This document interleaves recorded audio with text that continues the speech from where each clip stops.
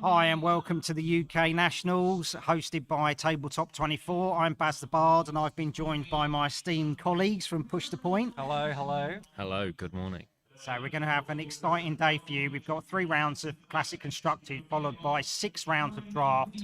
And then following that on to day 2, we've got another 3 rounds of Classic Constructed into top 8.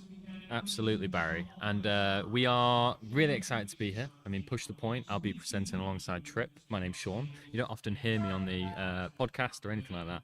But by all means, you'll be hearing a lot from myself and Trip throughout the day. Obviously, there's an awful lot of, excited but also nervous faces amongst the players here that we have today. Trip. Yeah, it's going to be a great day. We got 3 rounds of CC, 2 drafts today, so it's going to be a pretty interesting one. Those first 3 rounds of CC really going to set people up, set their tables up for the draft. It's obviously good to get off to a good start. We're going to get us some exciting names on the tables where we can try and get you some of the well-known players from the UK. We've got quite a few well-known players from the UK these days, so that's quite useful. Going to try and get you some variety, going to get you some exciting games, and going to try and find out who's going to be in a really good place to be becoming the UK national champion tomorrow when we go into the last 3 rounds of CC and that top 8.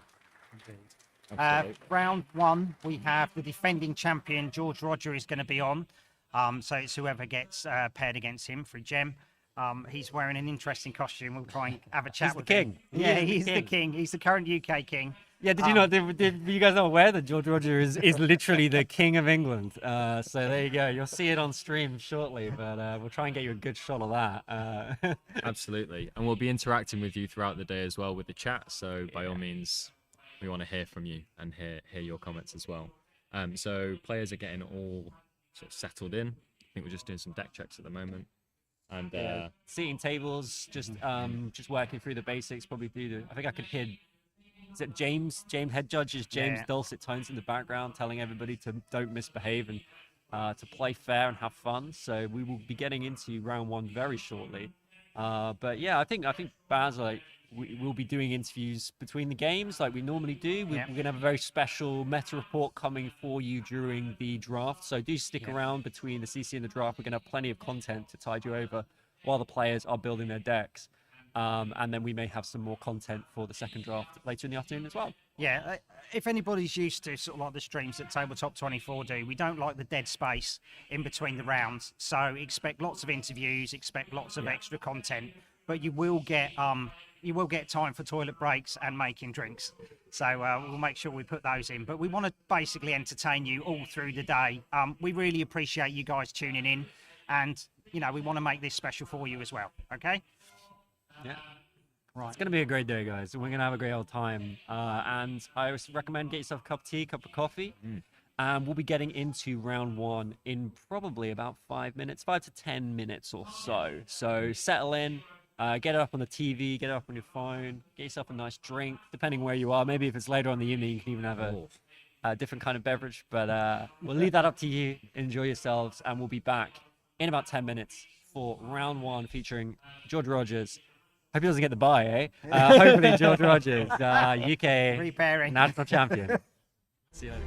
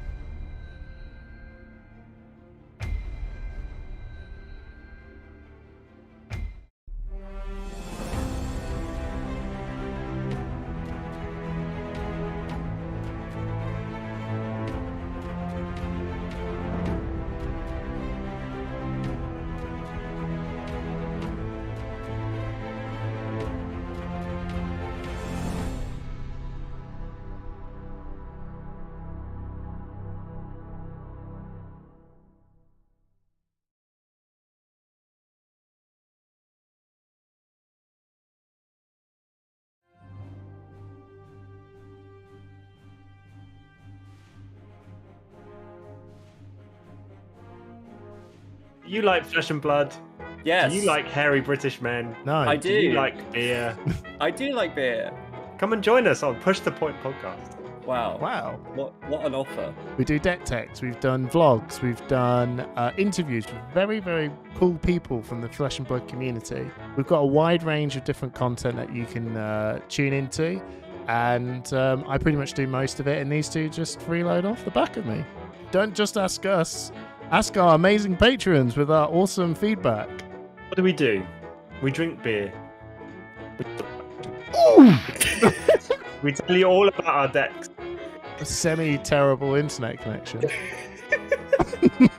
Why would you choose Push the Point over Arsenal other Pass. available Or Steal First Beat. Do you want to listen to something decent? Then tune in to anyone else other than us. Nailed it!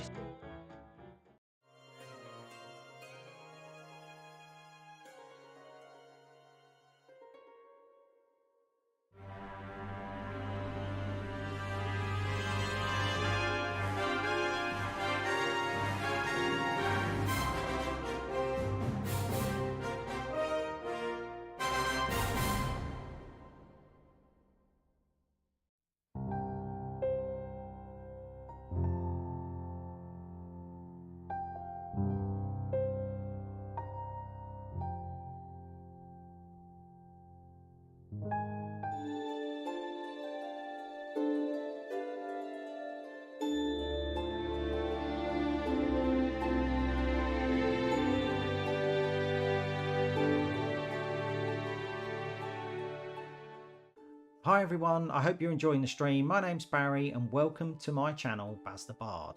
So when I'm not with Alan at Tabletop 24, what do? Well, let's see. I bring Armory games every week from the heart of Northampton Flesh and Blood community at Manuscrew, where we try out the latest decks or just come with a load of jank, but the main thing is we're having fun.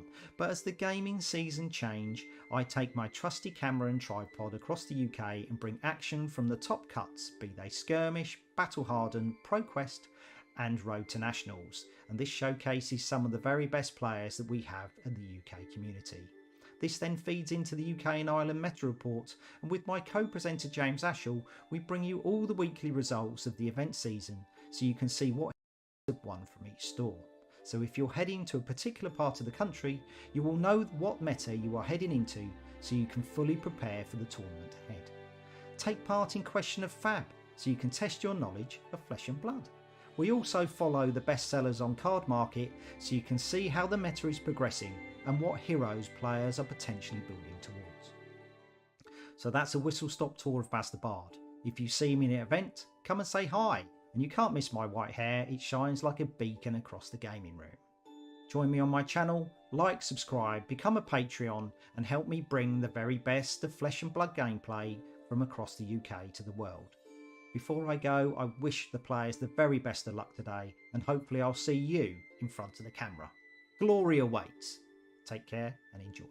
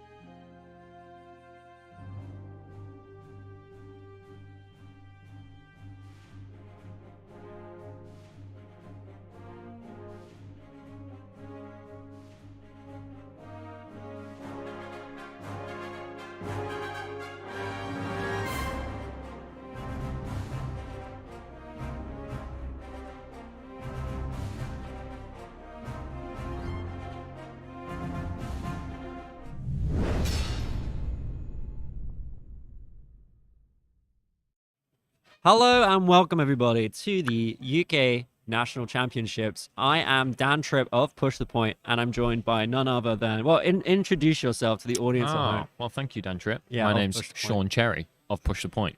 So we're coming to you live from Leeds Armory. Yeah, we are in Leeds. We're back in Leeds. First ever UK Nationals was in Leeds, in the Royal Armoury. We are back at the Royal Armoury. It's in a slightly different venue this year, but man, it is lush. If you haven't seen it, check it out on Twitter. Very, very pretty venue, but we've got a fantastic first round coming up for you. We have none other than George Rogers, UK National Champion, round 1, playing Phi. And who are they up against, Sean? They are up against Liam Canning, running Lexi. It's gonna be a quick one. Hold on to your hats, We're folks. just gonna ease you in gently with a nice spicy little aggro game here. Well, who knows what these heroes could be doing? As we always say, but pretty high chance we're gonna see a pretty aggressive matchup here between Phi and Lexi. Absolutely. And hopefully we get a little clip here in just a moment of the King of England, George. Well, I don't know if you guys have seen George Rogers. You haven't. You're at home. How could you have seen? You're not watching it here. Oh, here we There go. he Beautiful. is. Look at this. Look at the King Did you know of that George is England. actually the King of England, and this is his crown? This is the man we worship in the United Kingdom. We are united because of this very man right here, George Rogers, wearing a very dapper crown and cloak. Yeah. And if you ask me, long live the King. Yeah, well, I don't know. I think there's always room for change, Sean. There's always room for change. Never say never. Never say never, but we've got a great game coming up. I think, George has been playing Phi now for a long time. He played Phi at the last UK Nationals. He played Phi at the Calling. He bubbled the Calling, coming 9th. This is some cards to account for. One of these in particular, Warmonger's Diplomacy, going to be pretty interesting to play up against a Lexi. But of course, just having a good below 0 pitch, because George does love to play the Kadachis. Absolutely.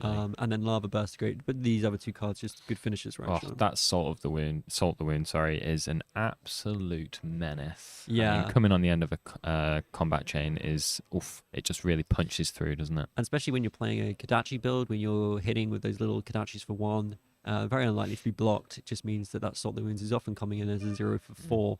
And often a lot more because of the Phoenix Flames and the little bits of damage you manage to get through. So if you can get that in at the end, especially on an Art of War turn or something like that, we've seen Salt the Wounds come in for 7 damage, and we actually saw in the Calling, I think it was a Salt the Wounds come in for big numbers off the Shuko trigger, and then unfortunately Oasis Respite was played against that Salt the Wounds, could not be prevented, and a ton of damage went through, and it just completely shifted that game. So we might see something like that again today.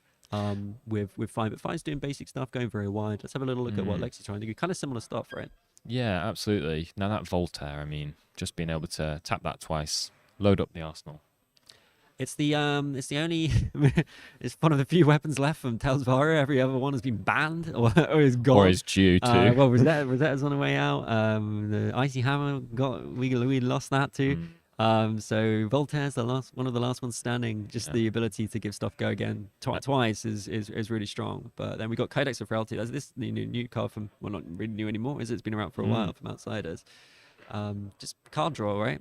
Card draw is Absolutely. good. And 3 of a kind as well. Card draw.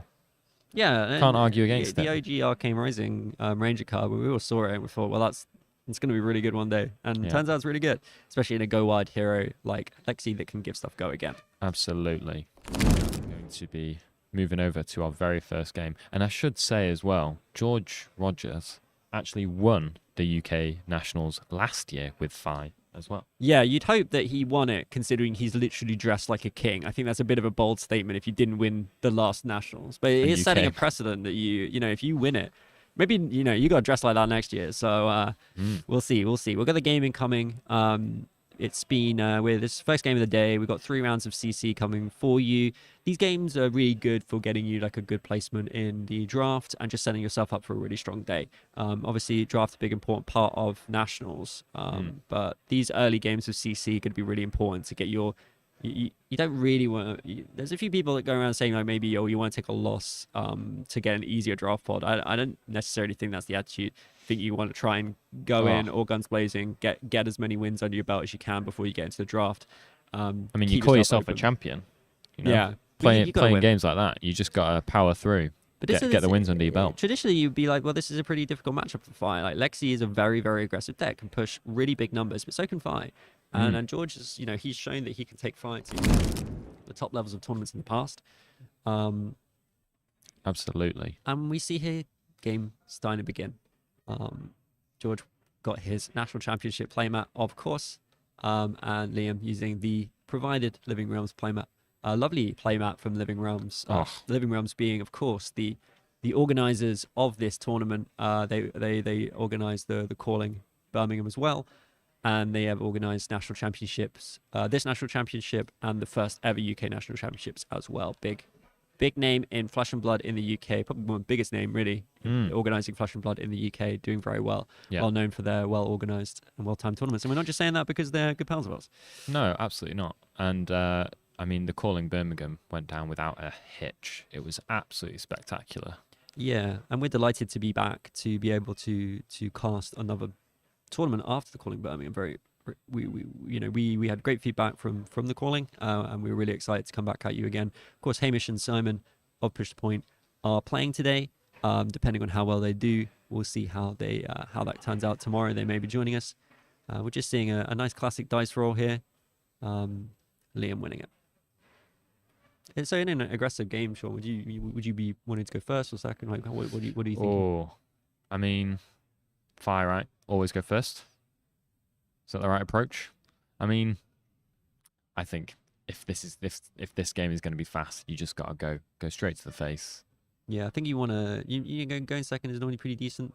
We'll see what Liam decides to do. Liam might decide to go first just to set up a strong arsenal and get some cards in the arsenal. Obviously, Lexi, if you're not familiar with the hero, allows you to have 2 arsenal zones, so you can build really big hands and access to a lot of go again and a lot of card draw. Yeah. So we yeah, have a Liam Brandish putting coming in George here. going first just sort of dents a little bit of the aggression and kind of gets a free block. Brand with Cinderclaw for 2. Little Kadachi. A lovely Fire Kadachi, I should say, as well. Fiery Kadachi.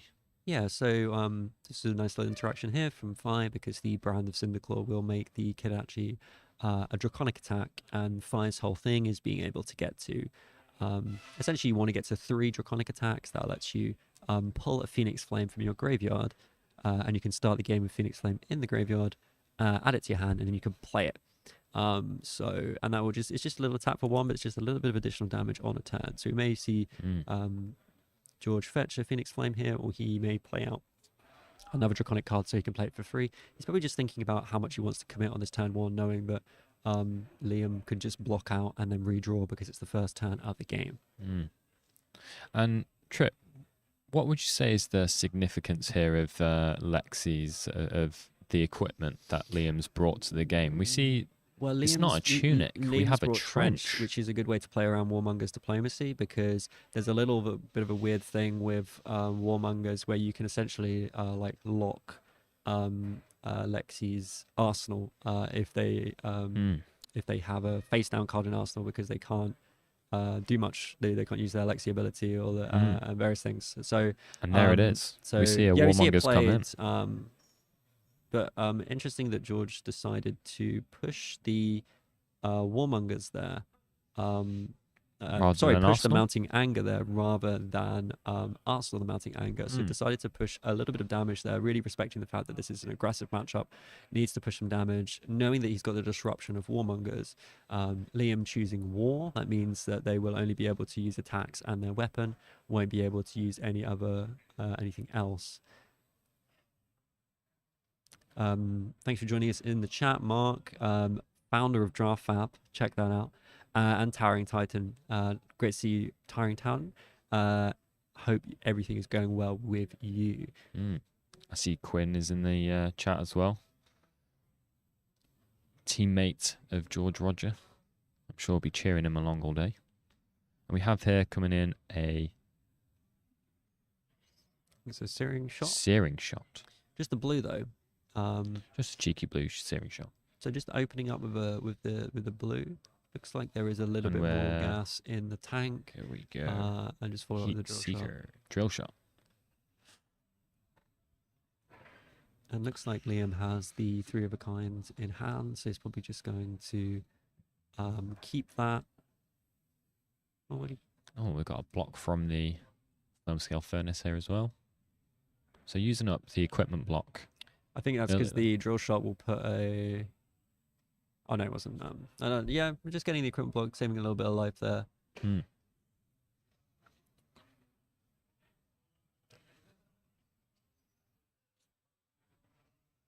And doesn't look like George has run into any problems. Ronan. Of course, with Warmonger's diplomacy, obviously it does affect you as well. But as Fi, you're almost always playing attacks. So by choosing war, you're never in too much trouble. And George knows that even if he drew into a Rise from the Ashes, which is probably the only non-attack he runs apart from Warmongers, he can just arsenal it. Maybe a reason why he decided to keep the arsenal open, because he knew that if he drew into, like he has actually just done now, So we have the he attack can action. he can get that into the arsenal and not get it stuck in his hand or have to pitch it when he wants to be playing these powerful non-attacks that have disruptive effects. So a good start from George. He's drawn into another. See an might E just strike in that pitch- hand as might well. Just pitch this here. He's got an on hit and he's got some good power cards in hand. So going to come with the Kadachis here. So decides to pitch. The Warmongers gets the blue that he needs to play out this hand because it looks like there's a mounting anger. So that blue there converting into basically an additional 6 damage here, because he was a bit resource starved until he drew into that blue off the Ancestral Empowerment. So we've got 2 resources floating. 32 plays 31. And like we said, this is opening up. We're 4 minutes into the game, and already players have lost a quarter of their life totals. Liam,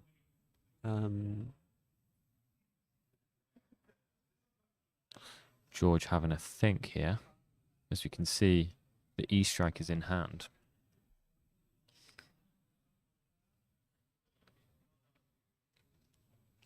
So the thing is here is that he has hit. I think the Kadachi went through. So if he does hit here with the mounting anger, he will draw from Mask of Momentum, and then he could potentially then push the E strike at the end because it will give him another card in hand with which to sync with the E strike, which is the additional cost of paying the E strike. But he might be tempted to just go for the Arsenal, or might be tempted to just E strike here and push a lot of damage. do you think Yep, I like this George here is aware that, you know, Liam's potentially got a big answer to this turn? He's not blocked anything. We've got. I know. I like, don't think Mask of so, because I think at Momentum. this point you're probably not blocking the first attack, especially at the start Yeah. of the game where there's 3 Ancestrals still in play. Yeah. And here we go, as George does block this out. Okay. And now, Liam does And, block this out, which was good because the draw was going to enable a lot of additional damage. Yeah. Takes one more from the Kadachi. And George gets full use of his resources there by playing the Mountain Anger out and does develop an arsenal. Yeah, and with- Arsenal's the E strike. Yep. Sets up nicely for the next turn. Okay, let's see what response Liam is going to Liam have a has. very then. big turn here though with the There Three it of a Kind. is. And it's interesting if George had actually played out that Warmongers would have shut down this turn, because Liam wouldn't have been able to play a non-attack and an attack this turn. But it would have just delayed the inevitable a little bit. I think actually using the Warmongers to push an additional 6 damage was a good move. Okay, so 3 of a kind here means that Liam can only play cards From the Arsenal. from yeah. the Arsenal. So And he uses the does- resource to Arsenal from Voltaire. Yeah, he is going to maybe have a little bit of What have we got coming in here? resource problems here, but we'll see how it goes. Okay. So coming in with the searing That's shot. actually, I think that's a Heat Seeker, not a Searing Shot. They do look very similar. Not We spot see, eagle eyes there. yeah, Trip. we do see that George has the Flick Flax in deck, which I really like. Even in 5, it's still a defense react for 4, and you do sometimes run some of the blue combo cards. And George has thrown his furnace at this. That's the last use of the furnace, I believe. Yeah, which is good because Heat Seeker, when it does hit at the end phase, you can put top card of your deck face up into Arsenal, which George wants to avoid. It's a relevant on hit for George to be blocking with his equipment. And then we have drill shot coming in for 6. Just wait for that to appear on the screen. I don't think it is a drill shot because it's a majestic. Drill shot. Hard to see with the dice on it. It is another Heat Seeker, so is it another Double heat Seeker? seeker. Double Heat Seeker. So Okay. George decides to commit to this, but he does have the E-Strike, so he does have a good slapback turn here, even with a small number of cards in hand, especially if he's got He's got an E-strike and an E-strike in Arsenal. So we'll see how he plays this one out. Might just choose to whack for 7 here, probably. And Arsenal the other commit one? the Arsenal because he doesn't want to draw because he's already got a card in hand. Yeah. Here we go. Simple. Yeah, and Simple and easy. In a game like this, where this is a 2-card play, where you're keeping a card in Arsenal, it's not as flashy as stuff that Fi can do. But considering that George essentially shut down that previous turn, blocking out both the Heat Seekers, preventing essentially a card draw, putting a card face up into Arsenal at the end of turn, being able to push 7 here, and Liam takes it, which is It's putting- efficient. It's an putting efficient Liam- E-strike. Yeah, but it's putting Liam down into the kind of life range where Fi can actually deal 23 damage, and George actually has a pretty decent buffer here of 32 health, which to deal with some stuff. And we see a little bit Premeditate. a interesting hand. Yeah, okay, so a little bit of a read there from Liam. You did see Liam sort of look through the grave, which is often a very good indicator that he does have the Codex of Frailty, which he does. George is probably someone's going to pick up on that. Not really any reason for Liam to be looking through his grave this early on in the game, counting arrows. So George probably gets the read there that there may be a Codex coming. So George here taking Taking 7, getting the Ponder token. 7 plus 1. So we see that it's an additional on hit Yeah, lose of one the life. searing shot as well, lose life. And absolutely, Aaron, we are merely referring to George by his Not by my his- king, by Aaron. his- Not my king. by his given name rather we're than seeing it again. This is an interesting one because Liam's already developed the Ponder, so the Ponder from the. I guess you can do some. No, you need the face-up card in Arsenal, so. Codex coming in. And then just going to come in with another Heat Seeker. As we said, that Codex before the game, card to watch. George deciding to block this out, which is good. But George now down to 24 health. The life totals have shifted round, and clearly George got the hand with which to push a really, really big turn. But again, we know what's in Arsenal. It's an E-strike. It's essential. It's extremely efficient. Expecting this to come in for 7 here. Do bear in mind that if it's played from the Arsenal, we'll get -1 from the Frailty. Oh. So yeah, George is going to save it Okay. rather than push. And they say any strike for 4, draw a blind card. He's just going to push a rising here for 3. Yeah. We can see rain razors there in Liam's hand. Thing is, it looks like it's a rain and 3 reds. So again, resource problems. Because this is the thing about Lexi is you do need a pitch card to activate Voltaire. The 1 cost of Voltaire is relevant. You do need to have a blue. And often your arrows do cost 1. So if you don't have a pitch card, it can be a little bit tricky to actually play out the turn. So we're going to see what Liam's going to do here. Don't think he's going to be able to play the rain razors. He's probably going to have to pitch it here. So- No. Oh, it is a blue. He does have a blue. Okay. Oh. Ignore everything I just said, because we do have a nice tasty blue, and we're going to see the Falcon Wing come in for 4. Falcon Wing already itself has go again, Sean, so you can just give it the free buff from Voltaire. You can also give Absolutely. things +1, and he is, of course, going to play the Rain Razors. So this is a pretty aggressive turn here. Yeah. And we know, I mean, George has been pretty, I guess, defensive this last couple of rounds. He's just simply blocked with 3 cards, played out an E-strike, and then in the last round was able to just play 1 card from hand. Would it be Liam's going wide here. Yeah, he's going really wide. He knows that he's pushing big damage, going to get the Codex in. Codex as well. He actually pushed 7 damage. Oh, and is that GG? Was that the end? We've gone for... No? We cut to a winning screen there. The game is still ongoing. Yeah. Okay. Maybe we saw an insight into the future there, Sean. I think so. But we are still I think playing. maybe we're too hasty on declaring George a winner here. Yeah, we jumped ahead a little bit here. Obviously, George just blocked out as much as he could, getting onto 11 health. Liam then playing another turn out here. A little bit of a skip there. So we are back in with Liam on 20, George on 11. So George taking a ton of attack from the Rain Razor's turn there, and just coming back with a Rising Resentment, I think it is. So just slight technical difficulties there. Sorry about that. Just back Easing in the into game the now, day. though. We're warming up voices. We're Yeah. warming up the systems. Just keeping you guys on your toes, right? Yeah. Just predicting Firing the up future. all Exactly. engines. But Fine is doing a lot of blocking here. George just trying to keep a card in Arsenal so that he can clap back with a big hand, but he's running out of space to do that. Very low Absolutely. health, And and Liam with a lot of cards. For sure. And although he is doing a lot of blocking, he still took a lot of damage in that last I guess throw of, Well, that's the of trouble arrows with from, he from Liam. didn't block the first arrow that ended up coming in for 6, and then followed up with 2 more arrows for sort of 7 and 6 and 7. I think it was 7 and 7 maybe. With relevant on hits, getting cards, being able to get cards into Arsenal. Yeah, it is raining Renegade early, not Rising Resentment. These 5 cards, man, they look the same. Yeah.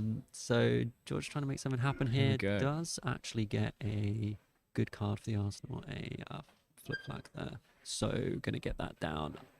But it's at this point actually maybe the flick flack is what you need. You need to be able to pivot into something, and he does actually have a combo card, blue combo card, so he can block for 4 and 5 this turn. So can potentially do some work.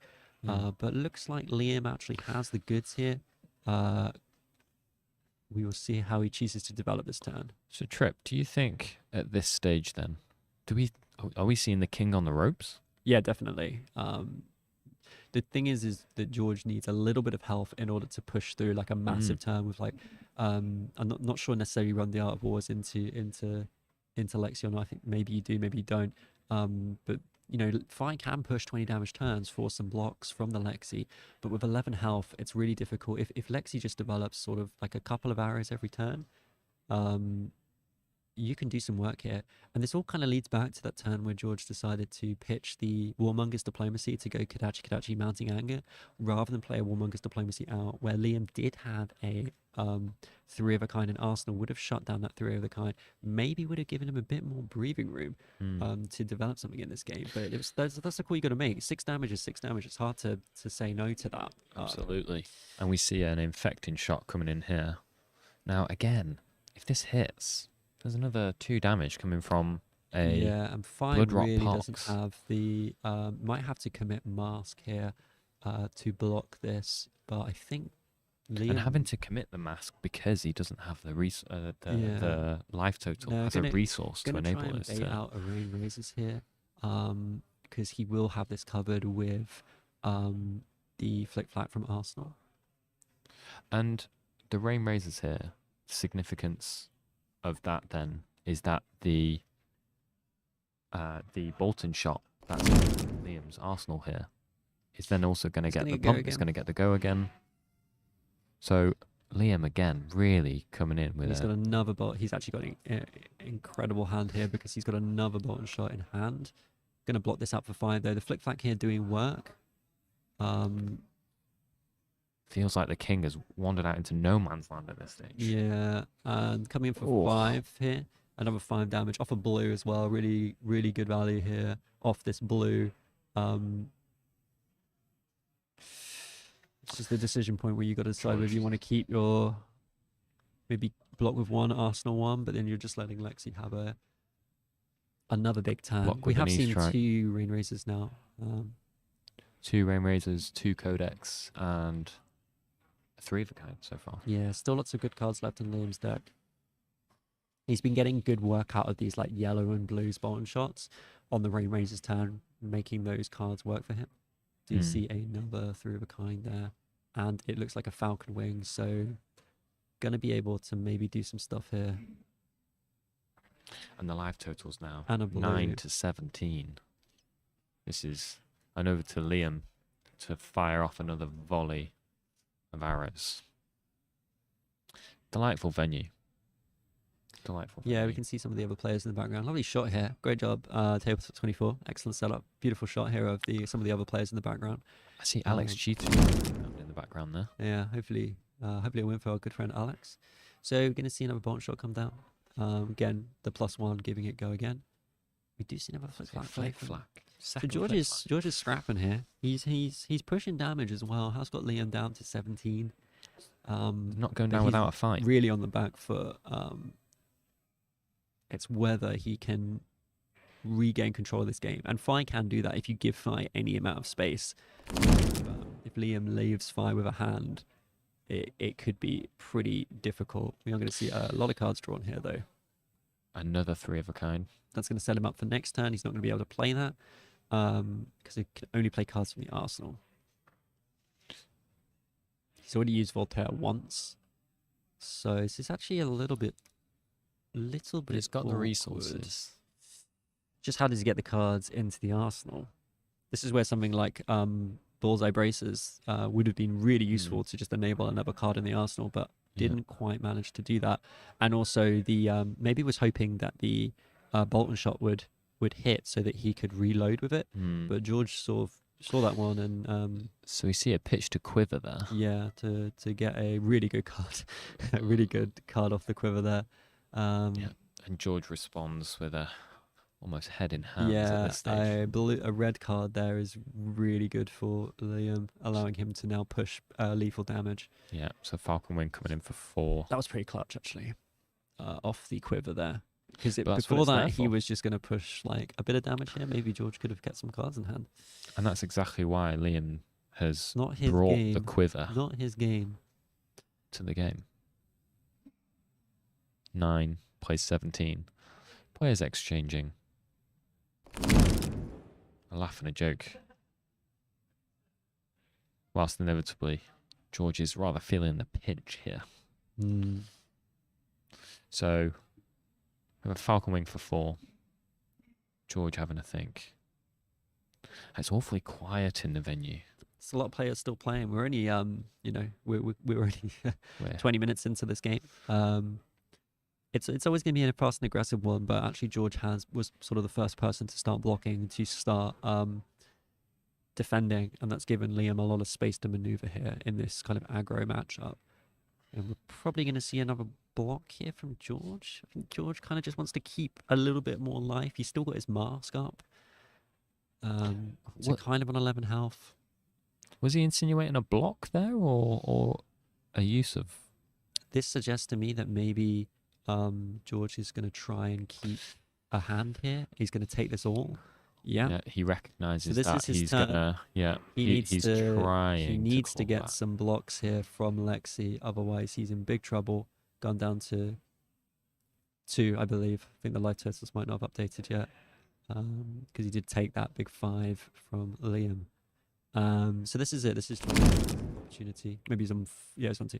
This is the clap back. He needs to get so he doesn't have his mask anymore, which is a shame. Unfortunately, because of that red off the top with the quiver, kind of meant that George had to give up his mask, which is going to really dent his ability to deal damage on his turn because he really needs that mask draw. So double strike comes in, deals 2 damage, and then immediately comes in for another 2. Just one. 1 1 and 1. 1 and 1. And then coming with the 4. This would have been a really good turn to have mask. It's a bit of a shame. That's the power of that quiver, as Sean was saying. So it's a good turn here, right? This is pushing a bunch of Absolutely. damage. But it doesn't look like And it's hasn't gonna had to be pitch for it, enough. so George is really able to go a bit. The trouble is, as well, is that he's only on Draconic Chainlink 2, so he's not actually able to fetch a Phoenix Flame at the moment. I'm pretty sure the last card in hand is a Snatch. So he's going to probably just play this out. What would you want that last card to be, Mr. Dantrip? That last card. in I wouldn't hand, would want you it be- to necessarily be anything. I'd want to still have my Mask of Momentum at this point because that requires Liam to commit a block. Maybe he gives up, he could give up a bit of equipment instead, but I think he's considering it, which, well, how dare you say that, DT? Oh, DT. You have my initials, so I think that it's when you were trying to push it was about 17 bit points of damage, wasn't it? 1 and 4 so 6, so it was on 6 18 maybe. You really need the mask to try and get them down to enough where they're blocking, because the mask will commit a block, will force a block, and then maybe you can get another card out of their hand.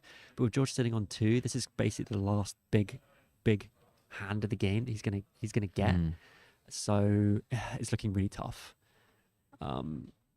what would I want the last card to be? I mean, I guess Salt the Wound would be pretty good. I imagine that's what Liam's considering, but he's kind of safe from that anyway. Using his life as a resource here. Snatch. And this is pretty awkward because he can't even doesn't even need to block this because the draw is going to get inertiaed out, right? So you inertia, you shuffle your arsenal. So it's like that card that he got off the top with the quiver was so good against George. He can't even develop an arsenal here. It says that George is on 1. Oh yeah, because of the block from the Ranger arm. So he takes 1 from that. This is going to be so. It's looking tricky. It's looking tricky. I wish we could double strike for 2 and 2. It's You the can double. when you Double got refers to 2. Tell me I'm wrong. Okay, 3 of a kind. So guys, when you're on 1 health against Lexi and they just play a 3 of a kind, what's the thoughts going in your head? Maybe it's I wish I wasn't wearing a crown. But apart from that, I feel it's going to I be. wish I didn't come in fancy dress. But it just shows the power of Lexi here. In any of these aggressive matchups, when you're forced to block, when you don't get the cards you need, George did have some good disruption with the Warmonger's diplomacies, but it just didn't happen at the right time. Art of War came up at the wrong time, so he did have the Art of Wars in deck. That is crazy. So he didn't get into any of those. And Liam has seen all of his power cards here. We've seen what 2, 3 of a kinds now. GG's. We've seen, and there that's it. Is. it. There it is. There it is. And Liam taking round 1, George. Champions getting defeated by Lexi. What a game! It just felt like Fi started off going first, got put going first, which is not really what you want to be doing as an aggressive deck. But he did play out the Warmonger's diplomacy, was able to disrupt the Lexi a little bit. But when he drew into the second one, decided to pitch it to go Kadachi, Marianga, which I actually think probably was a good move. When you don't know, we in the casting booth, we know that they had the 3 of the kind in Arsenal. We would have shut that down. But for how long? They're just going to leave it there, right? Exactly. Lexi.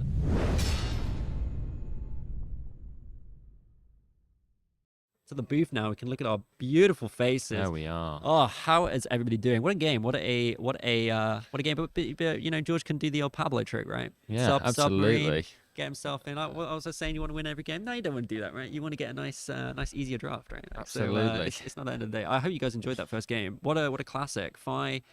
Fi, the big hero of the sport, was the winner on the day, Mark. Yes, it was. The spectacle of the game was the winner today in Flesh and Blood. So, but what we saw there, Sean, we saw the hero of last year's Nationals, which was in the UK, Fi, because the whole UK Nationals was won by George Bush number Fi, coming up against the hero of this year's Nationals, which is Lexi. People love their Lexi. And we've seen that she's been doing really well throughout this national season, right? Yes. She's just been she's been accumulating living legend points at every opportunity, really. She's been taking the national season by storm. Yeah, and I think that Lexi's a pretty powerful hero, but we have seen like a good spread of heroes winning at nationals this year. Like we saw, we've even seen Reinar win a 32-person nationals event in Finland.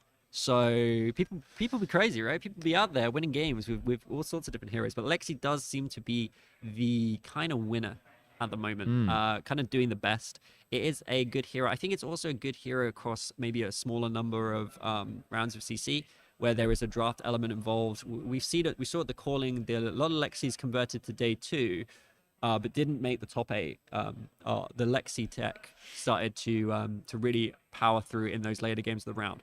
However, we got a bit of time for you guys, and so there's no need to leave because it's a Tabletop 24 Push the Point Baz the Bard stream. So we got top quality content coming for you with interviews with some of the players coming right up. So do not go anywhere. You get to hear directly from the players who'll be playing this crazy game that we call Flesh and Blood. So stick around, and we'll be right back with an interview and then game number 2. Thank you very much.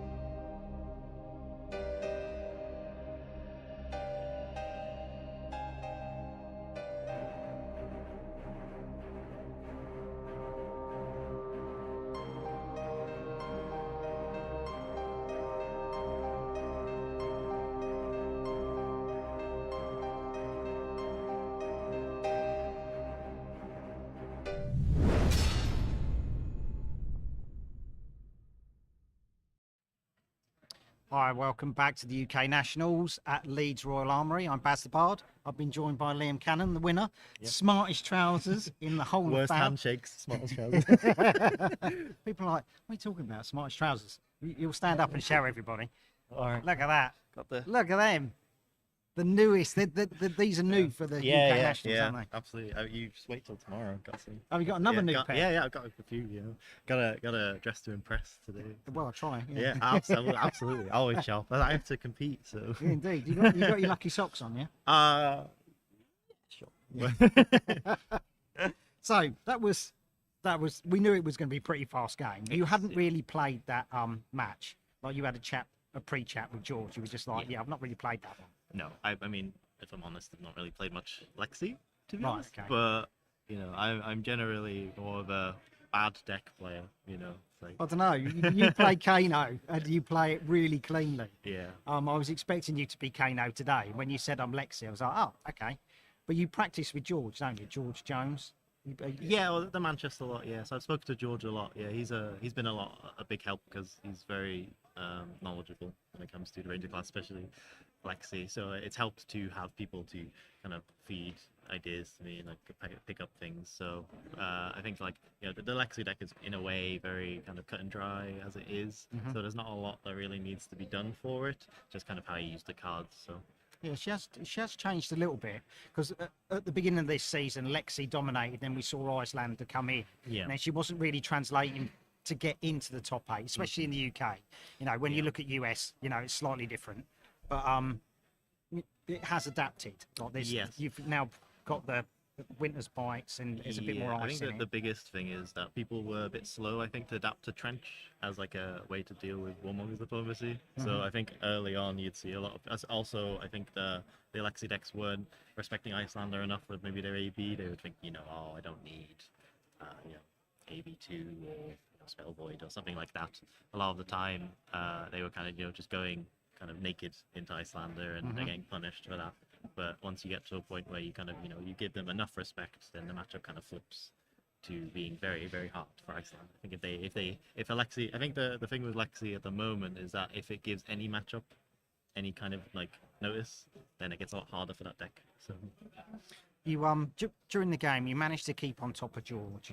Like you played the Warmongers first turn, but you still, you managed to get through it. You just chose War. You actually drew quite well into it. yeah. But you didn't. Well, actually, my hand was not that great Okay. because I kept the 3 of a kind. So obviously, when he plays Warmongers, it's kind of bad then. But and I drew I had 2 blues and a red, so my turn was kind of low par. But because he played the Warmongers, he's not coming at me with a 5-card hand. He's only coming at me with like a normal 4-card hand.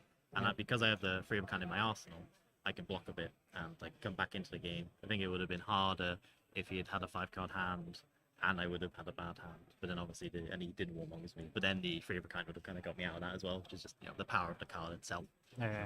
There was one point where you played a 3 of the kind mid-turn, and it was like, oh, that's a bit strange. And then you played that Rustling Leaves, and that came through to you, and you saw George just go, oh God, you know what I mean. Your deck was firing really well. You had the right cards at the right time. In the post-game chat, George said that he was trying to hold on to the cards. Yeah. And then you sort of you played the Codex, and you completely messed up his next sort of big clapback because he had Lava Burst. Yeah. Like when you maintained it, you didn't let up. I mean, you can't let up against Fog No, I at think all. when you get to that point with Lexi where they don't have the capacity to hold 4-card hands because your damage potential is just so high that you get to a point where they just they have to concede cards, and then Fi is a much worse deck on 2 cards than you are. Also, just in the sense that because you are taking cards from their hand, they don't take cards from you, so you just get to fire 2 arrows every turn, and everyone's a break point. Yeah. And so it's just relentless. Once I saw all 3 flick flacks, I knew that eventually I would kill him because he would draw a war. I mean, I could draw blues, but even my blues are threatening because they require at least a card, and then the 1-cost arrows can be break points if on the last hit of Voltaire. So it's eventually, I think that because of the fact that I drew so many of the power cards early, it kind of meant that I kind of dictated the pace of the game, really. Yeah. And Codex allows you to refresh them anyway, doesn't it? It's like, Oh, it's draw, crazy. Draw your yeah. power cards early and get your Codex. Well, that's it. I saw all 3 Heat Seekers at the start, and then that's cards, one of the most important cards in the deck. especially for keeping up. And so when they're all gone, it's like you only really have codexes to get them back. And obviously I saw 2 of them, so I really saw 5 heat seekers really. So it's great. Nice, brilliant. I wish you all the best. Are Thank you all you. prepared for draft? Yeah, I guess. I was more comfortable with draft coming into this. I've played 5 games of Lexi, so I think I said before, but like, so I definitely played more draft, but still, like, with Monarch draft, you don't know how it's gonna go. But you were around for the original one. No, I started after the first nationals, so around Right. Tails. So, but I do love Monarch. It's one of my favorite sets. So Nice, brilliant. I wish you all the very best, Thank you very Ian. much. Hopefully we'll see you again. yeah, All right? I hope so too. Stay tuned with more interviews to come. Yeah, and we'll get ready for game 2.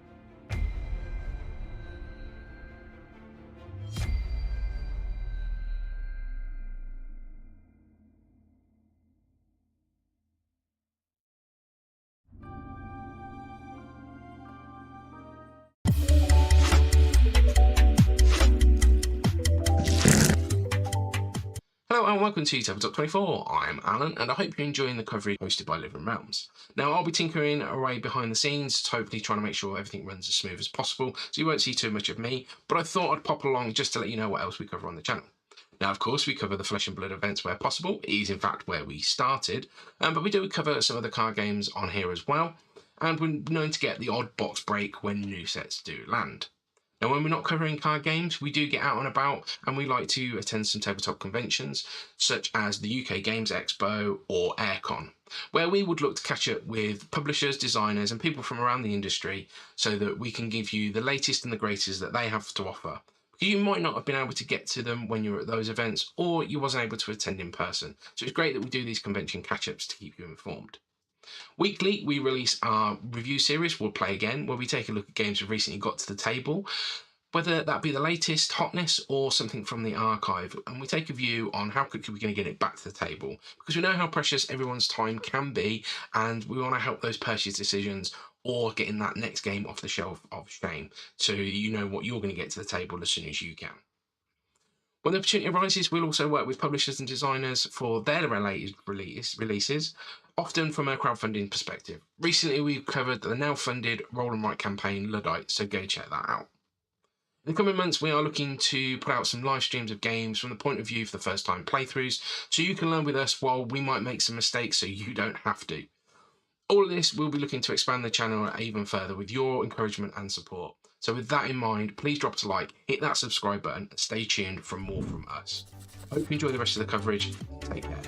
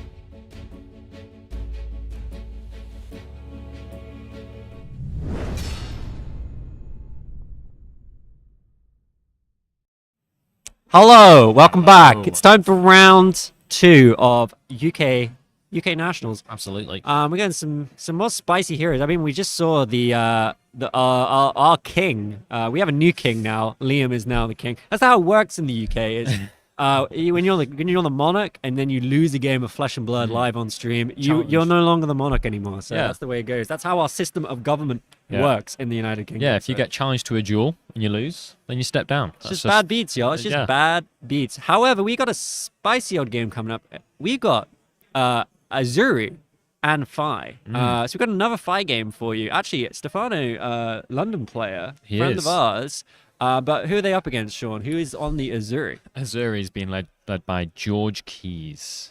Yeah, and I think we had George Keys. I think George Keys was top 8 of calling, right? George Keys playing against... George played against Pablo in the top 8? Yes, it was, the studio is telling me in my little ear hole. It was indeed George Keys that made it to the top 4 of the calling Birmingham, lost to the one and only Pablo Pinto in the top 4. And we're going to see some cards to watch for Azuri, cards to look out for when you're playing against Azuri. Switchblade. Forgot about her little... Talk me through these cards, Sean. So, I mean, Isolate, nice, easy blue with 3 defense, coming in with the Dominate. Now, I guess the important thing to say here is that, I mean, typically if this card is to be played, then it's an immediate target for being swapped out with Azuri's ability, right? Yeah, that's exactly right. And again, we've talked about this before. It's the value, getting good value out of your blues. If you're able to pitch your blues and play your blues, you're getting really good value out of that card. So, you know, it looks like a pretty innocent 1 Dominate. Who's scared about 1 Dominate? But Azuri's ability allows you to switch in something like a shakedown, for example. Absolutely. And leave no witnesses. I mean, it's basically just a 0 cost command and conquer at the end of the day, isn't it? Yeah, well, it's the ability to banish a card from hands. It's kind of like a pummel effect. It's an on hit. You have to name a color, but again, you know, against Fi, you're naming red every day of the week. You're pretty happy. Absolutely. And this last card, Sean, leave no witnesses. This is kind of like the CNC, right? Banish a card from not only the top of their deck but their arsenal. You're playing that against Fi, you've got a really high chance of hitting 2 reds. And when you do that, you make 2 silver tokens, which then allows Azuri to bring their equipment back into the game, right? You know, they've got their headpiece and their boots and their chest piece now. They're probably running tunic, but we'll see what they run. They can bring those cards back, which is really good. Those Leave No Witnesses, also good card to fetch with Codex of Frailty as a 0 cost 1 card play. Yeah, Azuri really presents some, I guess, on hits with some awkward, with some awkward blocks, right? You're expecting you may need some defense reactions in order to be able to cope with that, which is not typically something that we see Fi run an awful lot of. But the other thing that Fi can do is Fi can just say, you can throw 6s at me every day of the week. I ain't bothered. I'm going to hit you for 15, 16, 17 damage. All that disruption, you know, if they can get the disruption through, that's great. Cards like Shakedown, that's great. But just raw hits, raw damage, banishing cards off the top of the deck. Fi's deck, you know, they can keep going. They've got a lot of grid red cards. They run a very low number of blues. They're probably going to be able to come at you with some strong aggression, try and overpower this Azuri. See, our friend Steelfur there is calling you out for ninja bias. Look, but I think I'd just like to say, I think we treat all heroes equal. I don't pick the games. I just cast the games with my good friend Sean here. Push the point. We let them pick the games for us. They want to pick 2 ninja.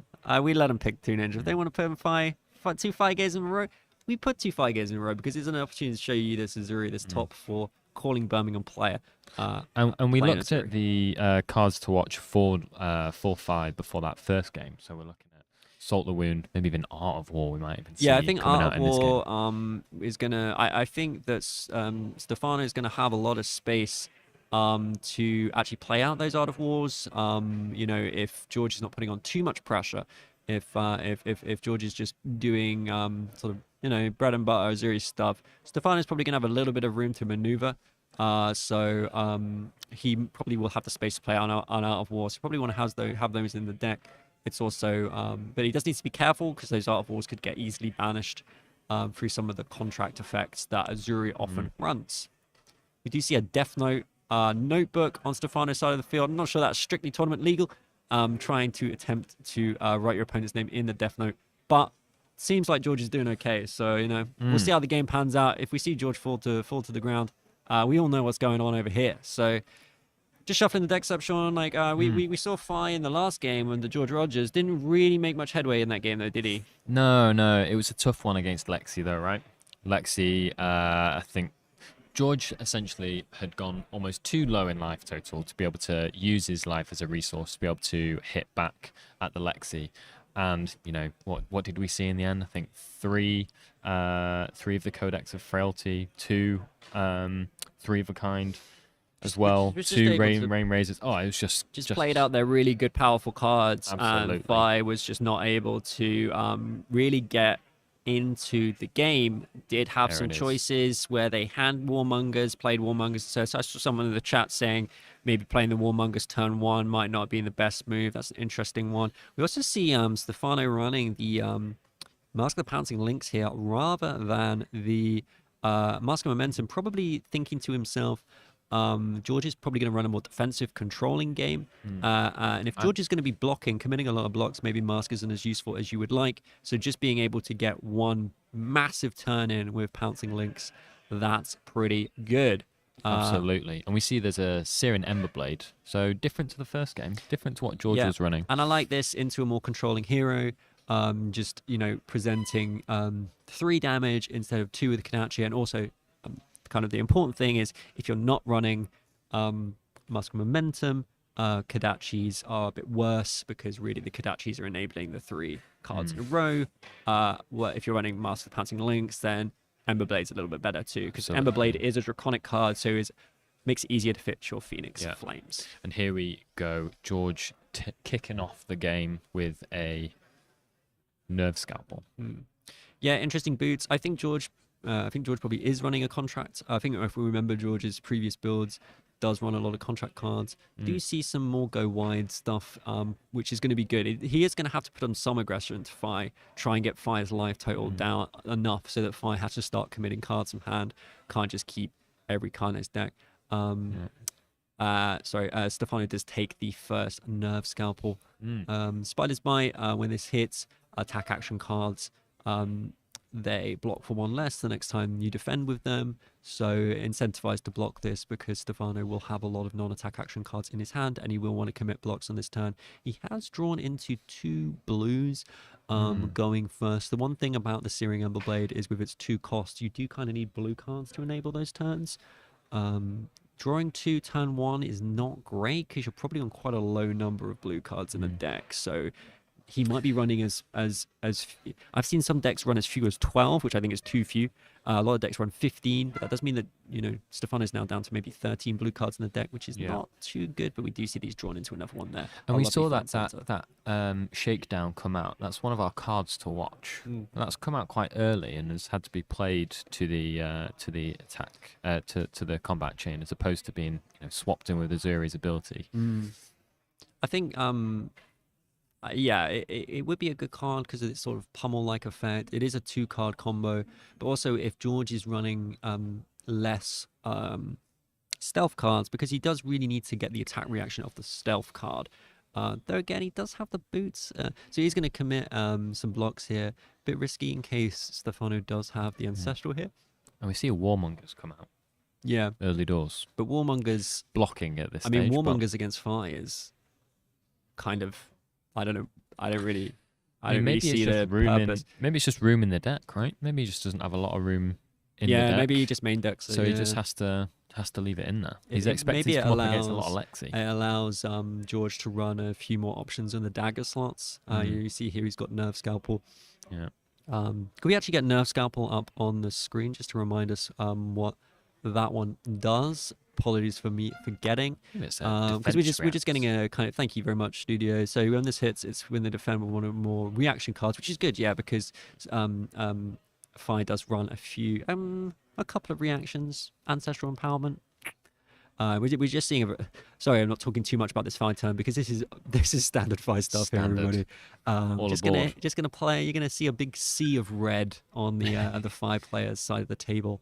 But George shuts that down and actually manages to keep 2 cards in hand. So that's actually pretty decent. He managed to... he did take some damage. We just haven't updated. Apologies, everybody. Down 35, so took 5 damage. Oh, a big chunk of change, but did keep 2 cards to card in Arsenal. Yeah, and Fi or rather Stefano, using Fire's ability as well to bring in that Phoenix Flame from the graveyard, just to push through that extra damage. See George coming back with an E-Strike. As we said in that first game, such an efficient card, isn't it? Yeah. Two card hand for 7. Wonderful.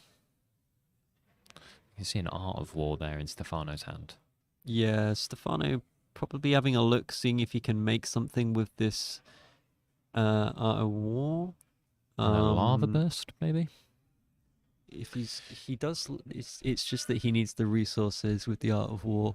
That's the thing when you're running by, you really need for the Art of War turn, you really need the blue just to set up the Art of War to get it going. I don't quite think he's got kind of an awkward hand here and not too much go again. Stefano taking 7 there. He's going to pitch it. No, he's going Coming to in with pitch the Mountain Lava Anger. Burst. Yeah, So if this he's got a bit. hits, his Yeah. next Draconic Chain Link that he controls gains +1 attack. So the thing here with Stefano is that he's got a Lava Burst, a Snatch, and a Spreading Flames, and an Art of War. So he's actually only got 1 card with Go Again at the moment. The Lava, but he's not going to be able to get up to 4 Chain Links. I can't quite recall what he's going to ask for. I don't think he's going to be able to get up to 4 Chain Links with what he's got at the moment, unless he's got something in the arsenal that I'm forgetting. But he's probably just going to try and get that Art of War into the arsenal, which is a great place to have it. Does need to be careful about Leave No Witnesses, but he does have the equipment block still to shut down and Leave No Witnesses. Well, he's pitched the Lava Burst here. Would you say that indicates to George that maybe he doesn't quite have the resources in order to It's not. It doesn't. gives a lot of Either he information. doesn't have the resources to go really wide, or he doesn't have 4 chain links. He's not able. He doesn't have 3 chain links to then play the Lava Burst. Yeah. Equally, though, he did take 7 in order to be able to produce this turn. So, George Oh well, is- yeah. Of course you take. Take Sean, those Sean, seven. it's fine. You take. So you don't think about what your opponent did. Look what happened to George. George tried blocking. It was a disaster.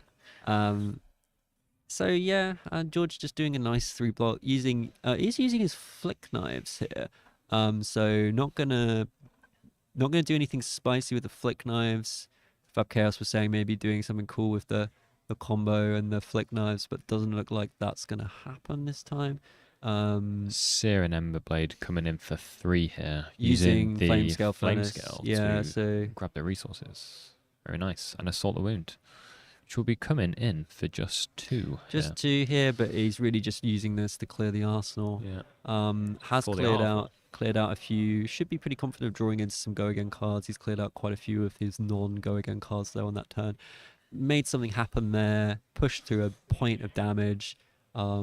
Was able to set up the Art of War in the arsenal, which is going to be really good for him. But we go back to George. We see a pretty spicy card in his hand there, don't we? Absolutely. Codex of Frailty is going to be coming in here.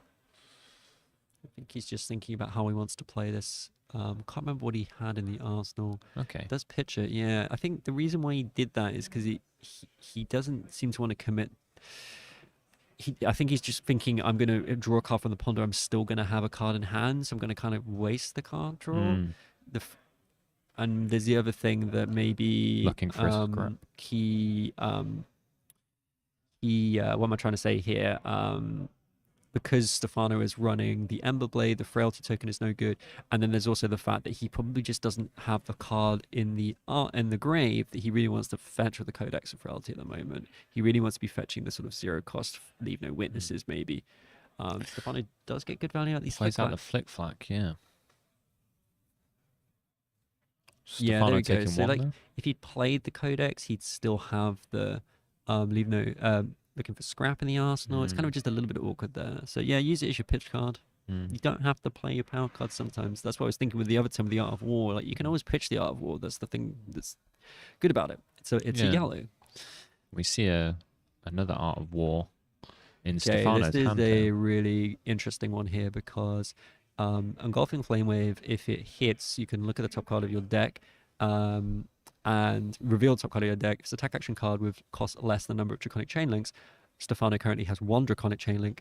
He can banish it and play it. So because of Stefano's got so many 0-cost cards in the deck, if he hits a 0, he can banish it and play it. But the good thing is that he does have the Art of War to potentially go over the top here if George blocks for 5, but he's probably going to block for 6 because it's such a easy thing for him to do.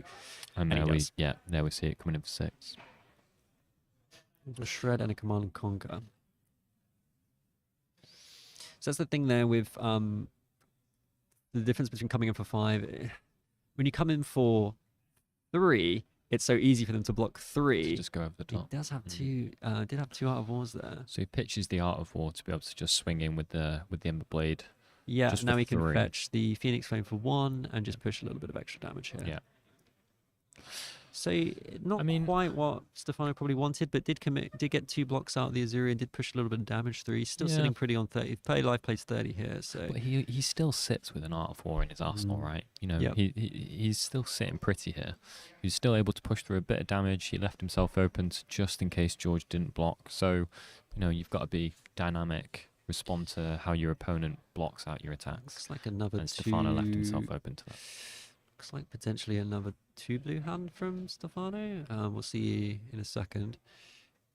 No, actually looking interesting. Okay, so just coming in for 1 here, letting this hit. Stefano probably not plan on blocking anyway. And there we see the Death Touch. Second. It's a really good card to play off for blue. Spider's Bite costing 2, coming for 1, and then Death Touch costing 1 and coming in for 6. Crazy value. One cost deal 6, and a super good on hit of being able to give any kind of disease token, frailty, inertia, or blood rot pox. That's some Shadowpeed Yeah. efficiency there. 1 for 6. So Lovely. Stefano probably a bit stuffed here, to be honest, because he can't really block this because the Spider's Bite has hit. He does have the reaction in hand. Stefano He's having a think thinking here. about it, but I don't really think like he has much of a choice here unless he wants to commit some equipment. 2 cards and equipment seems like a pretty poor deal. Stefano's having a real think about He's this. got We a can see a pretty awkward- Ravenous Rabble in hand. We Yeah. can see, The can trouble see is an- that and yeah, that ancestral doesn't Ancestral really as play. well. You can't really play. You can't play ancestral on the. What's going on here then, Trip? We see an attack react, throwing those boots into the mix. Yeah, the boots. Giving it a go again. Can we see the boots on the screen? I guess it's any assassin card, the boots. And then following up with the lead no witnesses. Target assassin attack action card. Yep, that's good to see. When it hits, you can Gets go again get going again, and now he's going to really threaten the arsenal. with that leave no witnesses. But this is probably where Stefano will probably commit the Tiger and the Tiger Stripe Shuko and the Flame Scale to shut this down. He gets Because- 1 per game, and this seems like a really good opportunity to do it because he's got the resources to play out the Art of War. And he's just considering. Well, the Spider's Bite hit, right? So Yeah, he needs to be really careful. If he blocks with a 2 block here, it actually Actually pretty goes through. bad. So that Spider's Bite coming in at the start, it really, you know, makes you have to think about your Ooh, blocks he further almost down the blocked line. with the Rabble there.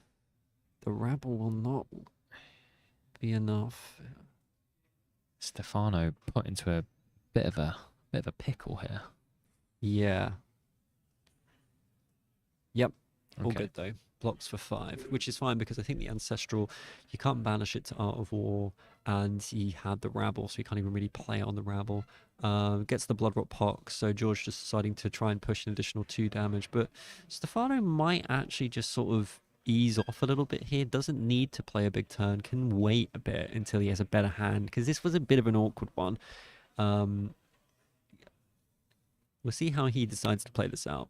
Okay, so we've got a brand with Cinderclaw here. Yeah. Red, yellow. As a yellow, he's probably then going to play the Rabble, make the Rabble Draconic, then probably pitch the blue, come in with the Ember Blade, and then finish with a Phoenix Flame. He might even keep the blue here to pay for the Blood Rot Pox, but I think he can. I think he'd rather push 3 damage with the blue. So the Rabble reveals a red, which means coming in for 4. George here taking 1, 1. Having a little think here. Yeah, so he does decide to sue because this is representing 5 damage because the Phoenix Flame is going to get the +1 from the Tiger Stripe Shuko. And it just allows Stefano to have a little bit of a reset. Get his commit, got 2 blocks out of the Azuri, which is great. I mean, Azuri's pretty happy blocking with 2 cards too, to be honest. But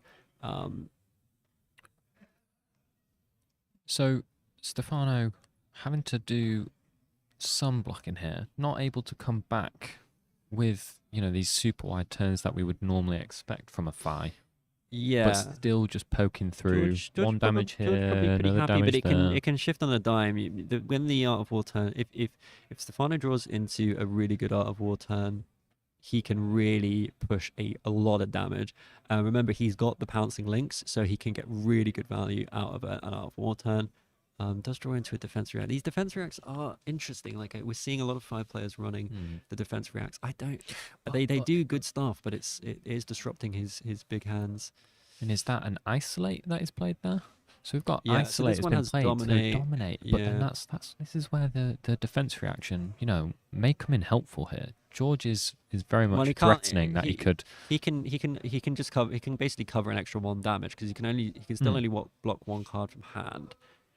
Though I guess when the yeah, no, you're right, Sean. Because when he swaps the card in, he can then play the defense reaction. So So he's got probably a it covered 2-card up. block. Yeah. Yeah, he's got it covered up. Okay, so he's going to defend with the lava burst. He's going to say to George, "All right, let's see, what are you going to do?" George quite happy there. He's just going to Arsenal. Yeah, that's the only trouble with the whole.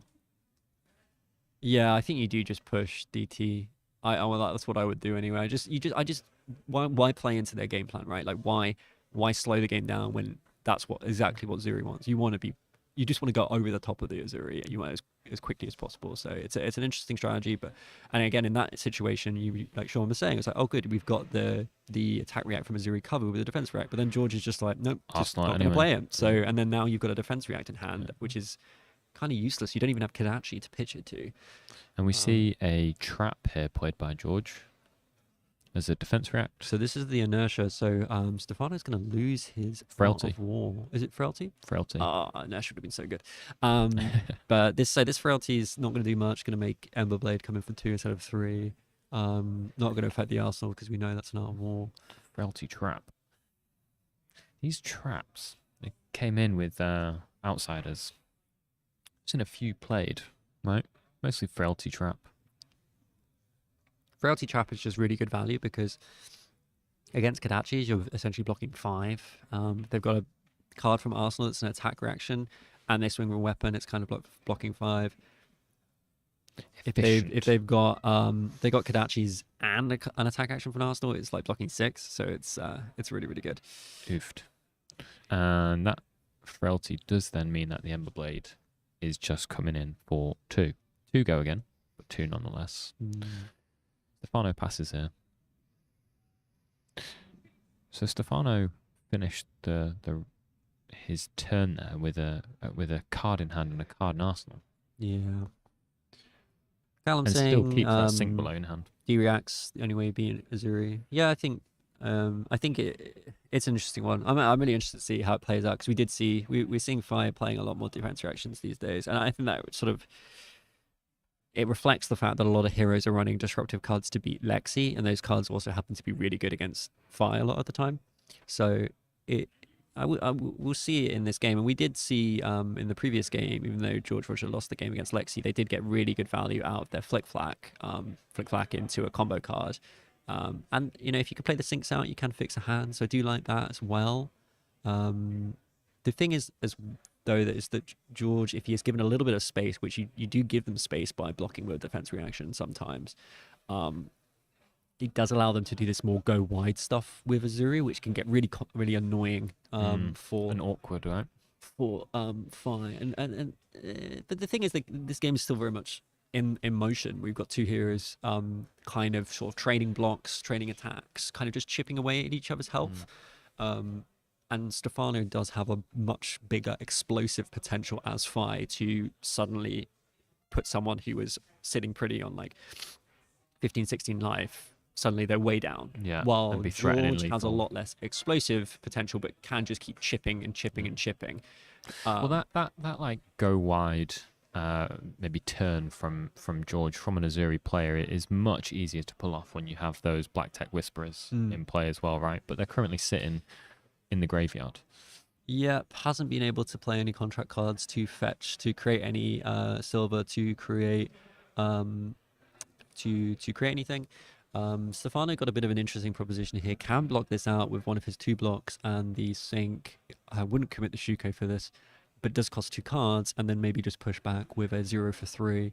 Again, pushing George back down, but maybe George just commits 1 card block, and he's more than happy to work with 3 cards. He's also going to have an arsenal here, so more than happy to work with 4 cards, and that's going to be interesting what George can do with 4 cards.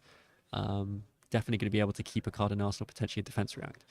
Do you think Stefano maybe he almost couldn't really use the sink below? You know, as we were saying, it's there to be used once Azuri's done the old swapperoonie. And, he just wasn't able to use it that way. This could be the classic bit of a trap when you do put the Art of War in the arsenal, is that you never want to lose it. Yeah, exactly, DT. It's kind of like he's playing... because he's kind of denied himself the arsenal this game by just being like, okay, I'm going to play to a big Art of War turn, which he wants to do because he's got the pouncing links, he's kept the Shuko, he's still got his boots in case he draws into a snatch or something, or an Art of War, or an Enlightened Strike. So he's got a plan, and that plan does involve Art of War, and he did have to pitch one of his Art of Wars, so he's only got 1 left in deck, but it does mean that he's not been able to do anything with his arsenal. And when you're running defense reactions and you give up the arsenal, it's like, that's really bad. Yeah. So yeah. Why would Stefano go looking through George's graveyard? Yeah, he's probably looking at like potential codex targets. Yeah. So like thinking, because he's trying to protect his arsenal here, but we know there's a leave no witnesses in grave. So sooner or later, George is going to be able to play that leave no witnesses out. Okay, so Stefano takes the 1 damage presented by George here with the Spider's Bite, and then comes in with that red Isolate for 3. Can so cover 6 dominate on the here, Isolate. He's got cards in hand. He can do the swap, but again, we can see that flick flack. So defense reaction, it's there. It's there if he needs it. But he's got another Art of War in hand, and he's not really got much he can do with it. And we see George here activate Azuri with that face down card. Yeah. Stefano has an opportunity here to respond with an instant. Here's and we see a shakedown. shakedown.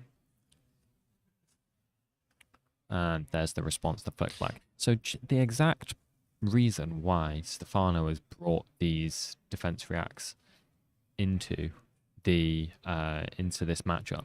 It's just that they're so much worse when you're not playing them from the arsenal. That's the best thing about defense reactions. You can play them from the arsenal, right? Keep a 4-card hand. He's got an Art of War in the arsenal, an Art of War in hand.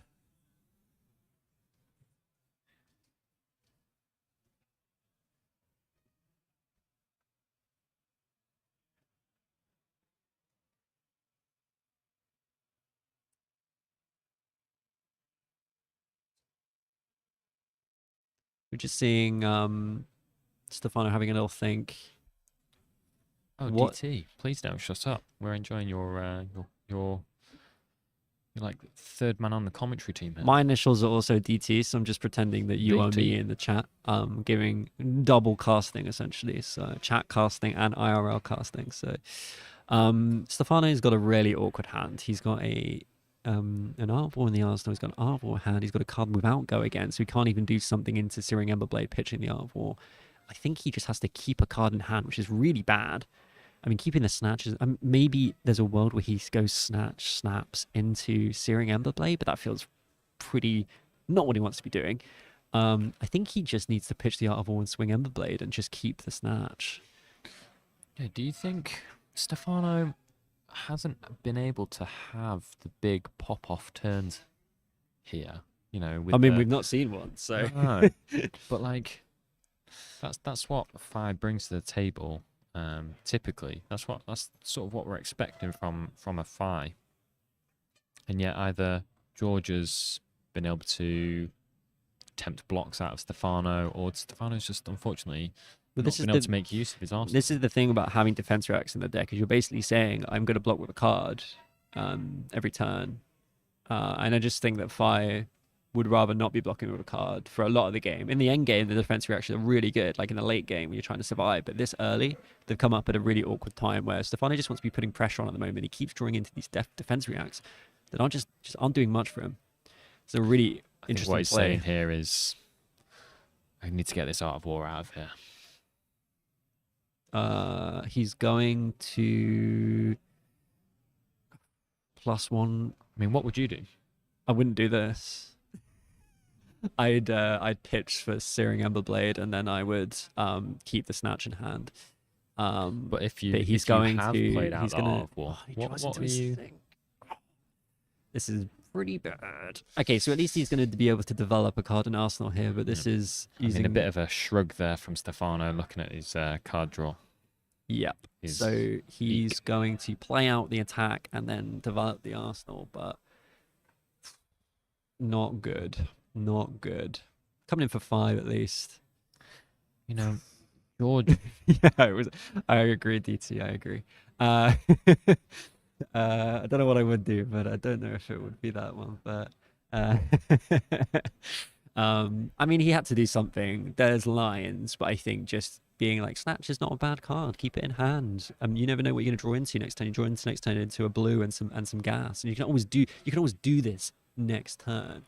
Though we did have the CNC, so it would have been threatened by that. So maybe not too shabby. Maybe just let the Art of War go at that point. Just be like, it's not happening. Need to change the game plan. Need to change my plan. Need to adapt. Absolutely. This combination of E-Strike and defense reaction. Art of War and defense reaction. Where you want the Art of War in Arsenal, but you also want the defense reactions in Arsenal. It's just not meshing in this matchup, especially when George has so many ways of threatening the Arsenal. Really rough. We see George here coming in. He's got a four card hand. 4 card? 3 card. And we know that George has ways of going wide. He was running looking for scrap. He's running E-Strike. We're going to be able to see if he's going to be able to do something here with this, because this can sometimes be the thing with Azuri where you might have 4 cards, but what can you do with them? It just means, I guess, you can swing 2 daggers like he's doing now, which is fine. Oof, it is a bit of a rough one. It's a bit sort of cagey at the moment. And actually, if you look at Stefano's hand, it's actually kind of spicy for a Art of War. Though I guess he would have drawn into the sink this turn instead of maybe that blue. So maybe it's not so good. It's all changes the game, doesn't it? Changes the game, but like so obviously we have talked a lot about Stefano. You know, he's inevitably having a rather. It's not quite going to plan. It's just because George is playing it clean as heck. He's just doing great turns. They're not flashy. He's not blowing Fire out of the water. He is just swinging his dagger, doing something awkward for Fire every single turn. And the best part is he's doing it with 3 card hands, with 2 card hands. Yeah. He's just doing nice blocks against Fire. And he's just doing good stuff. Yeah. We see Sensor here. Big fan of Sensor.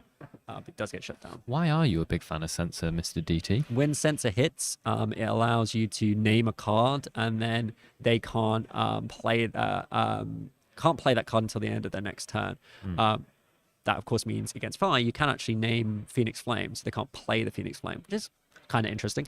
But it also against Fire, they run a lot of similar cards that you'd be able to name.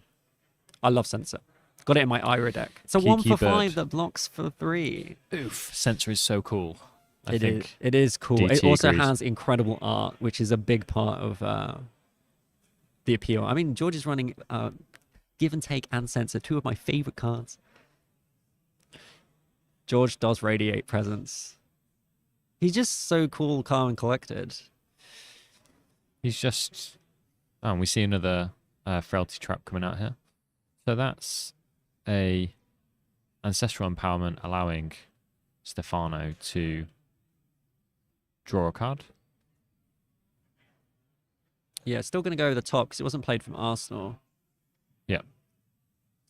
We do have the nice blue, so it is going to be able to play Engulfing Flame Wave. So if this hits, it will enable a 1 cost or a 0 cost to be played from the top card of the deck. Trouble is, we've seen so many defense reactions in Stefano's deck that this Engulfing is not quite as spicy as I would normally want it to be. Not as threatening as... Oh, and another Frailty Trap there.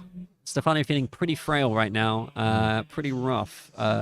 when he finally gets a turn and George happens to have all of his defense reactions at the right time. How frail are you feeling? Too frail. That's how Too I'm frail. feeling. Fi is practically aging. He's so frail right now. Poor Fi. Poor Fi.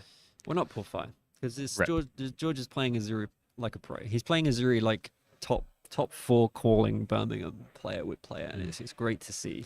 And that's what we're seeing in this room, right? We've got Matt Folkes, we've got George Rogers, we've got Sammy Braben, we've got champions in the room, and George is acting like one of them right now.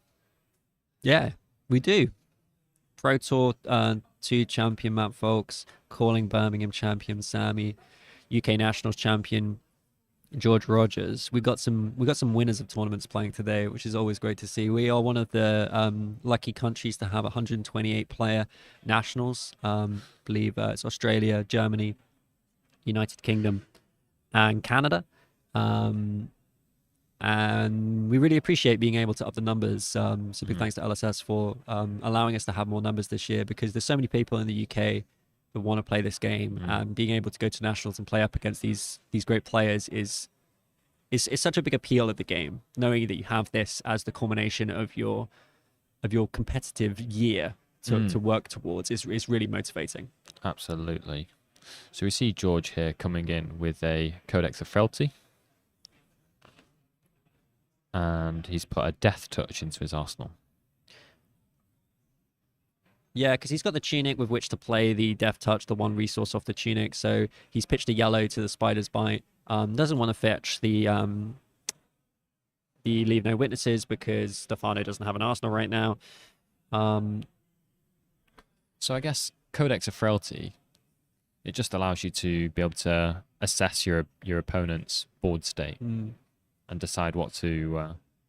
The other thing, of course, is that Stefano will need to put a card from his grave into his arsenal, and he must discard a card, which is another reason, why we were talking about how the fact that Stefano was keeping Art of War in his arsenal for so long was a bit of a, oh, do you really want to be doing that? But the thing is, if you don't have a card in arsenal, when you get hit with a Codex, you basically have to, discard a card from hand. Yeah. And although you get to put a card from your grave in, it's going to have -1 attack for the Codex. It's interesting.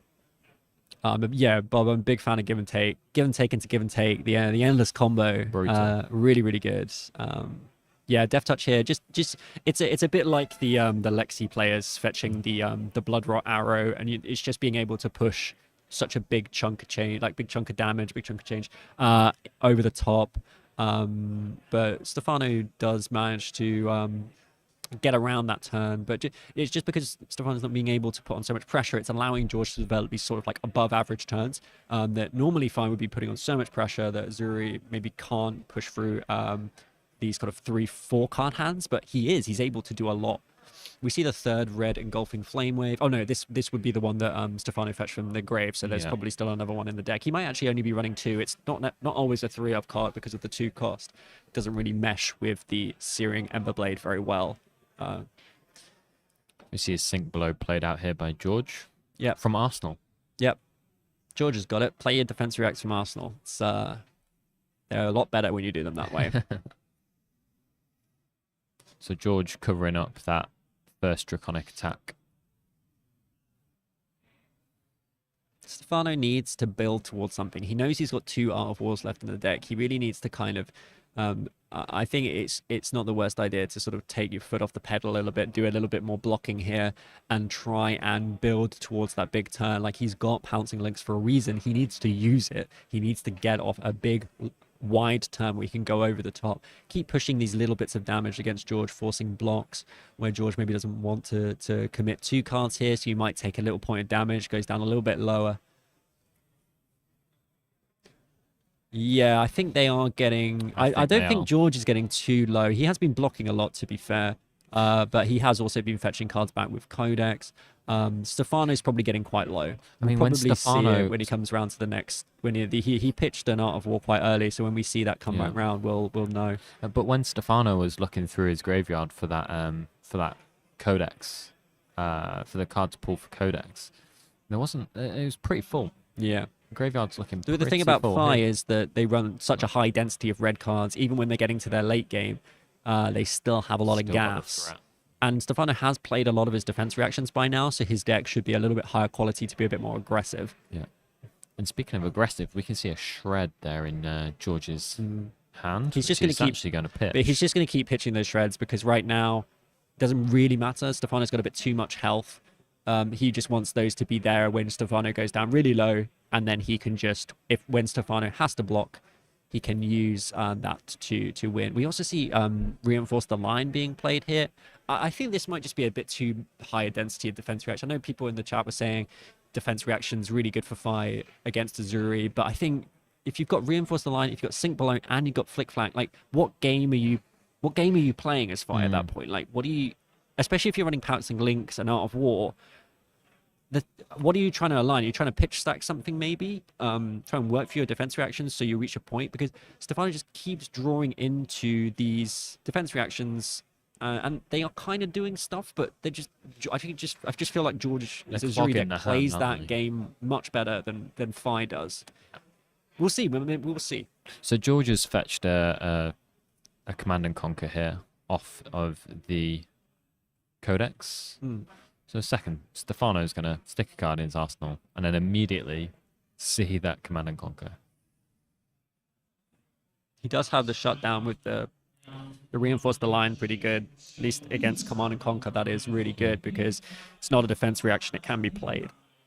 So can 2-card block this CNC. So we'll probably fetch something that he can fetch. And obviously, we've talked about Fi. We've seen the reigning UK national champion bring Fi to this year's UK nationals. But what do you think from the perspective of bringing an Azuri to your UK nationals? Do we think that this is a Well, it eats smart up meta pick? Lexi, and there's a ton of Lexi, so I think it's a really good a good one. Decides to keep the Flick Flack rather than the Blaze Headlong. I'm going to assume here that he's going to play out the card from Arsenal the next turn, put the Flick Flack in, and that will be the turn. Interesting choice. Gonna block with this. Oh, we got hit by the Spider's Bite, of course. Apologies. So that attack action is actually only blocking for 1 at the moment, +4 from the Reinforce the And Line the that is Reinforce covered. the So yeah, Line. that was so awkward. Actually did need to commit the equipment there just to save the card in Arsenal. At that point, I kind of feel like just, I don't know. I mean, you've got the Flick Flack, so you've got to get something in there. Blaze Headlong. Going to produce a attack for 3 here, -1 from the Frailty. And then he's just going to get this Flick Flack into Arsenal. We've seen a lot of value from these frailties as well, right? It's just constantly -1. Searing Emberblade, -1. He's just not really even been able to play the Searing Emberblade. It's just, yeah, block with the Leave No Witnesses. I think he already had one engraved, so it's not too bad for Stefano getting that into the grave there. And like I said, maybe Stefano trying to play to a more defensive line here, waiting to draw back into that Art of War to try and do something with it. Should have a blue and an Art of War together, which is good. And hopefully that will do some work. Both heroes have just been trading blocks, taking a little bit of damage. Stefano taking a little bit more, George taking a little bit less. But they're both creeping ever closer downward. We've got 14 minutes left on the round. It seems like George is just doing it a bit more efficiently. Well, it's like we said That's earlier, Stefano. Sean, like George can just play a 2-card, 3-card hand much better than Yeah. Stefano can, but Stefano can play a 4-card, 5-card hand much better because George has only got limited ways of giving stuff go again. He's not been able to fetch any silver to bring back his boots, but he is developing these CNCs here, and He just this has- is really bad because he's got a Flick Flack in Arsenal. He just hasn't, like, George hasn't played, or hasn't played to the strategy of presenting an awful lot of contract cards, though, right? So he's not really, he's used that Black Tech Whisperers fairly early in the game. He's been playing the Leave No Witnesses, but Stefano has had a lot of defense reactions in this game, which might not be something that George was expecting. Was probably thinking, well, one of these Leave No Witnesses is gonna make it through. Yeah. And George, you can see, has changed tack. So rather than fetch Leave No Witnesses, when he's seen that Stefano has got so many defense reactions, He's fetching the Command and Conquers. he's to be able to go instead been through. fetching the Command and Conquers, yeah, because he knows that he's going to get good hits on those. Or the And then I guess as a result of having more cards in his hand at the end of Stefano's turn, he's then able to present the Spider's Bite, which then makes the Command and Conquer come through even more deadly. Yeah, so probably a little bit of disagreement here because Stefano put down 2 cards to block. They were actually blocking for 4, not for 6, because of the Spider's Bite hit. Now it's actually only blocking for 5, I believe. So Stefano going to just take that all back, it seems. Not committed all those cards. And is now down to 9. I actually don't dislike that. I think actually Stefano maybe can do something with this hand. George on a lot of health, though. I mean, we saw George Rogers in the first game. He got down to single digit life, and then he was like, right, this is it. This is my turn. This is where I need to turn this around now. Yeah, and then so we see the Rabble. Stefano very much coming in with I guess a similar approach. Let's see a Rabble coming in for 4. George gonna probably just shut this down very easily. Scene, yeah. Like we were saying, Stefano kind of just playing to try and get to this Art of War, so that turns like this become a lot more efficient. He's just not denting George. He needs to push some damage through on this turn and then use his remaining health to try and get one big turn left. We saw Stefano was able to, just poke through damage here, bit of damage here, but it's not really been able to have that. That hasn't happened for. It's just for these a 3s. few rounds They're now. just. Oh yeah, it does take a little. He's going to take this one because 2 card hand. can't activate links on Emberblade. Has to be an attack action. Will be able to fetch Phoenix Flame for free. The Brand with Cinderclaw making the Rabble Draconic. Activates Phi. If this hits, it could potentially be a. He might choose to just go for it with the pouncing links. Oh, he might actually choose to. He knows that the snatch is on the top of the deck, so he might choose here to E-Strike, draw a card, Snapdragon Scalers into the snatch that he knows is on the top of the deck. That might be enough to push a little bit of damage through, force a whole hand block from George, and then maybe Stefano can get some space here to do something. So yeah. So there it is. It's a good line. So E-Strike does mean that Stefano no longer has a Phoenix Flame in the grave. It's now at the bottom of his deck. We haven't seen yet any other ways of fetching Phoenix Flames. Could potentially fetch it with Mask of Pouncing Links, but yep, doesn't forget the boots. So the idea here is that Stefano will use the snatch to draw, arsenal that card, and then hope that okay. He is using the mask here. So decides to use the mask on this turn rather than waiting for the Art of War to come back up. This will shuffle the deck as well, which is relevant because he was due to draw back into the Art of War that he pitched earlier in the game. So now the deck is going to be completely shuffled. He's making something here. Yeah. I'm really interested to see what he decides to fetch with the links, because he can always finish with the snatch. There's going to be something with go again, unless he's going to arsenal the snatch. Yeah, okay. So arsenal the snatch, bring in that lava burst. Yep. And what's the benefit of bringing in the lava burst here at the end Damage. of the Damage. Damage. The only thing is that the snatch, he no longer has the Snapdragon Scalers to give snatch go again, so he will always have to finish with the snatch, but that's not the end of the world. So Stefano very much saying here, gets a whole hand block from George. You're coming down to my level. That was a really good turn from Stefano. It's exactly what he needed at this stage in the game. I'm not sure how I feel about the fetching of the lava burst, but I suppose it was basically saying, if I come in with a snatch, he could just Crown of Providence and 1 card block it, and then I don't have an arsenal. This way I guarantee I have an arsenal, have another 5-card turn. However, George has the perfect answer, which is 6 damage on a stick and 2 more with the Bloodrock Pox token, which is basically the only card that he could use to push 7 damage off the Tunic resource. So perfect response here from George. So this is lethal. This is a pro Azuri player playing right here. He was like, okay, I'm going to whole hand block because I know you're gonna have to give me a card. Yeah. And if he blocks 3 here, he takes 3 from this attack, goes down to 4, takes 2 from the Bloodrot Pox. He's on 2. Yeah. Really good turn from Stefano, but really good slap back from George. Perfect response. That's the power of this one card. Essentially a one cost deal 1 for 8. 6. Yeah. Oof. Yeah. Oof. We'd love to see it, folks. We have less than 8 minutes left on the round. This is Stefano blocking. This is a smashing game. And we see, look what he has. He's got the Art of War. Did do a shuffle though, of course. So wasn't pitch stack this one. Stefano down he to blocks 6. for 2. Down to 3. So Stefano is going to go down. Oh, he decides to give him the frailty token. George, again, even at the, smart.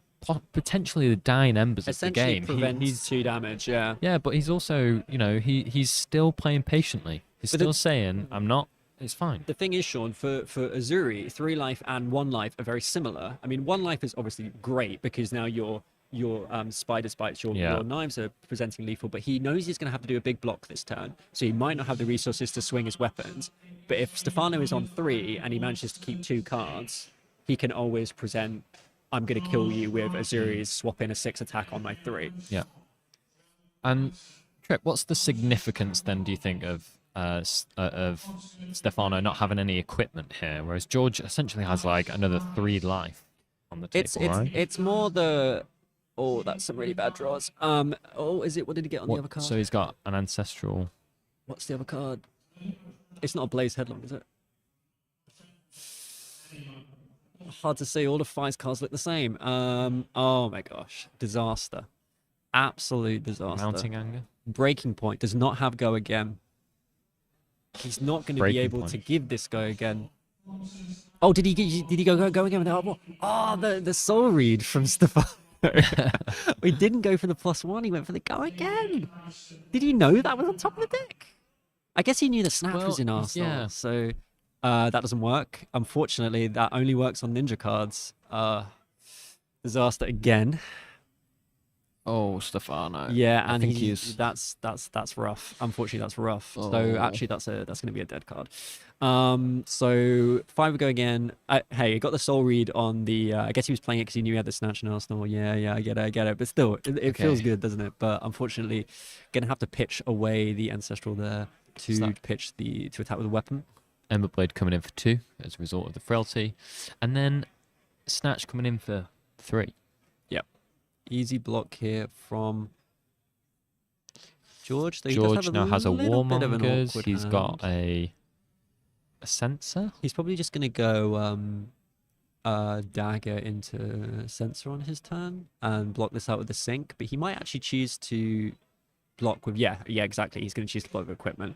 Yeah, that was a really rough draw. At least he was saved by the Go Again from the Art of War, but then not being able to play the Ancestral on either of his cards is a disaster there, because that could have really helped him out a lot, an extra card in hand, rather than essentially... I mean, it allowed him to pitch for Emberblade, but you want so much more than that. So, at this stage, would you say George is still very much... Yeah, good point. He's comfortable, he's in the driving seat. Yep. Yeah, he is, very much so. Well, Stefano's on the back foot. He's being able to put on a lot of pressure here with just 2 cards. With 3 cards, sorry, because he used his equipment in the end. He's going to develop a defense reaction in the arsenal to keep him even more safe. A few people in the comments saying, the odds of the Art of War being bad was pretty high. It was. They did shuffle the deck a little bit, but having seen what's in Stefano's deck, like lots of defense reactions, lots of cards without Go Again. We've got Breaking Point, we've got Snatch, we've got all sorts of stuff that doesn't have Go Again naturally. Yeah. There's probably Assault the Wound in there somewhere as well. And then Adam saying, yeah, George chose Frailty over the Bloodrot because of the Snatch. Yeah, this is the quality that George plays at, is that he's like, well, I know that I can shut down that Snatch with my equipment at this point, or I can use a card if I create that. As we were saying, doesn't need to push Stefano down to 1 health, because he can always just threaten lethal at 3 with the Azuri swap in. Or force a 2-card block from Stefano every single turn now that he's on 3 health. And George is able to present that 1 damage from the Spider's Bite into the lethal on the Sensor, and then still be able to Arsenal. He's just sitting quite comfortable here, isn't he? This is George's game to lose right now. Stefano is down to just 1 card here. That's it. George This is sitting very George is happy to win. on 8 health, and yeah, as Kiki pointed out, it was indeed a Phoenix Flame in hand. So that's now gone in the arsenal, and he's drawn into an Art of War, and he's on 2 health. So it's going to be a tricky one for Stefano. These Art of Wars have actually really ruined his day this game. He has played one quite ineffectively, I would say, and the other ones were just clunking up his arsenal and his hand at the worst possible times. So trouble when you've got Art of Wars, defense reacts, all in the same deck. We're saying about they all want to be in the arsenal. They're clogging up hand space. They're making these awkward hands. It's like Stefano's got too much in his deck that is not an attacking card. Fi wants to attack, and when you don't have attacking cards, your hero is a bit odd. Stefano on 1 health. George being able to fully utilize the space that he's got from the previous turn with a go again, looking for scrap, coming in for 5. Going to be really awkward for Stefano to block this too. It's looking like this might be all she wrote, because I do see a spicy shred in George's hand. Stefano, I think this game is lost. Going to throw down some cards to block here, and George going to probably end his day. What did we say about blues? They're good if you can pitch them, and they're good if you can play them. What game? Fantastic. Might do something clever here with the Art of War. Try and block with the card from Arsenal. 2 minutes left in the game. It's almost George planned this game to a T. Let's see what Stefano has remaining. He's going to play out the Art of War. He's going to try to draw into more blocking cards here. Got another breaking point. Too many cards without go again as well. We've seen 3 snatches, 3 breaking points. And yeah, like Bob says, it did feel like Stefano was just playing without an arsenal for the majority of the game, and he never got to use that Art of War well. He never got value out of it. So he basically designed. Someone pointed out earlier, it's like he's playing IP1 for the game, IP -1, but he never got the reward for it. Never got the reward for keeping that Art of War in Arsenal so long. Managed to make something happen with his pouncing links, but only really got George down to 8 health. George was able to shut everything down with a well-timed frailty token to make the snatch very ineffective on the next turn. I mean, the one turn that Stefano was able to pop off. So this is blocking for 7, because I believe he's probably given everything +1/+1. And the shred comes down, and that's game. 30 seconds to go. Was that what you expected from the Azuri fight game? A full 55-minute game. Beautiful. I just want to say that was such fantastic play from George. That was really, really nice. Azuri. Really nice Azuri play. What we expect from top 4 of Calling Birmingham. Got knocked out to Pablo, which is no sad thing. But George plays that deck so well. Fantastic. Thank you for joining, DT. We're down to just 1 DT now. Have a nice sleep.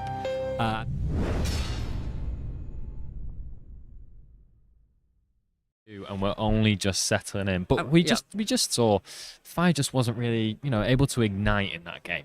No, he wasn't, and it was we kind of just saw it was like someone decided, Dan, do you want to see Fi not play to like super powerful turns 2 games in a row? It's like they know I'm a Fi player. They know what I don't want to see. You want to see Fi doing crazy stuff. But we said this earlier. It's like it's a tough game for Fi. Like I think Fi can do okay into Azuri. Azuri does really well though. Azuri's got tools that they used to take down Lexi, and those tools work really, really well for Fi as well. So yeah, props to Stefano. Stefano's a really strong player, plays in our local London meta. Very good player of the game. Could definitely bring it back. He's on 1-1. Going into the draft, anything can happen. Absolutely. Now, you said though that we've got 3 rounds of CC before we go into that Monarch draft later on this afternoon. So the significance of if you've only prepared for CC, how are you really going to be able to perform at the end of the day, or what can you expect at the end of the day if you haven't been practicing your Monarch? You got to find opportunities to practice your draft, but at the end of the day, like the draft is really good for getting you to day 2. Draft is there, it gets you to day 2 in a good position. But CC is what's going to take you to the end. CC is what you're going to play in the top 8. That's going to get you the win. If you want to win the whole tournament, you got to do really well. But the draft's coming up. We've got 1 more game of CC. We'll hopefully get maybe we'll have a game without a ninja, without a fight. But it is the UK meta. We got to have our ninjas in there, right? So lovely. Yeah. Oh, time Saturday at work. Mate, we're working right now. What can we say? Great game. So Stick around, guys. We're going to have another interview with the winner. As we do on Push Tabletop 24 Baz the Bard, we get the interviews in during the break, so you guys are not sitting around twiddling your thumbs. We're going to give you stuff to watch and stuff to do, so stick right with us. Absolutely. We've not got too long, so we're going to wrap, and we'll see you in Game 3 very shortly. Thank you very much.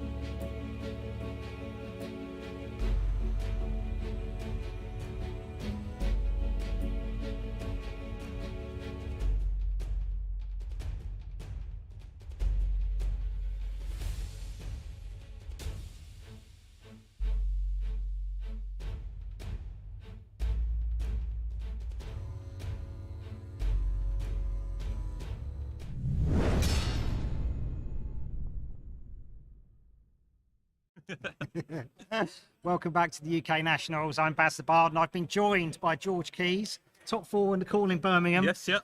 Slow, methodical, some might say surgical, that was. That was, I thought it was going to be quite a quick game. Yeah, And me that too, was, yeah. That was really, really good. Yeah, yeah. No, you've had a lot of the defensive tools, which is cool, and yeah, you kind of kept the game going for a long time. But I think kind of got a foothold early on, so it was. Yeah. You seem to see that he had a lot of defense reactions. He was playing flip flacks, he was playing sink belows. Yeah, and then one reinforce, I think. Yeah, Yeah, well, yeah. yeah, sneaky. Yeah, these ninja players, you got to look out for like them. He Yeah, wants to be a dash pack. But it was good. I mean, you were coming in with sort of like the shakedowns and the deft touches, and then you kind of just went, he's just got defense reactions galore, and then you switched your plan up, command and conquer, and that really made him struggle. yeah. There was one turn especially where I managed to do which is the dream always, is have the spider spike into the command and conquer, and it's just like there's no good blocks for him, particularly Fire that doesn't block that great to begin with. And I think he did have the DB action arsenal, so yeah, just I catch think him out. you were really kind there because he did commit his block, and then then when you went for 4, and he went and then he played the next card, and it was still leaking 1. Yes, And yeah, then yeah. You let him take it all I back, know, and you're I just know. like, Yeah. Blimey, that's not the cutthroat I would have Missouri. definitely been in trouble had I then lost that game, because people would have been very upset. But It did allow him a big turn. He And did, like, yeah, You saw your life, like, I was like, have you made a massive mistake there and allow him a 4 to be card fair, hand? a couple of times he was like on top of the spider spike reducing the block. So I don't know. I just can't do it. I can't be like, no, commit to those blocks. Get a judge over here. Like it was all right. It was all right. It's a shame we haven't got a microphone on the table. You're such a nice guy. Thank you very much. And then every time you are so clear on when you're playing your card. You play the card, say the name, saying what it's coming in for. What Forget it the does. dice a lot of the time. Yeah, but we're working on that. fine, We're that's working on fine. that. But like even like confirming the damage afterwards, it's like for me who's running sort of like the health and everything. It's like a dream. Well, that's all I want, mate. I want to make your life as easy as possible because I know all the great work you guys are doing. So I'm like trying to do my bit. Keep it Thank real. you. Yeah. So you feel in a good place with Azuri? I love Azuri. So yeah, I think she's got a lot of decent matchups into the aggro decks. As long as you keep finding them. I mean, I had a fatigued Dorinthia at my first match, which is a bit spooky. Nathan Hill. Yeah, that's it. Yeah. He plays So mine local. oh right, okay. Yeah, no, it's a really sick game. Like I was down to tiny little bit of deck at the end, but yeah, no, it's I'm just comfortable on Azuri. I haven't played that as much as I probably should have coming up to this event, so I thought stick with what you know, find the Lexies, get it done. Top 4 the calling, mate. Yeah, that's it. Yeah, What you know. Exactly. Yeah, it's worked already. Yeah. Brilliant. Okay, right. So we're going to get ready for round 3. Stay tuned. Push Point guys, we'll be back with the commentary. All right, we'll see you soon.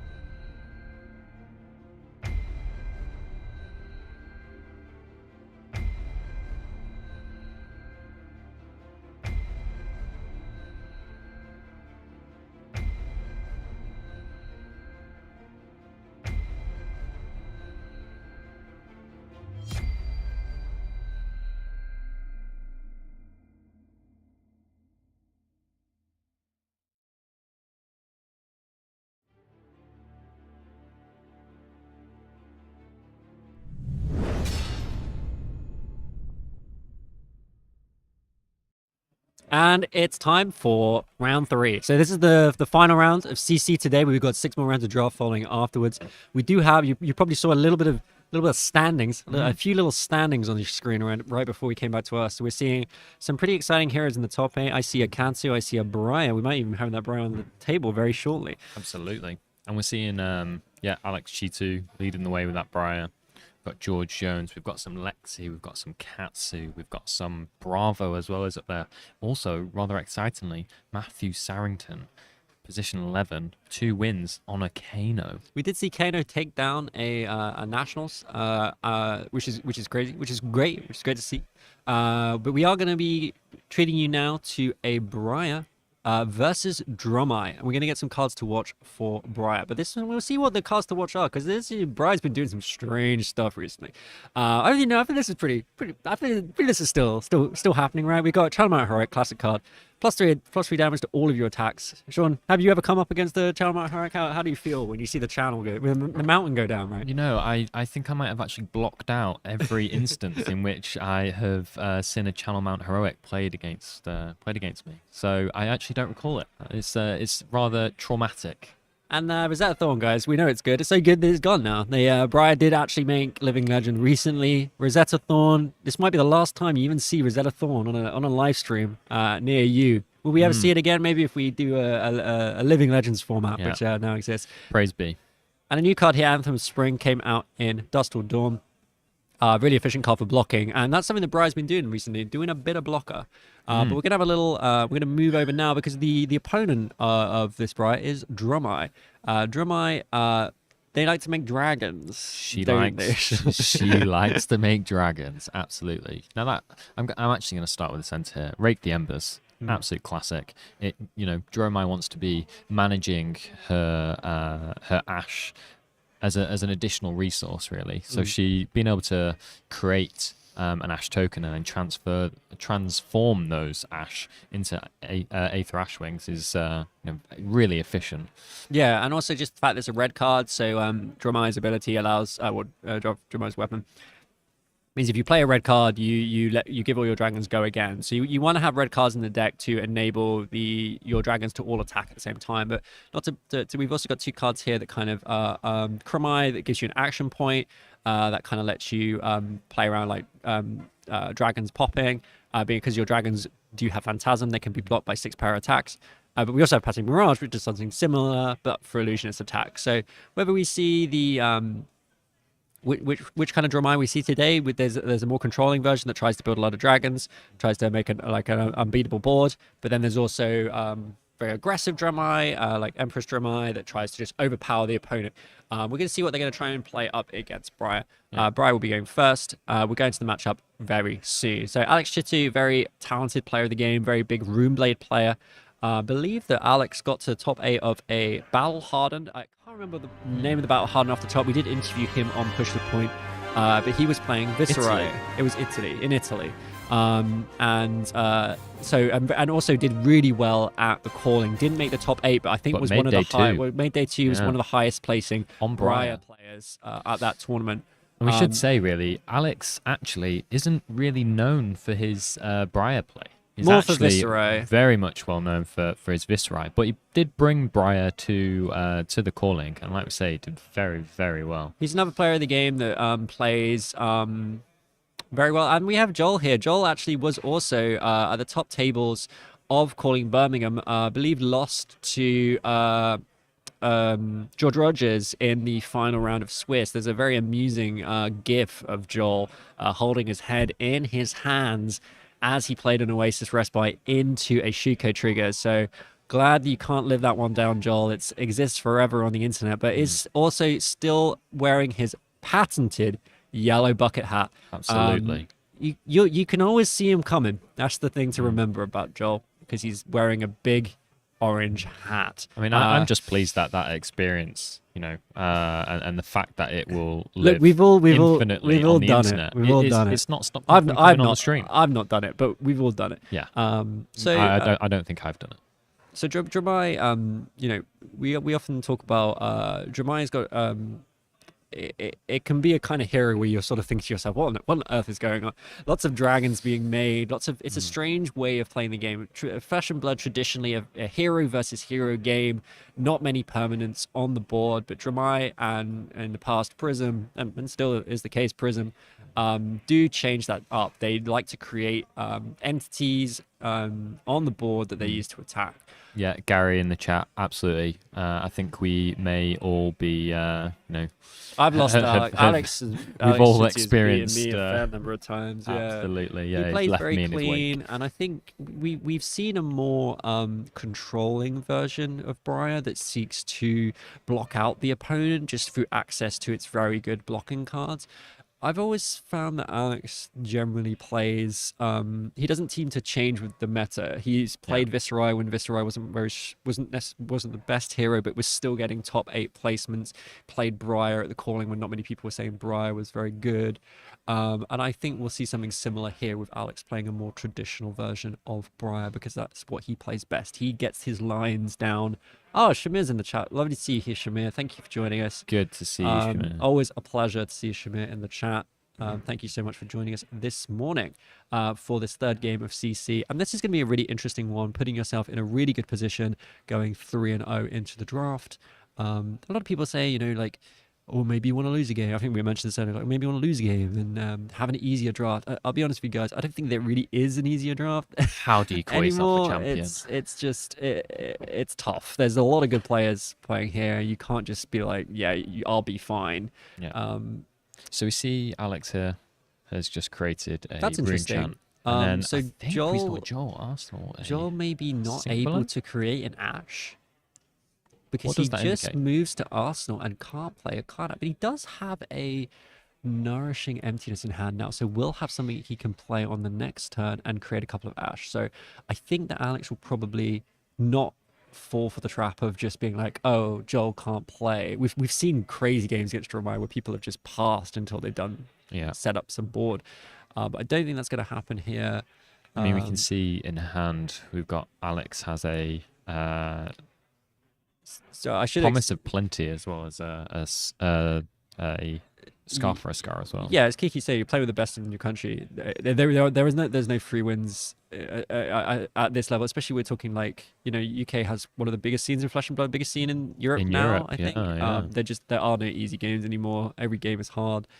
And we should explain. I should explain so what we saw there from the Dramai is that they just Arsenal a card and then drew one. So because Dramai requires an Ash to be made, and they make Ash by pitching reds, if they don't have any way of pitching a card on turn 1, or they only have dragons, they actually are bricked. There's nothing they can do. So all Joel was able to do on their turn was Arsenal one card and then draw.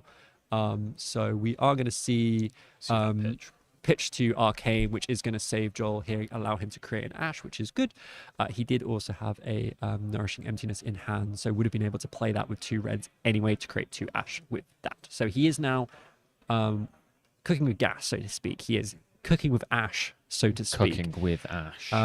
Yes, Bob did believe that Joel did a little bricker there, but it seems to be on the field now. But that did allow Alex a lot of breathing space for this turn, allowed him to play with a rune chant and a card in Arsenal this turn. So we see Joel utilize that sink blow from Arsenal.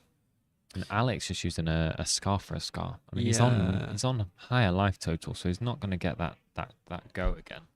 So maybe less than ideal. Less than ideal. I think also Alex sort of pitched. I think we may have missed this while we were chatting, but Alex pitched a blue to Grasp of the Arknight. So it costed 3 because he already had a rune charm. Does choose to commit the snaps very early. Wants to make something happen on this turn with his 5-card hand.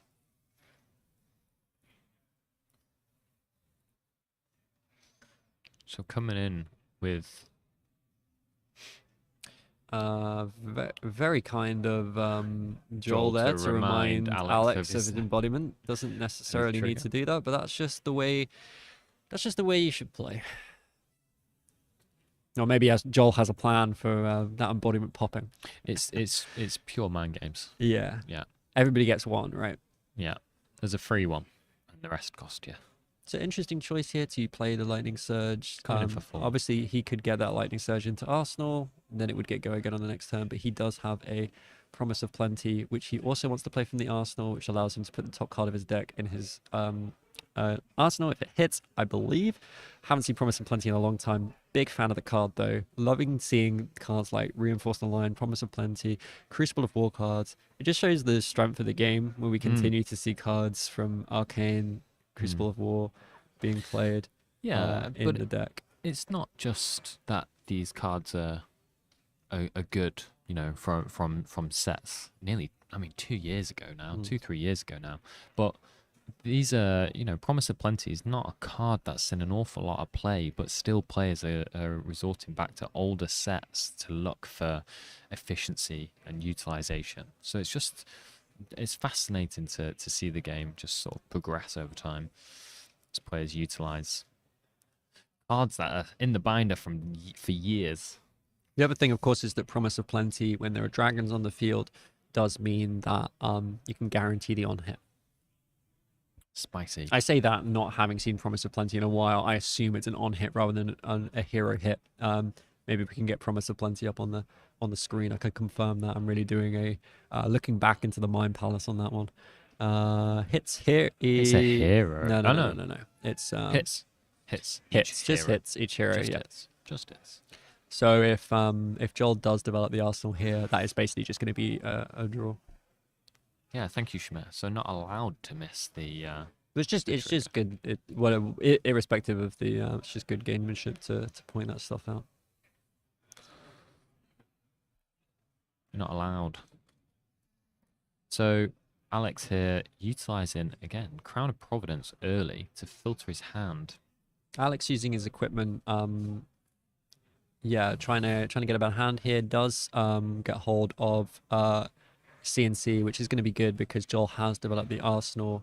It's a little bit risky if he plays the Promise of Plenty out and then he's going to play the Promise of Plenty into the Dragon, so he doesn't have to worry about Joel potentially playing a defense rip from Arsenal, freeing the Arsenal so that he gets the card from Promise of Plenty. Should be safe there. He's going to decide what he wants to do.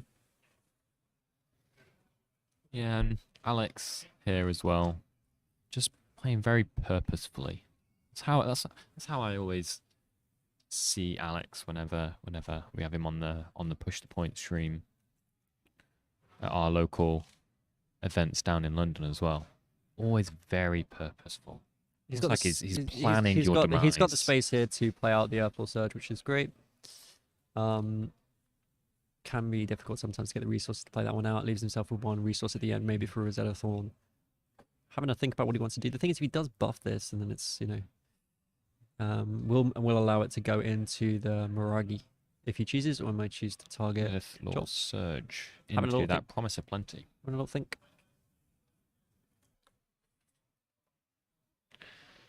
He's also setting himself up for the Rosetta here as well. That one resource floating. 8 damage. Oh, very helpful. Lovely damage dice coming in there.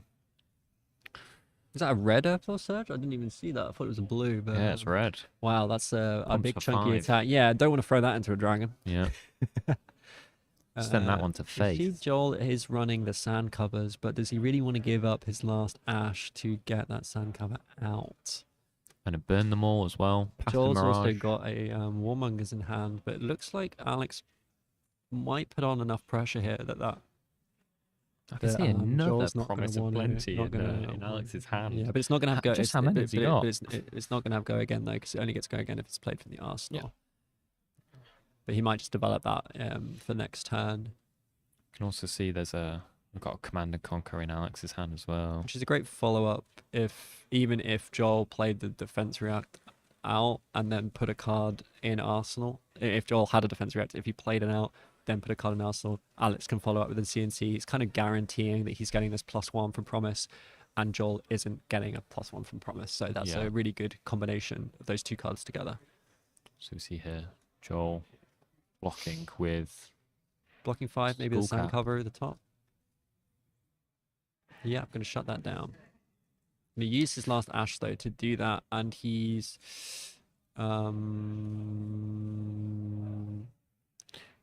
Yeah, I don't know why I put the Ash on the defending with the Ash there, but so that first attack has been shut down. But the thing is that Alex can now follow up with it's a little bit awkward. I guess he comes in with a Rosetta, doesn't want to pitch a card for the CNC, would rather just develop another Promise of Plenty. Well, I guess by not pitching for the CNC, it means that he can Arsenal the Promise of Plenty. Yep. Ready for the next round. But he left himself open in this round. And it's not the worst thing in the world to keep a 6 power card in hand when you're playing against Dromai, because you can pop their cards. Though of course Miragi does remove Phantasm from the first dragon, so that is a little bit awkward. But I think Alex is probably going to want to play this CNC, to be honest with you, rather than pop something with it, because he can attack into dragons with his Promise of Plenties to guarantee the on hit. He does have a pretty awkward hand because a Warmongers is about to go down. So Joel is thinking about it. He might choose to Arsenal it. So Joel also on Alex's turn there. Here we go. So Joel there on Alex's turn was able to pitch a red to the Oasis Respite, which created the Ash, which sets him up quite nicely. Reset his Ash back. So this is it looks pretty bad for Alex because he does have 3 non-attacks, but he can still do Promise of Plenty into CNC here. So I don't think he's too... It looks worse than it is because he's got that attack action in Arsenal. He's still able to develop something pretty big, but he doesn't really want to hit off the Promise of Plenty anymore because he's going to want to Arsenal one of those non-attacks. He might choose to make a Rune Chant as well. Might have the cards to do that. He could start with the Promise of Plenty, then make a Rune Chant, then swing with the CNC. But he doesn't have a card in Arsenal, so the CNC is a little bit awkward, but I think he just wants to push damage at this point. Keep pushing, keep getting Joel's light totals down. It was a good timed diplomacy, to be fair. Not even going to play the Promise here. Just going to play out the CNC. CNC when Joel doesn't have an Arsenal, it's... What's he going to do? Is he...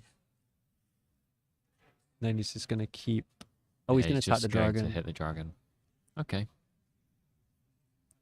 So Joel's bought himself a lot of space with that diplomacy turn. That's the strength of diplomacy. Yeah. Yeah, Shimmer pointing out can't make a chant because of war. Yeah, I kind of like the not playing the Promise of Plenty out there, just because there's no Arsenal. Just kill the dragon, move to the next turn. It is going to give Joel space to develop some stuff.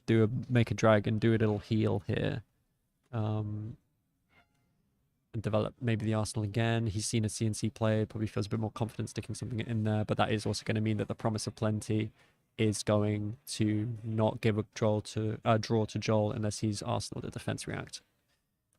But then of course if you block with the defense react you don't draw anyway, so I don't know why I keep saying that, but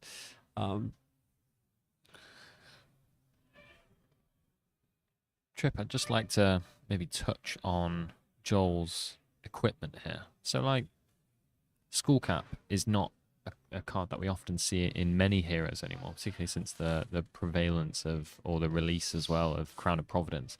Why would Joel be utilizing Skull Cap, but not just the Skull Cap, but also those Mage Master boots?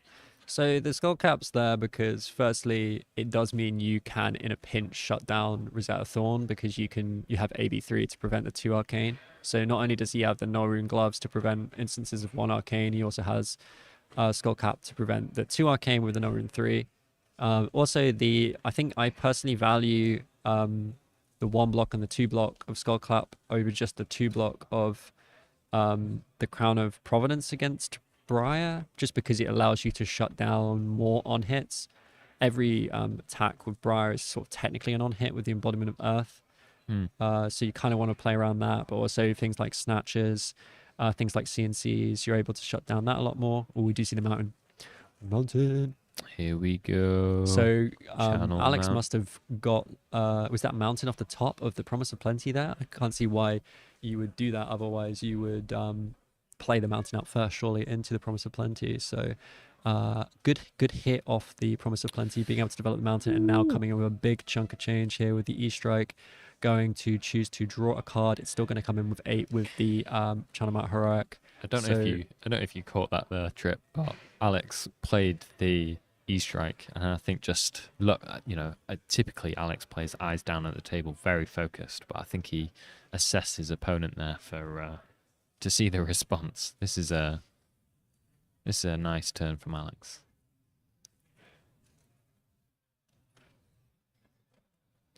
Really transformed the game that one turn, because actually Alex was sitting pretty good on 40 health, wasn't taking a single point of damage. Alex had a bit of an off turn with the Warmonger's diplomacy that let Joel develop a dragon, but now the dragon is gone, and now we're coming in with a big with the Enlightened Strike here. Joel takes it. Takes the 8. Oh, and finish this with a Scar for a And Scar. he's just gonna... Why not? Push another 7 damage. Okay, so Briar's doing Briar things, everybody.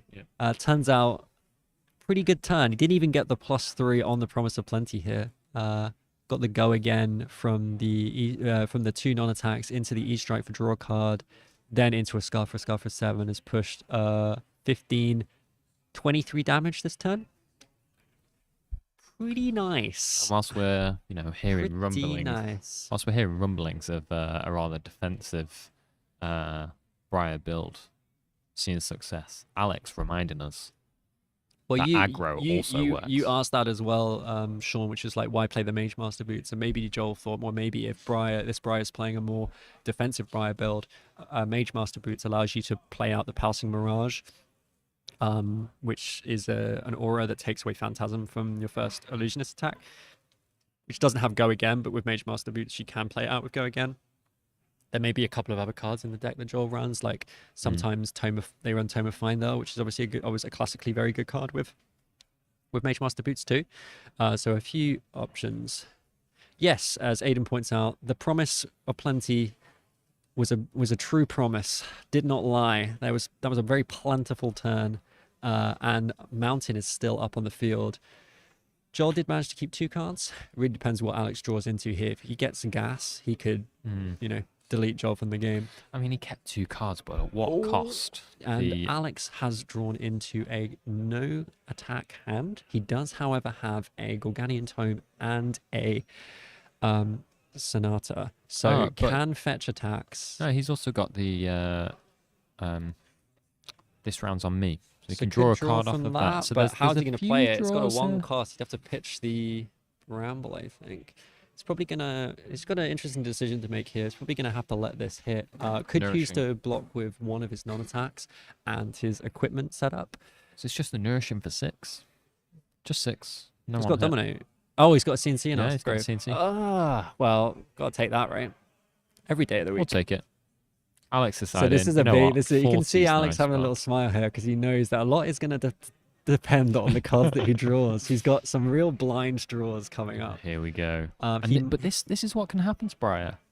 He might choose to. Okay, he's going to draw first. Let's just draw and see what we get. Gets a CNC. That's the attack. Okay, so he's got something now. Okay, everyone calm down. Now he needs to decide if he wants to go up to a +1 on the Sonata or whether he just Sonatas for 3.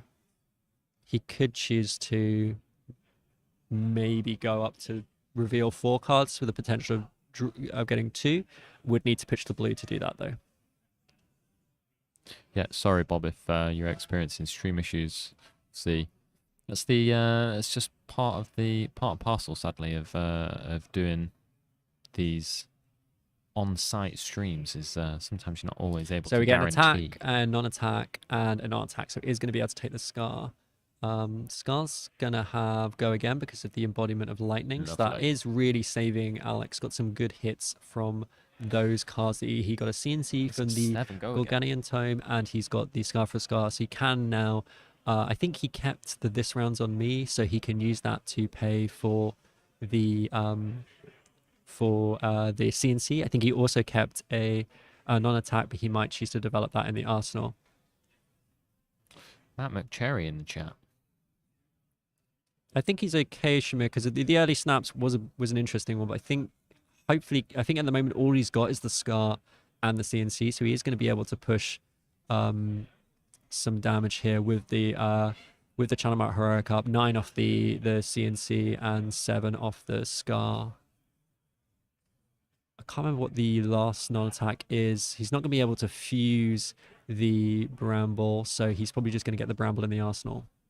Yeah, this round's on me. I guess he could have. I guess Jimmy, you're right. He could develop the. He could play the Rosetta off the spare resource if he still had snaps. No, but he can't. He could. Yeah, he could have gone CNC into Scar, snaps, Rosetta. But I think he's okay. I think he's happy with this.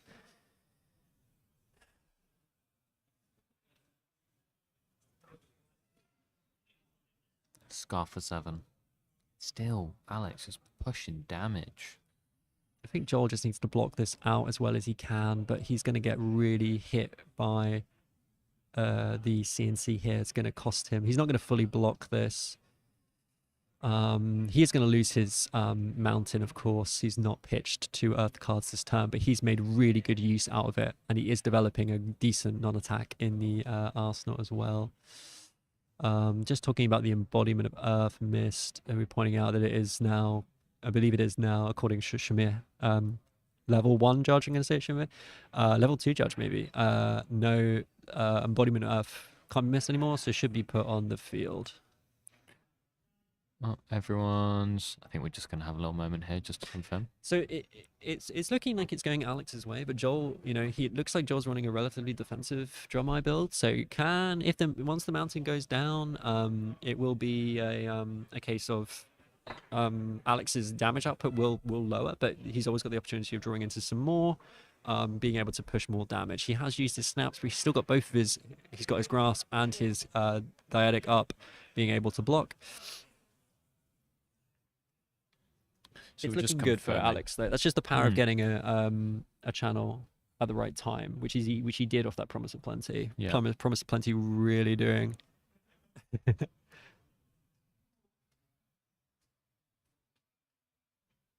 So we're just having a chat with the judge here about whether the embodiment of Earth should be made. It's not going to have a major... Well, I say it's not going to have a major impact on the game because I don't think Joel's going to do much on his follow-up turn, but they just want to make sure it's all right. Correctly identified that it is still made. Yeah. Just because of the new rules about missed triggers. Yeah. Which I quite like. Yeah. And then we see the CNC come down for 9 as we expected. So Joel can't really block this out. I guess he could give up all of his equipment to keep his arsenal. Yeah. He does technically have 9 block, but that would be a big commit. Might just block this for 6 and lose the arsenal here. Yeah. Thank you, Jason, there for the judge call. Thank you to all of our judges. Oh, I think it might be an Oasis Respite in the arsenal. Got a quick look of it there. If it is, he will be able to shut this down quite nicely, actually. Block with a Chromai. And there goes the Oasis. Okay. That's going to prevent 7. He's going to heal for 1, so he's basically taking 1. Take 1. And he's used up his arsenal, so there's nothing to remove. And it's good because now Joel can... I didn't quite catch what the last card in hand was. I think it was a dragon, but he could either just get that into the arsenal, or if it's a 0-cost dragon, he could play out this turn. Yeah, and if it is indeed a dragon, he's set up nicely with that Ash to be able to... I think it's a Necria, so I think that's costed, so he's probably not going to be able to play it, and it's just going to... He's going to think about whether he actually wants to put this in the arsenal. He might choose... Yeah, he does. He gets it in. Arsenal and pass. Looks like Alex has another all non-attack hand, but he has got a Tome of Harvest, so he is going to be able to fix that fact. It looks like an all non-attack hand from my reading. Yep, so he's just going to... Fortunately, he's got the Tome and the blue, so he's able to fix that problem. Come on, Alex, you got to draw into some attacks at some point. Well, there we go. Something. There we go. He's So played we've got one. a snatch. That's what I can see. Oh, Autumn's Touch as well, I think. Along those lines. Should be able to play another non-attack here to give the snatch go again. Just thinking about what one he wants to do. He can actually fuse this Force of Nature as well. So might choose to play the Force of Nature out, fuse it, try and get some draws on the go.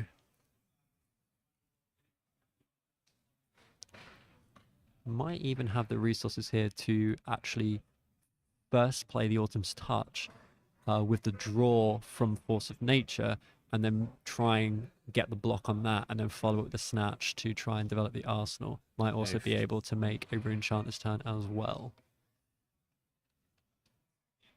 What's he going for? He'll start Yeah, with the absolutely. force. Force of nature. Is it +1 if it hits draw a card? Yep. Yeah. And then any card this turn that hits if it's pumped. If it's pumped, it will draw. It's just whether he decides to, whether he starts up with the Autumn's Touch or whether I think I would play the Autumn's Touch out first just to try and bait a block. I think that's what Alex is going to do too. But then he might not have the resources to. He's having a thing because you pitch the blue here, place a snatch, but then where does the card go that he draws? Maybe he'll make a rune chant. I mean, he's trying to bait his opponent out. I guess this just gives him more. If they let this hit and there's a draw, Yeah. It will give Alex more. Potentially, remembrance in hand as well. Yeah, it looks like Joel really teched for a more defensive buyer, but it doesn't look like that's what he's come up into. We see a dice appear from the abyss there. Thank you very much. Six damage coming through. Thank you, Baz. Yeah, looking a bit.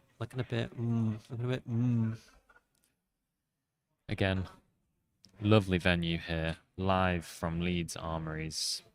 Did you know, Trip, there's over 4,500 objects on display here at the Armories? The Royal Armoury Museum. I did know that, Sean, because you told me before the stream started, and I said, great fact, Sean, about the Royal Armouries Museum. Just in case you weren't listening the first time. That was all. It's kind of a bit of it's an interesting one, this particular turn. Like, I think Joel's kind of sitting back now a bit, gonna try and just block out a bit. He's not been able to build a board, so he's kind of waiting for Alex to maybe have a bit of a brick. But Alex has already managed to play through 2 or non-attack hands. The first time with Gorganian Tome, Sonata being able to fetch the attack. This time had the Tome of Harvest to play around that. She's played through a lot of his non-attacks now. He's probably always going to be able to get some attacking cards out onto the field. And we can see that as well in the life totals. We've got 34 plays 21. Alex is, he's sitting quite comfortably here. And Alex just having the resources there to, rather than play the snatch when he knows he's going to have a card, he's going to draw a card. It's not going to matter because he's already going to have a card in hand. Choosing to make a rune chance with Rosetta, better use of cards, get the snatch into arsenal. He's also got a kind of nice hand here. He's going to be able to fuse this Bramble Spark and Azvali coming in for 2, poking an arcane damage. Joel saying, you're not the only one who can present arcane damage in the arena. But I think at this point, Alex, he's got a good life lead, but that it can get out of hand. Even these little dragons, you think, oh, what good is that going to do? But if Joel can keep creating these dragons, creating a bit of a board, it can get out of control quite easily. Though these smaller 0-cost dragons quite easy to kill off, maybe with like a Rosetta at the end of a chain. Because it's 3 health, so not Rosetta, but like just a dinky attack at the end can remove that. Promise of Plenty. Yeah, Promise would be a great target well, into that dragon. Which is what we were saying at the very start of this game. Those Promise of Plenties can hit those dragons. So we're going to see the Bramble Spot fused. I think Alex is going to have to pitch to make a rune chant here, otherwise it's a bit. Oh no, he's got the Ravenous Rabble. It's fine, because he wants to make a aura to give the Swarming Gloom Veil go again. So the one arcane here is whether Joel will decide to prevent the one arcane could have an impact, but the Rabble itself is coming in for, I didn't quite catch. 4 plus the 3 from the Bramble to 7, so he's got a really good chance of hitting, making sure that swarming gets go again. Lovely. Again, just lovely, clean play from Alex. Yeah, someone in the chat saying, really, really clean play from Alex. He does play very nicely, gets his cards in the right order. Very seasoned Runeblade player. Just always looks like he's in control.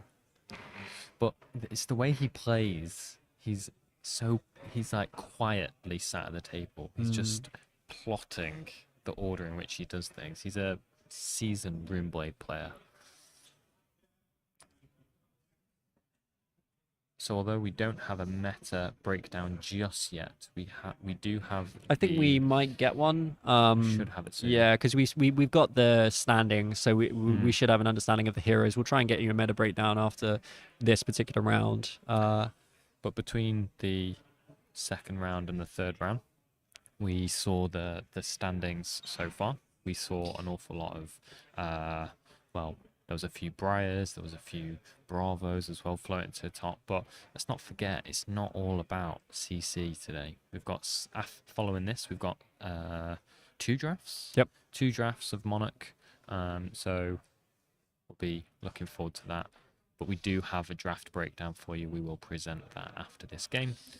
Not only that, we also have Baz the Bard joining us, so please shout out to Baz. Check out his meta reports. He'll be providing a meta report from the day as well, so you can look forward to that.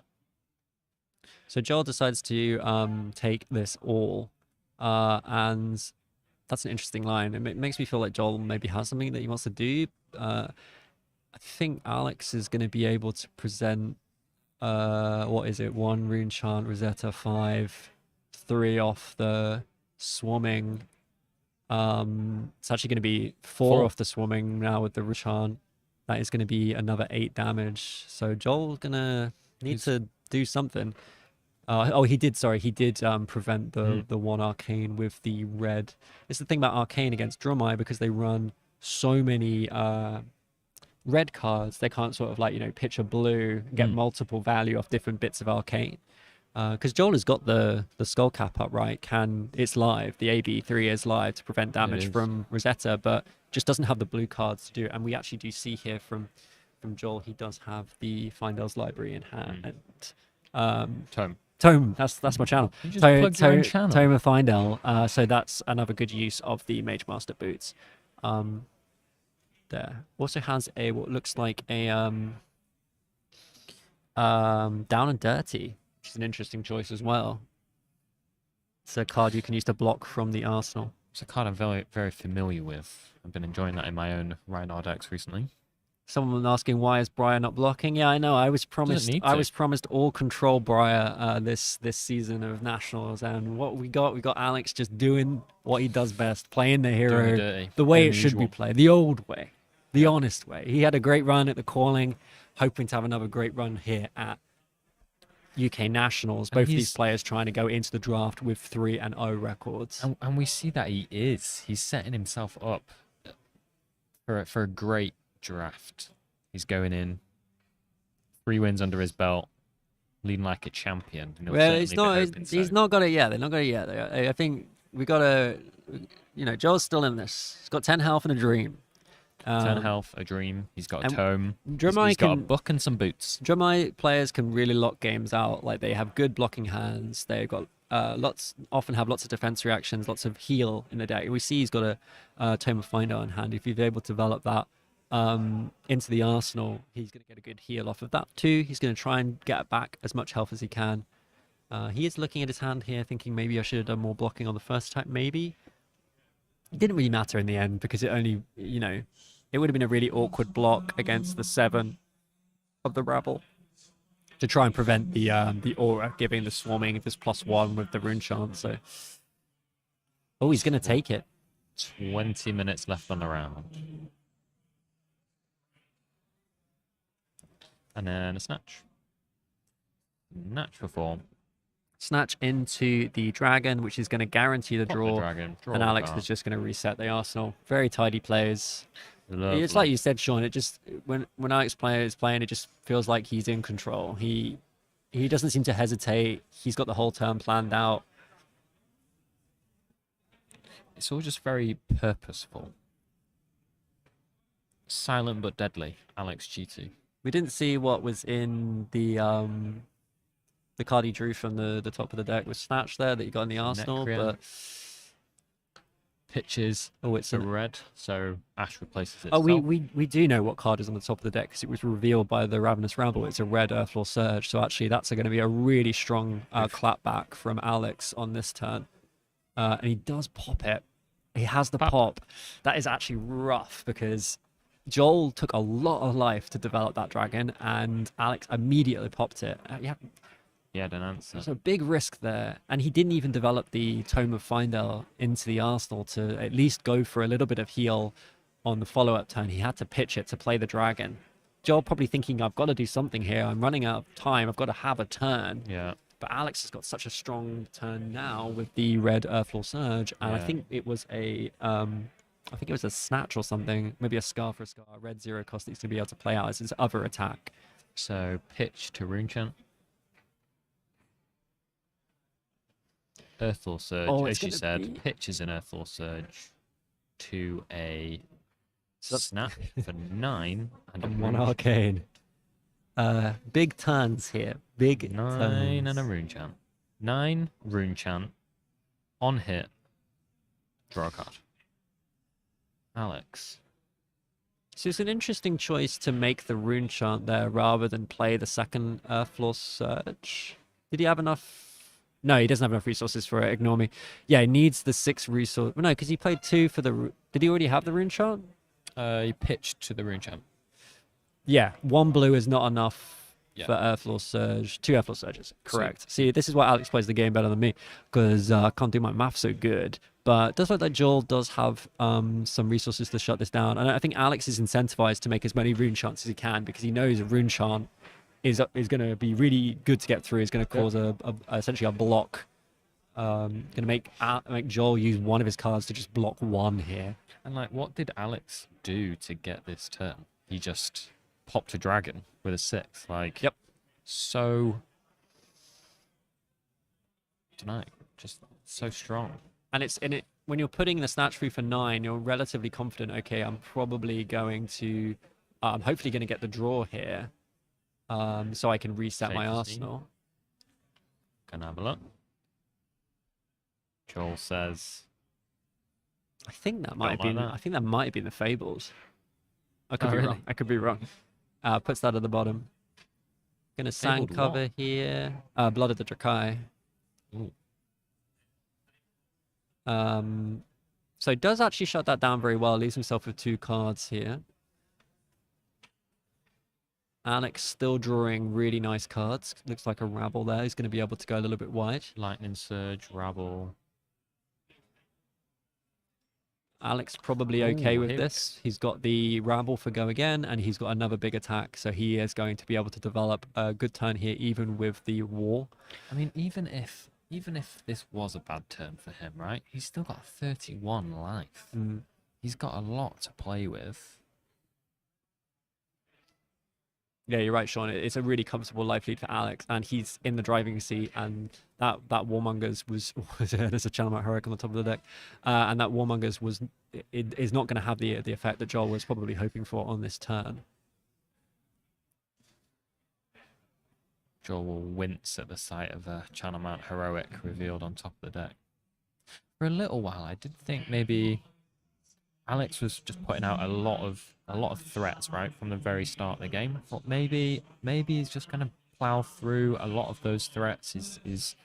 And Joel's going to be able to block them up. But yeah, it's just round after round, running Alex quite a lot of attacks, and he's also going to be able to get this lightning surge into the arsenal, which is the 0 for 4 go again if it's played from the arsenal. So his next turn, with knowing there's a Channel Mount Heroic on the top of the deck, could be really explosive if he draws into a blue as well.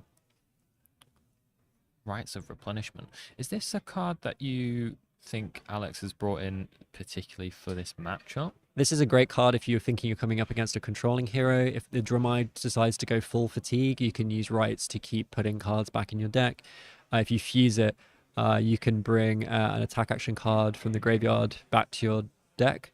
So you can actually keep bringing up other copies of Rites of Replenishment. So you fuse Rites, fetch another copy of Rites you've already played, and you just keep cycling the cards back through. So it's really good if the Dromide player was deciding to, I'm just going to try and essentially fatigue Alex out of the game. This one card almost prevents that. And of course it's a 6, so you can pop dragons with it too. Blocks for 3 as well. Yeah. It's nice.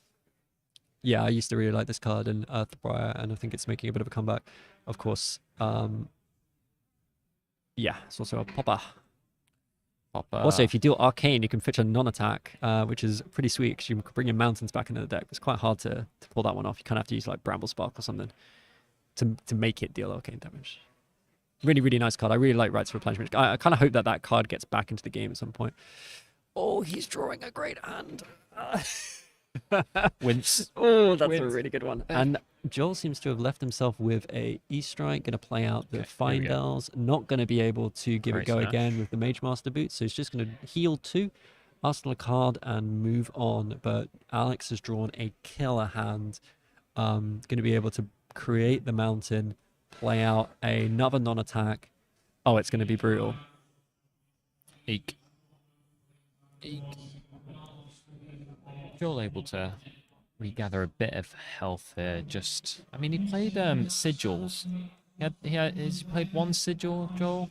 Maybe one or two? Yeah, he's not really been able to get his life gain going, and it's reaching the point where the life gain might not be enough because he's going to have to deal with this huge mountain turn. So we see the mountain come down with an earth. How big's the mountain? It's huge. With an earth pitched, so that mountain will stick around for another turn. We see the lightning surge from the previous turn coming in for 7 with go again. Alex just... It's not going to be crazy because he doesn't have enough resources to play this rights that he has in hand, but he is going to be able to just finish with a Rosetta here. I mean, this is presenting lethal, so... And presenting Rosetta, always good. Always good. We were talking about this yesterday as well. Yeah, Shamir, I agree. I would have liked Tunic in this matchup too. I guess the Dyadic is useful if they start to do something with Burn Them All, but Alex is making it work, going to get this, I think it's a Nimblism, I think it is, into the arsenal to set up for the next turn with, and hopefully he'll draw an attack action. I mean, Shamir, yeah, precisely. But Shamir, I know you said, right, Tunic would have done quite a lot here. Alex is still on 31 health. I think that's exactly what Shamir's saying, though. I don't think he's going to block with this Dyadic anytime soon. He might just do it to justify his decision to run it. We've got 12 minutes left on the round. Joel has a lot of work to do. Takes 2.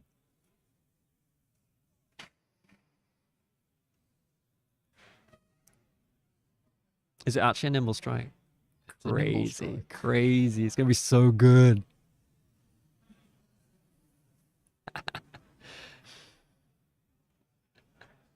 Chat are better at it soon. I get my Nimblisms and my Nimble Strikes confused.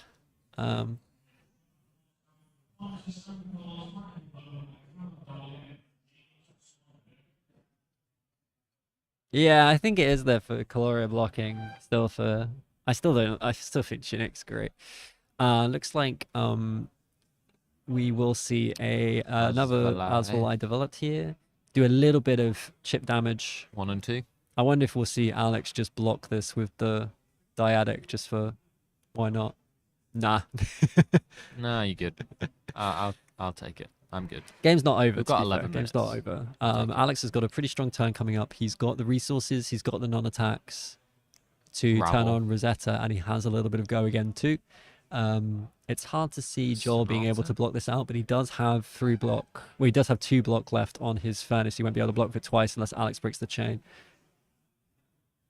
Alex just checking the graveyard here. It's because he's got a Sonata in hand, so he's just checking to see like potentially what he could hit. Do you think he is also thinking about whether he can, how many more Channel Mount Heroics he's got, or is he? He might be just thinking about whether he wants to reveal 4 cards instead of 3. I think he's just taking it slowly because he is probably seeing the lethal line here, and he doesn't want to just come in slightly under. Just wants to finish this game off and move into the draft with a 3-0. It's hard to see Joel being able to block this out with a mountain up and so many cards in Alex's hand that can present a ton of damage. I think it would be good to play the Sonata out first just to make sure the Furnace can't be used to block with twice if he does have to break the chain with Sonata at some point.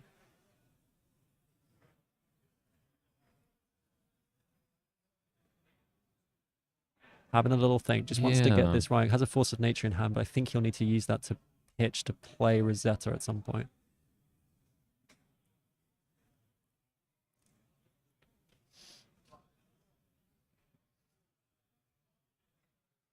few lines here, isn't there? He's That's why. just having a little That's why think. he's just needing this space, saying, Making a rune shot. "How do I kill you?" Because he just wants to leave himself with 1 resource left at the... But then the Nimble Strike does cost 1, so... Would mean he's 1 resource... We'll see what happens. Alex still. Here's the blue. remaining Really, So actually, it's only going to Yeah. come in for 5. Alex still remaining really, purposeful, thinking through his lines, just making sure he's not taking, the life totals. I guess too much of a given that he's got this game sealed. He's just still making sure. Still very purposeful. He's got a... So Joel has a sigil in hand, so can sort of play around Rosetta and Runechant this turn. That might be And a what's going. sinking That Arsenal. might be what's going through Alex's head, right? Is I don't want to play Rosetta this turn because I've got a mountain up, and he knows that Joel has ways of working around arcane damage through things like sigil. He's only seen 1 sigil this game. He's thinking it's going to have to come up at some point. So actually, Damage maybe from he's going to Runechant? focus more on physical damage this turn, which is a little bit. He wants to play as many attacks as he can this turn. He's got a mountain up. He's probably not going to get another one up this game.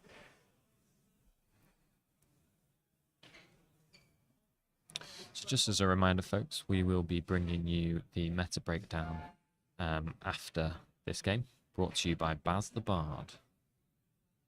Yeah, as saying, there's no Thorn this turn, just 5/8/7. Yeah, exactly. That's what I was thinking. Like, you get so stuck into it. Oh, you want to play the Rosetta, but you just mountain up. It's not what you want to use your resources on. You want to maximize your resources, and the rune chant is Nimble almost better strike. because 1 arcane. If they do have the sigil, like 1 arcane is as good as maybe 3, but. There's something about this old nimble strike, nimbleism. There's something about this art for me. Welcome to Wraith art that just really, I don't know, it's almost nostalgic. It's classic Sean, and it's having a incredibly. It's just such a good interaction with what Briar's trying to do. Wants to play the nimbleisms for the buff. Why not put the nimble strikes in? You got the resources to play them. Coming in here, it's another card with Go Again. Coming in for 8 here with a mountain. Joel got a sigil, 2 blocking cards. Might be a defense reaction in the arsenal. I believe it is. But he's on 3 health. Set is nothing left, but he's got a sinking arsenal, hasn't he? 6 minutes left on the round. Alex just trying to work around it to figure out how he finishes this game. Oh, he's still got 1 card in hand, sorry. Joel? And here we go. E-strike coming down. E-strike Big for damage. 8. It's going to be more than that. Oh, He he's got a strike for 10. Why draw a sigil. card when you can just come in for 10 damage? He doesn't. We Wow. don't even have the dice to represent the amount of damage that Alex is doing right now to Joel. He's got 2 cards. He's got a sigil. He's on 1 health. He's having to think, can I live? Alex has just absolutely He can heal up to Wow. 4. put out immense damage. He needs to this game. prevent 7. He doesn't. He can't do that. That's got to be game. Sigil up to 4. Then I'm gonna block for 10. What's with 4? Sink. Take 6. That's game.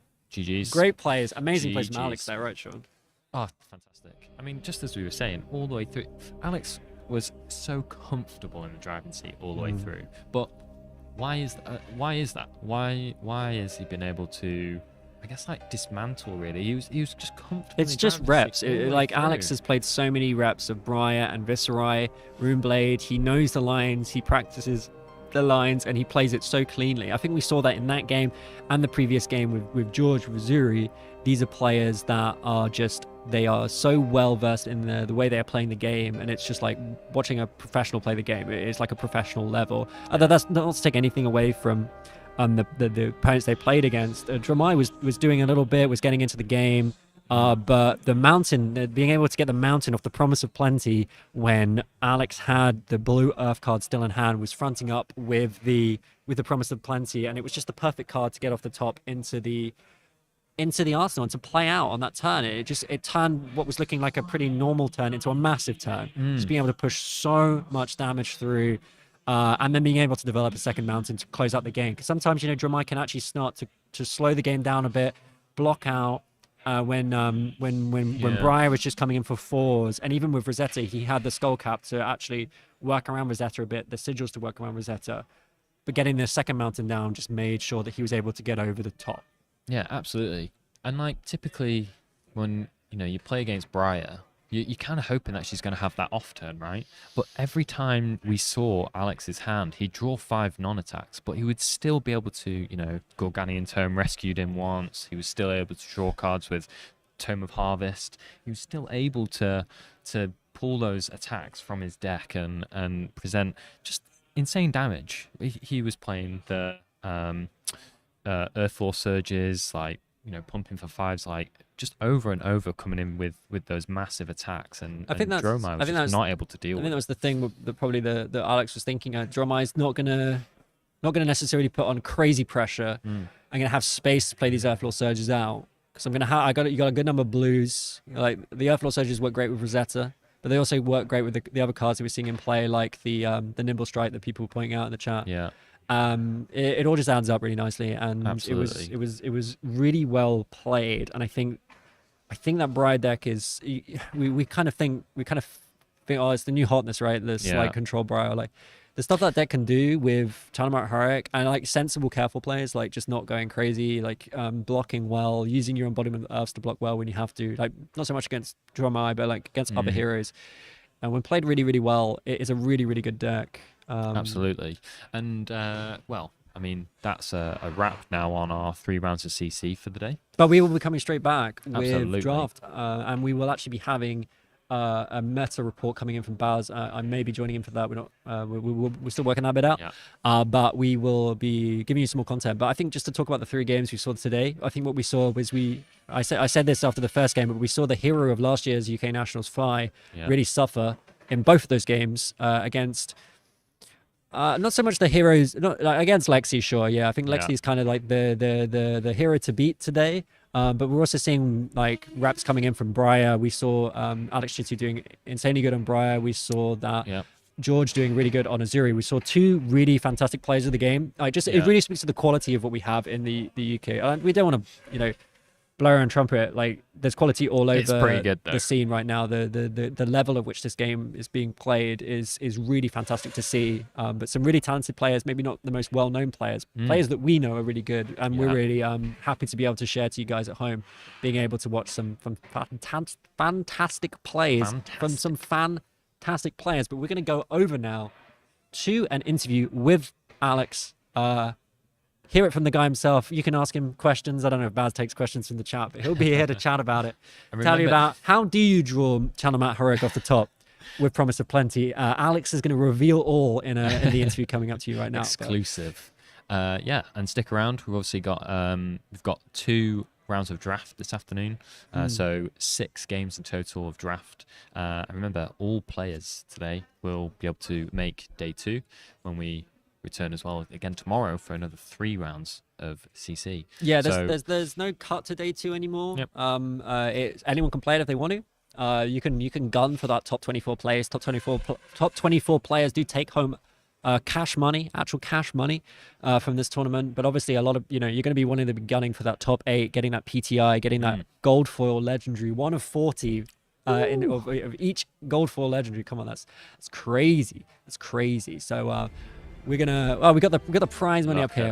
Look at that, US dollars. That's what you want right now. USD. Get a little bang for your buck. Those gold foil legendaries, man, are going to be worth way more than prize money. So, well, it's not a PTI anymore, is it? It's a Worlds qualifying invite. So that's been fantastic. I can see Alex Chitu walking to the table right now. So we're gonna cut away for a second while they set up, and we're gonna see you in a bit. See you soon. Thank you.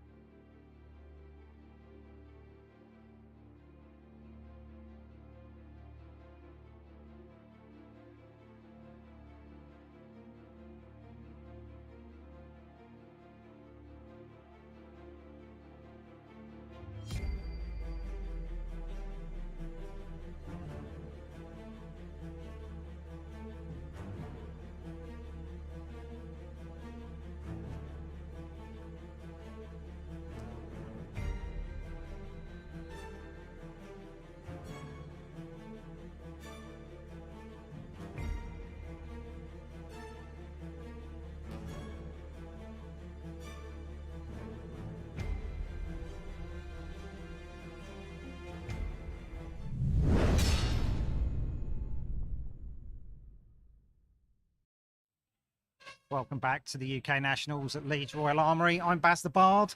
Winner, Alex Chitu. Oh my Thank you God, very that was much. good. Unusual for Briar. We've seen like Cheerios Briar.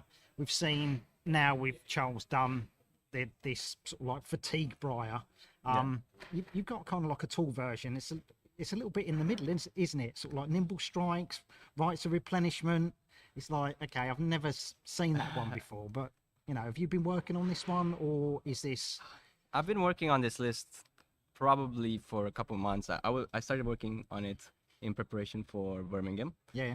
Me and my team, the London High Rollers, we had the Briar list that we're working on. It was based off a list that Shamir started, and then we sort of iterated that over months, right? Yeah. I wouldn't say it's in the middle. It's really closer to the aggressive variant, right? But there are some choices in there that you might think are fatigue style, but I would say the rights of replenishment aren't really there in most matchups. I'm just putting it into Dromai. You saw it now because it's a popper, right? I'm mostly concerned about it into Bravo, because one of my teammates absolutely destroyed me on fatigue Bravo. So since then I was like, okay, I have to bring this in. But in my previous matches, I have to say Charles Dunn is my best friend, because all of my opponents, I flip Briar, and they're asking themselves, which Briar is it, right? Yeah, totally. All of my I got the round one bye, really lucky. But my second round opponent is Alexi. Sharif, really good player. And from the start of the game, he starts asking like, oh, is it, are you gonna, because he put me first, are you gonna start with Channel Mal Heroic or something? Like, am I even playing Channel Mal Heroic, right? And he ended up playing Trench to try to hedge into if I was Fatigue Briar, right? And that gave me a little bit of EV into that matchup, because normally Alexi, if they know that you're a normal Briar, they might want to play Tunic. Helps, even though you're not. Have the Reaping Blade in your deck at all? Not at all. I've tried it before. When you present your deck, oh, I've got Reaping Blade on the front. What is this card? Shamir says go team. So Shamir, he's not here today, unfortunately. So yeah, amazing player, Shamir. So we know you're probably the best Viserai player in the UK. Oh, thank you. Like, you are, beyond doubt. I mean, the amount of sort of like top 8s, top 4s finals you made with Viserai. Where do you feel Viserai sits now? Because Briar's going at the international. Yeah. You know, this is a swan song. You know, everybody knew that she was going to be going soon. Everybody hedged their bets. It would be at nationals. Yeah. So what are you looking at post nationals? Are you looking at Vincent, or are you looking at Viserai? Because things are going to change. Yeah. Honestly, it's not looking good. At least with the cards that are in right now, that we have available. I've tried Viserai a lot into this meta. I've tried Vincent a lot into this meta. Into very good players, they don't quite get there because they have certain vulnerabilities that very good players can really exploit, right? Yeah. Viserai in this meta is really vulnerable to Warmongers, right? Whereas Briar, not as much. I mean, you saw the Warmongers play there. Yeah, I mean, you're still playing quite a lot of non-attack action. Yeah, that go again by themselves. Don't need necessarily a non-attack to get going. Right. And then Vincent, her vulnerability is that she's quite fatigable. It's very difficult to both have a strong, aggressive stance and at the same time be able to play around fatigue if the opponent knows what they're doing, right? Yeah. So really, I'm hoping that after Briar is gone, that they unban Duskblade for Viserai, because we have Warmongers now, right? So it doesn't really matter. I mean, there's counterplay. It's not a card that cannot be played around anymore, right? So hopefully, but if not, honestly, I might have to look at other heroes, because unless there's new cards, but we'll see in the next meta. Yeah, I mean, Bright Lights. Yeah, probably doesn't not. really seem like there's going to be many, Runeblade cards. Or maybe I'll play the new Runeblade, the Clevosen. Mech Runeblade. The Clevosen. So good to see you here. Well done. You are probably still seat number one after that performance. That's nerve-wracking. I'm gonna be in the best pod, so we'll see how it goes. We'll see with the standing soon where you're sitting. But yeah, pod one for the draft. Yeah, it's going to be amazing. It's going to be really good. Were gonna be a you stacked around pod. with Monarch draft to begin with? I wasn't, so I had to get a lot of practice in this draft format. Me and my teammates got just farmed the online because there's resources online where you can like Fab draft. where you can sort of practice, which is really good, particularly for me because in my general region where I am, there's not many drafts. People don't really like draft that much. So where'd you play? Rule Zero or Bad Moon? Which ones you did go to? Well, actually, I used to go more to Brighton. Oh right, okay. I thought you were London local. Well, I'm in between London and Brighton. Right? Okay, I'm right. closer to Gatwick, so you know it's Bit like difficult. it's hard, right? Yeah. Nowadays I can't really make armories that much anymore, but yeah, shout out to the Brighton folk as well. They're really cool. Yeah, so I mean, we see you at all the events like skirmishes, ProQuest. I mean, that's where you're getting your XP, and then basically you're staying on sort of like the reps through online play. Yeah. Nice. It's doing you well. It's doing Thank you you, really thank well. you, Well done. Right. Okay. So we're going to wrap this up. We're going to be back in 5 minutes. People are going to be getting ready to sit down and start drafting some first edition Monarch. Oh, May exciting. your pools be good pools. Thank you. See you soon. See ya.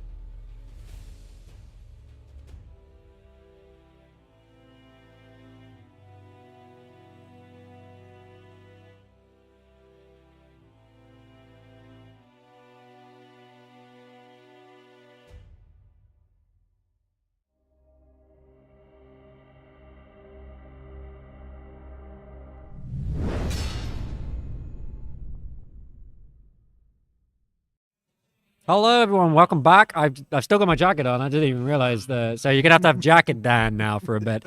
Currently, can't see it. yeah, you can't see the logo. What's the point of wearing the jacket? Baz, please. But anyway, enough of that. Welcome back, Baz. Welcome. You obviously welcome to the stream. You've been streaming all day. You've been interviewing the best and brightest of the Fab community. That's it, the winners. The winners, only the winners. Yeah, the people that are happy. Yeah, we don't interview the losers because they're always they disappear pretty quick after the games go. We've got a bit of time, Baz, haven't we, between now and the first round of draft, because they are literally in the process of drafting right now. Yeah, they've just sat down to the table. James, the head judge for the UK, has read them the rights on how to register decks, who's going to get penalties if they register it incorrectly. So everybody has been told. There is deathly silence across the hall now, apart from James, who will do the 30-second countdown. Yeah, so you might hear a little, pick up your packs, the classic pick up your packs line. Well, we're gonna hear that in the background, but we got a few things to cover, a few sort of like. We got some special stuff, and we're gonna move through the screens briefly. We are gonna see the meta. But yeah, we're gonna keep you busy. Oh, here we go. Look at this. What do you see, Baz? You kind of knew that Lexi was going to be number one, the top pick. It's a top pick everywhere you go. What is quite unusual is Azuri, and I mean Bravo has been a top pick, but Azuri has not really been a top pick. Recently. It hasn't, and I think Azuri is a good pick, because if you're expecting a lot of, it's a good meta pick. I think it really works against Lexi. I think Lexi doesn't like playing against the frailty tokens that Azuri makes, and the stuff that Azuri can do is really great. And I think picking up Azuri is a great idea for a tournament like this, where you're expecting a lot of Lexi. In fact, I'm actually even thinking maybe expecting a few more Lexi. I think maybe a few people have been put off Lexi because of didn't convert to top 8 at the calling, so maybe have moved off it. But 24 is 24, right? Yeah, but you've seen the last week's results. Like I touched on it, on the first match we had with Liam. Like Lexi in the UK didn't particularly convert very well, like you were saying. Didn't particularly convert very well at the calling in Birmingham. But last weekend it's changed a little bit. The Lexis have adapted to Icelanders coming in. We've had a little bit of a shift in their card makeup, and they've certainly performed last week. And they're performing today. It's a bit unusual with Azuri because she doesn't particularly have a great matchup into Dromai, and Dromai, he's going to be a top pick, and they tend to try and fatigue that one out. But, I think it's an interesting one because Dromais tend to struggle against metas with a high number of ninja in them. I know a few of the Dromais are a bit more confident into the ninja matchups than they used to be. But if we actually look, we've got 10 Katsu. We'll come back to Bravo in a second, but just because we're talking about Dromai, we do have 10 Katsu, 6 Phi, though we did see 2 Phi lose quite early on in the tournament in the first 3 rounds. But Dromai really doesn't like playing against ninja at all. So I think you're thinking is Azuri, well, if I run into Lexi, which I'm expecting to run into a lot of Lexi, I'm feeling very happy. And I'll let the UK ninjas deal with all the drama, right? And have a nice ride. And as we saw, Azuri really picked apart that 5 player as well. Really picked apart Stefano. So really well played. He's such a fantastic. I keep saying it, we've got some really clean players of the game. There's like a real professional aura to some of these players that we see, like Alex and George, where they just play it just so tight. But what about Bravo? Like we always see Bravo, right? Yeah, there's a lot of people that move from, they are Guardian main. They've come off Oldham, stuck with Guardian. Maybe they've watched, Pablo's game that we did at the call-in. He then did a load of deck text with you guys. He did it with Arsenal Pass, talking about Bravo, the matches, and what you should take. And you know that Bravo is always going to be a big pick. Yeah. He's got some fantastic attacks. He can weather the storm. It's whether or not he can, sit behind Anathos and sort of really punish your opponent. But and Bravo's always been like second best, right? Year 1 UK Nationals, we had George Roger finish second against Matt Fox playing Bravo. Year 2, we had the one that George won. He was on 5, beat a Bravo in the final. Oldham, didn't he? Oh, maybe it was an Oldham. Yeah, Oldham. It was they were playing. Thomas Hull was they were playing like Bravo. Those Oldhams. I remember Thomas Hull's Oldham was like there was nothing nice about it. It was just hitting you with big attacks. It sucked.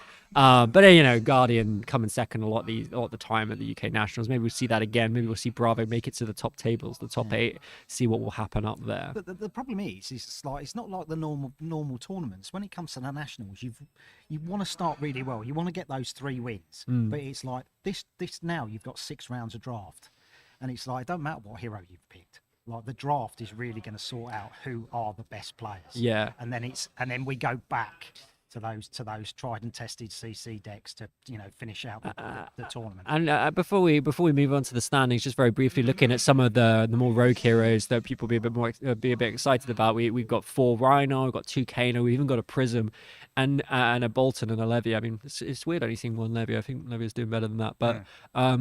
The thing about that is with the draft is that those heroes can gravitate to the top, even though they might not have done super well in the first 3 games. Maybe they won 1, lost 2. If they then go on and win 6 games of draft, suddenly day 2 you've got you're coming up against a Prism, and you're like, how did this get here? Yeah, I was expecting a few more Briar, especially sort of like we saw the US now. Charles Dunn doing really well.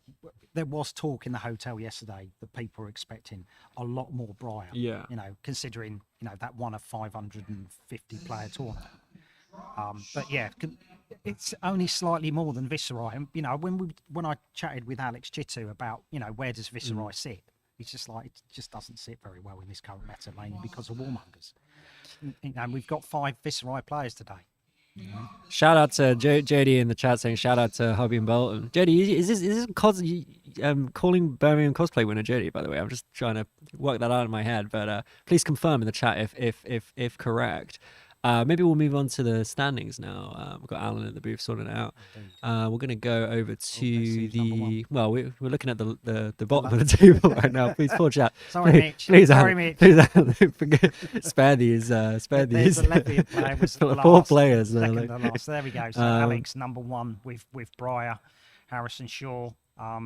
Always see him on the meta report. Always playing Katsu. He's yeah. Oh, he plays Dash as well, doesn't he? So if we could, it was Jody. Yeah, Ninja represent absolutely. If we could get back to the first page, that would be really good. Just to look at the top 16 or so, just to see how those players are doing. But we did see Alex Chitu go through on 3-0 with Briar, just showing, but kind of playing a more traditional Briar build. It looked that to me. I mean, did have the rights of replenishment in there, a bit more recursion maybe, but he was playing zero cost, trying to do traditional Briar stuff. Right, yeah, but it's nice to see sort of like nimble strike, nimblism. You haven't really seen that combo, even though it's always been there since Welcome to and here we go. If we had a little look here at the top 16, we're seeing a few Lexis, we're seeing a few Ninjas. We actually saw a Phi there.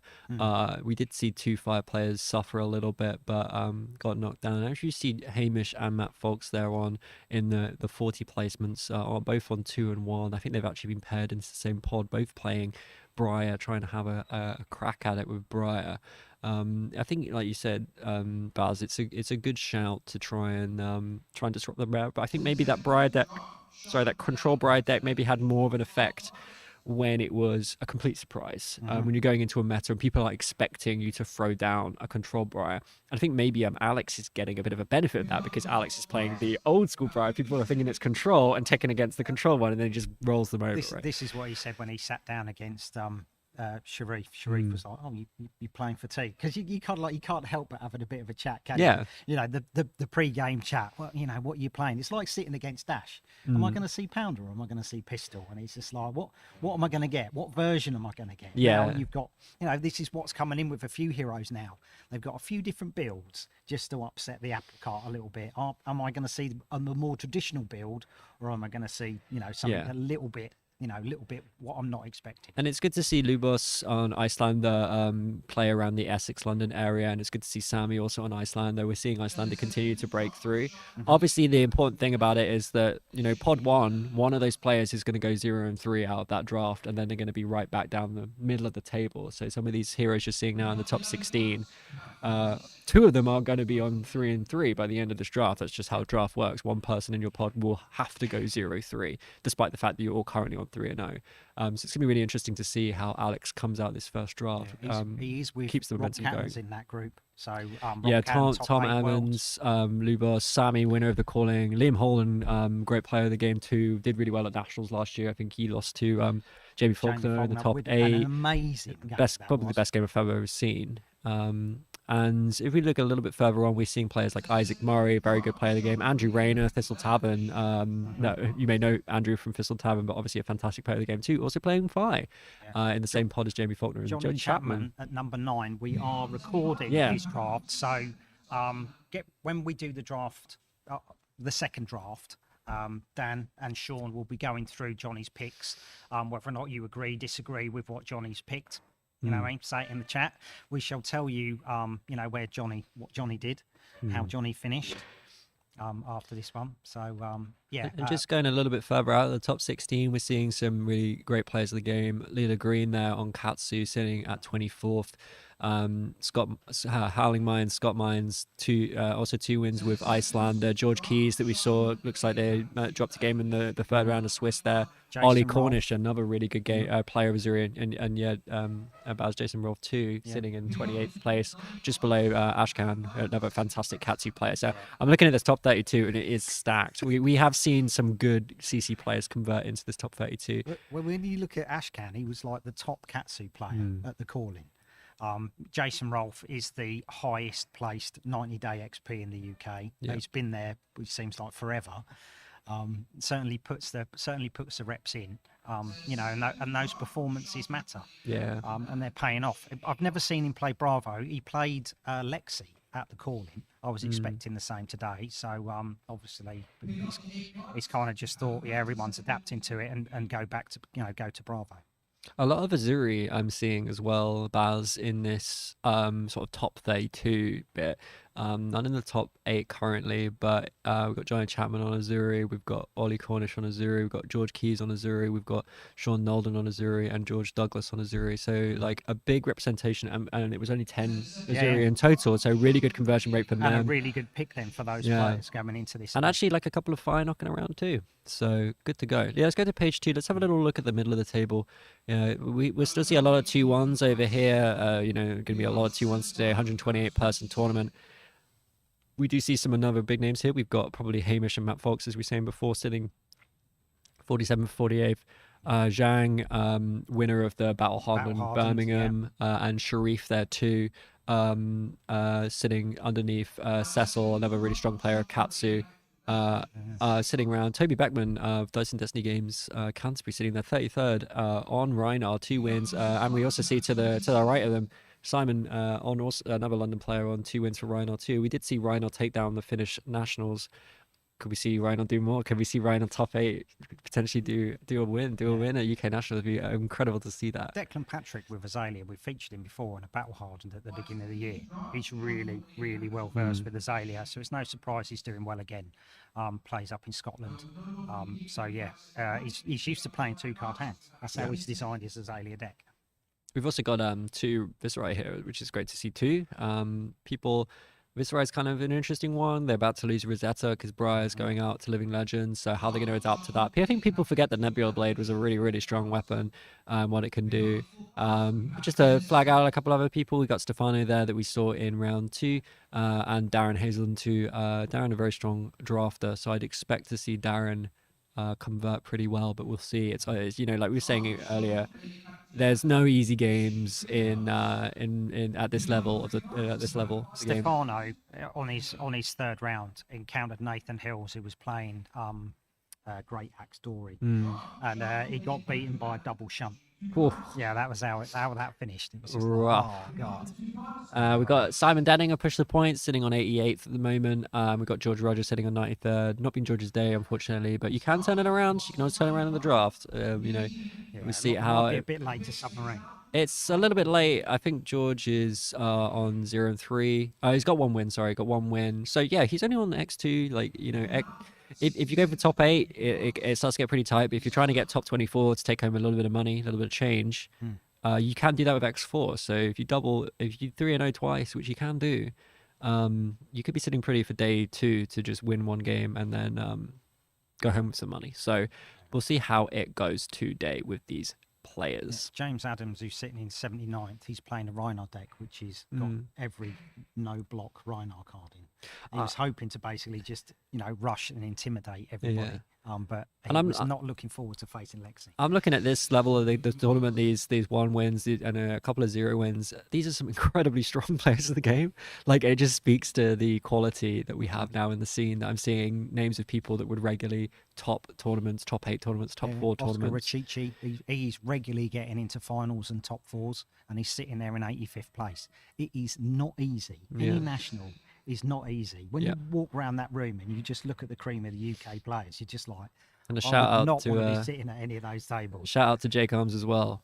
The sole Prism player, the only brave illusionist left. She's actually playing Prism. We're sitting on 1 win. Let's see how he gets out of the draft stage. We were looking at him for round 2. We were like, let's get the Prism on. We were like, get him in quick before. Before it goes wrong. We looked at Purple Fox standings and just went, we won't be getting Jake on, unfortunately. But Prism just not quite firing at the minute. One of the new heroes, and it's nice that they haven't made the character super strong from the get-go. You've got to work out the puzzle. The puzzle of Prism is not Luminaris. That was the thing with with original Prism was never super strong coming out of the gates. It took the blue auras and some of the cards from the expansion sets that came out to really make Prism what it was. And you know, we'll see support for Prism. It's a very popular hero of the game, but it can be quite oppressive. And I think, you know, it's, you know, the meta at the moment is very open. There's no real, I mean, Lexi is probably the strongest hero, but there's lots of ways to counter Lexi. Just the fact that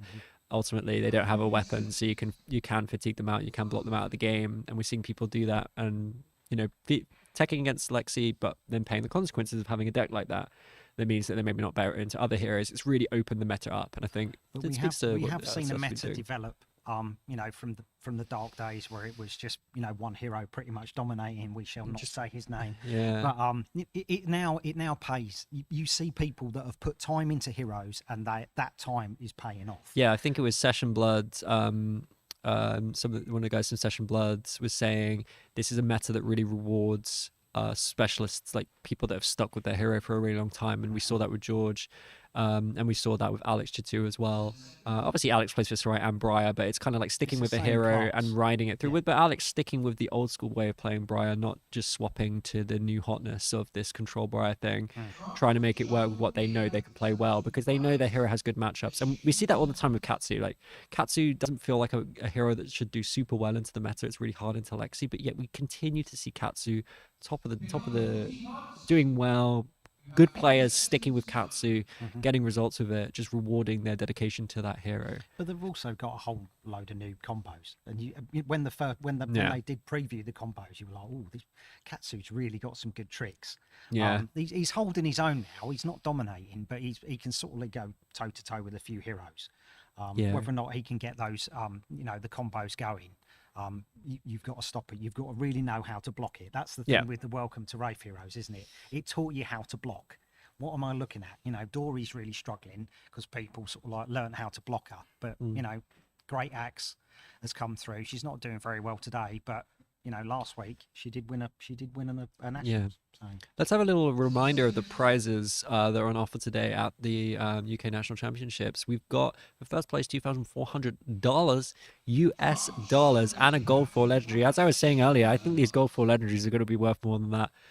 They kind of are already, some of them. They're one of 40 of each particular legendary. So you land yourself like a Gold 4 Mask of Momentum. I think that's what Pablo picked up from the Calling Birmingham, a Gold 4 Mask of Momentum. You're sitting pretty. Those cards are going to be worth a lot of money one day. But you do also get your World Championship invite as well. Yeah, which is going to be November 15th. And then the prize money goes down. I mean, you know, top 8, we're talking World Championship invites. You don't get a Gold 4 Legendary unless you top 4. Is that correct? That used to be you got it if you top 8'd, so they changed it up. You got to work hard. You got to work much harder these days. It's more competitive. There's not many of them left. So, but the other thing to remember is 9 to 24. If you are taking home $225, that's going to pay for your hotel, going to pay for your travel, pay your hotel. Not too shabby, and it's always nice winning money in a tournament. It's a good feeling about it. Going, I am in the top 24 of the country. That's nice. It's that feeling. That's it, isn't it? It's like, yeah, technically you can call yourself a professional trading card game player, right? You're making money, making some money, right? Okay, let's get up to the meta report, shall we, Baz? I saw you working hard on this last night. Yeah, so. I was working till like 1 o'clock. Everyone was talking in the bar. I got my laptop out. I was just like, "What are you doing, Baz?" Alan wants me to do a meta report, so here we go. So, for those of you that don't know, on my channel I do a meta report. It covers the latest tournaments, especially in the UK. So I'll do like a whole skirmish season. I'll do like the ProQuest season. I'll do the nationals. It gives a shout out to basically all the UK players. You can see how the meta shifts from basically the north of England and Scotland. I cover Ireland as well. Their nationals is going on today. So best of luck, guys, everyone in Ireland. And we can see how that changes. Like up the north, we saw in the last one, the skirmish, Chain dominated. You come down south, it's completely different. Completely different. And you know, England's not that big. No, it's crazy how the meta shifts, but depending on the location, right? So this is basically, I took this. 19 nationals went on last week, and they had the call in at Las Vegas as well. So this is basically, I used the Fab article that listed all the top 8s, and I took the call in information as well. So these are the top 6 most popular picks that people have taken. So obviously, you know, Lexi's going to be there. The unusual one was Dash. Yeah. She always comes up. It's just like she's probably the most honest hero now. She hasn't got many on-hit effects. It is, you know, literally, you know, you get across a Dash player and they are loving life as long as the boosts are working. And as soon as the boost starts sort of like falling apart a bit, it's like the steam's coming out the bottom. Yeah, and it's like they've got, like, I think you said this earlier, Baz. It's like you don't know what they're going to play at the end of the day, what they're going to put down. So it's hard to sideboard against them, whether they're going to go control, whether they're going to go super aggressive against you. That can throw people off. I've always thought, like you said, it's like a very the hero's kind of like known. You kind of know what you're going to expect with Dash. You know they're always going to be running Mechanologist cards because they want to be boosting all the time, or they want to have a consistent deck. So you kind of know what to expect. But it does well at tournaments. It seems like it's consistent. Maybe it speaks to the, like, a lot of people who've just been playing Dash for such a long time. They're very well versed in the deck. Yeah, but the banish zone, you can haunt you a bit when you're boosted and you see one of those cards go in there. You try not to wince when one of those cards that you really wanted out, like an induction chamber or sort of like a plasma purifier goes in. You're like, I'm trying not to make it look like that's affecting me. Or they're like, like a high octane or something. It's like, ugh. Like, okay, yeah, everything's fine. Sort of like Dash, you have to change your plan depending on what's gone into your banish zone. But she can be forgiving if you can get the induction chambers out. You can get your pistol rolling. You know, you can really get it going. We are currently pick 6 in pack 2. So let's go on to what heroes made the top 8. Okay, so this is all the heroes that made it into the top 8 from the 20 events from last week. Okay, so Lexi, you know, she obviously has been the highest pick, and she's had a fantastic conversion rate into the top 8. You know, even Dash at 12. What is quite surprising is Bolton's in there. Sir Bolton has made it in. Vincent, you know, after talking to Alex, he was just like, she needs a few more sort of like cards, because you can be easily fatigable if you know what you're doing. But you know what I mean, there's the what you would, you know, think. Lexi, Icelander, Dromai, Bravo, they're all there.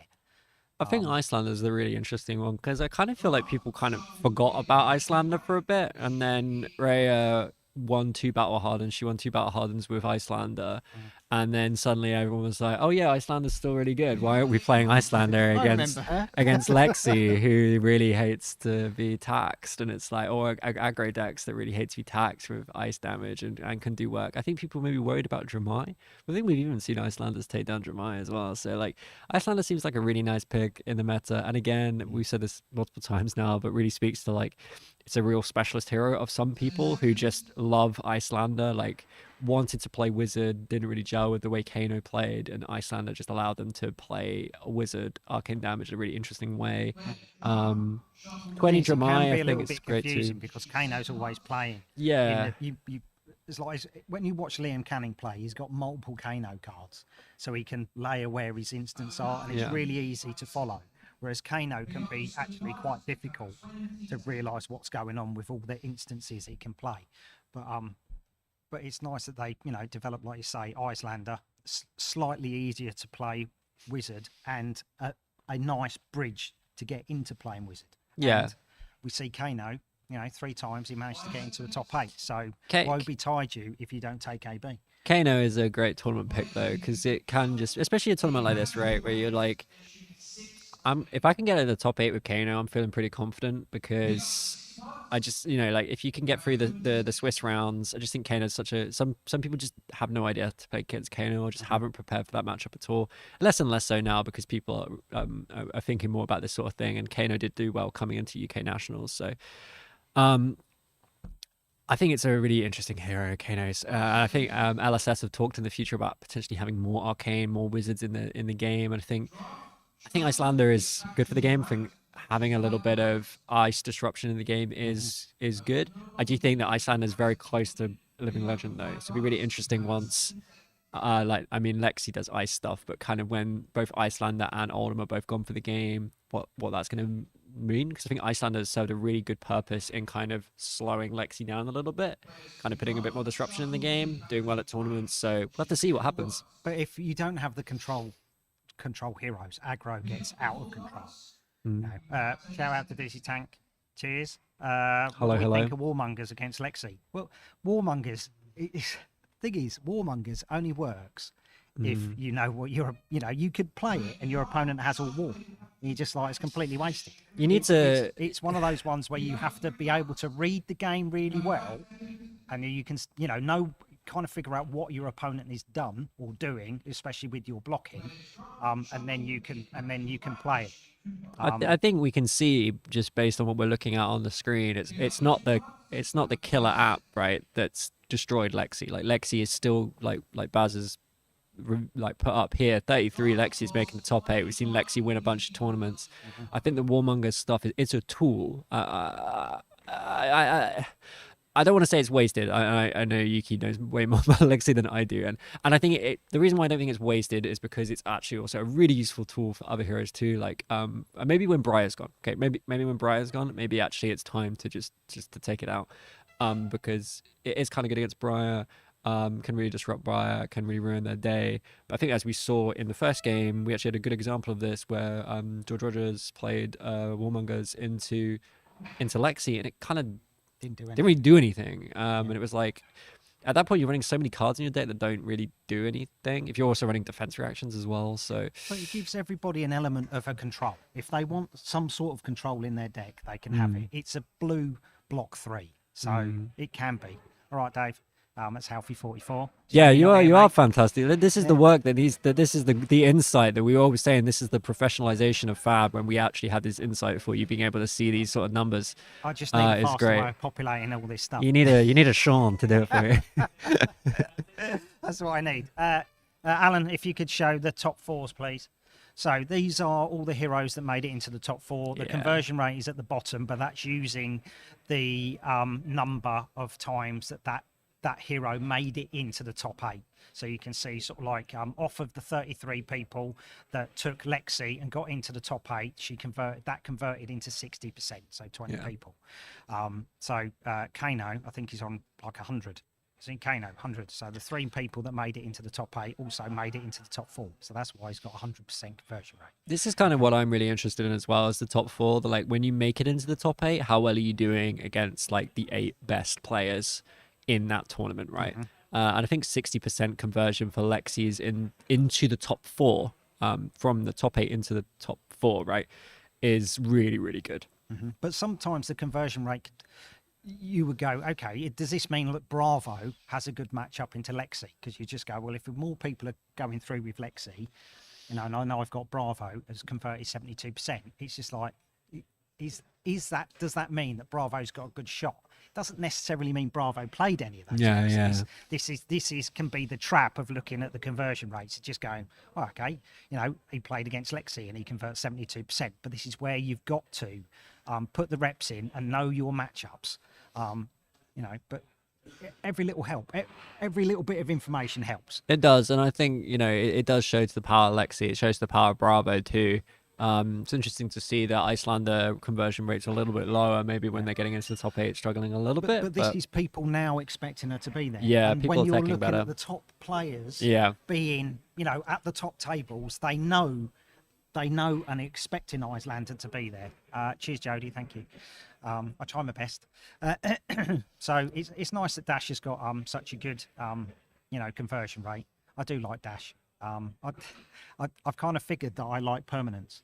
Yeah, it's taken me a while, but it feels like you're cheating. I saw someone in the chat, Lee, saying in the chat, start with Arachnid, like the Riptide, and then Prism being cursed because those heroes aren't doing super good. But I wanted to reflect on that a bit and be like, if you got into the game and welcome to Wraith, you're seeing a Katsu here, you're seeing a Dory here, you're seeing a Bravo here, you're seeing a Rhino here. Like, it's such a testament to this game that the heroes that came with Welcome to Wraith are still relevant and are still getting to the top 4 of national championships and getting to the finals and winning national championships like Bravo. And I think Katsu's won one as well. Maybe, don't know. We'll find out. We're gonna find out. Kind of jumping the gun. Jumping the gun. Anyway, I just think it's so good for the game. Like these heroes that have been around for ages are still relevant. It's not like, it's cool. It's really good. I know Rhino won one. because Finland, best country ever with Rhino. Maybe we can move to we got the we got the finals. Who made it into the final? Ooh, there we go. Right, okay. So 45% of all the Lexi players made it into the final. She has changed. We said it before. She wasn't doing that great in the UK. She wasn't converting. She'd get into the top 8, but she wasn't converting. But now she is. A slight change in the makeup of her deck, especially to combat the Icelanders that are coming in. But yeah, still, 3 Kanos made it into the final. Kano's a pretty cool hero, pretty hot hero, I should say. But I mean, look at those Lexi numbers, though, right? It's so good, right? So many Lexis making. I mean, we know that Lexi's won a bunch of tournaments, so obviously that makes sense. But again, we're seeing Dory, we're seeing Bolton.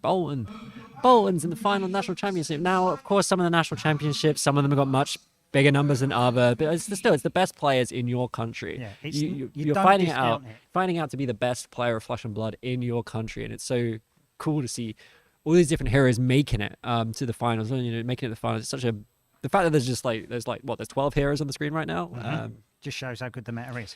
Yeah, you might say it's dominated by Lexi. She's the most aggro character, aggro hero. But look at that. There's 12 different heroes that made it into the finals. Yeah, and she didn't win every single one as well, as we will see, I'm sure. But she's doing well. But maybe have we got the actual winners? Of course you got that. Why do I even ask? Look at this. You got to be thorough. That's what you got to be. Okay, so we got 8. Really good conversion rate for Lexi. She's awesome. Ending up at 24%. Yeah. That's really good. But also look at the sort of breadth of the number of heroes that we're seeing winning national championships in the world. Which is good. So this is 20 events, and that is 9 different heroes across 20 events. That is a fantastic meta. And Briar was the US one, right? So that was like hundreds and hundreds of people. Yeah, totally. So that's crazy. And I think Australia was Dash, I want to say. Yes, it was. Which was the other 128 player one. So let's talk about Dash a minute. Yeah. So it did win in another country, but the one in Australia, Sam Sutherland, he could take the title of he is the best Dash player. Best Dash player in the world. Better than Matt Rogers, Baz? Well, the thing is, he can sit. He wins tournaments now with Dash. I think he's called Golden Dash on Discord. Golden Dash, I love it. But when you see sort of like top 8s, and you see Sam Sutherland, it is always on Dash. Yeah. And with the new sets coming out, it's all support, right? Someone that I think is going to be someone to watch at Worlds. He is really good with Dash is in a good spot, getting a lot of support coming up with Bright Lights. We may have a little chat about that if we got time, but a lot of support coming for Mechanologist, and I think Dash is going to go from strength to strength. I've always been a bit of a Dash doubter, but there's always somebody out there trying to prove me wrong, trying to say doing great. Bolton Championship with Slovenia, 12-player national, still 12 best players in Slovenia, right? And it gets bigger. Like UK nationals used to be 96, was it, for year 1, and now we're up to 128. Just grow the game. It's pretty sweet. Still got to win. Winning tournaments is hard. The thing is, it's because you can play on Talishar, you're playing globally. So it's not like you're just going, okay, I'm only playing against a few local guys in a country. So if the guy, the person who won on Bolton, they had to put the reps in. There's a lot of people who just went, you just wanted him to do well. All these new cards, all the new abilities he's got, it hasn't quite meshed together. Sort of like in the bigger countries, you would say. But sort of like if Bolton is your jam and you've won with it, fair play. And we saw some Boltons do quite well day 1 of calling Birmingham. Didn't quite make it day 2, but we did see some big upsets. We saw Finley from Dyson Destiny and Canterbury beating Matt Rogers live on stream with just a classic Bolton kind of build, nothing wild, And they had Emlyn, who played against Matt Rogers and Dash. He played. Was that one? He did play with Bolton. He did, but it wasn't against Matt Rogers. It was against Lexi. I think they just sort of shut them down with like a controlling Bolton build. So, but playing Bolton in different ways, playing heroes in different ways, just trying to explore what can be done in Fab, what is good against the meta at the moment. If Lexi's best deck and format, what am I going to do to beat Lexi? And there's ways to do it. But with Bolton, I've had this chat with Hamish because he turned up at an event with Bolton, and there's a lot of people who just go, "What's he do?" And you can take a character that is, you know, you could say he's sort of like mid-tier, but if you don't know how to play against him, he will do very well. It's just like, you know, especially if you've taken a deck with loads of, you know, attack action cards, you're basically giving him gas, and letting him do what, you know, letting him do what he wants to do by giving himself go again from charge cards. Okay, so that's the meta. Lexi is dominating. She is the last remaining Tales of Aria character. Yeah. That hasn't made it to the lofty halls of Living Legend. She's not going to make it through this national season, but she's certainly going to pick up a lot amount of. Yeah, she's not going to go LL this national season, but she's going to be picking up 40 points pretty much every time she wins. So she'll get there.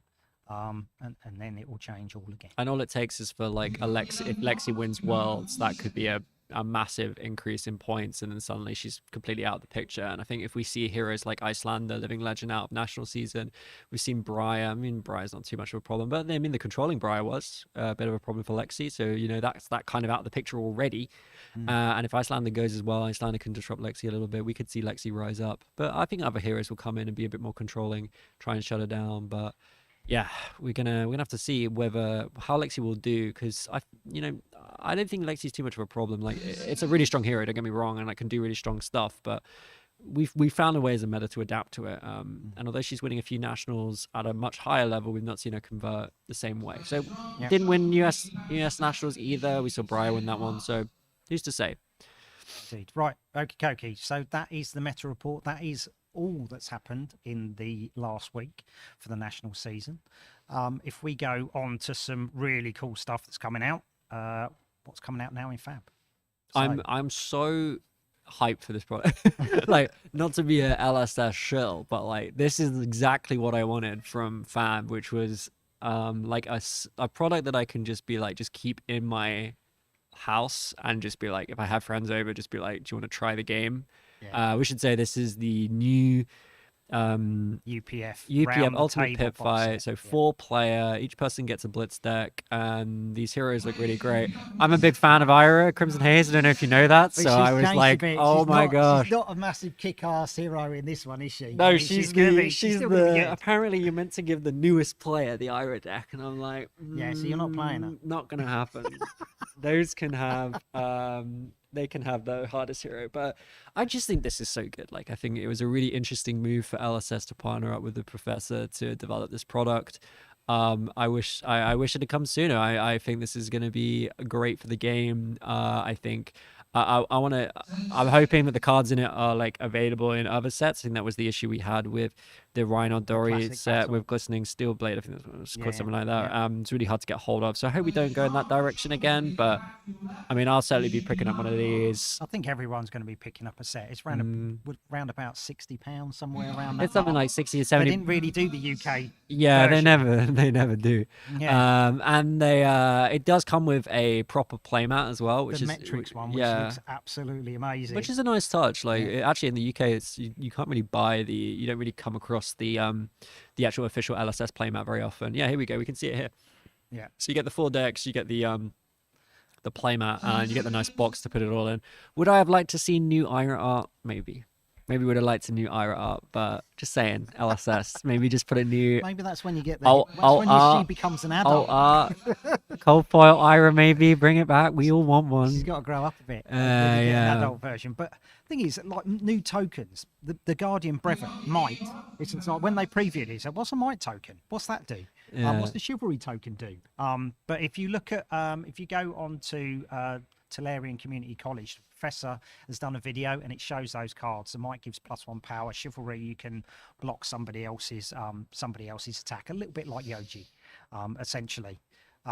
But I mean, there's some interesting builds like Melody. I was looking at Melody, the Bard. Obviously, you know, I would like a Baz the Bard, you know, a Bard character. That would be quite nice. Obviously, I'm not big enough to get that yet, like the Professor. Just change your name to Melody, mate. You're done. Job done. Just start dressing like that. You ain't got an issue. Yeah, indeed. I've got to learn how to play a violin as well, but or jinglewood, as we shall say. But it just looks really interesting. You know, why would you beat up a character that's basically going to give you loads just of helping you out? Just helping you out, right? Yeah. You're going to go, you're playing really well. You'll be fine. I just love the fact awesome. that you can attack with your violin, and if you do, it smashes. That's so good. You just smash a violin in someone's head. So good. That's so thematic, and I love these cards. The card art on these cards is insane. It's so nice. good. So nice. Great job. Great job. Even yeah. the Matador card where she's got the sort of like Yeah. it looks brilliant. Absolutely brilliant.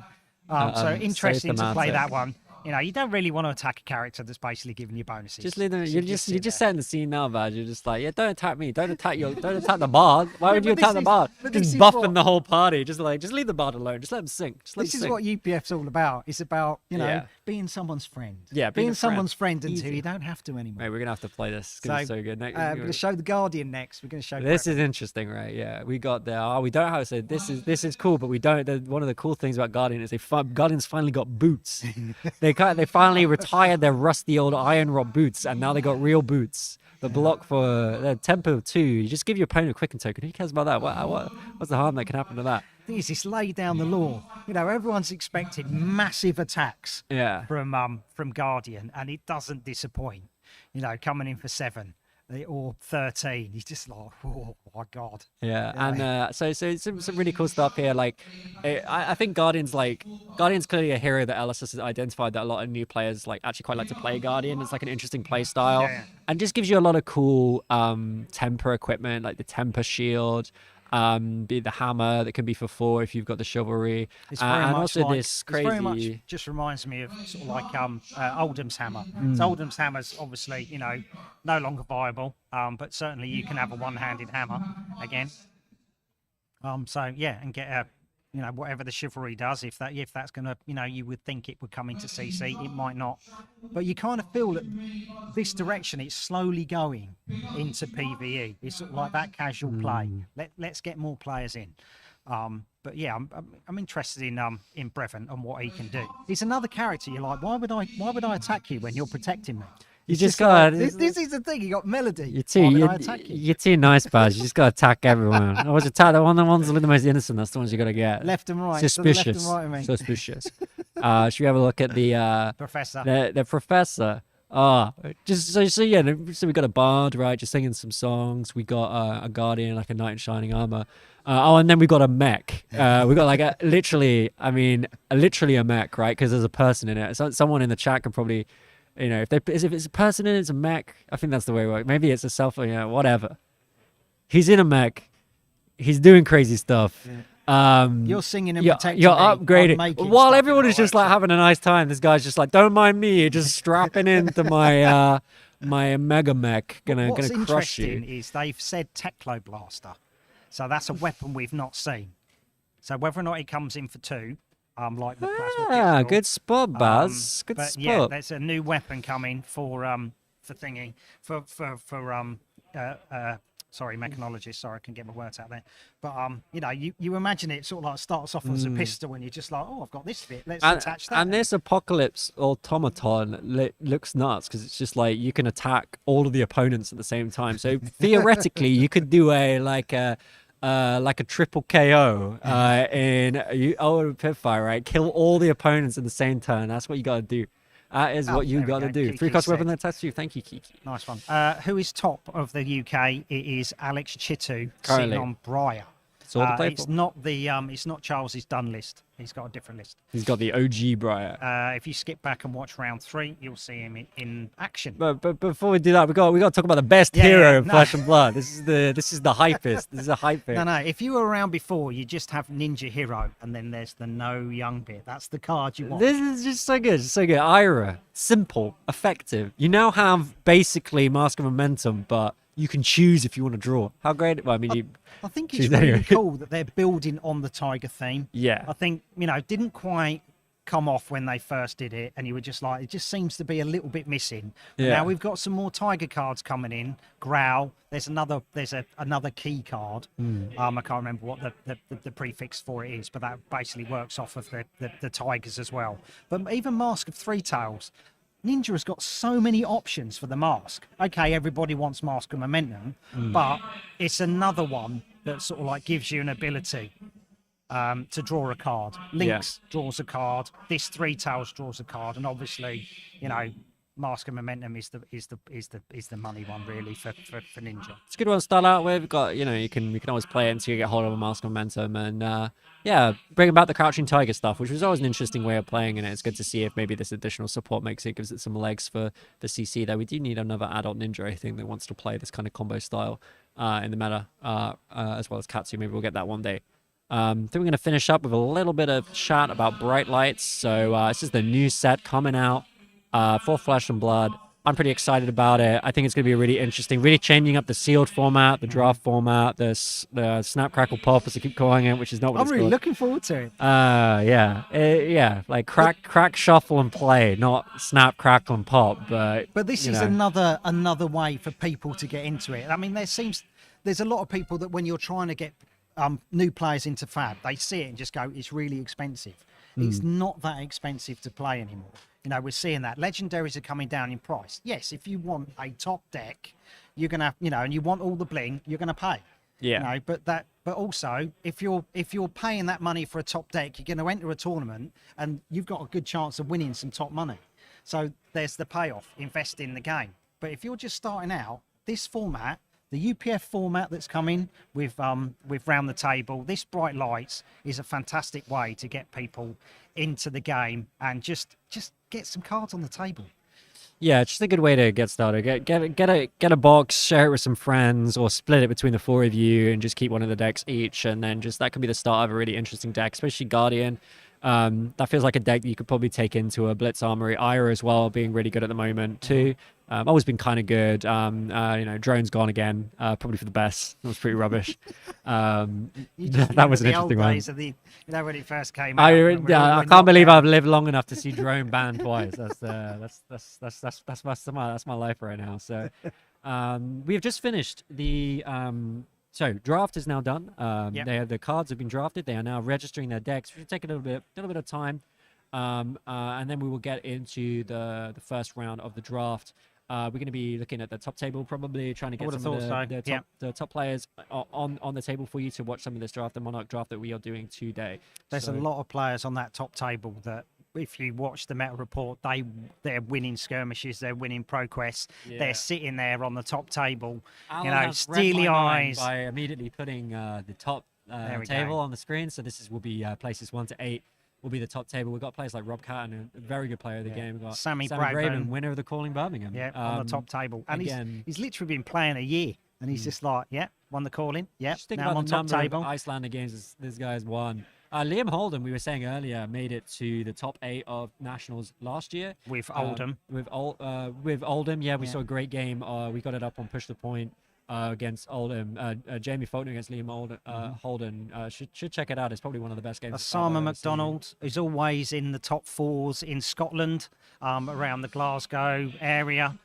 Tom Evans, he wins tournaments down in Southampton at boards in the city. So... But let's not forget about Alex Chidu sitting number 1. Yeah. Had him up on stream, playing Briar, playing a very traditional, classic Briar. Maybe he's got some tools to try and be a bit more fatiguing against Lexi. We haven't seen it yet. He was playing up against Dramai, so probably wanted to play a bit more aggressive. But let's not forget this. We got this top pod, but we've also got pod number 2, where we've got another 5 of the players there. We're also 3-0 going into this. Players like Isaac Murray, Andrew Rayner of Thistle Tavern, and Jamie Faulkner, Johnny Chapman. We could talk about what what we're kind of looking for in the draft, but I think you could when we cover Johnny's game. Yeah, that'll be a good point. What's going to be your pick one, pack I think one. It'd be good to see. Again, when we get into the first game, we'll have a look at what the cards have been picked. Monarch has been around for a while, right? Like it's the first Nationals draft that we did in the UK was Tails, so that was the set that came out. The draft set after Monarch, but we did a lot of Monarch drafts as we were coming out of lockdown. Did a lot of Monarch sealed. A lot of the old school players of the game did a lot of Monarch draft, did a lot of Monarch sealed, know the cards very well. But we got a lot of new players coming into the scene that maybe didn't know Monarch that well, or you see them playing Levia and being like, what do I do, right? Like, why did none of my cards block? And like these are the questions you'll have to go through as a Fab player when you're Monarch drafting for the first time. But the thing is, when Levia, is not going to be a popular pick normally, but we've seen players, like especially through the skirmish season, who, like Jason Rolfe, he won a skirmish with picking Levia. and you're just like, okay, people are understanding how to do it. I particularly wouldn't pick loads of sort of like the blood deck cards. Maybe go for a pound and stuff. So you're still getting the strength 6 cards, but not racking up on blood debt. Whereas, a player far better than me, in Michael Hamilton, when you saw him on the US Nats, he just went blood debt crazy, and at the end of the game he had 18 blood debt and managed to win. It's just you can't win. You've got to know how to play it. I mean, I can see Kiki in the chat, because I remember I'm pretty sure this was you, Kiki. I remember something around you getting swing with big tree or swing on big tree, and something from like some Levia draft that you went like 3-0 or something. I remember that back in the deep dark days of like, I think I just joined Twitter or something, but Flesh and Blood. But that's such a random memory, but it just shows that people can win with Levia, and do win with Levia, and like you get the right draft, you can make it work, and if you can take it. It's all about playing your seat, drafting the deck you need to draft, and we got heroes that are tricky to play. Like I think you maybe even Chain's a bit harder to play. Like you gotta you run out of deck.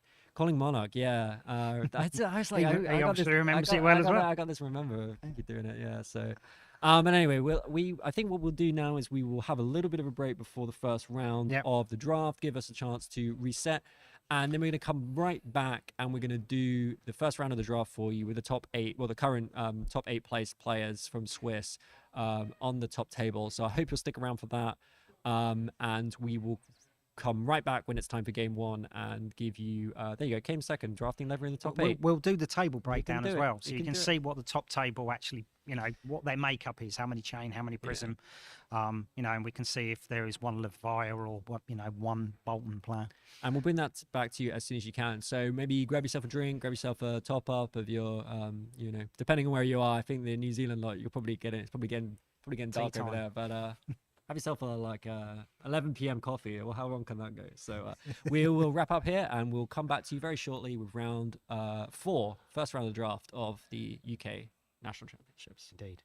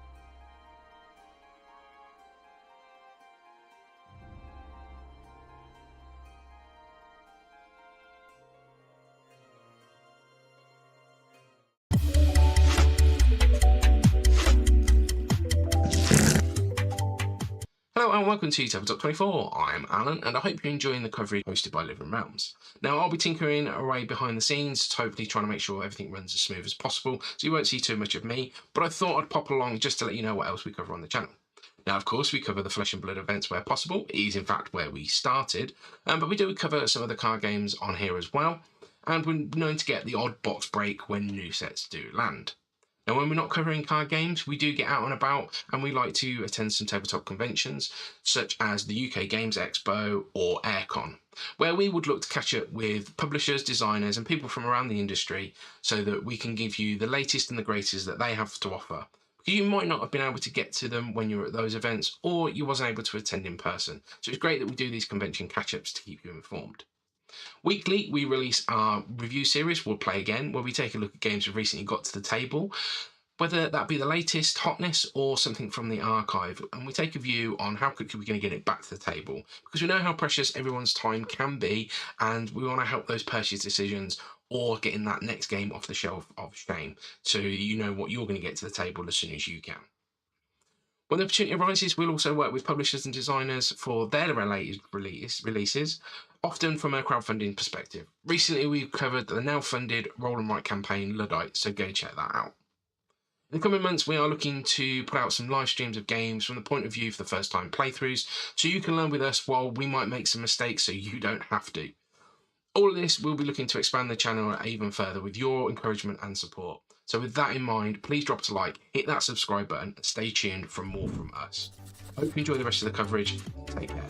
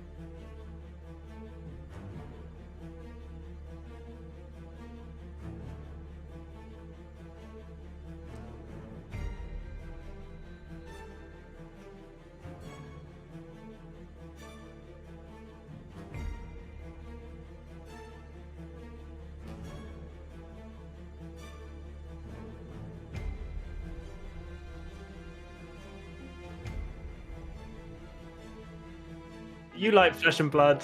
Yes. Do you like hairy British men? No. I Do you do. like beer? I do like beer. Come and join us on Push the Point podcast. Wow. Wow. What an offer. We do deck techs, we've done vlogs, we've done interviews with very, very cool people from the Flesh and Blood community. We've got a wide range of different content that you can tune into, and I pretty much do most of it, and these two just freeload off the back of me. Don't just ask us, ask our amazing patrons with back. What do? We drink beer. We tell you all about our decks. A semi-terrible internet connection. Why would you choose Push the Point over Arsenal other Pass available or Steel First Speak? Do you want to listen to something decent? Then tune in to anyone else other than us. Nailed it!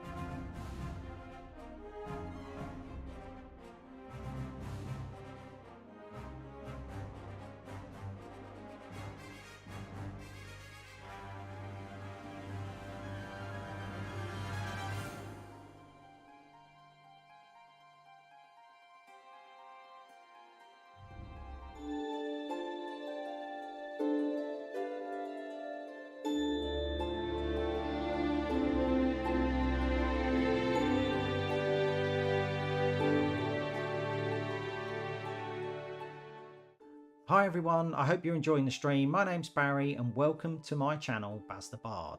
So when I'm not with Alan at Tabletop 24, what do? Well, let's see. I bring Armory games every week from the heart of Northampton Flesh and Blood community at Manuscrew, where we try out the latest decks or just come with a load of jank, but the main thing is we're having fun. But as the gaming season change, I take my trusty camera and tripod across the UK and bring action from the top cuts, be they Skirmish, Battle Hardened, ProQuest and Road to Nationals, and this showcases some of the very best players that we have in the UK community. This then feeds into the UK and Ireland Meta Report, and with my co-presenter James Ashall, we bring you all the weekly results of the event season, so you can see what heroes have won from each store. So if you're heading to a particular part of the country, you will know what meta you are heading into, so you can fully prepare for the tournament ahead. Take part in Question of Fab, so you can test your knowledge of Flesh and Blood. We also follow the best sellers on Card Market, so you can see how the meta is progressing and what heroes players are potentially building towards. So that's a whistle-stop tour of Baz the Bard. If you see me in an event, come and say hi. And you can't miss my white hair, it shines like a beacon across the gaming room. Join me on my channel, like, subscribe, become a Patreon and help me bring the very best of Flesh and Blood gameplay from across the UK to the world. Before I go, I wish the players the very best of luck today and hopefully I'll see you in front of the camera. Glory awaits. Take care and enjoy.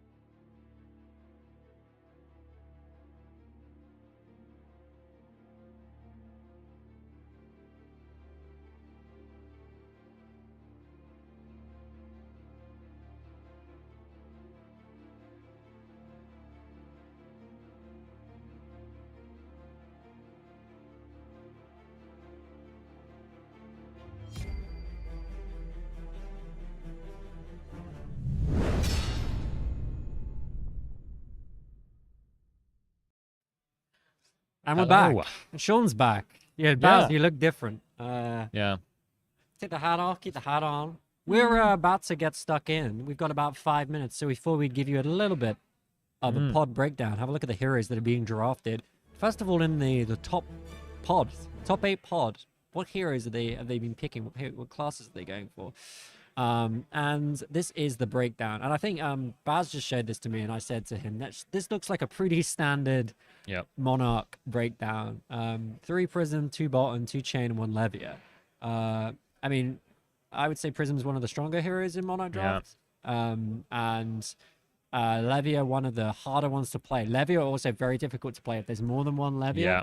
And this to me kind of looks like these are the top players, right? They know how to draft really well. They seem to have read their seats kind of well. You've got to see the decks, but that's what it looks like to me, Sean. Yeah, absolutely. Now, I was keeping an eye on one of the draft, actually. It was really interesting, particularly to see, well, I guess maybe to start off with that 1 Levia. That 1 Levia player is certainly going to be very happy to find out that they are the only Levia in the pod. Otherwise, God, dividing up some of those the Levia or the Shadow Brute card pool amongst more than one player is really rough. It also means the other thing with like 1 Levia is that generally means there might be a few more 6-power generics knocking around. There hasn't been 2 Levias like hoovering them all up for their decks. So it might mean that the Chain and the Bolton player might have a few more 6 powers. The Chain might have a couple of the Shadow 7-power one that can be good for shutting down a Herald and trying to slap back with a big turn of their own. So hopefully you freed up a bit of space for the Chain to get some disruption against the Heralds, the Phantasm Heralds of the 3 Prisms. Yeah. And I was watching Johnny draft his Chain deck, and he was certainly able to pull out some of they're called the Shadow 6-power yellow. I can't remember the name of it off the top of my head now. But I mean, obviously, it just get a few of them in the deck. It'll certainly protect you against that in that Prism matchup and make it a lot easier. I think 2 Bolton though, I think is pretty good. I think people underestimate Bolton. Like there's a lot that Bolton can do, especially if they get hold of a couple of V for Vanguards. Like and sometimes there's even a Lumina going around the table. I did hear tell of a Lumina that completely wheeled. Nobody wanted, so that's an interesting pod. Maybe we'll see a bit of that pod 3. Yeah, nobody wanted to play Bolton, so everyone I avoided think Bolton's the pretty Illumina. decent. It can really do well. It can be tricky against Prism, but I think if you get enough of these, you can do the stuff. So two Bolton. No, it would be nice to see how the Bolton does. I think we might get a Bolton on stream depending on who we get up for round 1. Chain is quite a difficult hero to play in Monarch because it's once you start in Monarch draft, once you start soul shackling, it can be quite tricky to run out. You run out of deck quite easily. When you soul shackle, you banish the top card of your deck equal to the number of soul shackles you have every turn. So once you get up to 4 or 5 shackles, you're running out of deck super quickly in Monarch. It is a 15 card per pack draft. So if you've been playing Flesh and Blood recently, we've had 14 cards to draft, but in Monarch it was 15, so you do have 45 drafted cards, so you can have a relatively big deck, but even then if you're banishing 5 or 6 cards a turn, you're going to run out of cards very, very quickly. Yeah.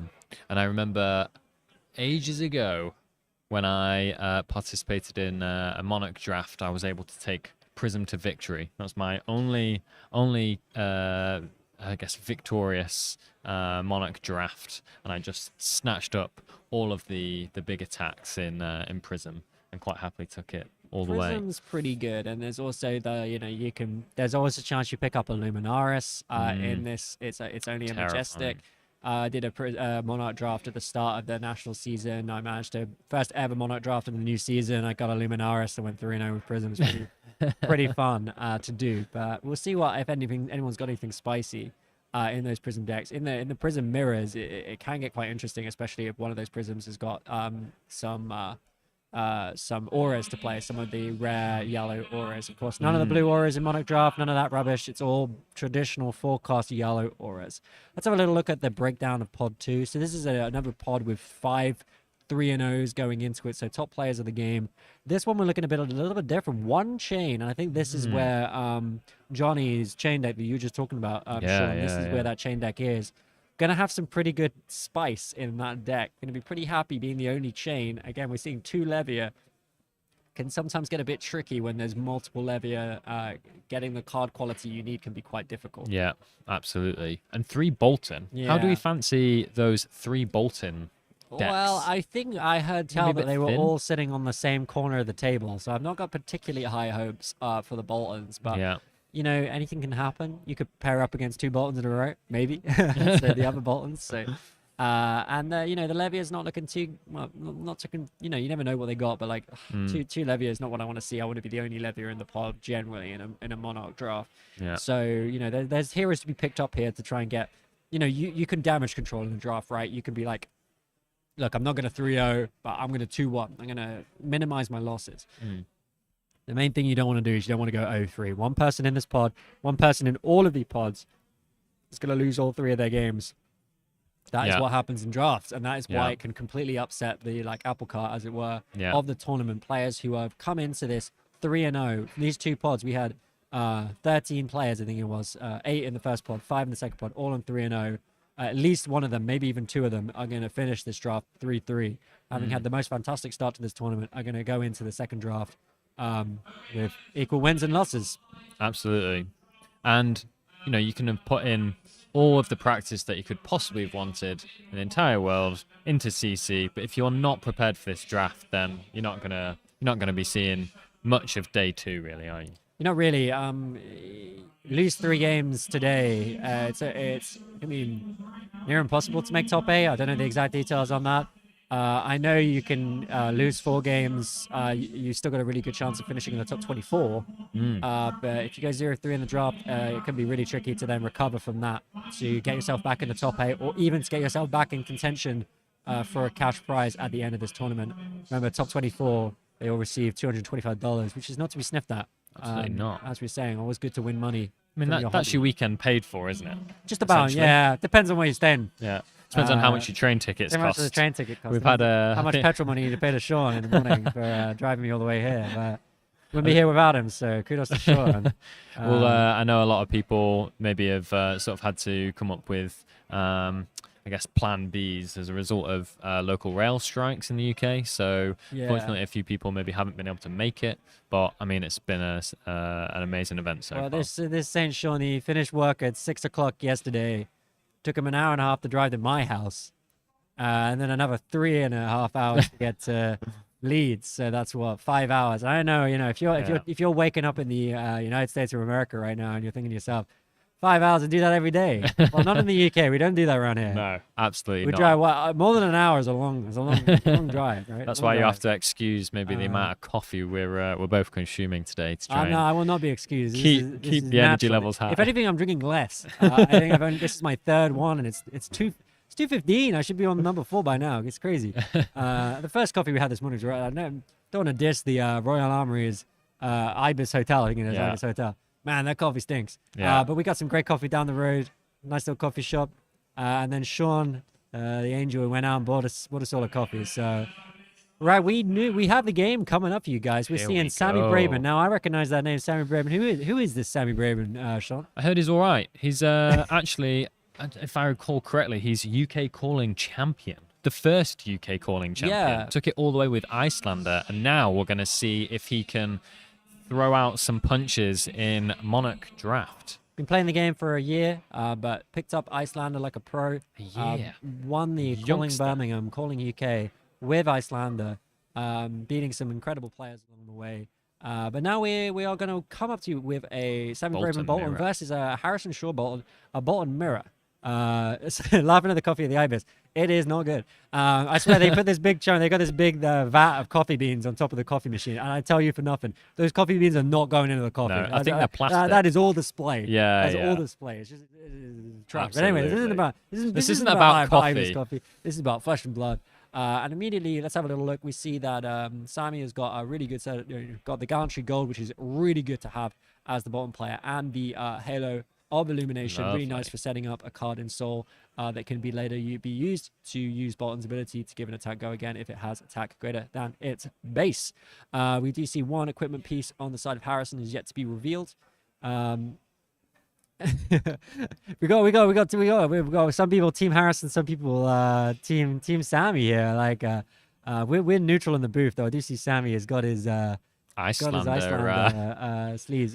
just to remind you where his heart really lies. Yeah. So think about Bolton. If you've not played the game before, Bolton's warrior hero uses these axes.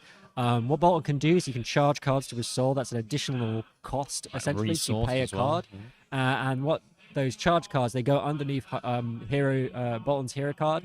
And then if you attack with a card, if it doesn't have go again, if you are able to get that card's attack, or that I shouldn't even say card, that the attacks, weapon attacks work too, to go above its base power, you can essentially banish a card from your soul that you've charged to give it go again. And once you've charged a card, Bolton also gets an additional effect where if they block with an attack action card, it will buff the attack, which then obviously lets you use Bolton's other ability to give it a go again, because it now has attack greater than its base. So both of these heroes are going to be trying to do stuff like that. We're going to see the crazy thing about draft is you never know what is going to happen. Never going to know what cards people have got in their deck. We did see there was 2 Bolton, I believe it was, on this table, so we're expecting them to have some decent cards in their build. But let's see how this plays out on turn 1. Samuel making Harrison go first. Yeah, and we see Harrison as well. Actually, doesn't have 1 piece of equipment, but 3. He deceived all of us. That's So the way to do it, Harrison because here. you don't have to reveal your equipment until after the roll. Yeah, why not? But Keep everybody Harrison just guessing. going to come in with an Illuminate. Currently, no cards in Soul, and it's at its base power, so not going to be able to buff this. Give it go again. So probably just going to play this card out, get some blocks, and maybe develop the arsenal here. Yeah. Okay. So not too shabby there from for Sammy there, because not a huge amount of pressure, allowed him to sort of cycle his hand there, get out some cards he doesn't really want to see, make sure that his hand's as powerful as possible. We talked about Gallantry Gold earlier. You can pay 1 to give your weapons +1 this turn, which is obviously great with Bolton's hero ability. We also mentioned Halo of Illumination. You can pay 1 to put a card into put a light card into your soul, and then you draw a card. So a really good way of developing a little bit of cards in soul for Bolton. We see the Express Lightning go down with a little charge here. Okay. So Bolton's charged. So these sort of there's a few cards in Bolton where they don't really have an additional effect if you charge, but they're just a good way of getting cards into soul. So both players just having a little bit of a slow start, though Sammy getting a little bit of advantage there, being able to develop a card in soul, while Harrison was not able to do so. But he does go into a take flight with a charge. This will give take flight go again, and this is one of the better ways to go a bit wider as Bolton. The take flights have go again when charged, so you don't need to go up a card in soul to give them go again. Yeah. And obviously, if Bolton player can get the both hatchets off one after the other, they get a nice little bonus as well, right? Yep. If you play one or the other, it gets up +1. +1. Swing. And we see a brandish coming in here, coming in for 3. If it hits, gives the next attack +1, or next weapon attack +1, I should say, with go again. So we're seeing a bit of a wide turn here from Harrison Shaw. Typically what we would expect from a Bolton player. And you see there that we see the block there to prevent the brandish from hitting, finish off with the illuminate. It should be noted that because Harrison is charged this turn with the take flight, Bolton's additional effect of if you block with an attack action card, the attack gets +1 is in effect. So who are you backing for this win? Are we saying Samuel, or are we saying Harrison? Give us your votes. Let's see. I think Sammy blocked with the Gallantry Gold. I can't see what the card he blocked with there, whether it's a 2-block or a 3-block. I think he may have overblocked the brandish, thinking that maybe the non-attack was going to buff the brandish, but I don't think it would, because I think it's only attack action cards. Yeah, I think second swing blocks for 3, so I'm not sure that the Gallantry Gold was needed to block there, but I may have missed something. But I think maybe he thought because Bolton had charged, the non-attack would buff it, but I'm pretty sure it's only attack actions that provide the buff from Bolton's effect, so maybe a slight misplay there. But he has got a decent clap back here with just a 1 for 5. And if this hits again, we'll go into Soul. So maybe not quite using the Gallantry Gold there to the one block from Gallantry Gold to maximum effect, but it's not like he loses it. It's still in play. So 1 for 5. Just nice. Makes it a bit awkward here for Harrison to block, right? Going into Soul, it's almost a race. Who can charge their Soul the most? These Rising Solar Tides and Illuminates are good for filling Soul. They don't charge. They just put a card in Soul. But if the downside, of course, is they do have to hit. So, you know, if you draw a 2 block from this, which it looks like that's what Harrison is going to do, you're pretty happy. See what Harrison has for us here. For those that aren't aware, on Harrison's side of the field for the headpiece and the chest piece, these are kind of just you pay 1 to block 2 of them. So it's good to have more than one of them, because then, you know, you pitch 1 card, say a yellow card, you block for 4. So it's like your 1 card is blocking for 4. And also gets around things like Dominate, and obviously against Bolton. Again, if you're trying to avoid buffing a card, which would, through Bolton's hero ability, that would then allow him to banish a card, so I'll give it a go again. Equipment block is really useful, which is why it's kind of a little bit of a downside that Sammy has used up his Gallantry Gold. That's the kind of thing you would want to block against, like a Bolt of Courage for 1, you know, like a blue Bolt of Courage that when it's charged, if it hits, draw a card. That's a really good card to use Gallantry Gold on. We actually see Harrison playing his Gallantry Gold to try and make a turn here. Did a bit of blocking, so doesn't have a huge amount of cards to turn this into a massive turn, and only has 1 remaining resource, but will be able to give this Axe go again because it's now getting +1 from the Gallantry Gold. He has the card in Soul to do that. And he's obviously used the Gallantry Gold to block the turn before, since activating Gallantry Gold in the first place now will inevitably means that it gets destroyed. So utilizing it to its full effect, really. And yeah, John, you're absolutely right. With 3 Bolton in the this was the pod is going to be. So this was pod number 1 where we only had this is pod 1. So there was 3 Prism, 2 Bolton, 2 Chain, 1 Levia. We were looking at the second pod earlier, which was the 3 Bolton pods. So these 2 Bolton players were the only 2 Bolton players in this particular pod, and probably sitting in opposite corners as well, right? So there's probably be interesting to see who ultimately drafted the. So Harrison using their Gallantry Gold there quite early, which is fine. And what push through 1 damage was that? I think in total. Oh, and we see an activation from of Gallantry Gold from Sammy now. Yeah, Sammy kind of following up with a very similar turn to what Harrison just did, trying to regain a little bit of tempo here. And he's going to give it go again.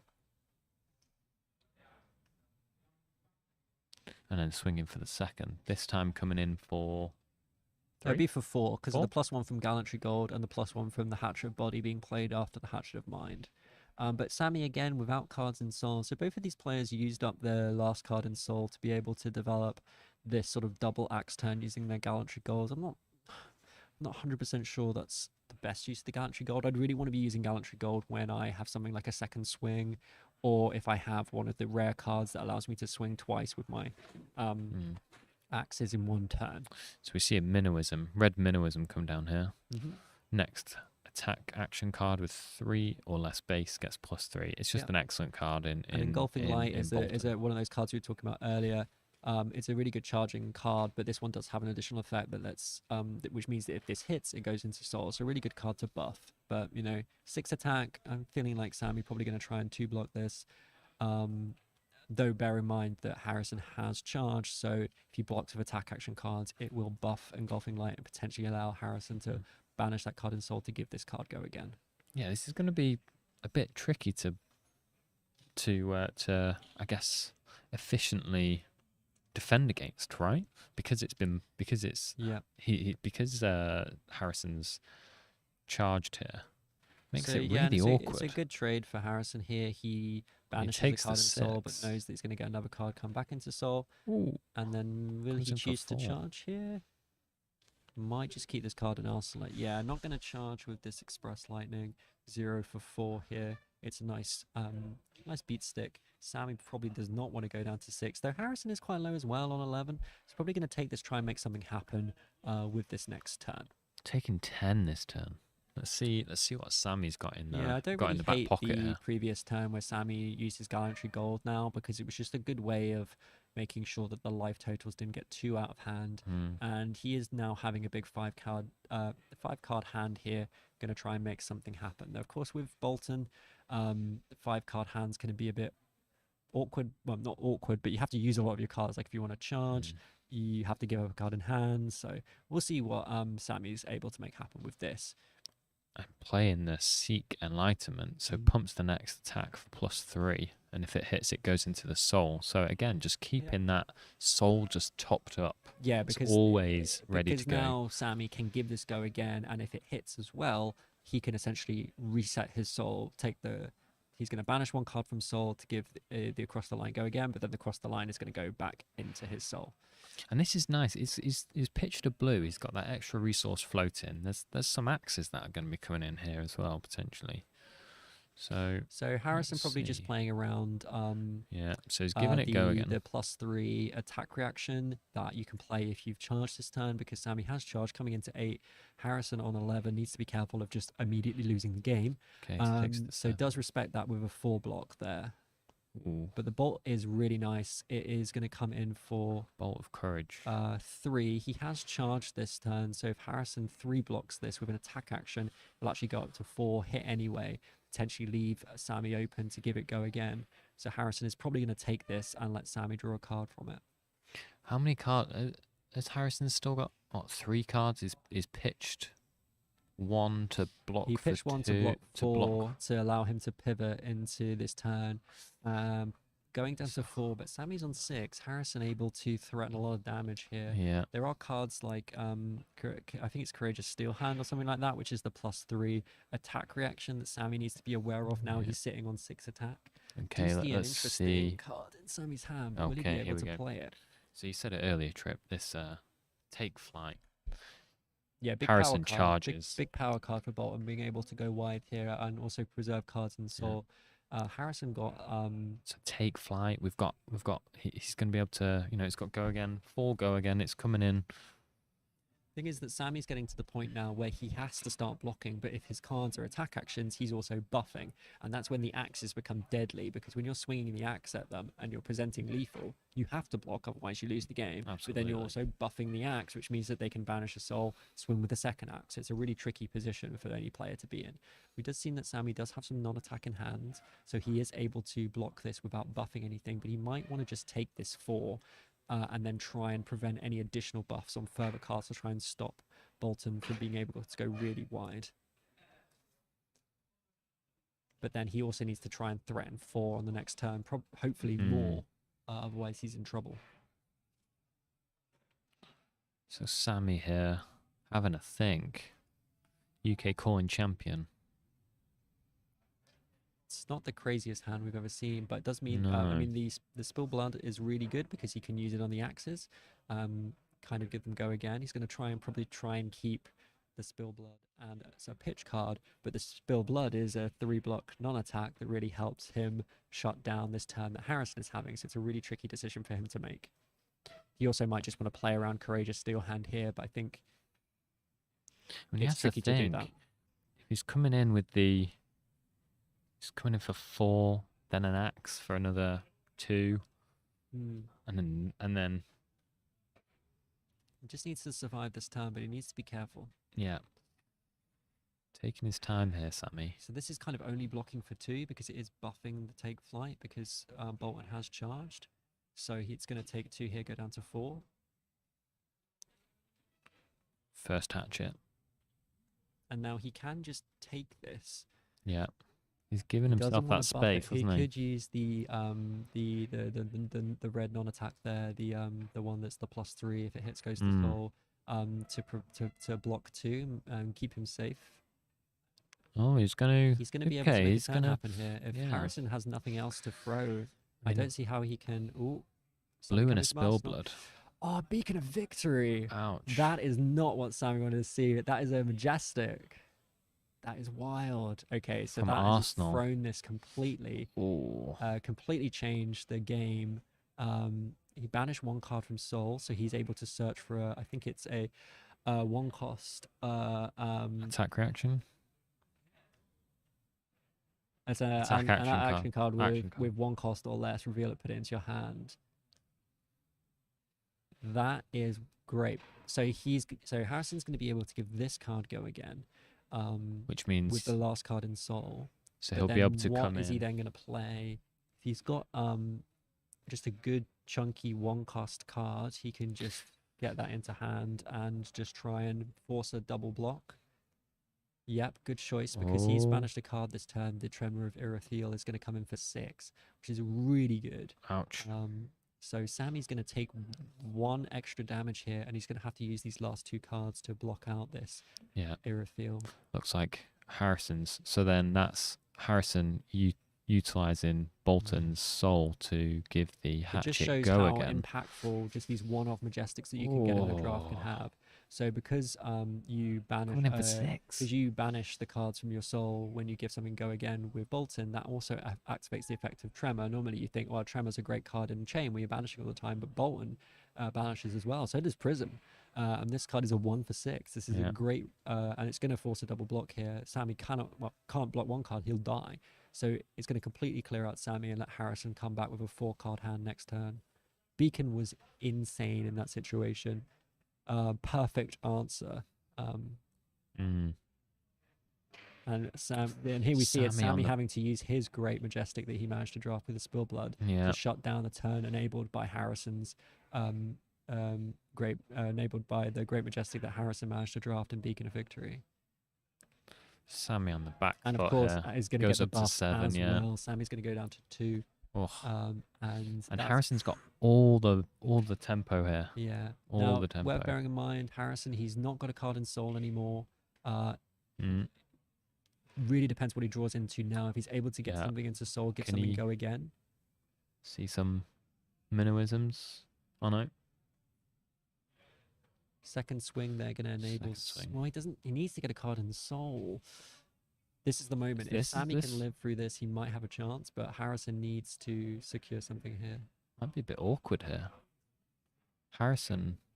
So just coming in, Sammy engulfing plays out light. the engulfing light. It's not going to be lethal, but Harrison is still going to block. He gets a card out of Harrison's hand. Yeah, that is a good sign for Sammy. It makes him. Sammy will be pleased with that. He can't have the perfect answer. It was a really quick block from Harrison too, which suggests that it's not necessarily the best hand in the world. Okay, Sammy's probably got a little bit more confidence after that. To So see we have he's going to be able to go wide here. Seek Horizon coming in for 3. It's going to force a block. What is that follow-up card? from 3 Harrison, go though? again. Oh yeah, it's the yellow. Sorry, so it'll be 3 go again. 3 Still, go again. So he put a card on top of his deck in order to give it the go again. What are we expecting here? Yeah. So he's decided to try and apply the pressure, present lethal. That binding light is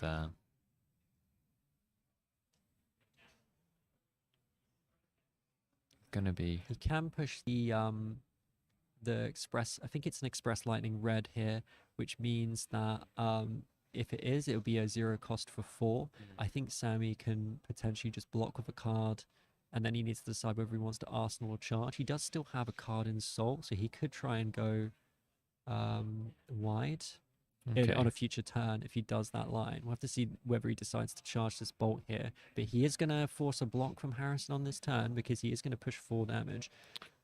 Hero's running out of cards as well. Played a lot already. But most importantly, Sammy's still got a card in Soul, which is more than what Harrison has. And that's what's stopping Harrison from achieving like a big turn to go over and do this 2 damage. So Sammy not going to charge here, which is a good move. Get that card into Arsenal, allow him to do something on the next turn. But it's also it is presenting lethal. It's asking So Harrison. it It's asking requires a Harrison to requires block. a block. Yeah. I do see that Harrison has a V for Vanguard though, so it is going to be able to develop a card in Soul. Potentially go V into the axe, but I'm not sure how impactful that's going to be. Blocks with a blue. This is tight, Mr. Trip. This is tight. It's a bit cagey in this end. It looked It like is. Harrison had completely run away with it with that beacon play. but Sammy just holding fast. And this is the thing, when you leave yourself with no cards in Soul in Bolton, you are very limited in what you can do, especially in this part of the game where you're having to block with 2 cards. It's very difficult to charge your Soul. And it says a lot to your opponent, right? Your opponent's like, there's some comfort in seeing that your opponent's Soul is empty. So and what's that going to comfort happen will here have gone is away that, now. Harrison is going to come in with the V. It's going to come in for 4. Then he's going to have to banish the card Insult and swing his axe for 3. So Sammy could go down to 1 here, leave himself with 2 cards. It's all face up. Harrison's got no more cards in hand. Sammy should be able to read exactly what this turn will be. Yeah. Unless for some reason Harrison decides to not banish and swing with axe. But I think that's too. You got to keep pushing cards out of Sammy's hand. So Sammy needs to decide what he wants to slap back with here. So coming in for 4. Does Does he have a non-attack in his hand at all? Or? He wants to do. He could. So he's got a line here. Where he's got the bolt in arsenal. He can keep the Courageous Steel hand and another card to charge. He can play the bolt, charge the random card, and then go over with the Courageous Steel hand, try and steal it. That might even achieve the draw, which he can then use to banish a card from Salt and swing with the axe. I think that's what he's going to try and do here. With the double block. They're really slogging at each other now. Yeah, I would have misplayed that because he does need to double block for this. Yeah. And then now, because of the buff of Bolton, he did need to double block that, otherwise he loses. Yeah. So now he needs to block for. Okay. Oh, spicy stuff. Oh, this is getting tight now. This is coming in for 3. I feel like he needed to block the last one for 5, maybe with the Surging Militia and the 3 block. It was only coming in for 4, plus 1 is 5 from the Bolton effect. That would leave him with, it's still on 2 health, able to block here with 1 card and keep the. I think it's horses for courses. I don't think it makes much of a difference here because I think Sammy might just double block this and then play out the bolt from Arsenal and just force another card block from Harrison. Just be comfortable with the fact that Sammy's got a card in Soul and Harrison hasn't. Just keep himself on 2. And how are we feeling in the It's chat? a reaction actually, so it's all good. So the reaction will mean that there's no buff here from Bolton. So it goes down to 1. Yeah. Also means that Sammy can decide here now. Yeah, he can charge a card, which means that now he can threaten. 1 plays 3. The How are you draw- feeling here if you're Sammy? Is this? I think you're feeling better now. You're making plays, which is good. If he charges this card with the bolt shot, the bolt of courage, it then means that if Harrison doesn't have an easy block, he could get the card draw off it, give it go again. If he draws a blue, he could come in with an axe and try and get another card off of Harrison, but then he's giving up his card in Soul. So Yeah. we'll see what he does here. He chooses not to charge. He's going to try and get another card in Arsenal, keep pushing back at Harrison, making Harrison have these 3-card hands. I do see a take flight. Take which is gonna be flight. really tricky. Yeah. What But he's going to color have is to give that? up a card to charge it. It's yellow.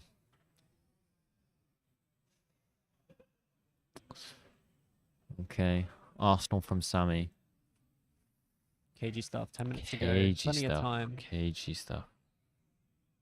Some good cards to block with if Harrison does charge. Charge. Because this is only Yeah, coming there in it for is. 3, but he has another reaction card that blocks for 3 here, so can shut down this take flight very easily.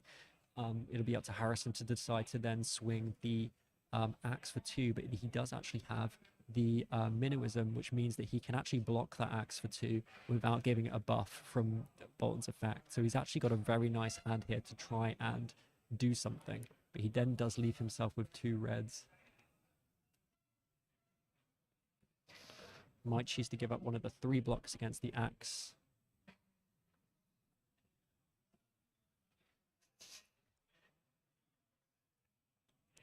UK calling champion.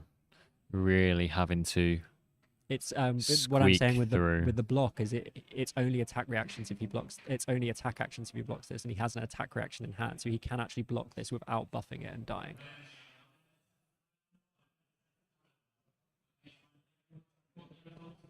Had the call for 9 minutes left on the round. So This Sammy should have is- this covered. He just Ooh. needs to decide what cards he wants to block with.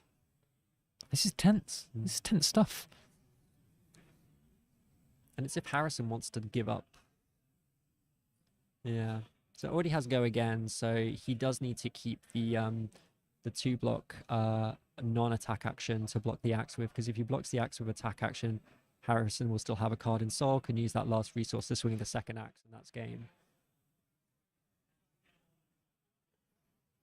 Double block again. Yeah, interesting. Gonna try and decide to, yeah, just sort of double block that and then block this out. Not going to buff it, and then he's going to swing back with a really tricky card in a second. We'll see. We saw it Arsenal the previous turn. It's a very difficult card to block when you're on low health.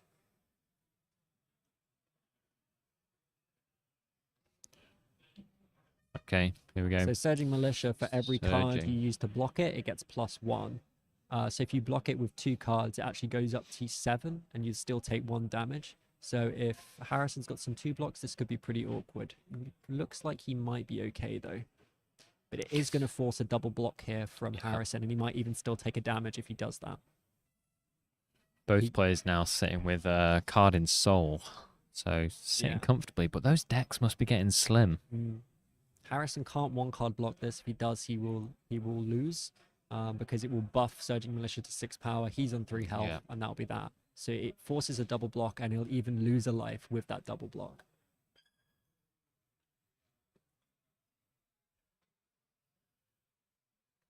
Harrison looking tensely at his cards. And I'm pretty sure that Sammy pitched a blue for this play. So if Harrison does block this, it will buff it, and then he can follow up with a axe. So he might actually draw 3 cards from Harrison this turn. If he uses 2 cards to block it, which he has to do, he takes 1, goes down to 2.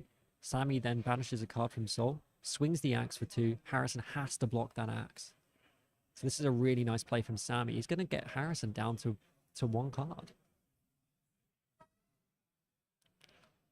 I think Harrison sees it. I think he realizes what's going to happen. He needs to think what's the last card he wants to keep in his hand. It's so interesting. He managed to really swing the tempo, Harrison, in his favor. And then Sammy, over the last 3 or 4 turns, has just managed to like eke it back incrementally. You're absolutely right, Sean. It's been really good to see Sammy gradually pull back that tempo that he lost from that beacon turn. Not been like a big swing. No. It's just been like Sammy just slowly, like, I see you don't have any. Oh, I'm just going to put this card over here. Slowly, just. It's just the patience. Pulling it back. Just the patience from Sammy to keep asking the cards, keep playing these turns, and just try and gradually get Harrison to stop blocking with 1 card, get Harrison to stop blocking with 2 cards, and now we're going to see Harrison having to block with 3 cards. And it's all because Sammy was able to keep hold of that card in soul to force this turn right here. But of course, this is going to leave Sammy without a card in soul. But what does he have? He has his Halo. Yeah. At any point, if he needs to, he can try and get a card in soul with the Halo. It won't be a charge, but it will be enough maybe to give something go again. And it is also at instant speed as well, right? So it can be activated on a pinch. Yeah, so Harrison acknowledges. It's exactly what we said would happen. Takes 1 here from the buff, and then swinging with the axe to force another block from Harrison. He is going to have to give up a 3rd card here, leaving himself on just 1 card in hand. It's coming in for 2 or 3? It's coming in for 2. For 2. Axe for 2.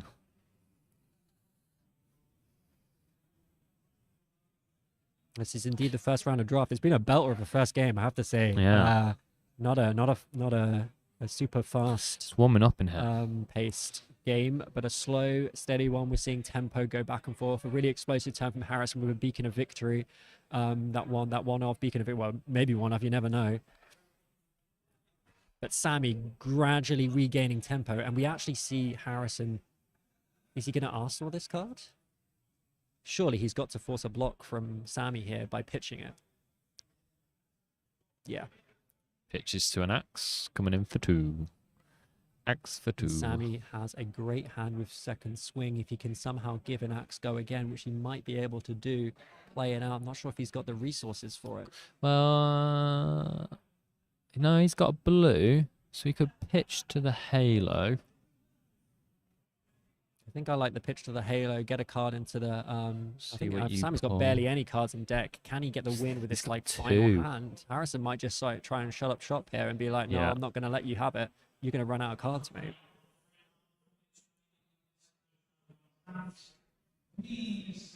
This is tight. This is very tight. Harrison really asking a lot of the UK calling champion here. 4 minutes left on a round. Sammy needing to block. Gonna give up the second swing. Gonna try and make something happen with the last 3 cards. Maybe gonna do something with the Halo here to try and give himself a bit more go wide potential. Harrison revealing maybe about 3 or 4 cards. He's probably got another hand left left to draw. This is tight. Both players. I'm just not sure if Sammy's got Really? really any way to give. He needs to threaten lethal one. He needs to charge and then threaten lethal to force a block so that he can then give that card go again. I think that's what he's going to try and do.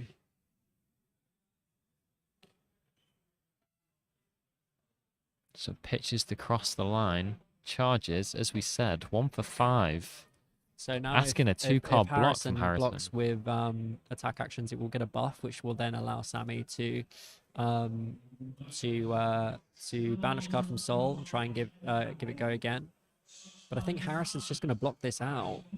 Oh, he's got a blinding beam in hand, which is really awkward. And 2/2 blocks. That might actually be enough. Yeah. So that's going to buff this up to 6 already. Then he's going to blinding beam it, which means it's not going to get go again because it's going to minus it back down. It no longer has power greater than its base, and Sammy's not going to be able to swing with the axe this turn. Oh. Harrison's had 2 fantastic cards with that bolt of courage. That has shut down that turn, and that Plus the normally binding would be light. a bit of a disaster, but against Bolton, those blinding beams can Yeah. do work. And now Sammy draws the Harrison remaining 3 cards in his deck. did Deck Arsenal a down card now. the previous turn. Harrison just swing an axe. Coming in for 2. Sammy's going to have to block this. Yeah. He's got barely any cards left in deck that can do anything. I think that's going to be it for Sammy. He just Yeah. doesn't have enough cards left in deck to actually get this. Right. Harrison's just going to be swinging axes until Sammy doesn't Maybe have he anything goes. left. No, that's not gonna enough. That's going to be Yeah, it. it's not enough. That's it. Harrison's got enough to win this. He's got some plenty of attacks left. Sammy not going down without a fight. And also Harrison still has the card in Soul. If he's able to somehow buff something, he can just force the rest of the cards out of Sammy's deck, and that's going to be it. Yeah, that's it. I'm afraid. Harrison just applying the final Double blows to blocks Sammy. this, playing around. I don't know what it could be. It could be something, but just keeping himself better safe Anything. than sorry. Playing around anything. Sammy left with 2 cards. Just needs to push. Oh, yep, going to push 4 damage here. He is on higher health, so this is only for 4, but it's going to be enough to take out Sammy. 2 He's block. going to have to block with both of these cards, and that's going to be it. Well, that's it. And Harrison still has cards in deck. Can just Sammy swing laughing, that axe and win this game. That's And it. that's going to be it. That's That's it. game. What a fantastic game. What a nail biter. I thought Sammy was getting his way back in there, but he just ran out of deck. Absolutely. Absolutely. That beacon turn was huge. Absolutely mega. changed the dynamic of that game, and just Sammy did so well to get back, but just couldn't get back quick enough. And No. just ran out of cards in deck. Yeah. Felt like the momentum had finally got back in Sammy's favor. Just then no cards. Just to- no cards to no cards left in no deck to do answers. anything with There was it. nothing else. So, what do you think then has maybe gone wrong there for Sammy? I don't think- Is there maybe an issue with how many cards you should present? No, I don't Or- think anything's gone wrong. I think it's just that that beacon turn was just so good. If you look at what cards was in Sammy's hand, he had the spill blood turn ready to go. Yeah. He had his big turn ready to go, but Harrison got to his beacon turn before Sammy got to moment his spill before, blood turn, yeah, and it just yeah. meant that Harrison was able to enable his unfair turn, which is what you can do in draft. If you do have an impactful majestic or an impactful rare like V for Vanguard, if you get to have your unfair turn and not only do that, but in the process strip the other player of their Of unfair their big turn, threat. which would have been Sammy's Spill Blood turn, being able to do this dominated big axe turn, Yeah. maybe with a second swing or something, maybe develop something huge to win the game. Yeah. But Harrison got to do it before Sammy could. Now, Sammy's deck looked pretty decent. Looked like it could do some work. But it just, Harrison got there first and completely changed the direction that game was going in. It was just not what, just clearly wasn't what Sammy was expecting that turn to be. Was just thinking, oh, he's just swinging an axe. I'm safe. Yeah. Harrison gave up a lot to do that, giving up the last card in his soul, and we saw him struggle with that later on, not able to develop enough damage to take down Sammy. And Sammy did pull it back, like you were saying, Sean. Like gradually, they brought it back. It was But fantastic. not enough cards in deck left at that point to use the momentum that Sammy scraped it back turn by turn. We saw Harrison blocking with 1 card extra, then 2 cards, and he had to block with 3 cards with that Surging Militia turn. And you thought, well, okay, Sammy's actually finally back in it. Yeah. He's now in the driving seat. And then you took a look at his deck and he had 2 cards left in it. So That he was gave it. up everything to get the tempo. And then because he had nothing left, couldn't actually win the game, even though he had the tempo at that point. Oh, it's just a spectacular game. And, you know, Sammy's shown us at the calling and now again at the UK Nationals. You know, he's made it this far, right? With 3 wins under his belt. So it'll be interesting. We'll obviously keep in touch with Sammy. We'll see how he gets on through the rest of the draft as he goes through the day, because he's, you know, a particular high-profile player that we'll be certainly keeping our eyes on. We'll also be bringing an interview from Baz as well. If we have with time, the Harrison. draft games, that was quite a long one. So if we've got time for an interview, we'll bring it on. Otherwise, we'll just go straight into game 2. But thank you everyone for joining. I think if anyone had any doubts about how good draft games was, I think that was an absolute banger. So stick around for the next couple, and we'll go back to the studio now, and we'll be back with either an interview or game 2 very shortly. So stick around for more Flesh and Blood action here at the UK National Championships. Thank you very much.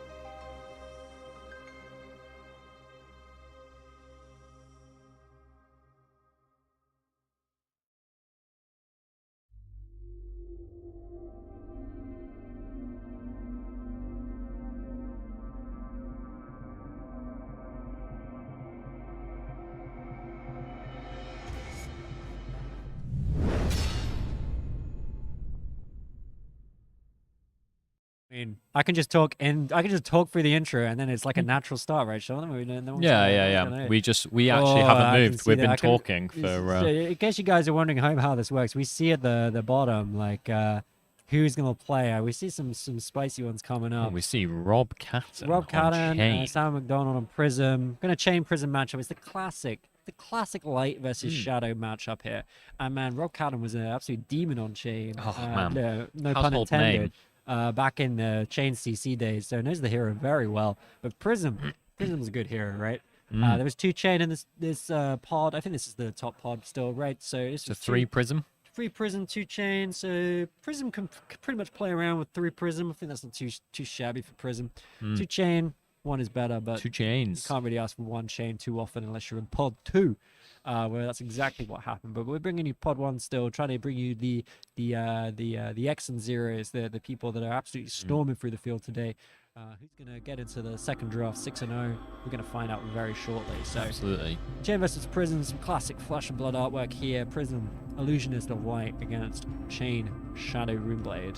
Chain loving to banish cards off the top of the deck, play them, have massive hands. Prism trying to control the field with auras, big beefy heralds. That can be popped. So very interestingly, it will be interesting to see just how many of those poppers, those 6 or more power attacks that Rob has been able to draft in his pod. So we're seeing Rob here sitting down. Stubby Hammer is banned for being too good. Very good at chain. Lots of 3 power, less cards you can play it with. Aether Iron Weave. Very nice. If you pay a non-attack and attack action, you can pop it to gain 2 resources. Again, very useful for going wide. Also blocks for 1 with some Battle Wand, which is always good. And the Ebonfold, it's a spell void 2. And also allows you to banish a card, draw a card. So that's obviously if it's a shadow card, draw a card. But Ebonfold very good for setting up your banish zone with a card with Blood Debt. That's Chain's whole shtick. Cards with Blood Debt you can play from the banish zone, but they do deal 1 damage to you at the end of your turn. And we said in the last game as well the significance of having multiple pieces of that Ironhide armor as well. So Osama here bringing in 3 pieces of Ironhide armor, head, body, and legs. And Rob here setting up, first of all, opening with a chain in order to create a soul shackle that will allow him to banish his deck at 1 card from his deck at the start of his turn.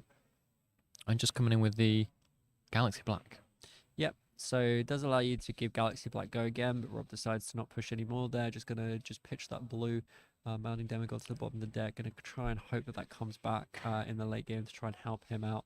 Rob's a very talented player, probably going to be trying to set up the bottom of his deck for a big final turn in the game. So keep an eye on what Rob pitches, because that's probably what he's going to try and get. This is the second round of the first draft. We will have another game after this before we move to draft number 2 after the next game. But we see just a classic Herald of Triumph. This is the one where your cards have -1 attack, and the relevance of that is that normally you can pop a Phantasm Herald with a 6 power card.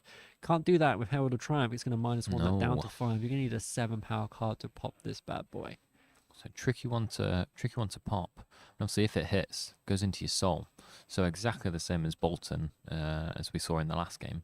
Prism's trying to set up that soul, but this time, instead of being able to go wide on those attacks, she is able to use those cards in soul in order to create those spectral shields. That's exactly right. And Rob respecting that, knowing I'm going to shut down this Herald, I'm going to block for 6, make sure that Prism doesn't get that Herald into soul. And Rob actually hitting a Seeds off the top. You know, it's always good when you're in 1 Soul Shackle, you've not got a huge chance of hitting a Blood Deck card off the top. But obviously he's going to use that. Maybe going to be a bit, is that what I wanted to play? Well, he's going to make it work. One Arcane from the Seeds, 1 Arcane from the Arcanite Crackle, and then 3 attack with a Go Again from Chain, pushing 5 damage here with Go Again, pushing some stuff through. Arcane damage, really difficult to prevent in Monarch Draft. There is no Arcane barrier. There's just a small number of Spell Void pieces of equipment and item.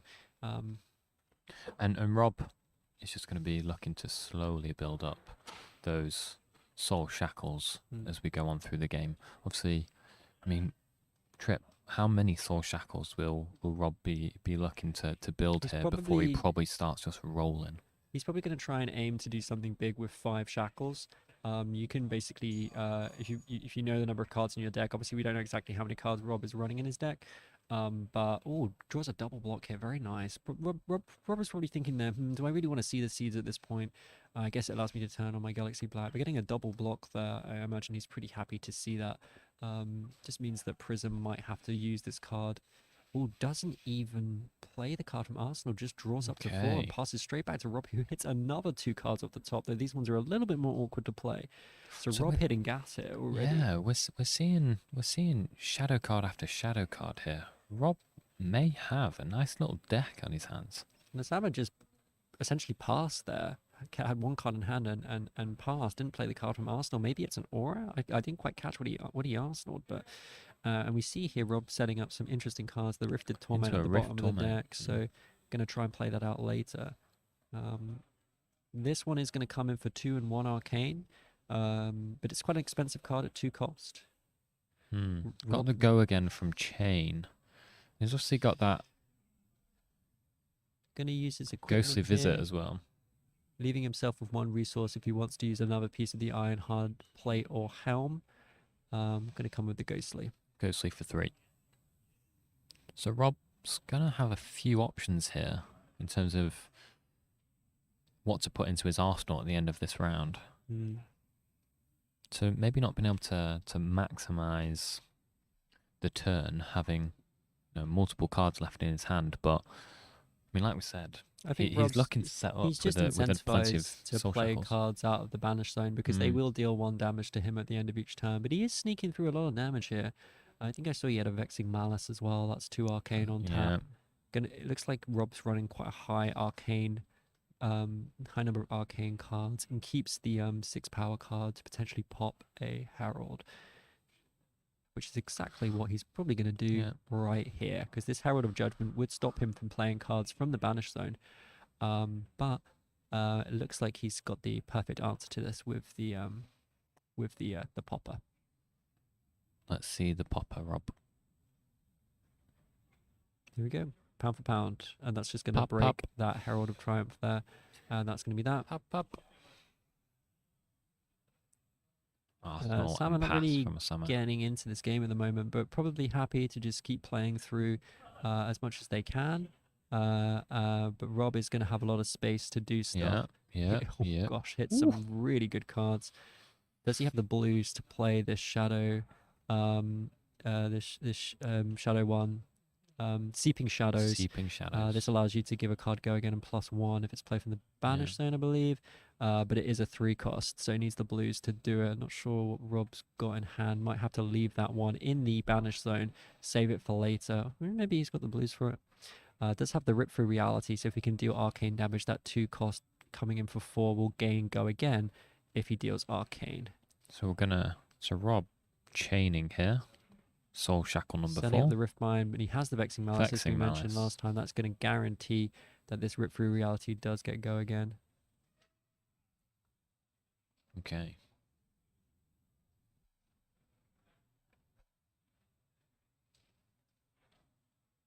So coming in for 2 here. Blocked with a Surgeon Militia. Rob's going to pitch to bring in Rip Through the Reality. He's got go again. This 4's got to go again. He still leaves himself with 1 resource at the end, so he might just finish with that Ghostly Visit at the end, just to get that card out of the banish zone, leave that Seeping Shadows in to allow him to go much wider on a further turn. So a Summer here pitching to block with his equipment. And then, as you said, coming in for 3. I actually thought he might finish with a Ghostly Visit there, but I think he's just going to leave that in the banish zone. He's going to take the first 2 damage of the game, and that is going to be that. But that is going to force 4 damage, so actually it's a pretty nice one, because Osama doesn't want to give up another card there. How do you think? Do you think Rob's happy with the way that this has gone so far? I think he's pretty happy. Yeah, I mean, if you look at Osama's face, he doesn't seem very happy at all. But he has managed to keep a couple of cards here. He's able to play out this. Going to see Rob's whole hand. He's going to have a look. Rob's Any poppers? Any poppers? Where are the poppers? So he's going to think to himself, maybe I don't want to play that one anymore. Don't want that one. He might just have to play it though. Anyway.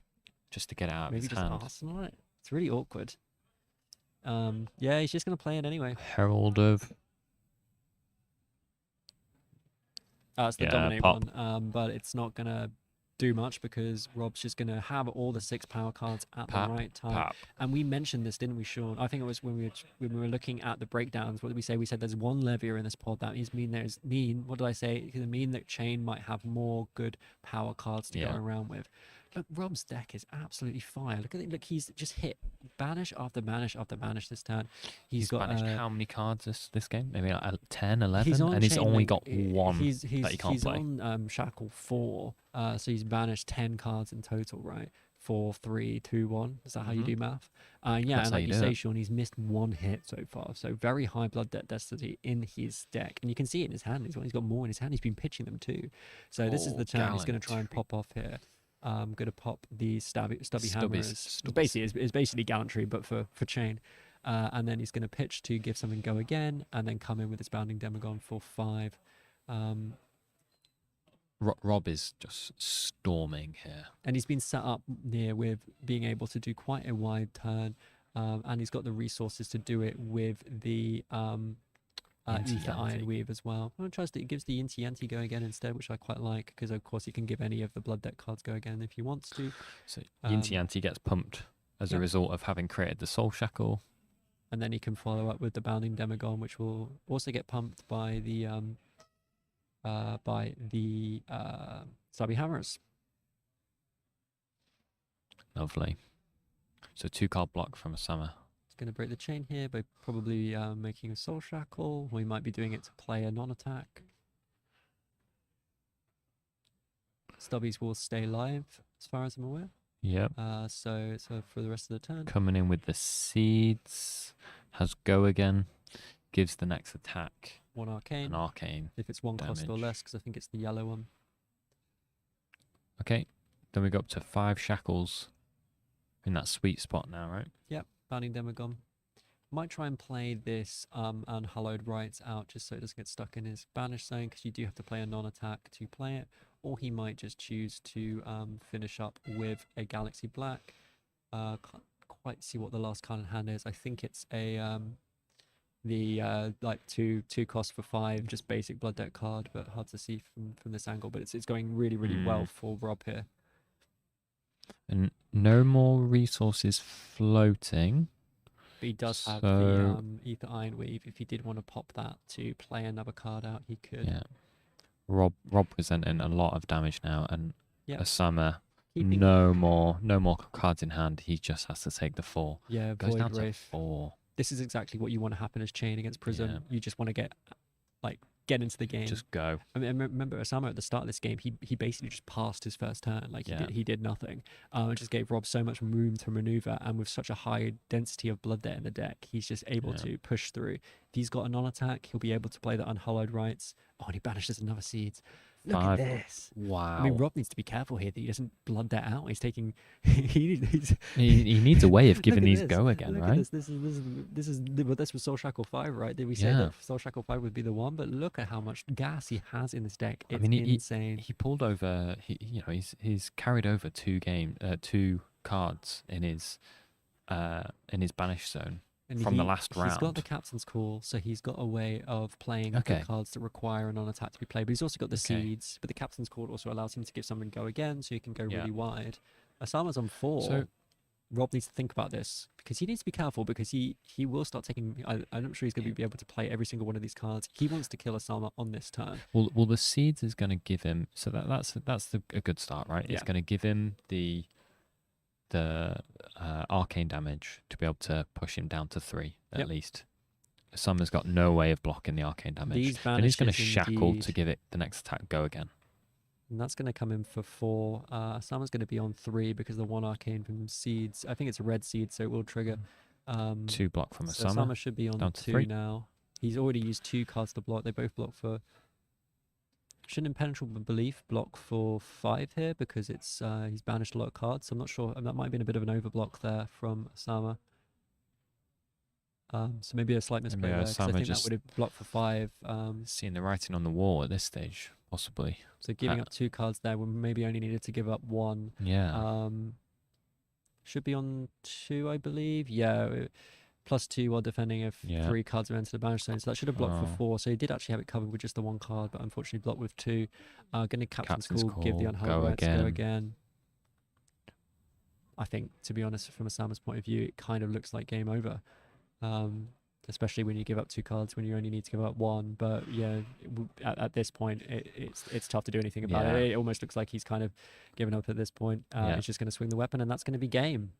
That's it. What a steamroller compared to Wow. the first game that was over in a flash. Wow. Rob just banished absolute gas that entire game. It looked like his entire deck was made of blood there. Yeah, I don't think. I'm trying to even think if I saw any generic cards in that deck at all.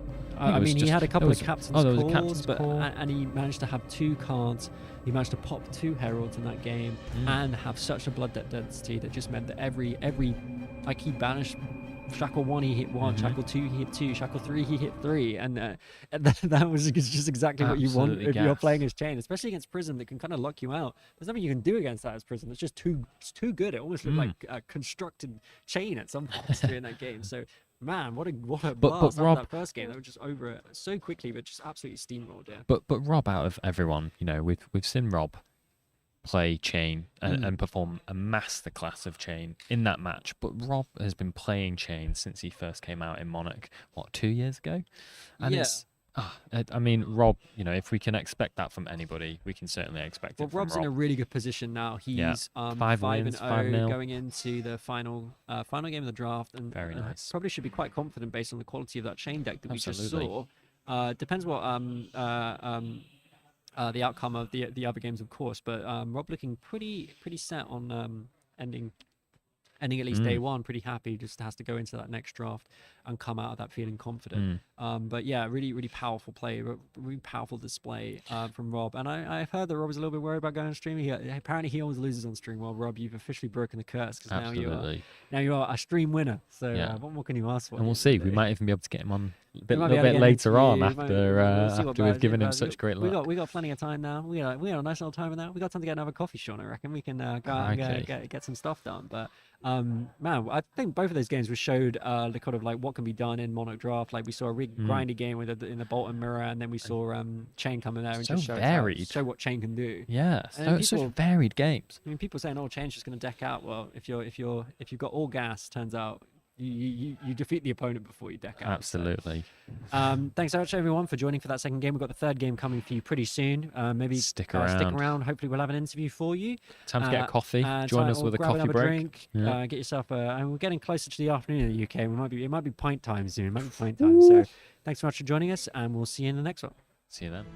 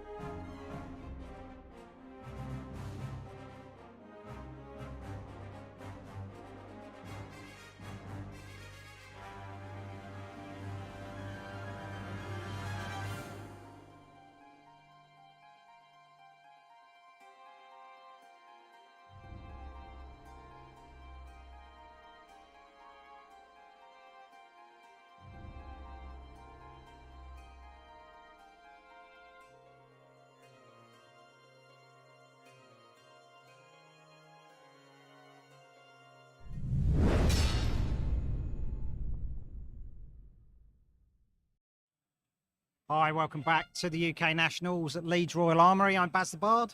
This is Rob Catton, World's number 8, top 8 at Worlds. Well done. Your chain deck's doing all right, isn't it? Yeah, I just can't keep away from it really. I first picked the chain card, like, yeah, you know me, I played chain in CC and then Blitz at Worlds, so Yeah. And through the skirmish season, you were chain, you won twice in the skirmish season. And then when I came up to you, I was like, what you drafted? And you went, what do you think? Yeah. I was like, okay, yeah, stick with what you know. I'll try it on every time I can, yeah. Yeah, nice. Your deck, it was like, you missed one banish from your Soul Shackles. It was just like, Asama was just like, oh, every time you banished, he was groaning and he went through. It was like, flipping heck, you are just, that deck just absolutely was on fire. Yeah, I mean, there'll be some situations in games with that deck, with how many blood deck cards I've got, where, like, I think it happened quite early where I flipped some paw cards, like a yellow and a blue with blood deck, and it's quite early. I don't really want to have to play a yellow and a blue, but I sort of have to because it's so how early in the game it is. So like that's not amazing. So it is like a double-edged sword in a way. Obviously, there'll be some chains who flip out all these blood deck cards and can't clear it and stuff. But the key to it is they're leaving cards in blood deck when they've blocked out. So you're like, okay, now I'll save these for later and take my 2 and have a 8-card hand next time, whatever. Yeah. Thing is, I played chain like when we did seal and skirmish, and I just look at the blood deck, pile and just go, oh my god, I can't stand it. Stuff staying there, just going, if I don't clear it, I'm taking damage. But I mean, you're so cool playing it. It's just, you're so used to it. It's just unreal. I was just looking down at the cards, going, okay, just count out how much arcane damage you're doing. How much can that deck throw out? So I end up with 3 seeds and 2 unheld, right? So I can put back a couple of seeds if I want to. There's a Vexing Malice in there, a couple of Volcanic Crackles. I think 2 Rifted Torments, so it's about a little bit shy of 10, I think. But yeah, I've got so many non-attacks as well. So like, I got like a Red Howl from Beyond, which can pump up these massive turns and stuff just to get over the defense. Because like just then, that was a 39-card deck into Prism because like I'm sitting down. I've got 3 poppers. I know my deck's really good. I figure the only way I'm going to lose this game is if I get fatigued. So I'm going to sit down with 39 cards, including like 14 blues, so I can pay for all my blood debt stuff. And yeah, as long as the cards lined up, all good. Yeah, you held on to that pound for a while. Yeah, he didn't notice that, and I noticed that he didn't notice I didn't Arsenal one turn and I kept a card in hand. Because yeah, I figured like I could Arsenal it, but it's such a mopey card to have to clear from my Arsenal. It's so expensive; it costs 3. And when you're up, it's not giving you dominance. It's just like, yeah, exactly. It's not going to finish the game. No, I don't need a card in Arsenal when I'm hitting all my banishes every turn anyway. So I've got enough cards. So yeah, best to keep it so you can't mount any sort of offense. So what are you worried about with, which matchup are you fearing from what people have drafted? I mean, obviously you don't know the makeup. But... Yeah, I passed a good Bolton deck to my left, but when you say good Bolton deck, it's like dry rain. Harrison? Yeah, so like I don't know how good it is. I know like I passed some pretty good cards. I passed like a V in pack 3 that he got. He's got a Gallantry Gold, I know that. So I guess if I play against him, that could be bad, maybe, but I'm not even too worried about that because Bolton can also fatigue quite well because they've got so many 3 blocks and actually have a proper weapon. So I guess that, I think I just played against probably one of the better Prism decks. Because our pod is 1 Leviathan, 2 Chain, and 3 Prism, 2 Boltons, is it? So I don't think, I guess it depends how good this Bolton deck is, really. Yeah. Okay, so you might see him next. Yeah. I mean, that being said, in the finals against Bolton, I'm pretty happy with that, and my deck is I've got so many block 3s, so it should be fine. Nice, brilliant. Thank you, Koki. I'll get rest. Thank you. Thank you so much for coming on. Stay tuned. I might grab somebody else for an interview if we've got time. So yeah, stay tuned. Bye.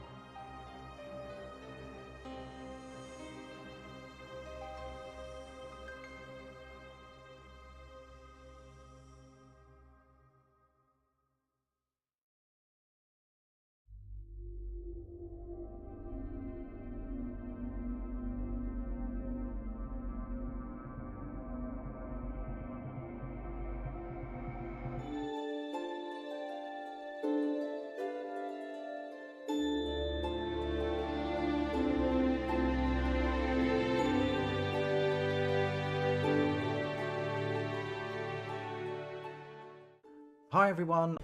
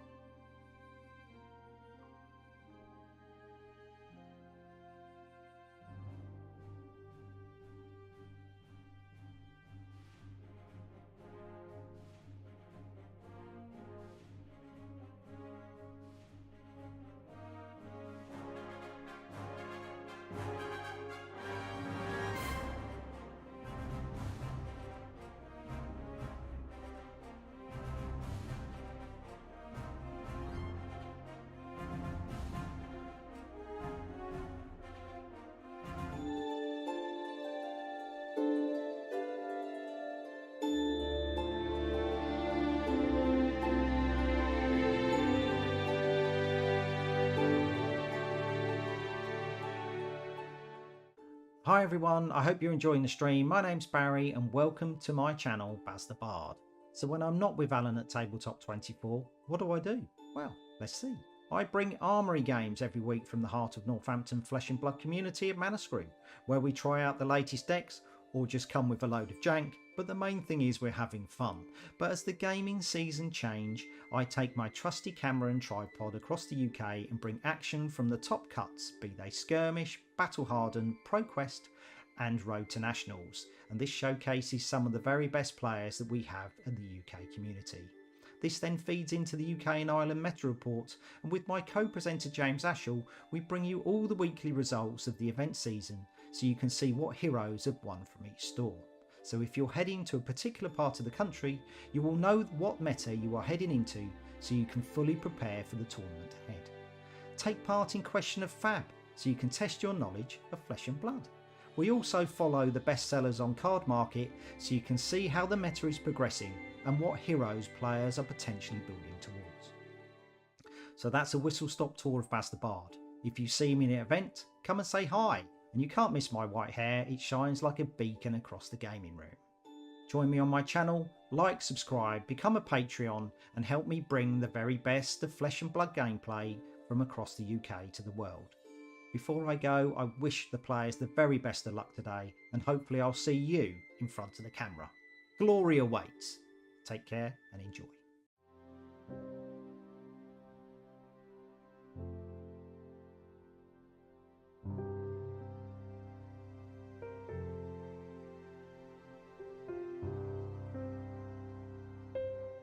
You like Flesh and Blood? Yes. Do you like hairy British men? No. I Do you do. like beer? I do like beer. Come and join us on Push the Point podcast. Wow. Wow. What an offer. We do deck techs, we've done vlogs, we've done interviews with very, very cool people from the Flesh and Blood community. We've got a wide range of different content that you can tune into, and I pretty much do most of it, and these two just freeload off the back of me. Don't just ask us, ask our amazing patrons with our awesome feedback. What do? We drink beer. We tell you all about our decks. A semi-terrible internet connection. Why would you choose Push the Point over Arsenal other Pass. available or Steal First Speak? Do you want to listen to something decent? Then tune in to anyone else other than us. Nailed it!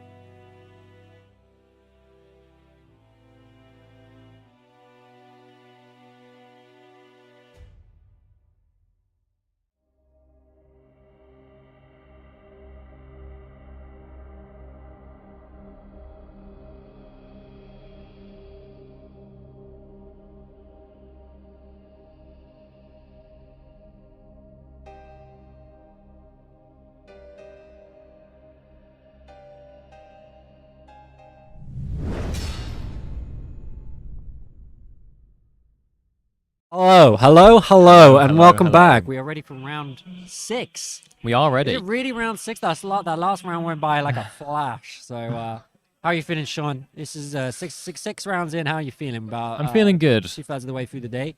I'm feeling good. I think I'm maybe just about ready for my 3rd coffee. 4th coffee. You've only had 3? After this one. So 4th coffee after this one. Then I'll be ready to go into the final draft. But I mean those last 2 games, the first 2 games of this draft have been absolutely fantastic. And what do we have coming up next in this trip? Well, we got a hero we haven't seen on stream yet today, and that is Levia. We're gonna get our first Levia game up on the screen for you, and we're gonna be seeing Osama, who was the Prism in the previous game. He's gonna come back. Maybe get a bit of a longer one this time. And that's when we saw Rob play a very aggressive game plan, excellent banishes. But I think this time Prism might be able to do something. But Levia's a top match of a Prism too. Well, what does Prism not like to see, Sean? 6 power attacks. And what does Levia like to have? I think she likes 6 power attacks. Yeah, well, 6 or 7. There's definitely something there. It's almost like they balance the game around that fact or something along those lines. But like typically, is that how it plays out? I mean, No. Levia needs those attacks. Levia needs those 6 power attacks to be able to banish, to stop herself. And turns out LSS were like, hey, here's this crazy idea. Maybe we should make some of the 6 power cards just not block, so you can't even use them for that. Yeah. So, but pretty also, crazy, if you're not able to play out those 6 power attacks that are banishing from the graveyard, you also aren't turning off your blood debt. So Levia can find herself in a bit of a pickle sometimes. So Ubos is a player around the sort of Essex, London scene. Played against him a few times. Very good player of the game. Very good player. Going into this 4-1, this is a big moment. You could either be going into the second draft 4-2 or 5-1. This is a way for them to get themselves back up, keep themselves up, I should say, at the top tables for the next draft. And I think that's what you want to do. You want to go into day 2 with as few losses as possible. Put your faith in your classic constructed deck. If you can keep yourself on like an X2 or less, X1 hopefully, and then just trust in your CC skills to take you through to that top 8. Absolutely. So we can see Lubosh here has brought in 2 pieces of Ironhide in the chest and the arms, but also has quite a key piece of equipment in that head slot. It is a peaky piece of equipment, Sean. It's an ebb and fold. As we were talking in the previous game, banish a shadow card, draw a card, which is a safety valve for Levia. If you are, how am I going to turn off turn on my Levia hero ability, which means that I don't take blood debt for this turn. That ebb and fold can do the stuff. So Lubosh just swinging with the Ravenous Meat Axe here.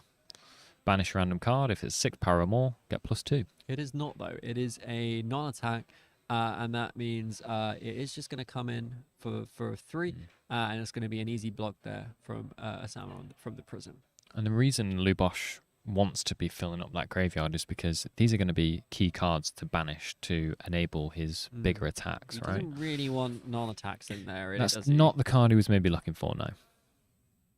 So good classic turn here from Prism, just throwing out a yellow Herald of Protection. If this hits, it will not only go to Prism's Soul, but it will also create a Spectral Shield. Now, Lubosh's deck, as we were saying, should have a lot of ways to deal with this. A lot of 6 power cards with which to pop these early Heralds.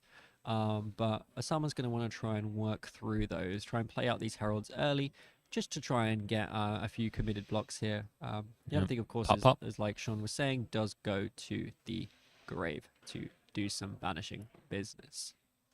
See a tear limb from limb in the Love hand it. of Lubosh. There's a potential there to do a big chunk of damage if his deck has the consistency to achieve it. That's typically something you want to maybe see a little bit later, so that you can really just hammer home that the final blow. So we'll see what Lubosh is going to do here. He's just going to pitch for 3. Coming with a big 8 with a banish from hand, I think it is. Draw and banish. The old draw and banish. Yeah. There it is. Deadwood Rumbler. Yeah. Sorry, and then if it's a 6 card, you can. Again, not the card he was looking for. Yeah, not quite what he wanted, probably, but it's still coming in for 8. Not to be shied away from. And Prism cannot pop the Levia's big attacks. Has to actually block them. So. Block no pop. And block you will.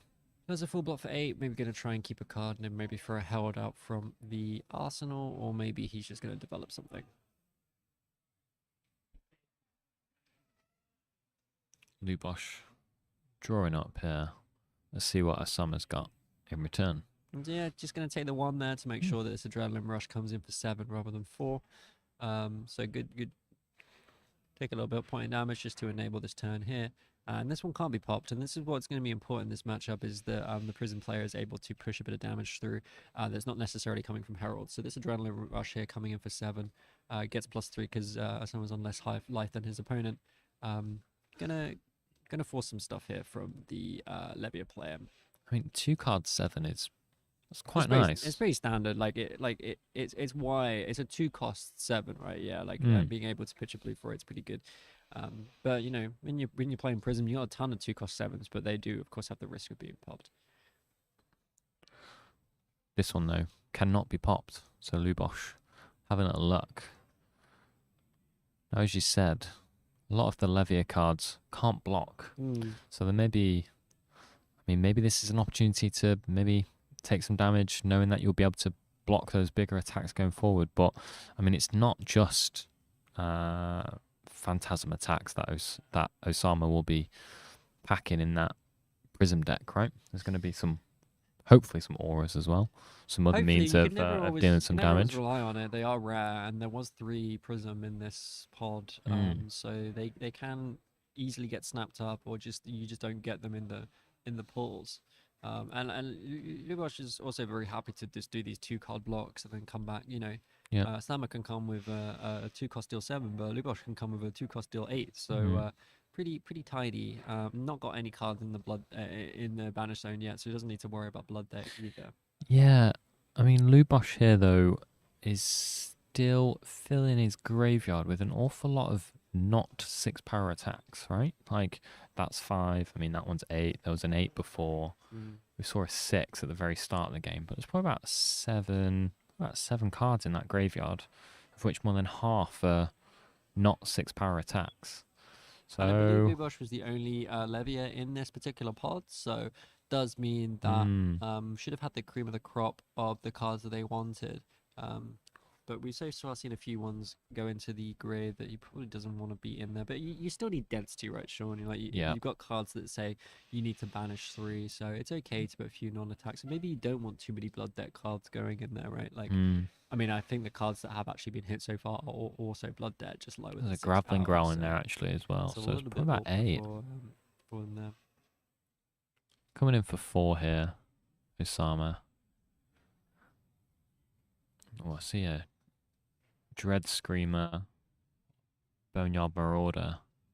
There's some nice cards there in Lubosh's hand, as well as a card in arsenal.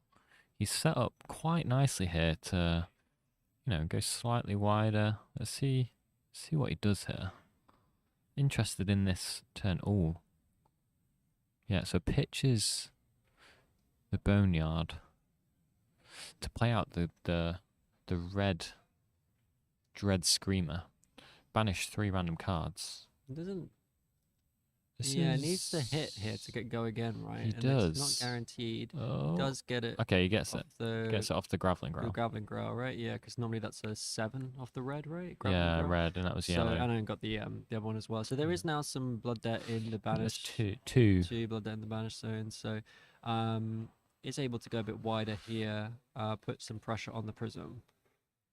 So 1 resource floating, coming in for 6. With Go again. Lubosh is going to be able to... Still got 2 cards in hand, 1 resource floating, 1 card in arsenal. There's some good damage output here. Osama deciding to block that one out fully.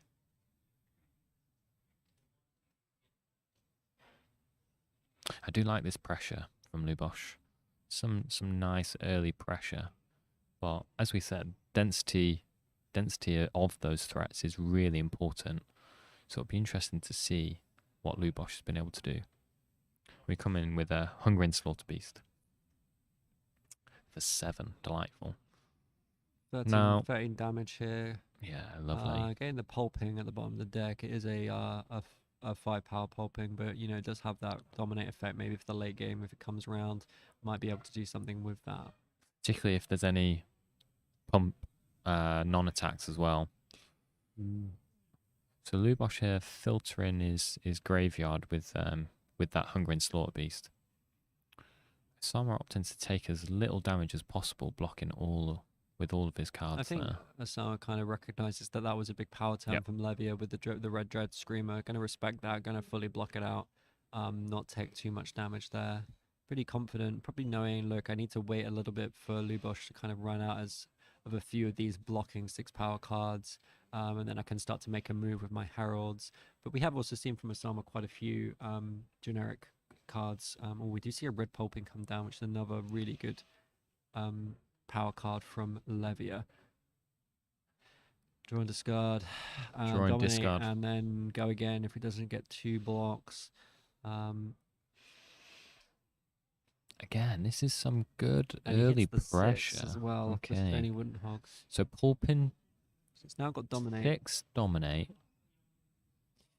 And if it's, I mean, it's got to go again, hasn't it? Yeah, It's I got think to go again. actually Osama can block this out with the Rally the Rear Guard and a piece of his equipment, or all of his equipment, I should say. But it's still going to have go again. So it's not that it's not an on hit. It's if it's defended by 2 non-equipment cards. I mean, these are equipment cards anyway.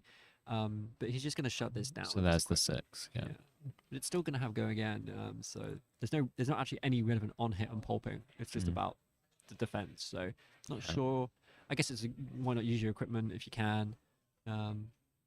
And unlike Prism and Bolton, Levia here doesn't have any meaningful on-hit effects. So by all means, throwing in your equipment this early on it's not a bad thing. But you might want to play Just straight damage. Yeah, might want to later play around some dominated stuff, but just to not die.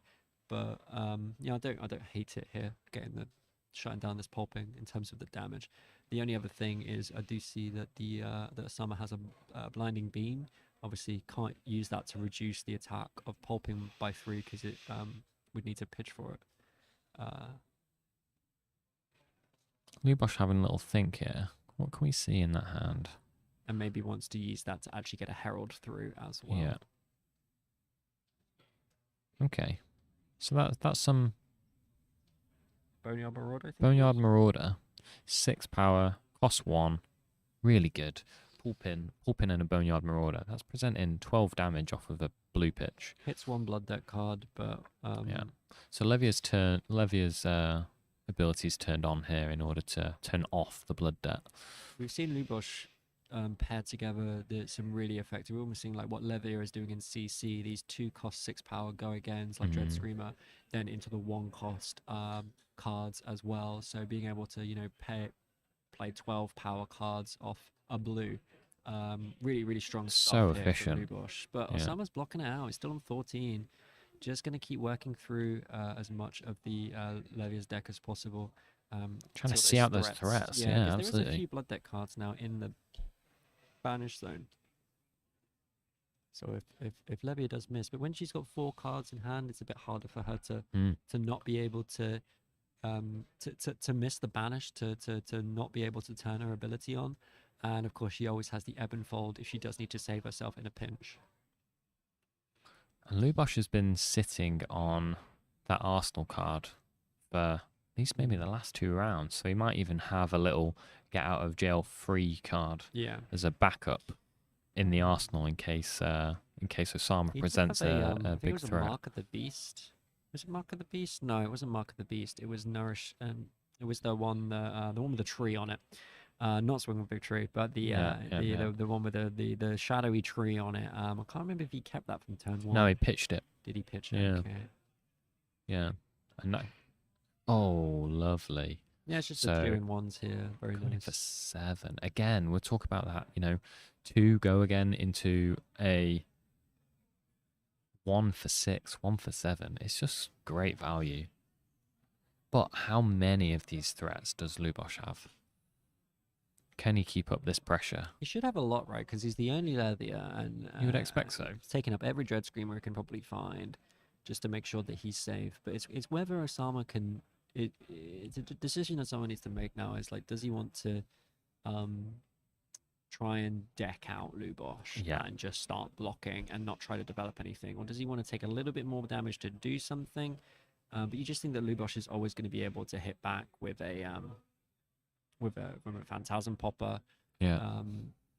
And it's that decision point that they now need to make. Lubosh still sitting on a little bit of equipment block as well.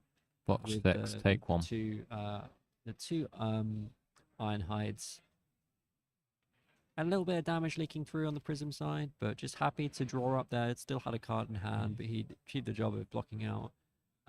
This hand from Osama not as good at blocking, so maybe if Lubosh is be able to develop anything. And also worth pointing out, Sean, that Lubosh is now getting down to not quite as many cards in the grave. Yeah. So getting a little bit more limited in what they can do. I mean, he's got the 3 cards that he does have in grave right now. They're quite nice. They're all 6 power attacks. He's not concerned, right? It sort of opens him up to be able to come in with something big. So long as he has those attacks that are banishing from his graveyard, he's going to be able to turn off Levier. But the more he does so, the more blood deck cards he's throwing into his banish, the more he's setting himself up for what could potentially be a bit of a whiff turn in which he dies to the blood debt. Something that all hardened Levier players will be very familiar with. But it's like you're saying, Sean, like it's a possibility he's got a card in the arsenal that will sort of save him. Yeah. And he does always have that ebb and Ooh, fold. very nice. So you're going to banish all 3 of those, going to guarantee the hit because it's just 3 cards left. Yeah. The thing is, it's not an on hit though. Sorry, the Unworldly Bellow. You just banish and you get, I think it's plus 40 next attack. Oh, coming in with a pulping, very nice. So this is a dominated. Well, let's see if it's dominated. Sorry, so it'll be draw and draw and discard. He did hit it. So there's 9. With dominate. 9 dominate. And that's going to be pretty rough for Osama to deal with. I can't remember if he still has the blinding beam. He does. He does. So that is not going to be as useful because it's not targeting a shadow card. Might still want to play it out. I mean, but he is going to be able to do something to it at least. So it's not too bad. It's like we were saying earlier with the equipment block. It's like, yeah, it's good, but you know, in situations like this, it might get a bit trickier. Yeah. Yeah. Some doesn't seem as like in the last game against Rob. It was a bit of a steamroll from Rob, and Sama was not looking happy. But he seems to be, you know, feels a bit more in control of this game. And the blinding beam here gonna get use. It is a yellow one, so it's only gonna -2, and he's gonna have to pitch for it. But Lubosh doesn't really look like they've got much to come with after this attack. It was just a big beefy 9 dominate. Yeah. So getting use out of it, which was good. Leaving himself with a card that he can play. And filling the graveyard. That was 2 cards that have gone into his graveyard. So whilst, you know, he didn't have anything to follow up with that attack, he is now sitting quite pretty with another 3 cards in that graveyard. So he's setting himself up nicely. He saved himself 2 health there with the blinding beam. And he didn't really have a good hand to hit back with. So kind of got a good use out of his hand. There it is. Deep-rooted evil. And a That's the soul one. harvest. So a few options here. And a Graveling Growl. For Lubosh. That is a nice hand. That is a very nice hand.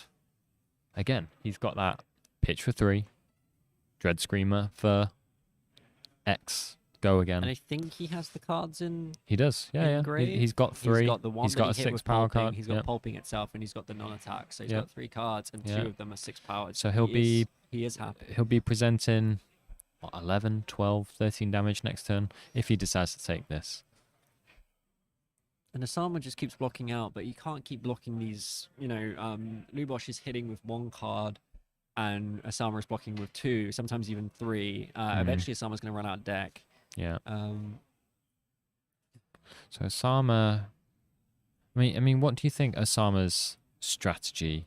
And here we go. This is maybe what we're all thinking. I mean, there's still a lot of cards in Lubosh's deck. Even, but Lubosh is the one doing the attacking here. Yeah. And Osama needs to think, well, Lubosh has got a lot of cards still in deck. Looks about evenish, or maybe a few more in the Prism deck, just a touch more maybe. But Lubosh has been, you know, he's keeping the momentum piling up. on the pressure.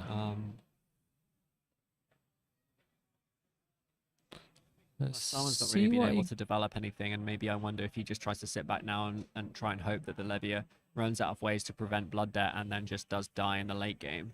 But I think Lubosh he did pitch some interesting cards earlier. He's going to try and do some work with, but I'm not sure if he's drawn into them yet or not. Got the Soul of Harvest, might be able to do something with that. Does have a little bit of recursion with the Deep-Rooted Evil. Yeah, that deep-rooted evil, it is a bit tough though to play out.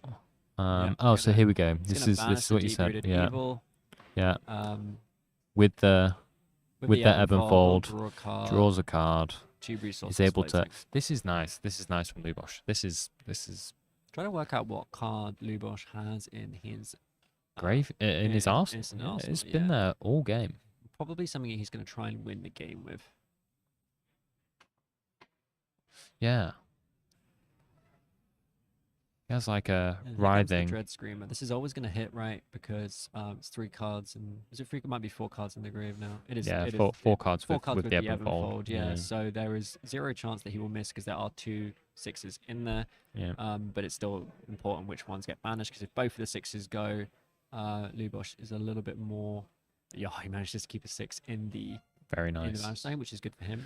Well, the other thing now as well, because he's been able to banish that deep-rooted evil off the ebb and fold, he's now able to play that deep-rooted evil from the banish zone.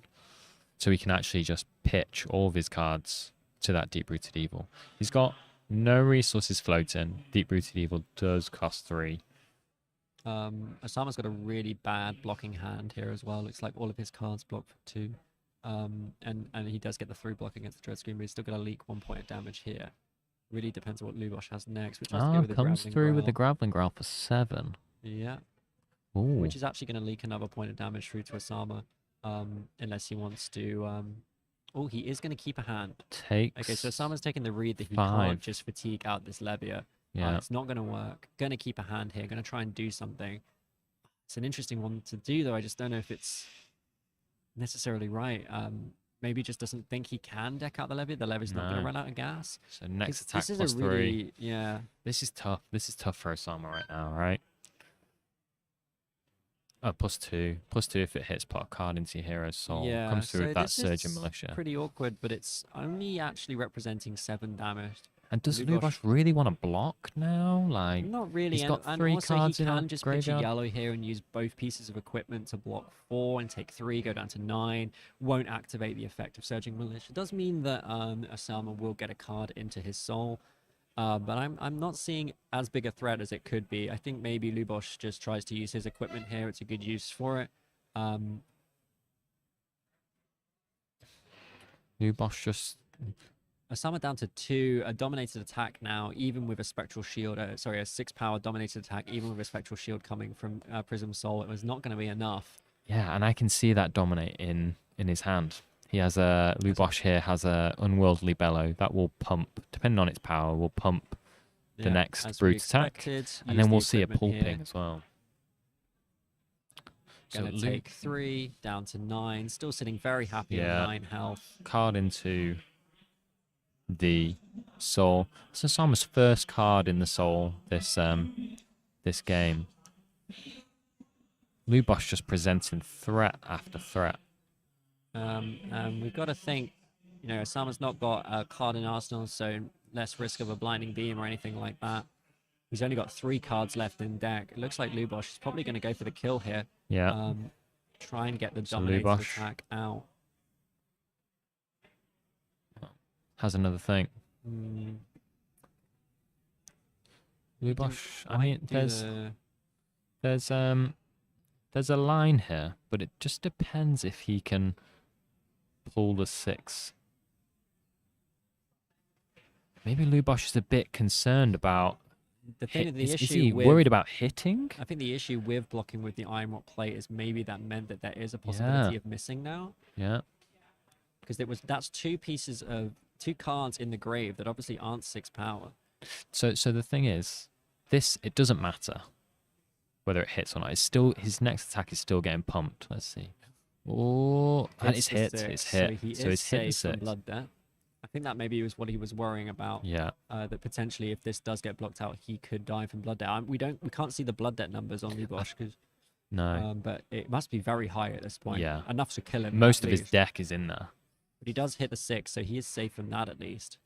And then he's going to come in with the... So he's got a pulping, or he's got that card in Arsenal that he's had in there for 5 rounds? Like... So there's 2 cards now in the graveyard. That Unworldly Bellow will go in there. So it's okay, so pulping for pulping. 7. So is it... And it Okay, hits it's the a 6. hit. So that's a 7 dominate. The blue 6 power, and that is going to be 7 dominated. dominate. And it's going to be a Spectral Shield. Blocking But for as we 4. said, only 4. It's not going That's to be it. enough. Even with the 7 dominate, even with the Wow. 6 dominate, it wouldn't have been enough. Wow. Lubosh takes it with a really good playing of Levia there. Absolutely. Looked like he was a little bit worried at the end. Yeah. Maybe he didn't think, oh, because now that equipment is in the grave, Yeah. I could actually miss. And if they do have it covered with the dominate, there was never any doubt that the dominate was going to. Yeah. Oh no, because if he had to hit a 6. He had off to hit the pulpit. 6 because so there was two things that could have gone wrong there, right? First thing was that the Unworldly Bellow needed to hit the 6. There was 2 6 power attacks in his graveyard, and then 3, 2 of which were the equipment that he used to block. So he'd almost scuppered his chances of turning off his blood debt. Now if he didn't hit the blood if he didn't hit the blood debt, he would still need to be able to hit the 6 power attack off the of the top deck, yeah. to get the pulping dominate. So there was really 2 chances to sort of fail, and if he failed at both, all that Well, if he failed at all both, that Osama needed to do is just full just blocks full and then block he'll, it, yeah. and then he would lose the game. He'd just lose the game. When, as soon as he hit the blood debt, as soon as he hit the 6, at least he knew that even if Osama Osama full full blocked it, blocked, he yeah. was still safe and probably would still win because Osama had like 3 cards left in the Yeah. deck. Just needs to present enough damage to go over the top of that Yeah. without dying again. Yeah. But just had enough. So really spicy one that. Really well Really played. good. By Levia player going 2-1 with Levia and that was the top pod. That was the top 8 out the first 3 rounds of classic constructed, so the most competitive pod of the tournament. Big fan of Lubosh. Absolutely. Played it really well, really talented guy.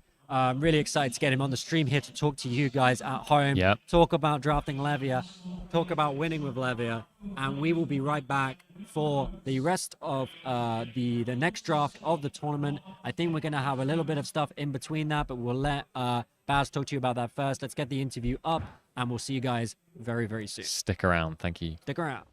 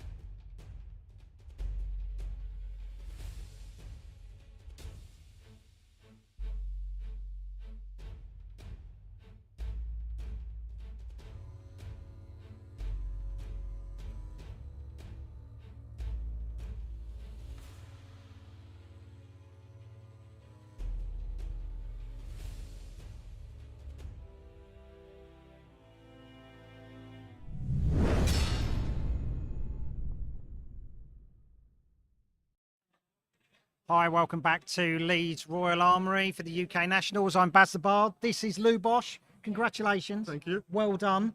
Levia is never an easy hero to draft. You were the only Levia player on that table. Yeah. Did you feel like you were, that was your only option when you were drafting? You know what I mean? Talk us through that why you went Levia. I went with the drafting basically that I'm going to draft my seat. Yeah. And make the deck accordingly. and then suddenly started seeing way too strong Levia cards, and as soon as I figured out I can basically send all the cards I want around the table, then I was like locked in. There has to be a Levia, Yeah. and that just made the deck a bit insane. So with what, the amount what of did you start with then? I think I picked the first one, Ebonfold, which kind of is good in chain as well as Levia. Yeah. And I probably would be like more comfortable playing chain because I played a lot more in Blitz and don't have that much kind of Levia experience. But after just seeing multiple Dread Screamers and Pulpings, just all the go against and everything just going towards me, and there was not much in the other heroes that I've seen. It's like I literally have to play this hero, even though I wasn't feeling too comfortable with it. thing is, you want to be blocking early, to fill up the graveyard, but you're just like, when you know straight away, okay, I can't really. Prism can't really attack you that well because you're just going to pump. Yeah. And then he has to come in with stuff like we saw Frontline Scout, we saw Adrenaline Rush, and you're just like, okay, it gives you the opportunity just to kick, to put a couple of sixes in. A little bit, yeah. What's getting a bit sticky near the end, you kept checking, is like now the armor's in there, like there's less chances. Like I think one of the last hits, it was like Ebonfold, Ironhide, and then it was like a pole pin, and you were like, yeah, it was 2 in 5 chance. I was thinking about not blocking with the armor was probably the correct choice, just to guarantee it towards the end. But then I wasn't sure if the game would be any longer, whether I would still need more cards in the graveyard. So I picked probably the worst option for that situation, but in case my opponent would be able to block me out somehow, like with the, I don't know, 6 defense reaction if he had or something like that. He had one impenetrable belief which helped him out earlier on. Yeah. But yeah, it's So I was taking the more risky play, but it was like better for if the game continued any further, basically. yeah. I know when like I was saying to Osama at the table, it's just like it's all right blocking out. But you got to the point where you were counting cards and you were just like, yeah, you're down in the fatigue race. I mean, thinking Yeah. at 6, you had about 8 cards, and you're just like, I'm actually doing all right here. As long as I can just present high numbers, I should continue to do well. Like, even if I'm discarding cards from my hand, sometimes, like on the pulpings, like my opponent's still giving me 2 cards for 2 or something like that. And as soon as I like attack 1 for 7 with the graveling or something like that, then I'm getting 2 or 3 cards for 1, basically. Yeah. So I felt like if we go to fatigue, that the game is mine, basically. So the only opponent for Levia in that game was the Levia herself. Well, yeah, the old adage, Levia doesn't. You don't beat Levia. Levia beats herself. Yeah, Right. pretty much. You piloted it really well. What are you playing in CC? I'm playing Icelander. Right. Okay. Bit different. And you've done really well. I've won you're 3-0 in the CC, yes. Yeah. So you're on the top table. Yeah. May that continue. Thank All you the very very best much. for the future. Thank you. We will be going to the second draft. That's going to be happening soon. In the meantime, when that draft is actually going ahead, we recorded Johnny Chapman's draft. So basically, the camera's going to be over his shoulder. Trip and Sean are going to be talking through his draft choices, whether or not they liked it, disliked it, what they would pick from, pack one, pick one. And Johnny went 2-1 in the draft. You can have a look at his deck and tell us what you think of it. All right, nice. Stick around. We'll be back soon.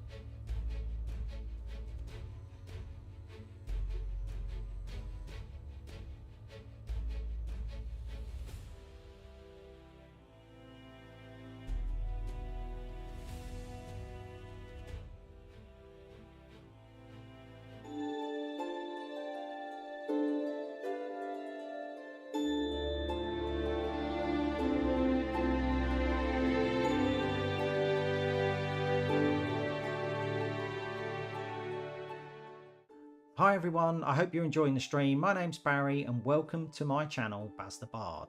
So when I'm not with Alan at Tabletop 24, what do? Well, let's see. I bring Armory games every week from the heart of Northampton Flesh and Blood community at Manuscrew, where we try out the latest decks or just come with a load of jank, but the main thing is we're having fun.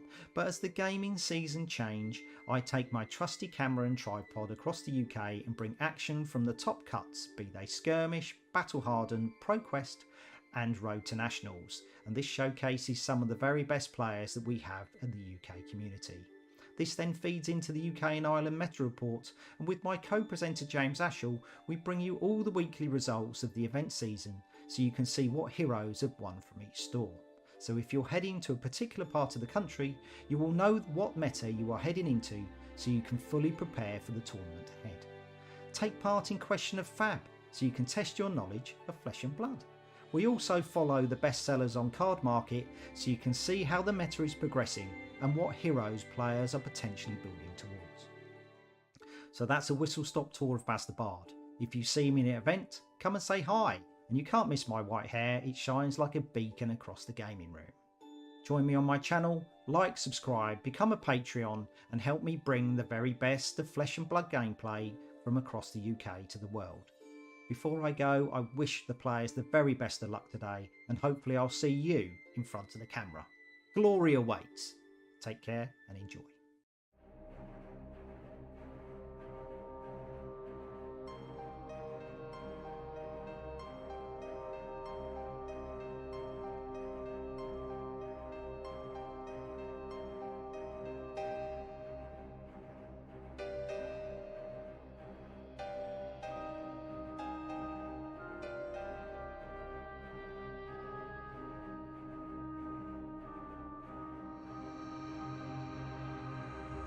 You like Flesh and Blood? Yes. Do you like hairy British men? No. I do. Do you like beer? I do like beer. Come and join us on Push the Point podcast. Wow. Wow. What an offer. We do deck techs, we've done vlogs, we've done interviews with very, very cool people from the Flesh and Blood community. We've got a wide range of different content that you can tune into, and I pretty much do most of it, and these two just freeload off the back of me. Don't just ask us, ask our amazing patrons with our awesome feedback. What do? We drink beer. We tell you all about our decks. A semi-terrible internet connection. Why would you choose Push the Point over Arsenal other Pass available or Steal First Speed? Do you want to listen to something decent? Then tune in to anyone else other than us. Nailed it!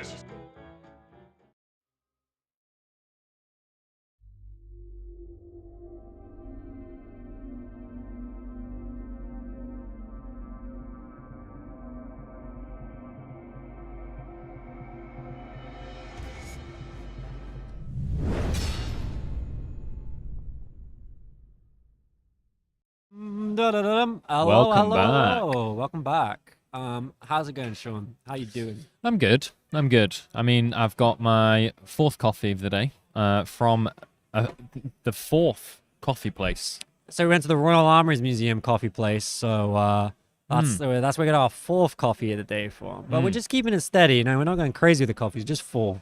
That's more pretty today. crazy for me. Maybe one more. But we got a little something for you. So right now we're going into draft number 2. Obviously, there is going to be a draft process. People are going to be drafting cards.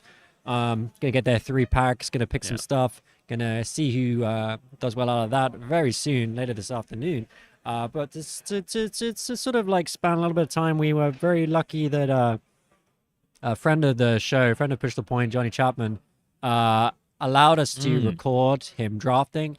So we're gonna watch that recording, and we're just gonna do a little light commentary on that draft. So this just to clarify, this was the previous draft. It's not the current draft. So it's not live. It's not live. Oh, and we may try and get you some standings as well. So the thing at the moment, I think I was chatting, I just went out into the room. Yeah, and we're gonna try and get the current rankings for you too, so you can see. It'd be really good to see who's in pod 1 at the very least, who went in. I know Jamie Faulkner is. Jamie Faulkner went 3-0 in CC and just went 3-0 in the draft. He was one of the 3 Boltons on his pod, but he still managed to 3-0. Had a pretty spicy deck. Sounds like it. I mean, it sounds like he started drafting Bolton from the get-go, or at least leaned into it. And then he just really managed to capitalize, I think, on his seat, really, even though the people around him were also drafting Bolton. He was able to really come away with the best Bolton deck. Yeah, I think Jamie would be pretty happy if he finishes today. You know, he's got another draft to go, all to play for. I'm pretty sure Alex Chitu did pretty well. I think I saw Alex Chitu playing up against Rob Catton for the winner and second place of pod 1. Because bear in mind, Jamie was actually in pod 2, even though he 3-0'd.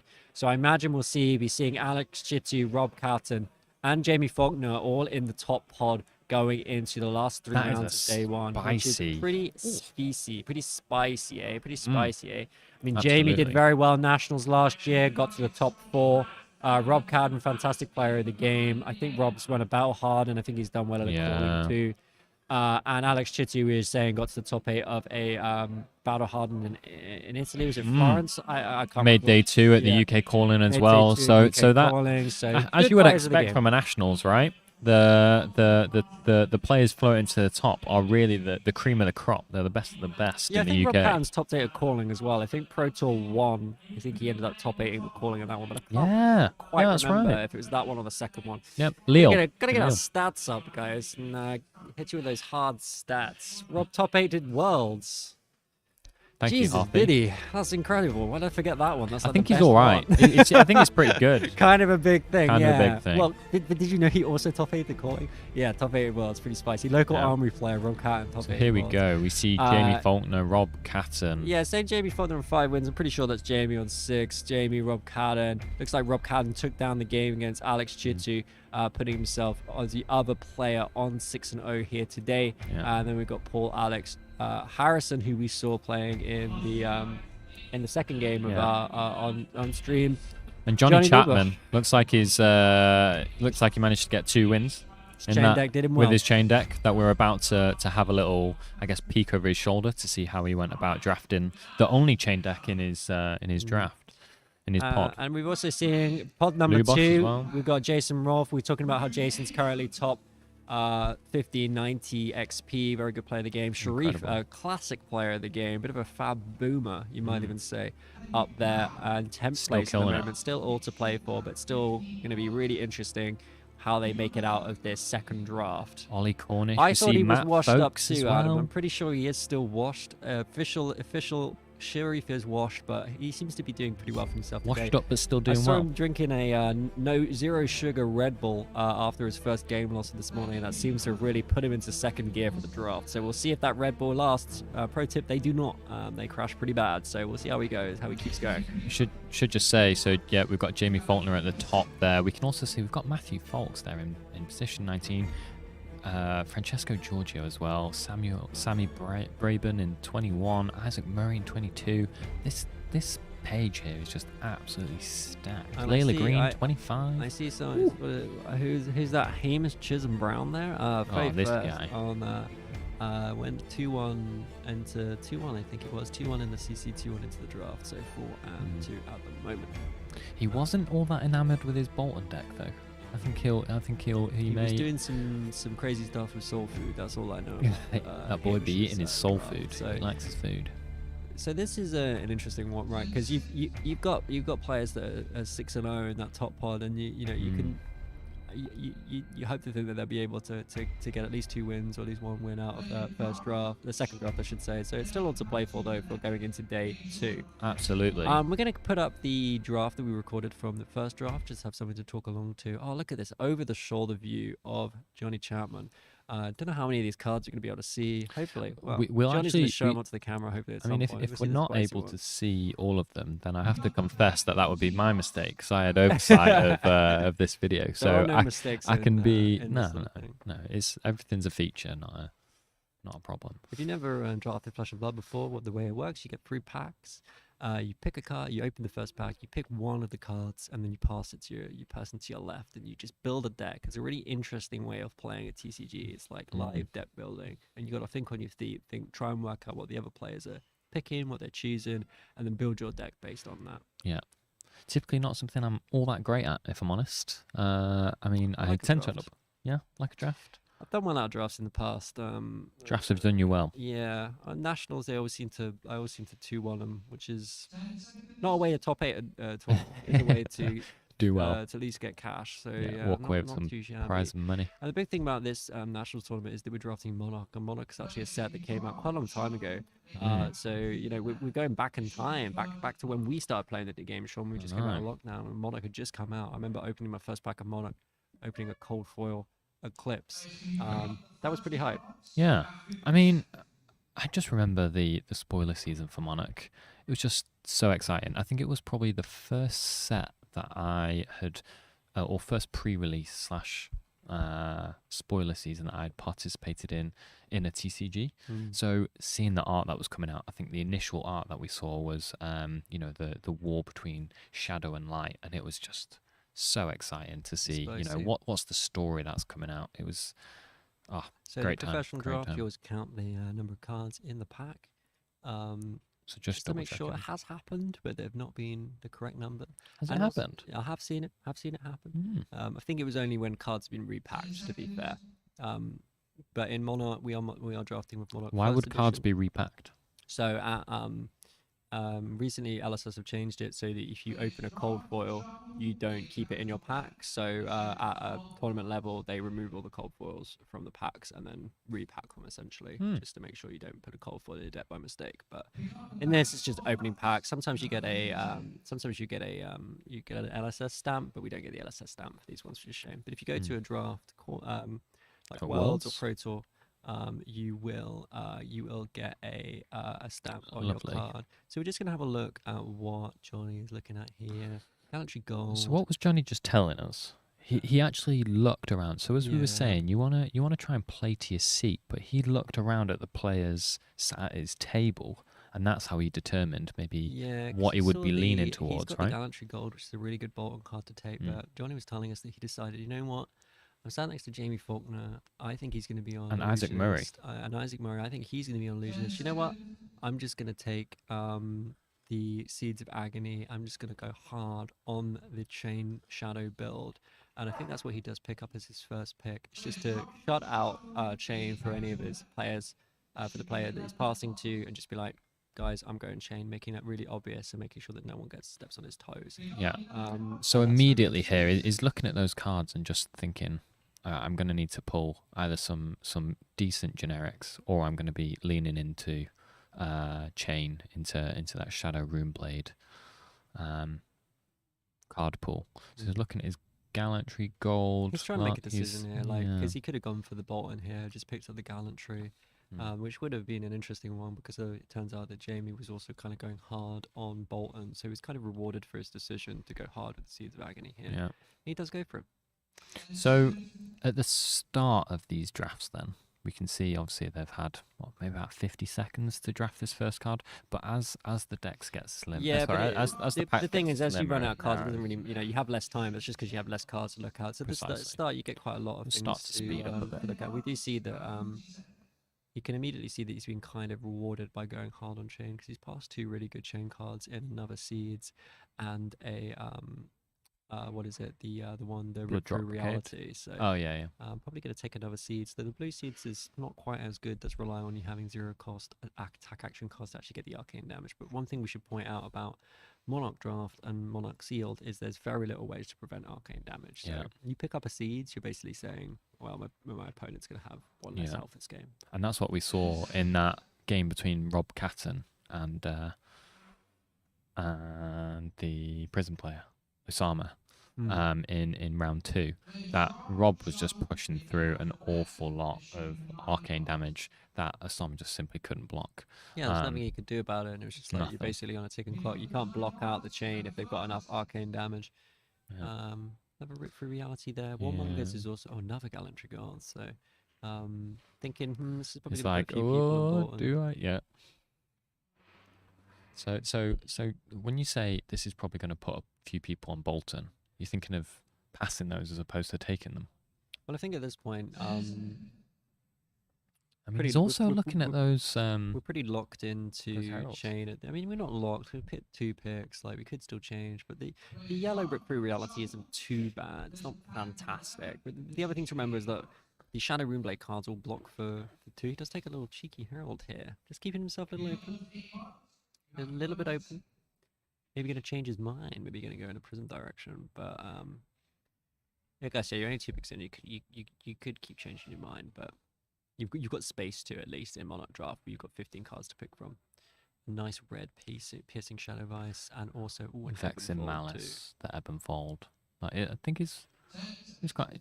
Johnny must be thinking now, I'm pretty happy. I'm getting past a lot of Shadow cards. I can't see too many other players being on it. Yeah. Thank you for joining us, Vino.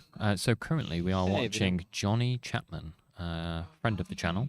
Johnny is. Johnny finally remembered to actually show our cards to the camera. Thank you very much. So Johnny is showing us the cards he's drafting. So this is actually from the first pod. So the second draft is currently underway behind us, and we're actually just watching him draft his so first unfortunately deck. we can't stream the actual live drafting of the pod that's taking place at the moment, but we thought while they're all drafting for the second draft of the day, we thought we would show you someone go, look at this, there's a happy lad there getting past Ethan Ironweave when he just picked up an Everfold. Absolutely. Look at, he's just so much Bang. a snap Like, bang. Bang, this we card's thought we'd mad. show you behind the scenes what's going on. If you've never been to a national draft, you can see, you do count out the cards, you do put down the cards on the table, you do shuffle the pack, just to make sure it is as fair as possible. It's a competitive, well, it's a certain level of competitive. I can't remember exactly what day one of nationals is, but it's competitive. Oh yeah. Oh, it's competitive. Believe me. There's I mean, it's been quite tense in the room, but still, I mean, it's been a great atmosphere nonetheless. So far, we've seen Johnny pick up a lot of good Shadow cards, Shadow Runeblade cards. We did see him pick up 1 Herald, just trying to keep himself honest there with a single Herald, but no way in hell is he going to be playing that now. He's picked up the Ebb and Fold. and the Iron Reef. And look at the stuff he's getting past here. This is giving me. Oh, he's even got stubbies. Look. Look. Just take all three. Take all three. He's like, I wish I could have them all. All three. Look, he's rubbing his head. He doesn't know. He's got a pick of the litter here. Like, yeah, he goes for mate. the rip through reality. He's probably thinking, mate, this these are gonna wheel, so I'm good, yeah. And what's the benefit of taking that rip through reality there? What's rip through reality doing? Well, we talked about it earlier, Sean, with the arcane damage is pretty much it's really difficult to prevent unless you've got an ebb and fold or a halo with the spell void. And a lot of the time you don't really want to be using those equipment pieces to prevent arcane, but it can be useful. If you can deal arcane, you can come through with the go again from the rip through reality, with the rip through reality, the issue you can have with chain sometimes is that you can't go wide enough. Like you're thinking of constructed chain where you can just go hit 5 times in a row. Trying to look at the camera, you can just go like 5 times in a row, but that's not something you can always do in draft because you don't have, you can't go wide enough. Captain's Call is a rare. That can be sometimes hard to pick up. Yeah. You need to be able to play the cards out of the banish zone if they're clogging it up, and you don't want to take too much blood there. Another one there. Rip for reality. Spicy chain deck so far. For those that are joining us, this is a chain deck that Johnny took to. Apologies for my camera work there. I was just making sure that we can certainly see all the cards that are being drafted by Johnny. So this is actually a chain deck that Johnny was able to take to 2-1 in the first draft. So hopefully we'll be able to see how he does in the second draft that's underway behind us now.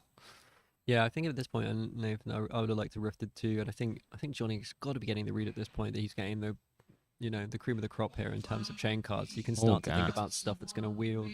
That is a blue consuming aftermath, so not fantastic. But doesn't take the belittle. Hasn't got a minimism yet, but might pick it up at some point.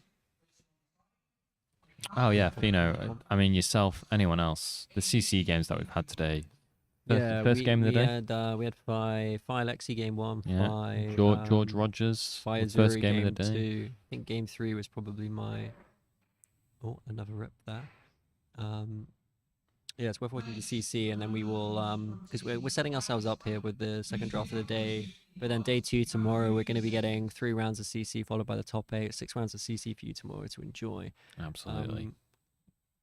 These drafts are kind of setting the stage really for that day 2, putting you in the right position, putting you in the driving seat, not taking too many losses so that you can rely on your CC. Another rip through. CC rounds were so.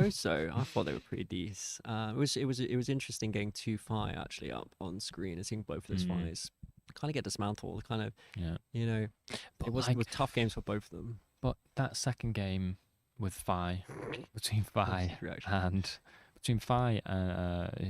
piloted by Stefano, and then we also had Briar piloted by Alex Cheetu. I think Alex Cheetu was incredible, and that's for those that have just joined us. That's Alex had taken Briar deck, the classic more aggro Briar deck, as opposed to the recent rising of the defensive build, and it was just immense. It was just so good.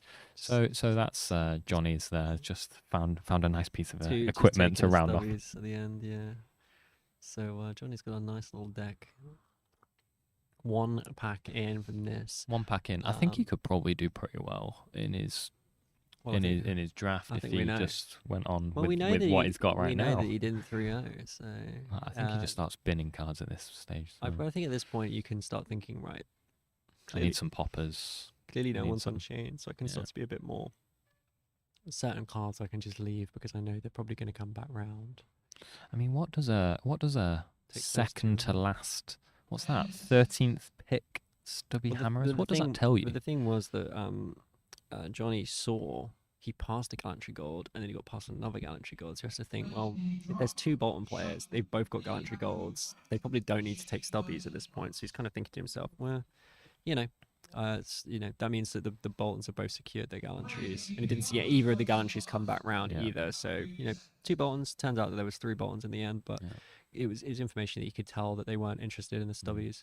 He's already got a headpiece, a chest piece, and an arms. So he's pretty happy now. He doesn't really need to pick up any more equipment. He can just go for the high quality cards. Because sometimes you see a piece of equipment you like, but you also see a card and deck that you really like. And it's a difficult decision what to go for. So if you were Johnny then going into this second pack, what do you think you would be looking for in order to round out your deck? If you're thinking about, you've got Prisms, you've got Levio. What I guess I think he's got a good basis there, isn't he? It's a pretty boring answer, but I would be looking for some sick power cards just to kind of like really secure the matchup against Prism. What we saw in the second game, more sick power.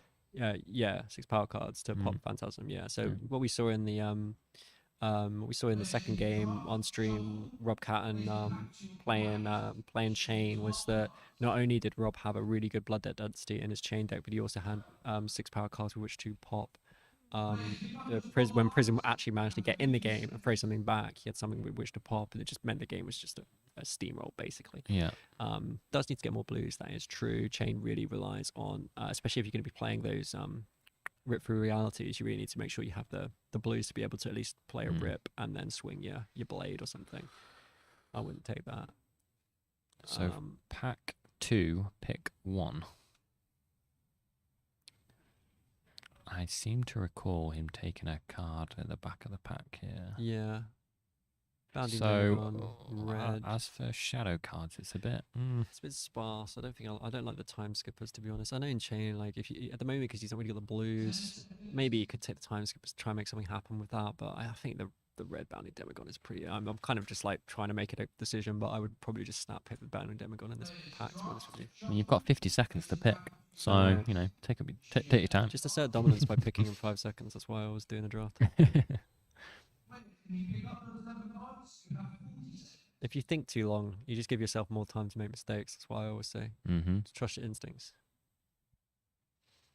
And obviously, Monarch now, as we were saying, has been out for 2 years, but there's still an awful lot of players, as we said. Sammy Braben, UK calling champion.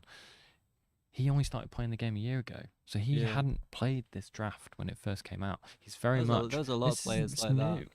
We were all kind of expecting outsiders to be the draft format for nationals, and turns out they decided to just not do that, which is an interesting decision. But I would have kind of liked to have drafted a little bit of outsiders maybe for nationals. Kind of an interesting format. It was a little bit grindy, a little bit like trying to deck people out kind of thing. It was a bit slower, but I did like it. It was a bit of a shame that format just sort of ended. Because the announcement that nationals would be Monarch kind of mean that outsiders draft kind of fell by the wayside. And it wasn't a bad format. Takes the exactly what we were saying, Sean, right? What does he need? Need some cards to pop with, so why not take the card that you can actually give go again with Soul Shackle as well, which I have done before, is to actually just attack. Imagine attacking with a 6 power card, but you can do it, guys. With go again. Possible, yeah. Go for it. What a deck! I mean, Johnny was saying he had a pretty good run, but yeah, getting a 6 power there, pretty decent. It's lovely. But you were saying it's almost a bit of a shame that we maybe haven't been able to see or play as much outsiders drafters. Maybe some players would like to, especially yourself. But I mean, we've seen Monarch come back around now. There's nothing to say that in future we won't see key sets like outsiders come back around. The trouble with Tails is that like half the heroes are now living legends. Yeah, so I just took a sharp inhale of. I quite like Tails draft though. Controversial opinion maybe. Oh, Captain's cool, so good. I would pick that. What you like in here? Look, he's just like. It's just the Captain's cool, but he decides to take the seeds. Yeah, fair enough. I just like Captain's cool. I think at this point you're kind of thinking, is anyone else drafting Chain? Maybe I'll just let it come back round. But also he's got so much go again already. He's already got all those rip through realities. He's got the like rips, so the much. Captain's Call Blue is a little bit less good, but I really like Captain's Call and Monarch. It's actually really good in a lot of the heroes, like even the blue one in something like Prism, allowing you to just go again into a Herald can sometimes be really nice. And the blue one as well, you can pitch to Iris, so into Shabby. I just like Captain's Call. I just think it's a really good card. It's a non-attack. You can use it to block against bottom. Oh gosh. Oh no, it's a blue. Okay. Vexing, time skippers. I like the another crackle. vexing. I like the crackle. So again, the red crackle is like a 0 for 4. You can give go again with Soul Shackle. Might take the blue Riftbind because it's such a good blue for the deck. A blue that could come in for 3 or 4. I mean, that's a bit ambitious, but looking at Johnny's deck, actually, you know, maybe it could happen. Yeah, it goes for the vexing. I didn't even see the vexing in that. I just must have missed that. Vexing was at the start, I think. Ah, Front of that yeah. pack, yeah. So we are coming to you live from Leeds Armories. If you haven't caught us or caught that. Yeah, it's the first ever UK Nationals was at the Royal Armories Museum, Leeds Armories, and it kind of feels quite nostalgic to be back after 2 years. Last year we had it in Darksphere in London, which was really great. Really great for us. With we live in London. Yeah. But there's something special to coming to this venue, just coming to this area, staying in the hotel that we always stay in, just because it kind of feels like nostalgia for that first ever tournament, that first ever major tournament that we had. There's also something special, right? You know, for anyone who's watching who maybe hasn't, I guess, travelled or stayed overnight somewhere for an event, there's something that's really special about, you know, getting up in the morning or staying up late into the evening and seeing everybody just getting in those final practice games before a big tournament, and seeing all those players down in breakfast the next day. There's a real, I don't know, it creates a real sense of a good buzz. excitement. Yeah, it's great. Buzz, which is fantastic to see. Yeah. One of the big reasons really that, you know, I'd certainly stick around and participate in big events like this is there's something really special about going away and playing these games, whether it's domestically or overseas. I'm really excited about Worlds as well. I think Worlds is going to be such an incredible experience. I didn't get to go to the Worlds last year. I couldn't really afford to do two like big American. I meant to Pro Tour 1. I was like, I didn't have a qualification for Worlds, so I was like, can't really do two big American tournaments in 1 year. But Worlds is coming to Barcelona this year. I think I paid 40 quid for my flight, which was insane. And really looking forward to experiencing Worlds, experience Flesh and Blood Worlds, because it's just something I want to be part of, really. What about Pack 2, Pick 11? We're kind of talking around it now, because we're pretty sure that, I don't know about you guys, but I'm pretty sure that Johnny Chapman's going to draft Chain. And he's getting every single seed that is I don't know, he might be about to wheel. in the box that's being drafted right here. Thinking about Ironhide legs, which is not actually a crazy idea at this point, but no, it Takes goes them for the seeds. takes the seeds. Blue seeds. Yeah, Worlds. I mean, are you expecting to be able to participate in Worlds? I don't know if as a team push the point we are going to be able to participate in the actual Worlds tournament. No, but we're not going to take we'll part in in we're not qualified for the Worlds tournament. But who knows what happened with Hamish and Simon today? Maybe they'll finish top 8 and get an invite. But absolutely. But the way I see Worlds is it's an opportunity to go and see a bunch of other people play side events, play the calling, play the battle hardened, just aim for some stuff on the prize wall, all sorts of fun stuff. See a bunch of people from all around the world. See the European crew, see the American guys that come over. You know, that's what it's all about to me. It's like Genesis in that part. And he's already taken an Aether Ironweave, so doesn't need a second. Yeah. Front and back. Genesis, that's all past the Genesis. We're at the prison. They were sat on his right. I think he just passed Isaac Murray at Genesis there. Yeah. We're just like, what? It's crazy seeing a draft that you're not part of, like just seeing the decisions that are being made, just being like, what is going on? Come farm ticks with the London Ferry. I am planning to. I want to go. Absolutely. I want to ticket farm at Worlds. That's the plan. Well, I mean, I'd like to do a lot of stuff at Worlds, but whatever happens, it's that Red Rift bind. What is this? What is this? He takes the minnowism. Like, it's just like it doesn't matter. It'll come back around. Is there enough for it to wheel? Nah, I think it was 7 cards at that point. Yeah. Yeah, Johnny was very happy with this draft. Very, very happy. But yeah, there's a lot of other big. You know, we're looking. It's been such a fantastic year for Fab already. Didn't manage to go to the Pro Tour this year, but looking forward to going to Worlds instead. A little bit closer to home. The calling in Birmingham was such a fantastic event. Really happy that we finally got to have our calling in the UK. We've been playing the game over here for a long time now. Managed to get a Pro Tour winner in Matt Fogs, a couple of Pro Tour top 4s, World's top 8 with Rob Catton. You know, it's just great to see.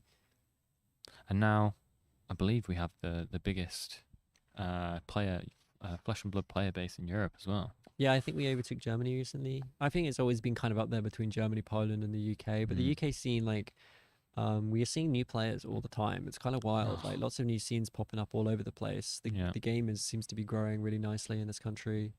A lot of the old players are still hanging around, still playing as well. Seeing Mhm. people like Sharif, I mean, us guys like me, Simon, Hamish, Matt and Fox Sean, as and well, Matt Fox right? has been around Yeah. since the first nationals as well.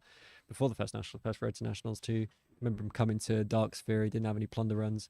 It's just people being around now, but we're constantly adding new blood to the game too, which is really fantastic. It just feels like the game is growing, which is good. Like it's it always has its ups and downs. Summer's always a bit of a quiet time, but I think the calling really kept the momentum going over the summer in the UK. I think that's why it's so important for countries to get their own major tournaments like callings and battle hardened, so they have like a focal point to aim towards too. It's also a great thing for stores and organisers, right? Living Realms, they've put on our UK Nationals this weekend, but they also put on the UK Calling, and they've just been able to prove that they can put on an event.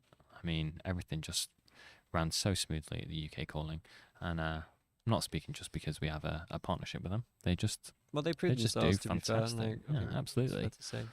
And like it's they've learned a lot. They've organised a lot of Flesh and Blood events now, and you can tell they're experienced with it now. They know what they're doing, and they know the pitfalls, and they know the common complaints that people can have, and they learn from all that, and then they adapt, which is the most important thing. It's just adapting and making sure you're listening to your audience and putting on the best event possible. Yeah. It's the same for the streams as well. These stream events. This is the first event where I've casted alongside you, Trip.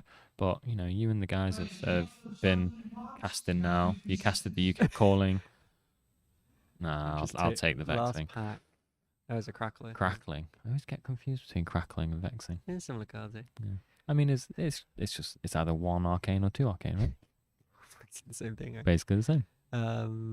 I think we had a bit of a break there, but we're now into pack A number bit of a 3. toilet break between packs. Look at that pack. Oh no, this is his draft. So. I thought that was like, what? Oh my god! He's got 12 chain cards in it. Yeah, just have a look through the packs here. Yeah, just like you're saying, Sean, just more opportunities with this is the first time we've ever casted a nationals event in IRL. I've been lucky enough to cast Poland, cast French nationals with Finbar back in the day, and then got to cast Polish nationals as well. I think I did another one somewhere along the line. Yeah, looks like he's drafting the right deck for C. I agree. As you said, Johnny went on to 2-1 this draft. His player sat to the left of him is actually trying to sabotage him. Just trying to steal a few of his cards. Yeah.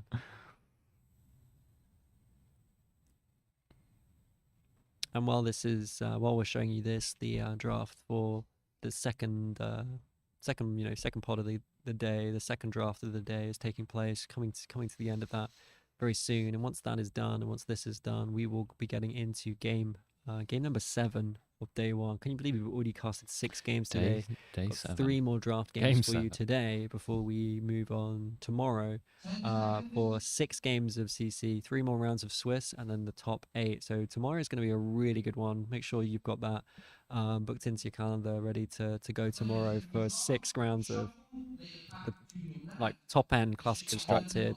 Players top tier UK.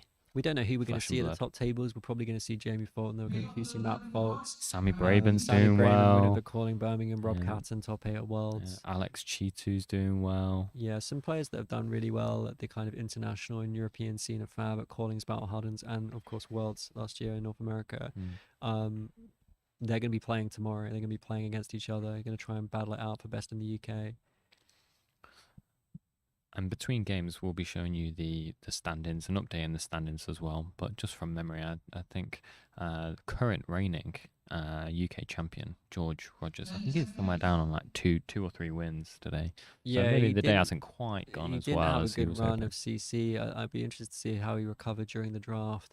Currently, we have 2 players on 6-0. We have Jamie Faulkner. You probably know him of Drum Eye fame, and we've got Rob Catton. I didn't quite catch what hero Rob Catton was playing in CC. Maybe we'll pick that up again when we look at the standings, because it is up there to see. He's always been a big Katsu fan and a big Chain fan. You can see him being on Lexi Fi as well. On I Fi, seem to yeah, played remember Fi for a bit. UK Nationals last year.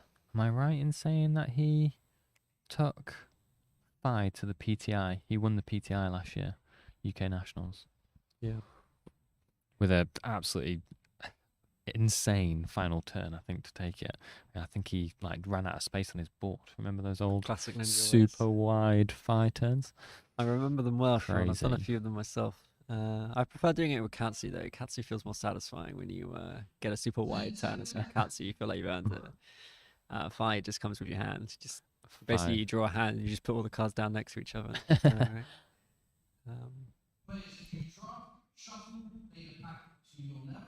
So Johnny's very much comfortable as the only chain player in this pod, right? Yeah, and it'll be interesting to see how Johnny plays. You might even get to be able to see Johnny on stream because Johnny is in the top pod now, having gone 2-1 in the previous pod. And 3-0 now moved up into the pod with the 2 6-0s, and there are a few of the other top ranking players. I think Alex Chitu is up there. Johnny Chapman we're seeing right now is up there in pod number 1 alongside Jamie Faulkner and Rob Catton and 4 other people.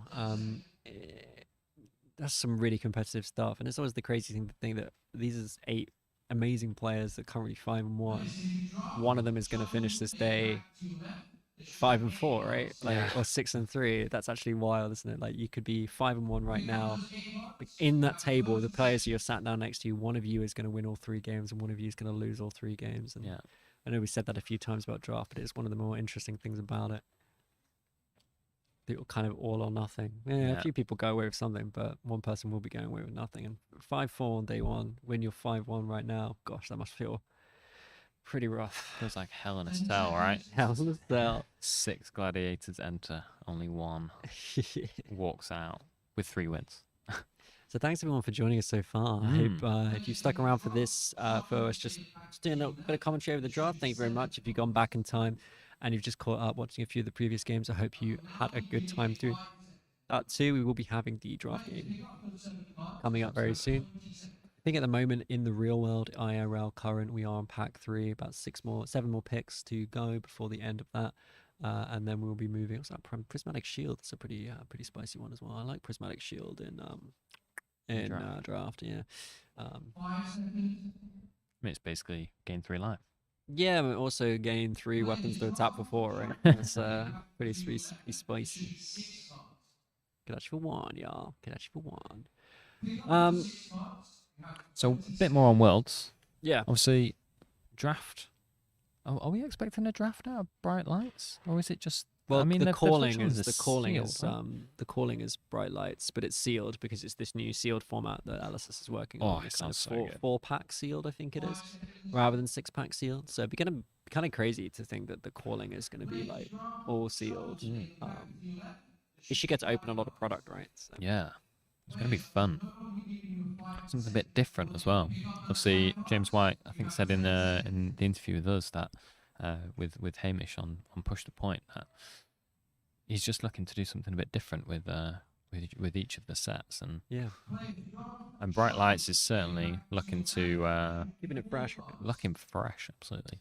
So yeah, if you don't know, today we're brought to you by Tabletop 24. Tabletop 24 streamed have been streaming UK Nationals, have been streamed the Calling Birmingham. Me and Sean have been providing the commentary from Push the Point. We're a UK-based podcast. We also do a lot of content these days in terms of deck techs, live streams, everything really. We really appreciate your support and your subs. We've also been joined by Baz, who has been doing the MCing, been doing the interviewing. You've probably seen him in between games. You probably saw me and Baz going through Baz's meta report. So Baz the Bard is the channel name, provides like in-depth evidence-based meta reports for the UK scene. Really worth picking up if you want to understand the UK scene a bit better. If you want to, if you're going to a big international tournament, you want to kind of understand how the UK players play and what they are interested in playing. Who are the top players? Who are the ones making the top 8s, the top 4s all the time? That's a good one to watch. So check out Baz the Bard. Yeah, I mean, it's just a great resource, right? To get a snapshot of the UK scene, of the wider competitive scene, who's doing well, movers and shakers, hot or not. It's I don't know. Yeah, Baz just does a spectacular job. But all 3 of the channels, Tabletop 24, Push the Point, Baz the Bard, we're here for Push Working the Point. together, we're collaborating. We're always trying to take on these new opportunities, trying to do as much as we can. We've been an honour to cast the Calling Birmingham. It's been an honour to cast UK Nationals here today. We've got Hamish and Simon as well as part of the crew. Though both of them are now playing in the tournament right now. both of them drafting. I think Hamish is currently on 4 and 2. I think Simon is on 3 and 3. 3 and 3. Yeah. So Hamish probably still in it to win it. If you can 3-0 the next draft, finish day 1 with 7 and 2, just let CC do the talking. Simon got a bit more to do. Might be able to make top 24 though if he manages to do well in the draft. At least they managed to dodge each other. I'm pretty sure they're not in the same draft pod. Yeah, just to point out. Yeah, sorry, Sealed, Quinn. That is what we said. Sealed is being played at the Calling, which is what we said, but it is technically also at Worlds.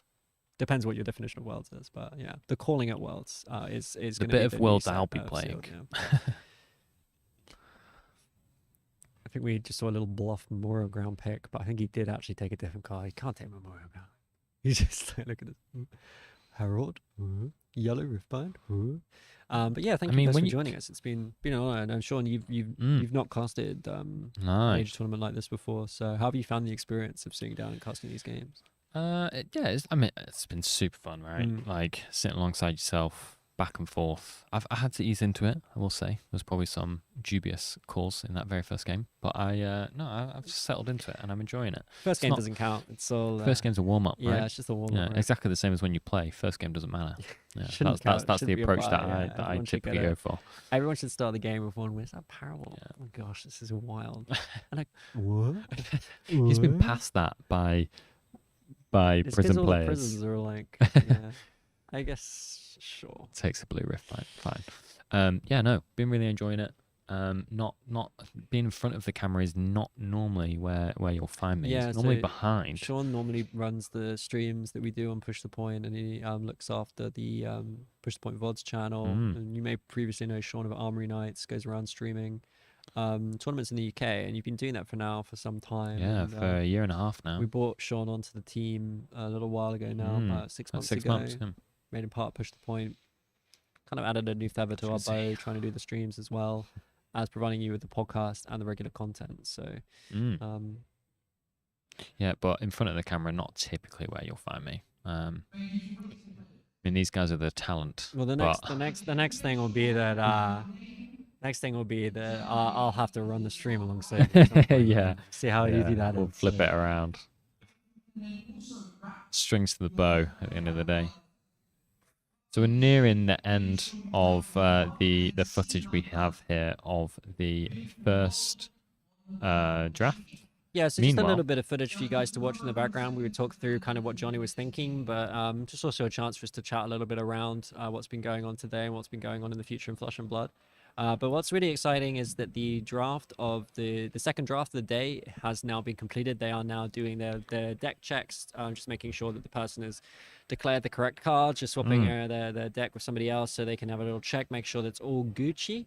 And then we'll be getting into game number 7 of the day, the first of the second pod of draft, and we're going to see how that is going to roll. So we're into the final leg, essentially. Final leg. We've got 3 games of draft coming up for you, and again, we've got those top players. We've got Rob Catton, Jamie Faulkner. We've got Johnny Chapman is up there, Alex Chitu, Matt Folks as well, position like 22. We'll pull up the standings very shortly, I'm sure. But you know what, Alan? Maybe we can cut away from this now, because I think we've seen all we've come to see from this particular draft, and maybe we can cut back to the pods, to the top 8, to the top 16, top 24, so we can give you an idea of who's playing in each pod.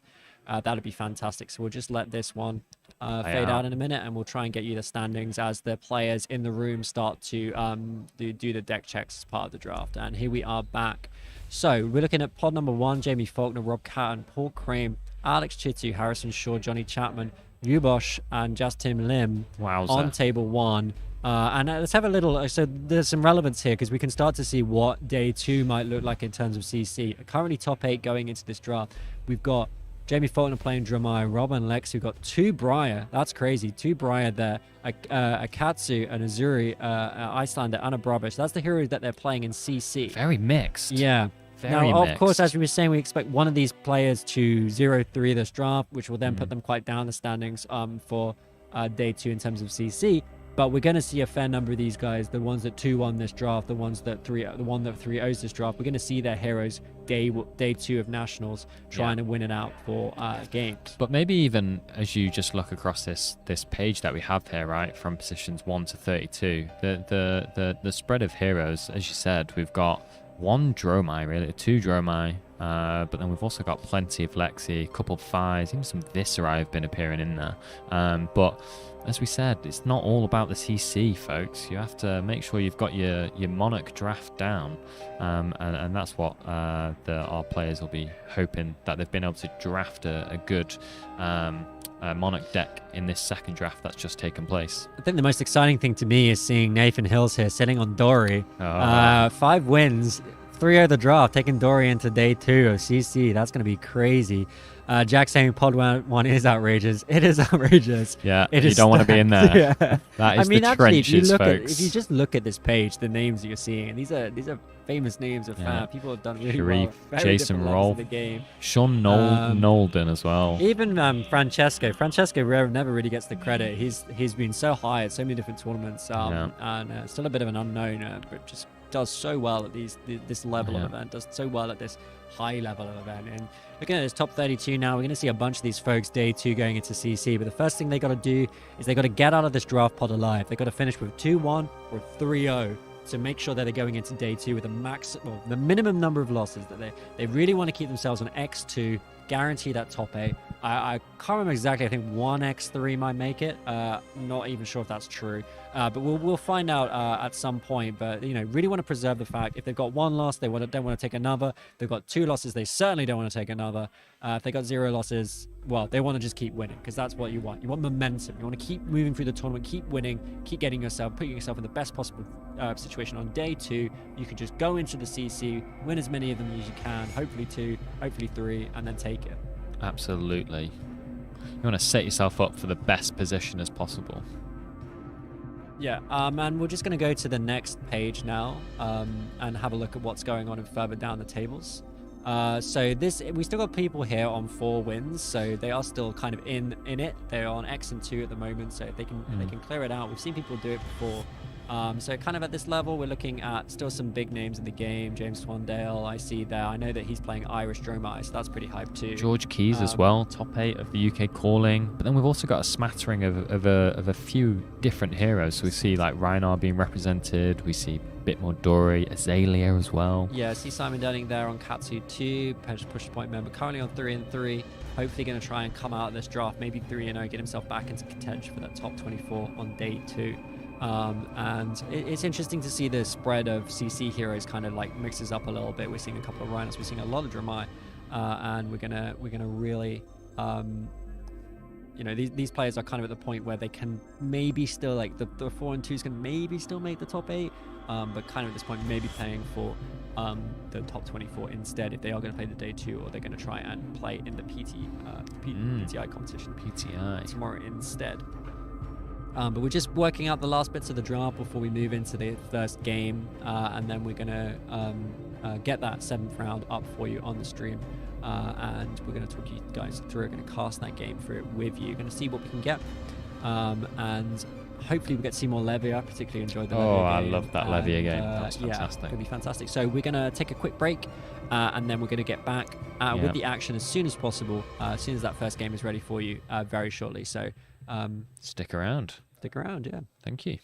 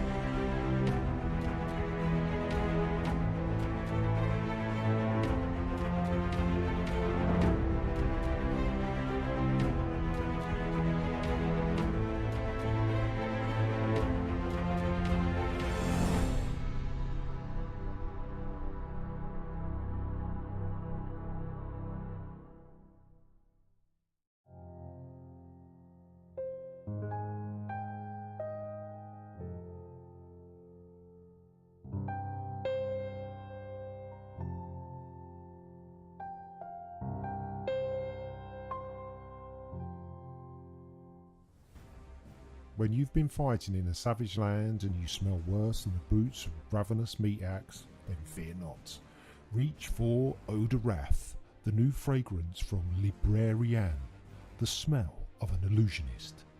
It can be yours for only 4 copper, 2 silver or 1 gold, so cash in on this introductory offer, only found in your local Temple of Sol. Eau de Wrath.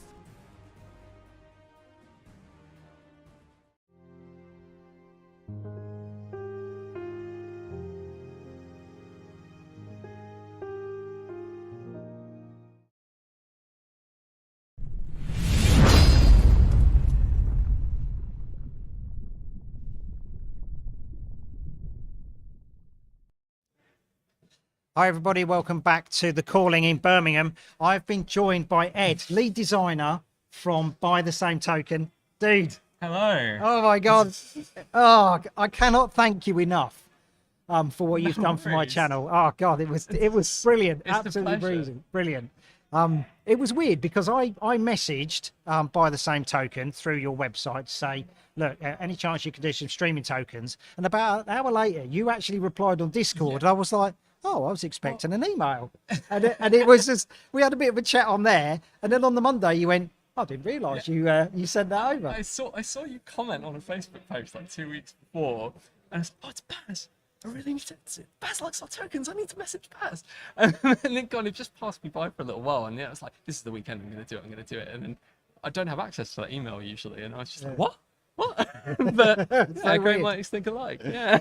Yeah, so I've been using your tokens pretty much from when you released them. I was just like, oh, I'll get some tokens, brilliant. Because, essentially my channel's all about supporting the UK, supporting UK businesses, and, and that's what I like to do. Support the LGSs, support Yeah.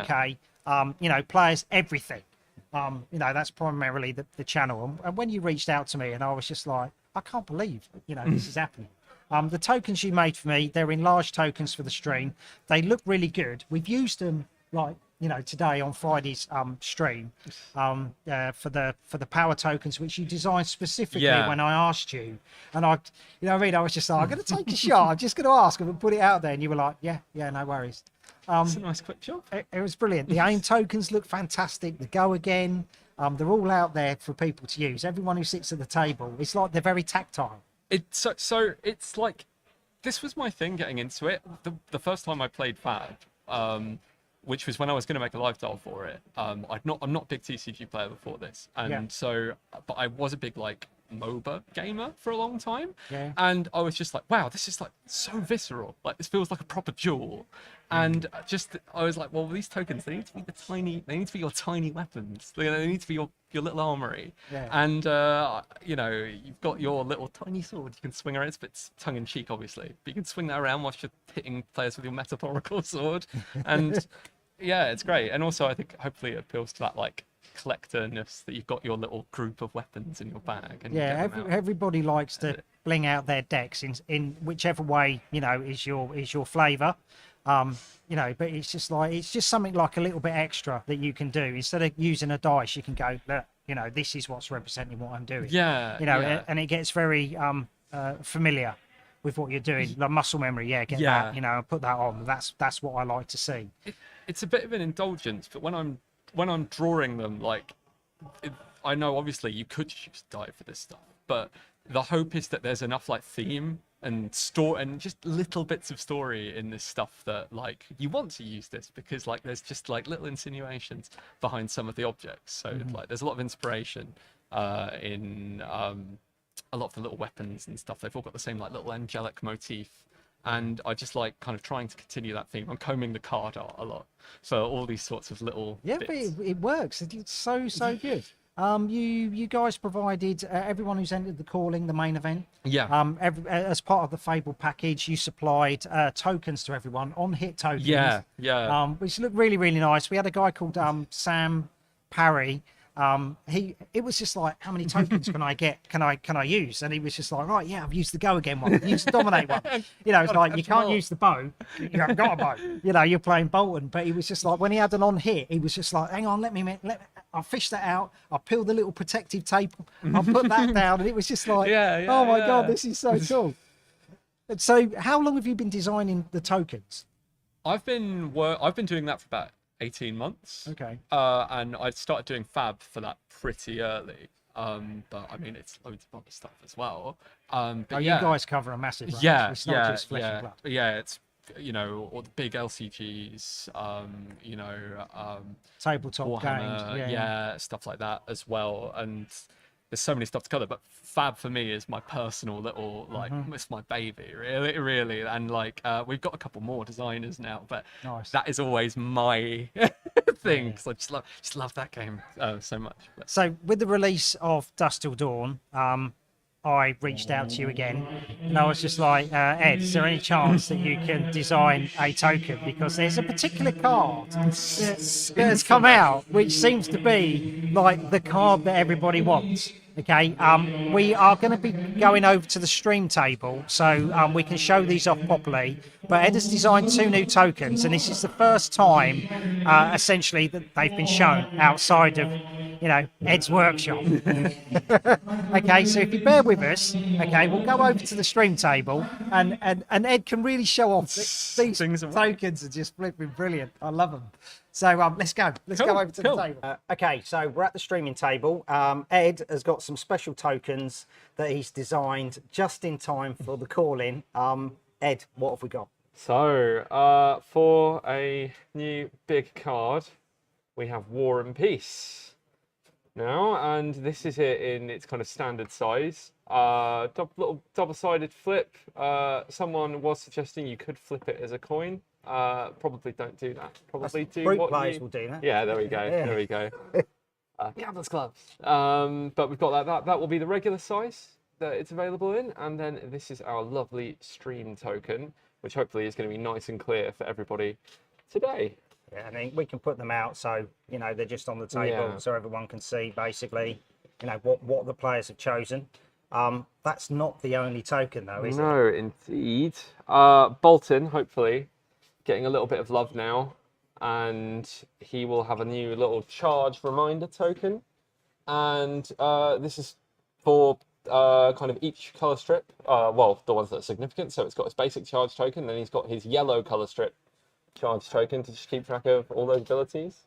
Yeah, it's awesome. I love the way you've put it on the banneret. It's just like, that is so thematic, and that's what we get from your tokens. It's just like, they're so in theme with the character that they're chosen for. It's the extra little bit of story, I think, it's always the thing I kind of like to go for. Like, I mean, it's really silly with these, but you can kind of hopefully see the pen is mightier than the sword kind of motif within this. And then you see on things like some of the weapons, like this kind of little jagged kind of stained glass type thing is always repeated, and then this one's a bit more floral. I've probably got that. But yeah, on got that on aim and go again, for example. Yeah, just need some they nice just and look peaceful amazing. ones now. Thank you. Now, not necessarily the streaming tokens are going to be available, but it's something that you're going to be looking at providing. We're thinking about it. I mean, having made everything I've made for you now, they came out lovely, and I'm now playing with oversized ones, just at the tables.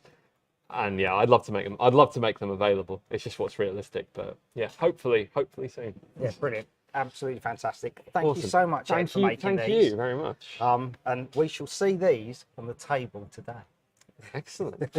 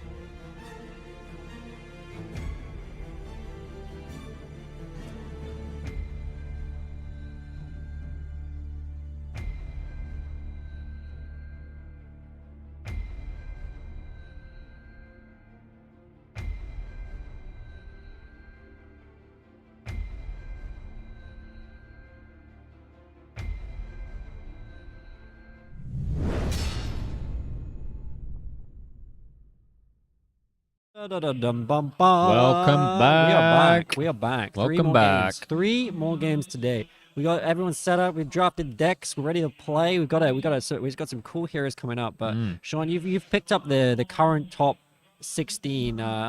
You know, we got some spicy heroes. Well, I guess we should say we've got some Monarch heroes, but some spicy pod breakdowns to show you. I think we've got the first pod coming right up to show you how the players in pod number 1 have drafted, and it seems like they all reached an agreement. It's a 2-2-2-2 coming at you right now, which is kind of an interesting one, right? Like I would expect normally to be there to be like 3 prism, but the guys, they were just like, nah, we're just gonna call it even. We're just gonna have 2 each and see how that rolls. So. And we expect this pod to be, you know, the best of the best in the UK. So by all means, they've all read their seat and they're all sitting opposite. Nothing weird has happened. There's nothing like I don't know, like 4 prism or anything. How could anything like that happen? There's just like an even distribution of heroes. You know, some heroes play better when there's just one of them. Levia, I think, is probably better when you're the only Levia. Even Chain can be really good when you're the only Chain. But there's enough space for this to work, and I think it just means that the Levia have probably hooved up a few more of the 6 power cards. I don't know if anyone's pivoted or not, but it's looking interesting to me, and I think it's all to play for in this top pod. And from what I understand, again, Rob Catton has once again drafted Chain, more than comfortable with Chain, proven champion at this stage. Very much he's comfortable with Chain. Alex Chitu as well. Also, you know, massive Runeblade fan, known Runeblade player, also drafted Chain, whilst Jamie Faulkner is on Bolton. So we'll be able to see. I think Rob Catton is on the first game. Oh, he's not. He's not sure. He's not. Sorry, he's not on the first game. Just not true, Sean. So, if you want to manifest it, you can. But I'm pretty sure. I want to see him again. It's just simply not first the case, game was fantastic. We try to keep it fresh. You know, like don't have the same people on every single time, which does get a little bit trickier when they start winning. We want to bring them back, but I don't think we were actually featuring pod 1 for. We're actually getting the second pod on where we still have some people doing fantastically and still very live for day 2. Maybe if we could move to the breakdown of pod 2. Oh, interesting. And very much they didn't reach an agreement. Okay, so a very different picture here. Everyone decided Prism's pretty good. I'm going to draft Prism. So yeah, 4 Prisms in this pod. Yeah, it can work. It can work. But Chain and Bolton sitting pretty there on 1 Chain, 1 Bolton. They're going to probably be really happy about that situation. Absolutely. I think if you're the only Chain, I mean, that deck is sure to be spice. Surely. I think something's got to go really wrong. I think so. It just means you probably got really good blood debt density. We kind of saw it when we were watching the draft, the Johnny Chapman draft. When you're the only Chain in the pool, you really get past a lot of very good blood debt cards that you can just basically mean you can shackle really freely and you can be pretty happy about it. But I'm more excited about this one of Bolton, because Bolton can get really good when you've got every single Bolton card that's been going around the table. Just makes all the pieces fall together very nicely, and I think. They've probably got some decisions to make about what cards they actually run in their deck. They've probably got over 30. You need to make a good call, make sure they run a nice lean 30-card list. Maybe Chain might go up above 30 cards, but I think in this format, 30 cards is pretty nice. Especially when you own Bolton. What we saw in the Bolton mirror earlier was they did end up running out of cards, but I think that only really happens mostly in the Bolton games. And this second pod, we've got big names in the UK scene as well. We've got Jason Rolfe, we've got Sharif Shaban as well, David Collette. We've got some big names. Osama as well. We saw in the first draft, appeared on stream twice with Prism. So it'd be interesting maybe to see if he's gone for that Prism again. And I think we're actually going to see Sharif Shaban. I believe on Levia playing up against Nathan Hills. I believe Nathan being the only Chain. So we are going to see this 1-of Chain play up against this 2-of Levia. Interesting fact, Nathan is actually playing Dorinthia in CC, which was Sharif or Shingo's #1 hero for a very long period of time, but Sharif has moved over to the allure of Lexi. Well, we'll see how that game plays out. I think it's going to be quite a tough one for Shin playing up against a 1-of Chain, but hopefully got the goods to make it work with Levia. We've seen Levia do work in that last game. If he can set up something spicy, if he can set up something good, he can make it work. Absolutely. But yeah, it's going to be an interesting one. I think we're gonna try and focus on people we haven't had on stream before, but we might get some people back from pod 1. Going to mix up between pod 1 and pod 2. Really focus on people who are kind of still playing for that top 8 position, who are still 5-1, who are still high up 4-2. Really trying to make it work, trying to gun for that top 8, trying to make it to the very end of this tournament. We have moved back now to the standings as they are. I think the other thing to point out is that Hamish was in pod number 4 with Leela Green, another Leela fantastic player, and still on Katsu, as you can see. Hamish moved over to Briar, both of those on 4-0. Another, Damon Elgie and Tim Coates, Cecil also Cecil as names well. that Yeah, big I've heard a name. lot.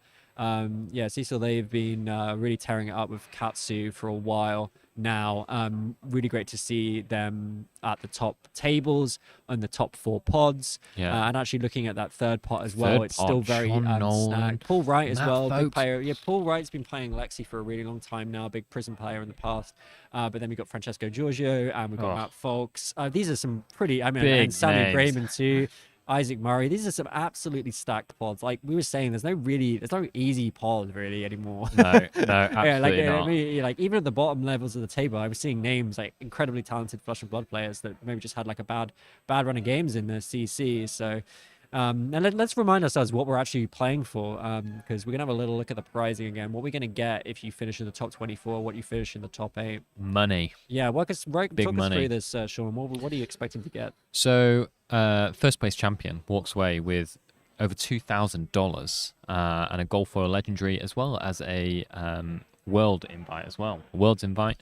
Finalist walks away with half of that, but still a respectable amount of money. But that prize money goes all the way down to 24th place, and you'd be looking at, probably the majority of your weekend is paid for just by coming top 24. And the other thing, of course, is that Worlds invite does have the possibility of winning even more money. The prize money at Worlds is big. We're talking tens of thousands. Is it even? I don't even know what the top prize is. It might even be $100,000. I can't quite remember off the top of my head what the world's pricing is, but it's very generous and it goes down much further than top 24 as well. So getting that world's invite gives you the opportunity to then kind of like double your money kind of thing by not only winning a bunch of money today, not only winning a gold for legendary today, but also getting that world's invite, getting to play at Worlds, which is no mean feat and a very impressive thing for anyone to do in their for sure. career. And that money as well that you walk away with alongside the Worlds invite, I mean, that's money to put towards getting to Worlds as well itself. So, and as you said, you picked up flights for 40 English pounds. That's an absolute bargain. So they can very much put that towards your Worlds weekend in Barcelona in November. 25k per second. I can't quite see what it is for first. It looks like 100k to be honest for Worlds. So there's a lot of money there. Money. So Cash money. fantastic to see that LSS is putting the money down, putting the cash on the table for talented players of the game we love, that game being Flesh and Blood. And we've got 3 more games of Flesh and Blood to show you today.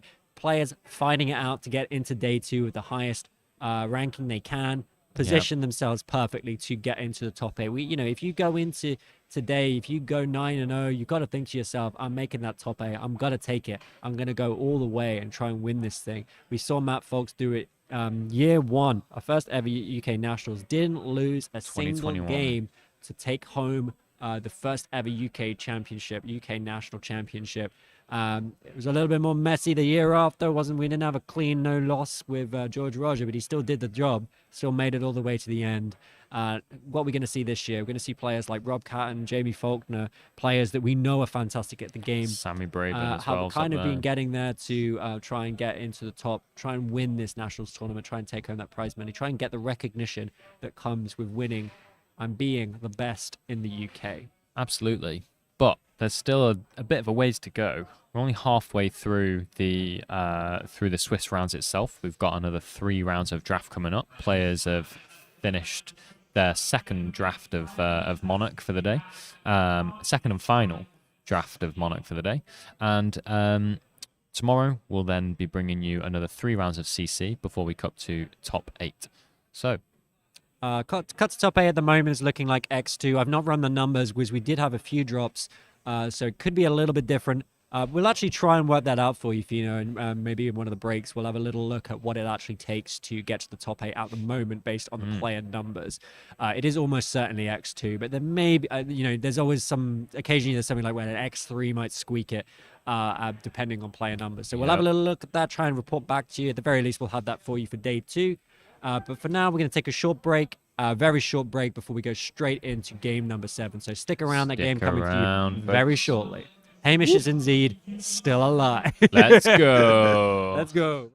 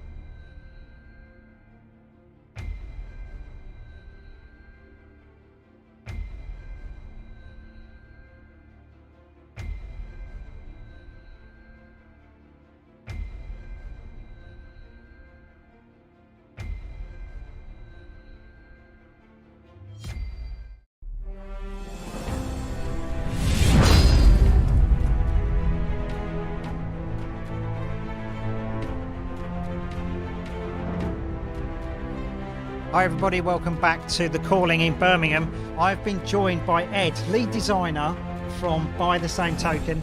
Dude.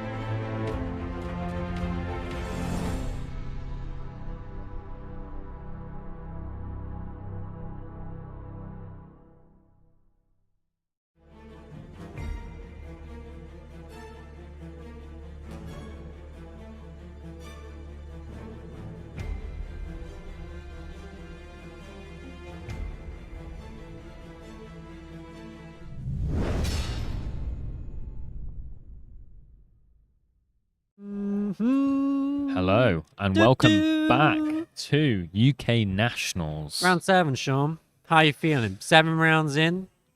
How am I feeling? You always ask me how I'm feeling. How are you I'm feeling, feeling Mr. great. Dan Tripp? I'm sitting here. I'm sitting on a comfy chair. I've got a table on right here. I've got a microphone right here. Have you had enough coffee? I've had enough coffee for maybe like half a day. Okay. I could probably do with another one once the tournament is over. But I am excited to bring to you another fantastic game of Flesh and Blood. Absolutely. And it's a classic matchup of the Shadow Heroes, Sean. We've got Shane and Levia here. We got Sharif Shaban. Sharif playing Levia, and I think it was Nathan on Chain. Nathan Hill's 5-1, Sharif 5-1. Still all to play for. Still very much live. Really wanting to get a good win out of this pod right out the gate. For sure. And what was Sharif's concern going into this matchup? That Nathan Hills is the only chain in the Indeed. pod. And that means that Chain's going to have a lot of good cards, a lot of good blood deck cards, going to be able to soul shackle, going to try and go over the top of this Levia, going to try and just out aggro them, end the game, win the game, move on to game number, not technically game number 8. But Sharif's going to try and stop that. Sharif's going to try and put on as enough pressure as possible, going to try and get Chain down really low, and going to try and go over the top. Or he's going to sit back, he's going to block out, and he's going to try and make Nathan run out of cards. It's a strategy that Shrew's going to have to decide early on what he wants to do, because he needs to be careful if he fills up his banished table with blood debt. Being out then trying to block out the chains, maybe not going to do the job. Or he's going to try and go hard and just try and pressure the chain out the game. So he's got to. It really is going to depend on what kind of cards he gets in his opening hand, what kind of aggression he sees for the chain. Yeah. Meanwhile, Nathan is going to be looking to build up those soul shackles, utilizing Chain's ability to give his attacks go again. Now, obviously, being the only chain in the pot, we're fully expecting Nathan here to have probably an awful lot of Shadow Runeblade cards to be able to play from the banished zone. Let's see how we're going to be playing out here as both players shape up. So one thing we do see for Sharif is he does have the Hooves with the Shadow Beast, which is the last Levia player we had didn't have Hooves. The Hooves do enable a slightly wider turn by gaining an action point. So it can be used to push a very big finishing turn, maybe push 2 dominated attacks in one turn, or go over the top. Whenever a 6 power or more goes into the banished zone, destroy the Hooves and gain an action point. Basically gain go again. It also has Battle Worn to get a little bit of block, which might be useful to sort of maybe shutting down just like a Galaxy Black for 1. Just preventing 2 damage with that 1 block can be kind of nice. It does also have the Ironhide equipment to help him play against this chain. Couldn't quite see. It looks like Chain is going first. Going to just Galaxy Black. Meanwhile, assuming developed the Soul Shackle. Hence why it's in the field as well. And Nathan's got his own range of equipment here as well. We've got those stubby hammers that can really push additional damage as he looks to go bigger on wider turns, as well as the Aether Ironweave as well. Just to be able to go that extra wide. And his own Sharif just going to keep it simple, just whack him back for 7 here. Boom. Pitching a red out of hand just to make sure that he doesn't have it. Get a card into Arsenal. Wait for the next turn from Chain. But obviously Chain needs to respect this. Maybe we see a double block here this early in the game. I think taking 7 is a big chunk. So probably see a 2 block with 2-3 blocks. And maybe just Chain coming back with something off that first shackle off the top. You're There's an- thinking when there's one chain, you've got a decent chance of hitting that first shackle as well. Yeah, for sure. And Sharif, like, obviously is going to be primed for those prism matchups, of which there's 4 prism in this pod. So a card like Lunar Tide Plunderer is going to be perfect into that matchup. But if this does hit, it allows Sharif to banish. Look at the top card, is it? No, it just banishes itself. It's a hero. Banish itself, yeah, and up to 1 card. From And the soul. technically ban a card from Chain's soul, but Chain has no soul because he's an evil shadow runeblade. He has no soul. Halfie in the chat just saying that Nathan doesn't always shackle when he plays Chain Unlimited, just his playstyle. And did 3-0 his last pod with Chain, so that's really He's interesting alright. to hear. I assume the fact that the soul shackle's in play means there is 1 soul shackle, but I'm not certain about that. We'll see when. Yeah, so they are There we shackling now, so it's now up to 1 shackle. So no shackle on the previous turn, just the 1 here, and then the go again with the crackle. Warmonger's Recital, pumping that crackle for +3. And if it hits, it can go straight back into Nathan's deck. So coming in for 4 in total and 1 arcane damage. Now we have said in the previous draft that arcane damage is quite good in Monarch draft. There's not, I mean, there isn't really ways of blocking arcane damage, right? No, there's very few. There's like an item with Spell Void. You could obviously make a Soul Shield as Prism, and there are a couple of Spell Void equipment pieces, but generally you get better use out of them than using them for their Spell Void. So Arcane can come through really strong. Especially for Chain, because it does turn on things like Rip Through Reality, giving that go again. So you just need to be, well, it's not really about being careful about it. It's kind of like, well, there's not much I can do about it. So I just need to just embrace the fact that Arcane is going to play an important role in this game. Can't go down too low because they could just kill me and there's nothing I can do about it. So And maybe that's why Sharif is looking to block the physical damage here, anticipating an awful lot of Arcane coming in. I'm not so. I think he's just trying to block out here because he just thinks he can do something with the hand he's got, and just then shut down this Galaxy Black, which is coming in for 1. But if it hits, we'll deal 1 arcane damage to Sharif. So tempting to block. Maybe we could just chuck the hooves in there. See what Sharif. Yeah, we were saying has in earlier, store. hooves is a really good. It's a good use of hooves to shut down these Galaxy Blacks for 1. But Sharif might want to keep his hooves around for a little bit longer. I mean, technically blocks for 2, right? If it's blocking. Yeah, exactly. Blocking the Galaxy Black. It's technically blocking for 1, sure. Technically blocking for 1. Practically, it is Practically preventing blocking 2 for 2. damage. Yeah. And we do see there the Red Dread Screamer block with, which is a good card. You know, it's a Sharif probably said that has to get rid of that. But this Ravenous Meat Axe is going to come in for 5, hitting that red off the top, hitting the 8 power red off the top. So Sharif looking to set up his graveyard here. Yeah. Ready for those Shadow Brute cards to really push some damage later on in the game. Like you said, Sharif will be looking to really sort of shape up against Nathan, see what Nathan's play or approach is going to be to this game to decide whether he want to go aggressive himself or maybe even try and deck out Nathan Hills, right? Yeah, but I think at this point, we were saying that Sharif needs to make the call at the start of the game. We're seeing that Nathan's been a bit conservative with Soul Shackles. He's probably thinking he's probably not going to go crazy. Nathan looking like he's willing to take his time, build to something really, like Happy was saying in the chat, build something big, right? Try and do an explosive turn, a bit more control play style of the chain deck rather than just, you know, shackling every turn and just seeing what comes up off the top. And obviously Nathan had the cream, you know, had the pick of the litter when it came to chain cards in the draft. Must be feeling pretty confident if he's got that play style in mind that he's got the cards to do it. You know, he was basically able to choose every Shadow Runeblade card that came his way. Maybe just pitching things in a way so that he can set up something impressive. Nathan looking to utilize that block on the Aether Ironweave early, in case he wants to utilize it as soon as possible. It takes 4 damage. Flip of the Shackle, we see Seeds of Agony. Would you be looking to play out the Seeds of Agony this early in the game? Or do you think you I mean, obviously, it depends on the cards you have in hand, but I mean, it's a We nice saw card it. to have. We saw it in isn't the it? other game with Rob Catton that he did decide to play it out, Just even though he played did it early, and it's kind of an interesting one because it does enable some of your other cards that you can banish that you just want to make sure you have a non-attack for. But it depends because this is the blue one. So if Nathan doesn't have the 0 cost, I'm trying to get a good look at his hand here. It doesn't look like he does. Looks like he has 2 rips and a vexing malice. Not sure what's in the arsenal. So may just decide to leave the seeds there, just set it up for the following turn. But if he does have a 0 cost in arsenal, he could try and use it to enable something with the rips that he has. I mean, it does have another seeds in hand, but they're usually quite nice to pull off the shackles, right? Or to banish rather I feel than like if it's like typically Halfie rather than saying, to play. and Halfie knows Nathan well, he's going to try and play for a bigger turn. He might just decide to pitch the seeds, get it back into the deck, let it come around later. Looks like that's a belittle. Yeah.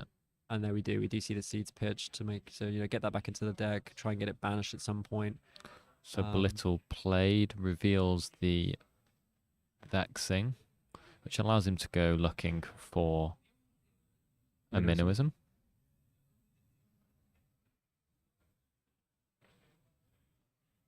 It's in there somewhere. Or he's got 2 picks. It looks like he's taking a red one, so going to try and maybe play this out this turn. Probably So on the trying vexing. to push some damage early then, going for a red, but presumably. So that's presuming he doesn't have a blue. It's just, Minnowisms I guess it's in just, deck, he really. either doesn't have the blue or he doesn't think he needs the resources at this time. Why not play out the more powerful card? Leave the blues in deck to fetch when you actually need them, or to just pitch with later in the game. But of course, these are always cards that could potentially get banished as well, even though he is only on 1 Soul Shackle. I guess also he doesn't want to end up in a situation where those Minnowisms end up being banished. Yeah, from the that's right. shackles That's as exactly well. what I mean, Yeah, yeah. It does go up to 2, so he is going to play this vexing out with go again. Is a yellow vexing, is going to get +3 from the Minnowism, coming up to 2 arcane and 5. So it's actually representing 7 damage, which is pretty crazy, right? 2 of which Sharif is not going to be able to do anything about. And arcane, which has turned on his when he doesn't have the resources now to play the Rip Through Reality. So Sharif takes damage from the belittle, takes the arcane, and now deciding what to do with this physical damage. I mean, we can see a Boneyard Marauder in hand. There's a Graveling Growl as well. Okay. So Sharif looking so only pitches a to red here, so it doesn't have an easy way of blocking with the Ironhide plate. And going to come in now with the Galaxy Black. Hasn't actually played a card from the Banish Zone, so she's coming in for 1. And like we said earlier, those hooves, they're going to get their block value by essentially blocking 2, like Sean was saying earlier. So Sharif did shut that down. I think Nathan made a good hand out of made a good turn out of those cards. But Sharif he'll be taking shut it damage as well. down. From Nathan, the taking the 1 seeds, from the Seeds of Agony, the Blood Deck card there, and Sharif's left with 2 cards, might be able to make something happen. It's just going to be coming in for 4 here with the Ghostly. Ghostly is nice, right? If you can get that into his Banish Zone, he can play that out off the back of a go again attack, or like you were saying at the start, utilizing those hooves to give him the additional action point to be able to play the Ghostly Visit. Yeah, absolutely. Later on in the game, that recursion, just 4 damage, just sitting in your Banish Zone. So Nathan looking to block this. Yeah, only on 2 shackles so far. Sharif hoping to hopefully be able to play that Ghostly Visit again, like you said, Sean, from the Banish Zone. Hopefully, be able to play it twice. But we've not seen him banishing anything really yet. Yeah, he's only on 2 shackles, so he does lose one of his Minnowisms, like we're talking about. Those Minnowisms, they can get banished. Blue Minnowism too. I think when he was shuffling through his deck, that he actually had another Minnowism on top of that. So I think there might be a 3rd one. Well, now only a 2nd one. Now the last one in deck. So he probably still has something to fetch with Belittle if he does draw into another one. Just going to throw a 6 out.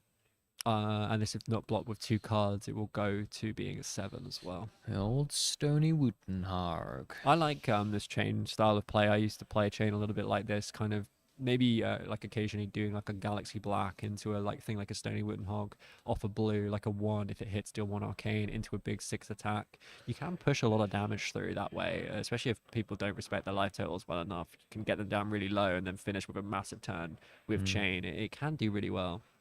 So if you're preparing for that, are you initially looking at your hand, thinking, what cards do I want to see from banishing? What cards do I want to see at the end of the game? I just think with this style of playing chain, it just allows you to really set up your banishes really well, because you can pitch blood deck cards to play things like Stony to swing your weapon, but it still allows you to push, like, essentially with a Galaxy Black and an attack for 6, you're kind of pushing like 8 damage while still setting up your banish zone in a way that feels good for you. And Sharif himself coming in with a lovely Zealous Belting, 5 go again. Conditional go again. But go Doesn't again. the blue swing with Big Tree have 5 attack as well? So this isn't Is it actually more going to give Zealous Belting go again. So this is just representing a 2 for 5 for 2 cost for 5. Yeah. 5 attack for 2 cost. Get it out. Get it out. Get it. Get it up. But so not enabled to go again because it's just the blue smash with Big Tree.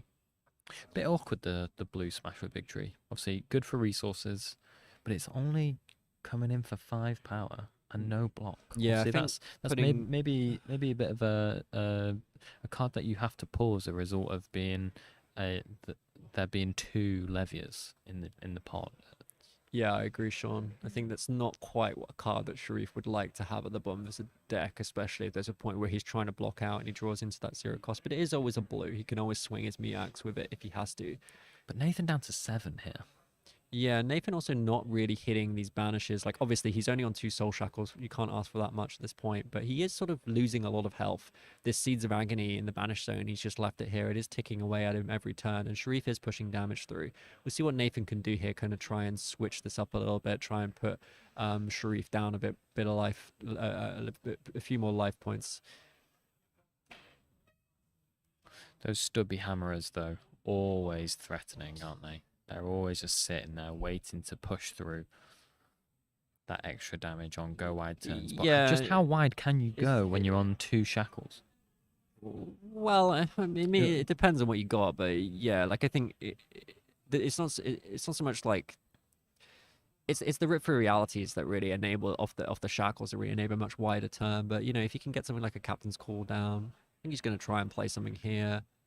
Plays out the seeds from hand. Hudson must have so many seeds in his deck. He's been pitching them, he's been playing them. Interesting choice that he's playing Memorial Ground. Not a card we often see played in Monarch Draft. He's got the Riftbind in hand, which is a little bit awkward here. I think he's going to try and do something with Stubbies. Pitches the Memorial Ground. Now we get the Brandish here. So that's the go again, right? That's the go wide here. Yeah. Coming in for 4. Coming in for 4. He still hasn't played a card from the banish zone, so if this Brandish hits, the weapon will only come in for 2, which is still which Sharif should be able to handle. But if he does play that Seeds of Agony from the banish zone, suddenly the Galaxy Black will be coming in for 4 if this Brandish hits. So this is a pretty tricky proposition for Shooting. He does decide to respect it and double block. And Tremors of Erethiel, is that cost 1? Or? Yeah, it's 1 cost. So it's not going to work on the seeds, but no. Yeah, it's just whether Nathan decides that he wants to play this blue seeds for no effect, but essentially the effect of giving your Galaxy Black +2 to make it a much harder card to block from Shin, because then it's coming in for 4. If it hits, deal 1 arcane. But if it comes in for 2, it's a much easier proposition to shut down. Do you see another shackle go down? Yeah, DJ, I hope that we're able to provide a little bit of clarification on exactly what's going on. But to be quite honest, it's just there's some damage coming through, and Sharif has to really think about how he's going to be blocking this out as Chain begins to build up those shackles. And Sharif decides to keep this, maybe thinking I can probably push back. But Nathan, he still has more cards to play. Going to think about what he wants to do. Even though he's not got any resources left, he's spent them all. So going to have to pitch and play here. Pitches the Riftbind. Coming with the Tremors. Going to come in for... I believe this is actually a 4 attack, so not going to get the buff from Stubbies, but is going to get the +2 from having banished a card this turn. Nathan's really had to sort of just pull a turn together here, really, hasn't he? I don't know. I think it's a good turn though. Like I don't think he's had to force it. Has it made the most of the Stubbies? Has it? I think he's got one hit off the Stubbies here, so maybe he was thinking he was going to play the Riftbind, depending on what happened, but decided to just cash in the Stubbies for a +1. It's kind of an interesting one. Maybe he was trying to get the hit with the Brandish, and when they didn't, decided, I'm not going to play the Seeds anymore because the Galaxy Black is still coming in, only coming in for 3. So I think Shin played around it quite well. Shin may be happy here too. Depends what he's got in the... just taking these sleeves off his equipment here to make sure that there's no issues with the... Or just putting a sleeve on his equipment to make sure there's no issues with that. And yes, he does have a big attack from the Arsenal to now push back really strong and try and threaten Nathan. Yeah, 1 for 6. And it also just begins to remove some of the cards from his graveyard as well. He will I agree, Healthy. He did want to get that brand over the break point, and I think that's a good use of it. Like you're saying, if he's playing a more slow and control game, maybe he just wants to try and force an awkward block from Sharif, but Sharif was able to sort of keep a card in order to come back with the Boneyard Marauder here, which Nathan is going to have to respect, being on 6 health. And Sharif now has 2 cards in the 2 Blood Deck cards in his banished zone, so he'll be starting to think. He'll kind of need to turn it on a little bit now. He'll be looking to banish 6 power cards to be able to turn on Levy's effect and reduce. And we'll see now if Nathan's been rewarded for keeping that blue Seeds this whole time, because he has banished a Bounding Demagon red. So now Bounding Demagon you can only play if you have played a non-attack action. So if Nathan had no other non-attack actions here, he might not be able to play it, but it does look like he has a Seeds in hand as well. 3 plays 9 here, Trip. What? It's still close, though. Still very close, right? Yeah, it's still close. I think Chain can push a bit of damage through. It's really whether Sharif can keep enough here to be able to force a bunch of cards out of Nathan's hand. But Nathan's probably content now to start playing with maybe 1 or 2 cards in hand and just hoping to hit things with his banishes. Does pitch here. Zone Zealous Belting. Yeah, and this will give it go again, which is another great way of being able to go a bit wider with Chain, these Zealous Beltings. If you are playing a Chain deck that does have these bigger cards, does mean that Nathan has 0 resources now, 1 card in hand. It's probably going to follow up with this with Seeds into Bounding Demagon, probably giving a Shackle to give it go again. It's going to present a lot of damage against Shin. Shin needs to be able to hit back with something, though he doesn't have a huge amount of blood there at the moment. Could take a 2 if he's able to block this out. So 5 go again. Nathan has 1 card left in hand. Yeah, which I believe is another Seeds. But then he's got threats though in the banished zone, doesn't he, that he can play out.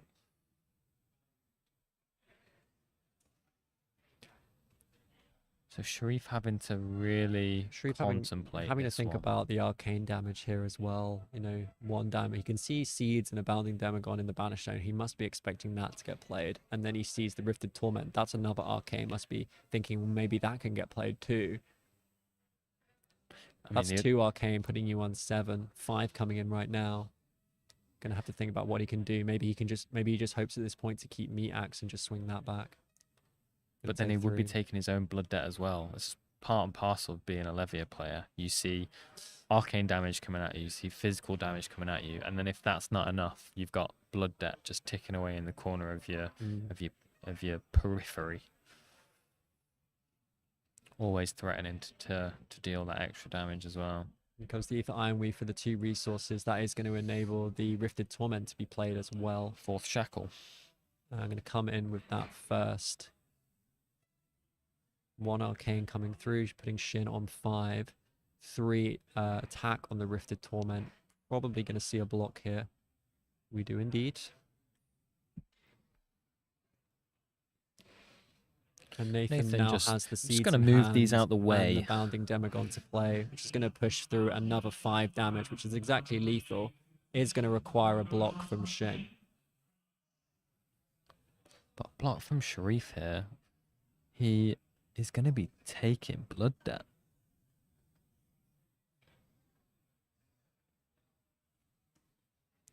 So, a block from Sharif here. He's gonna be, No blocks in hand, and that's going to be game.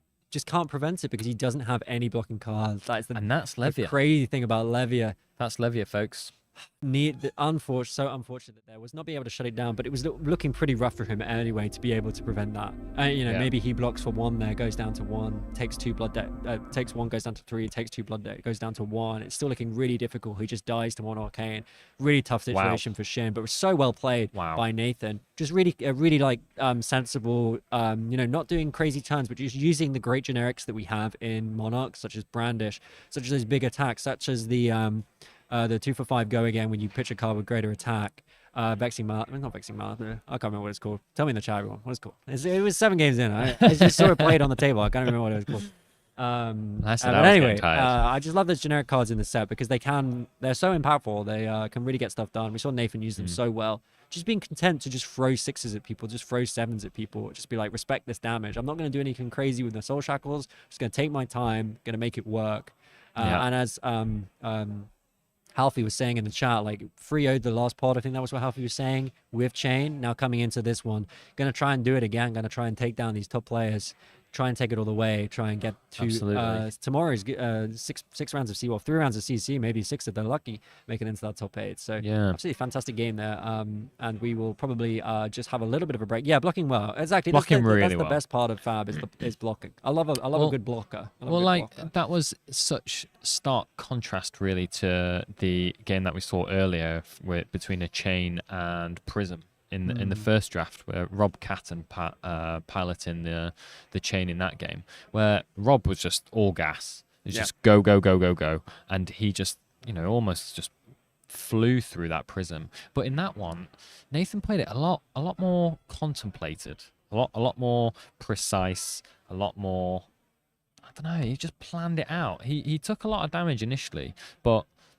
Maybe he always felt very sure of his deck, very sure of his strategy to be able to pick apart. I think it was maybe not so. Yeah, not sure of the strategy. Definitely had a strategy in mind. Definitely played to it. Took the shackles when they were sensible. Didn't take the shackles when they weren't doing anything, which is a great way of playing it. I mean, the best one I've ever had in Monarch draft was when I managed to pick up a Dread Scythe and Chain, and I just played I just played a control version of Chain. It was one of the most fun experiences Fab I've had. It's just like fun to be able to play these different styles of the game.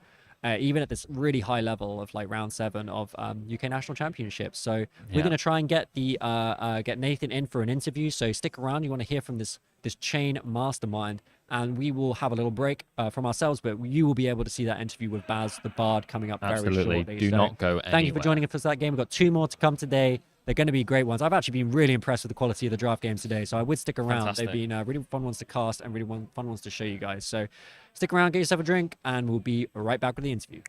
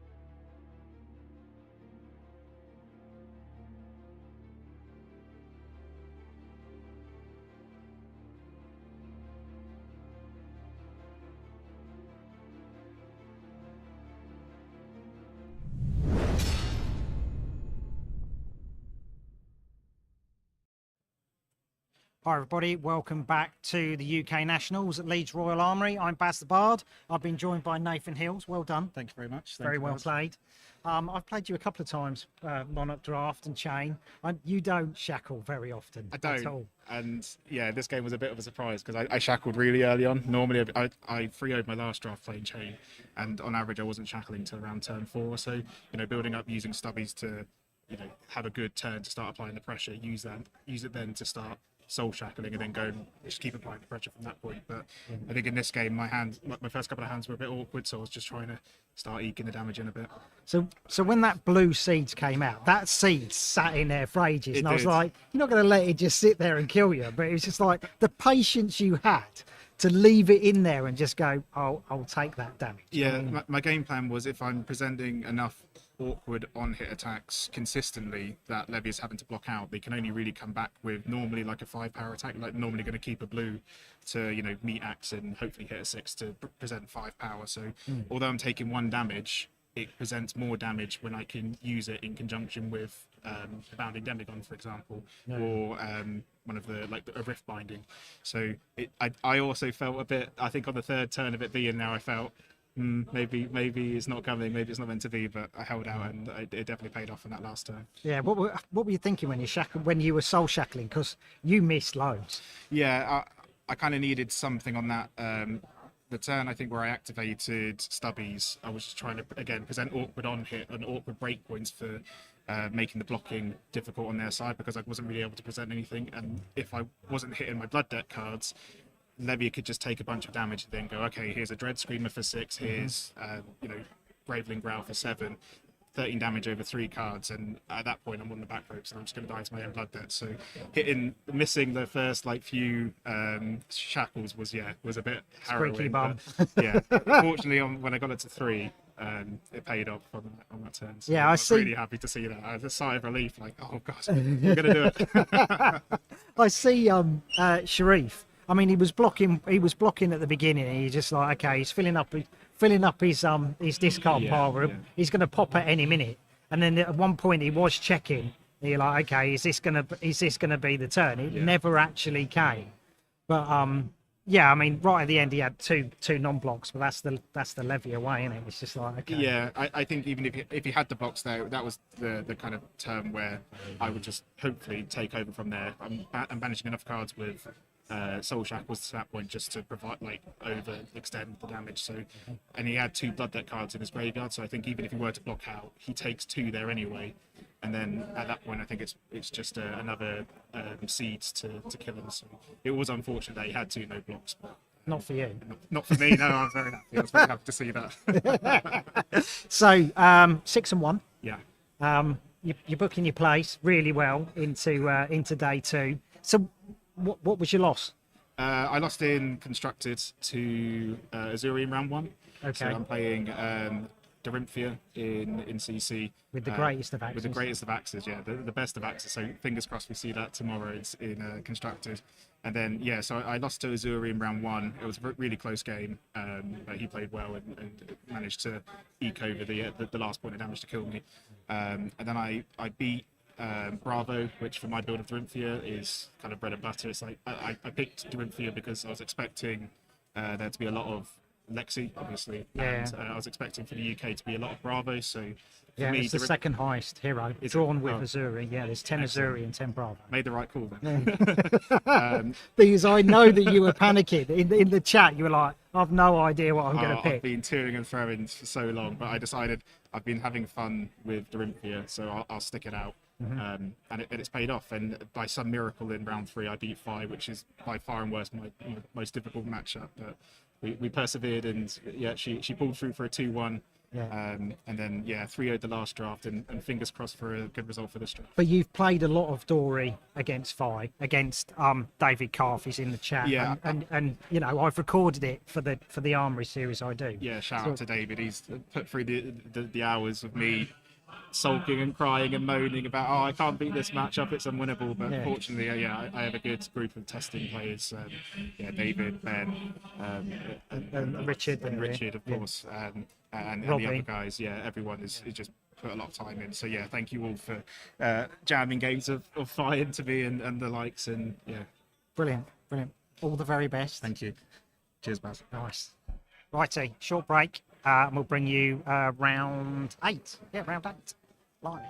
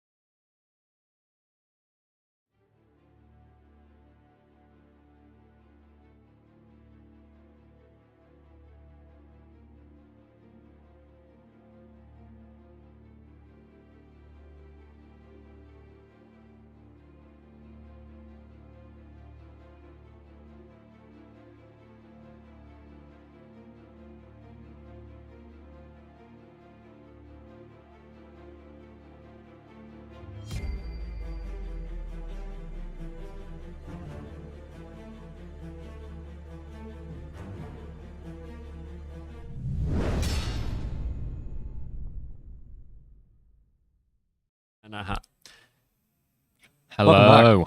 Welcome back. Welcome back, folks. We are heading into round 8 of day 1 of UK Nationals 2023, live from Leeds National Armories. Yeah. Trip, how are you feeling? I'm feeling good. 8 games. I'm saying the guys out there, I think 7 games is what it takes to get me going, you know? Well, I'm feeling good now.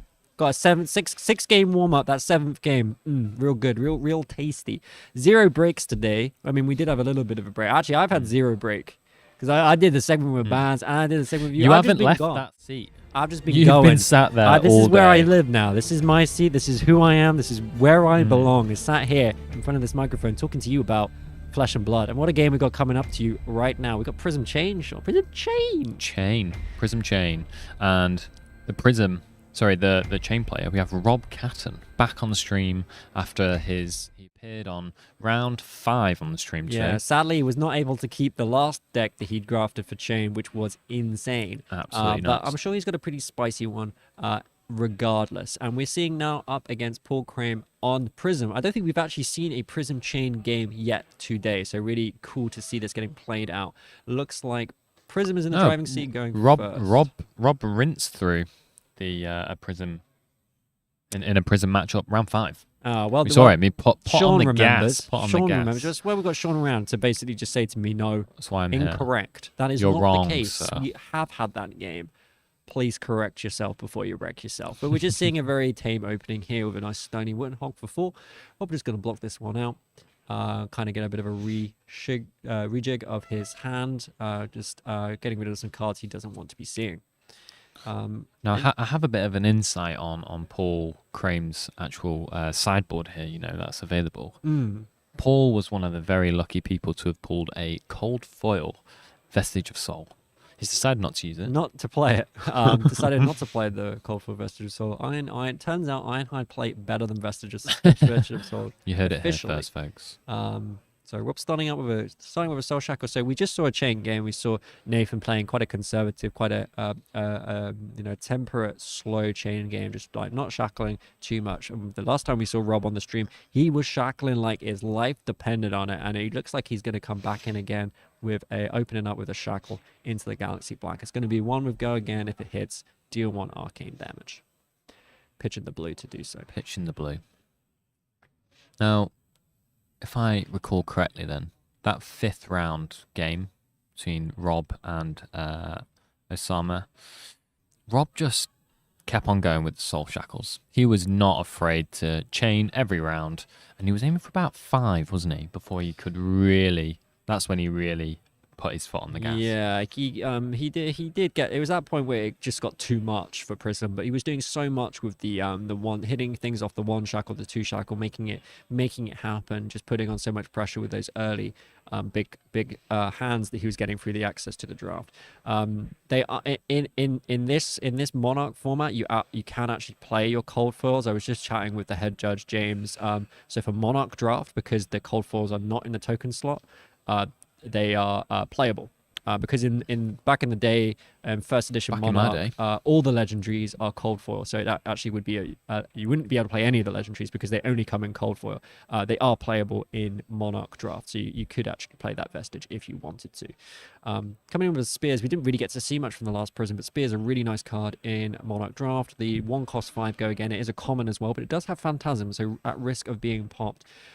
Again, in the last game, Sean, we saw that Rob often had the popper when he needed it.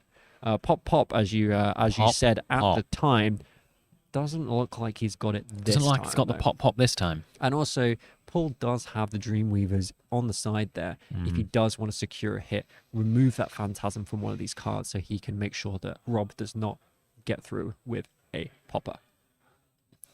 And then following up the Spears of Surreality with a little Herald of Ravages. So Herald of Ravages, if this hits, not only does it go to Soul, it will also deal 1 arcane damage to Rob. So this is actually coming in essentially for 8, and the threat of more damage from what that future Spectral Shield can do, because Prism takes that card in Soul, makes it into a Spectral Shield, uses a weapon to hit you at it with the 4 attack. Yeah, Paul's saying here that you're not the only one who can present arcane damage here. Rob really thinking about this one. Yeah, this game has not got off to the start that his previous one did when I believe his Prism opponent basically passed their turn because And they that was just it for the rest of the game. didn't have anything to do. Oh, that was basically it. And yeah, Rob was just able to take control. But in this occasion, Paul being able to force a big block here, but being able to use that Ether Iron Weave to as Sean was saying earlier with the hooves, essentially prevent 2 damage by preventing the arcane damage from hitting and also preventing the card from going to soul. Really want to keep Prism starved of soul if you can. Once they start to be able to create spectral shields, it is tough.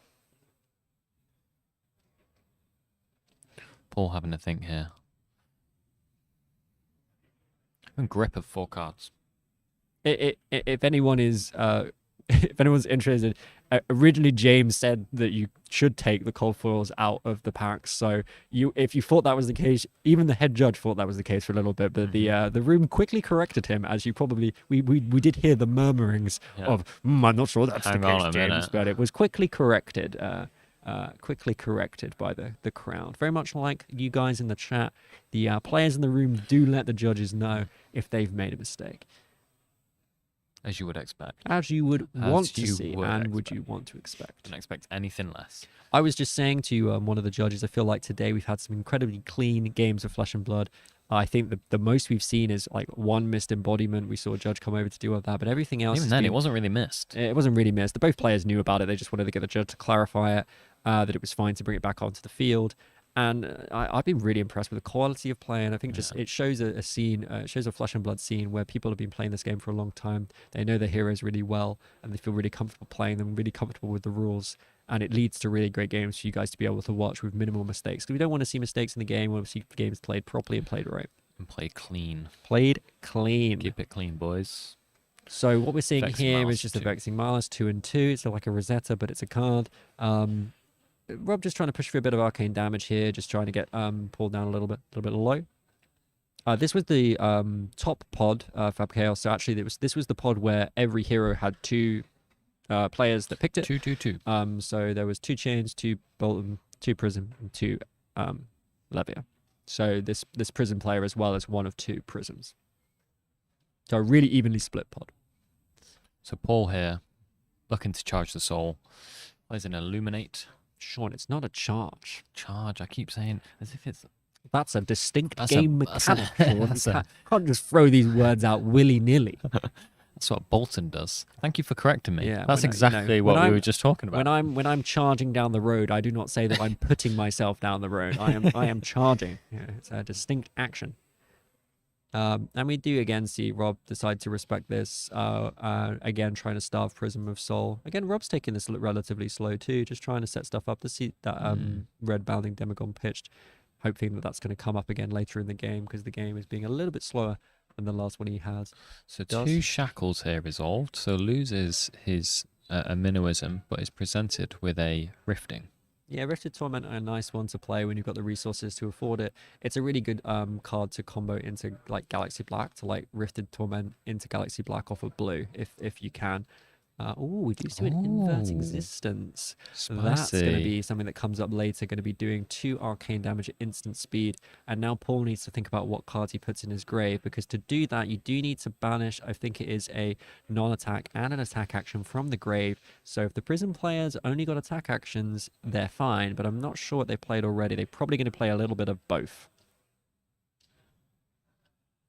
So that Invert Existence will probably get value later on in the game. And value outside of the game. We're talking about 1st edition Monarch here, and that's a rainbow foil. Majestic. Yeah, but it's all about the wins. That's what you want. Win a game. Worth pointing out that Dreamweavers also has Spell Void. So we talked earlier about how there being a really limited number of pieces of equipment that can prevent arcane damage. Dreamweavers is one of them. That's actually that's a bit of a mistake. Is Rob going to let him take it back? Because actually Rob has only banished 2 cards this game. So that's actually only going to block for 2. Going to throw down another card. But Rob's probably happy about that. Probably more happy that he's now got a 2nd card out of the Prism there. Coming in for 3. Paul probably looking at Rob's number of Soul Shackles, thinking he's banished 3 this turn. But of course he made that Soul Shackle this turn. Only banished 2 cards. Impenetrable Belief not getting the buff does require 3 cards to have been banished this turn to get the additional block. So life total 16, 15. We've got 3 shackles on Rob's side. We've got no cards in Soul for Prism? Or is there one there? Oh, that's the Spectral Shield. I think that was a really good turn for Rob. He probably feels like he didn't really do much that turn, but he managed to get 3 cards from Prism. And he got another shackle. Yeah. Okay, well, And we'll also- ask him the question here if he's got any poppers. Well, also, this is a really interesting play because he's got the blue. So if this War Tune Herald hits, it will go to Soul, and Paul will actually have the 2 resources to then immediately convert that into a Spectral Shield if he wishes to. So Rob does have to consider that. And also, it's just 7 damage. 1 for 7. Yeah. 1 for 7. I mean, we've talked about it before as well, right? It's the same with Levia. Got 1 for 6, 1 for 7. It's all good. So earlier on in the day, Azuri in those CC rounds of the Swiss today as well, we saw quite frequently Death Touch and other cards 1 for 6. All just great value. Rob going to eat this up. Going to see if Paul decides to make a Spectral Shield. He does, obviously wanting to use those 2 resources if he can. Oh no, he doesn't. He decides to not make the Spectral Shield, which is an interesting one, and might regret it here because if that Spectral Shield... might choose to make the Spectral Shield now to try and prevent any arcane damage to turn off this potential Rip Through Reality if that is presented. Does hit 3 off the top. What's that one in the middle, Sean? Is that a Bounding Demagon? Bounding Demagon. Hopefully Rob has got a non-attack here to actually enable this turn. 2 Bounding Demagons. No seeds. Unlike the first game, we saw Rob had a lot of Seeds of Agony. If this card in Arsenal is not a non-attack, Rob might be a little bit stuffed here. Ooh, that'll be... I mean, life total as well. Rob's on He 8 could now. do He's something with this Crackle. That But Paul 3 might respond with a Spectral Shield to try and prevent the arcane. Oh, he doesn't have Okay, seeds in Arsenal. there's the seeds. Rob knows what he's doing, guys. Yeah. Um, He's not 6 on 1 for nothing, folks. So Rob is quite incentivized to try and get some arcane damage through here so that Rip Through Reality will get go again. But worth remembering, Paul does have a Spectral Shield that he can create, and he does have a Dreamweavers with Smell Void with which to prevent arcane damage. Paul can see the Rip Through Reality. It's on the table. He knows that that's an option. Really incentivized to try and shut down this arcane damage. 1 from the Seeds and 1 from Arcanic Crackle. It's going to need 2 prevention sources to do that, though. Would have to give up both the card Insult, which will require a pitch, and would require giving it the Dreamweavers as well, which he might not want to do. It might even be a bit of a trap to do that. Maybe he doesn't even need to play around Rip Through Reality.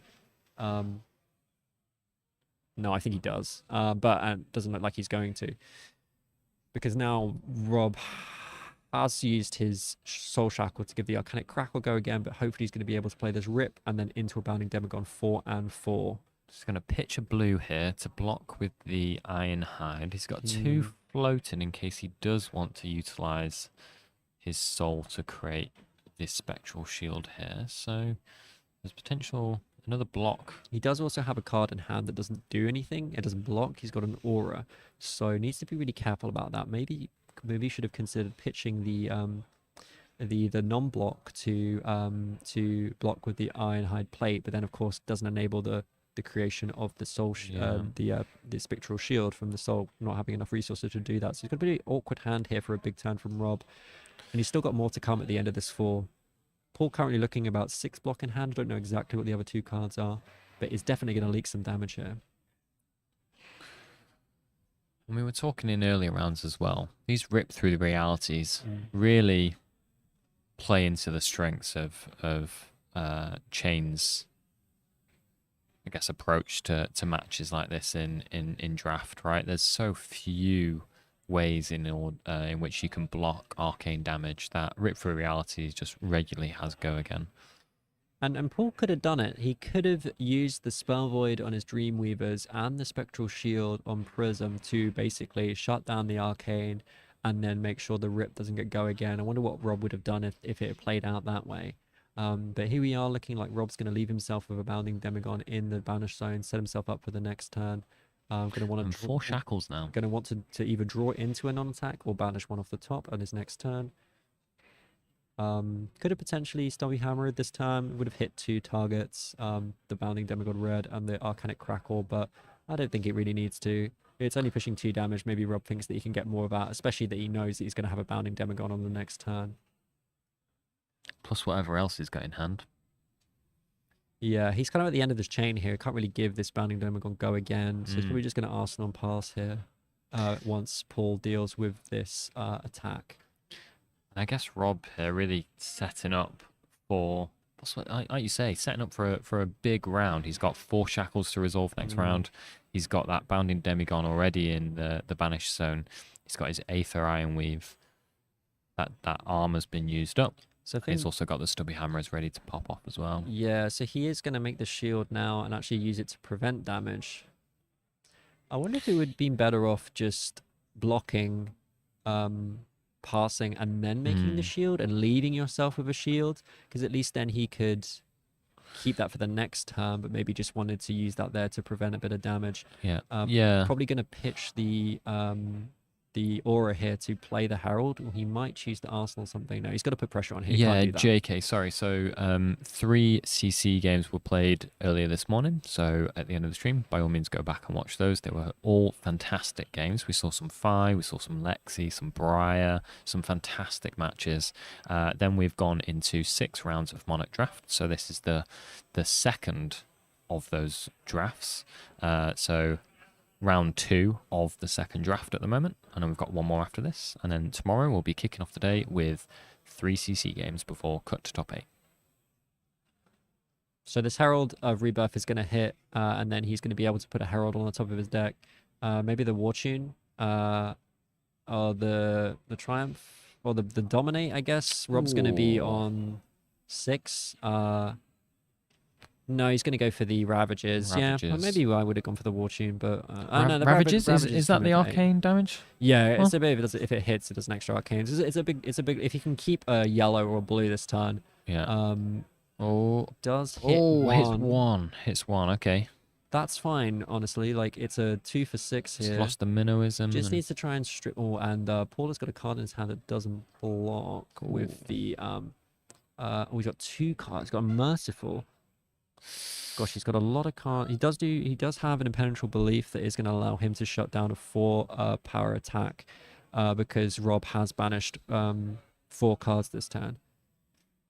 Rob going to try and do something with this Dimensional Gateway. Pitches 2. And of course, the main thing about this Dimensional Gateway is it is a non-attack, which means that Rob is able to play the Bounding Demagon, and he is also going to banish this Rip Through Reality too.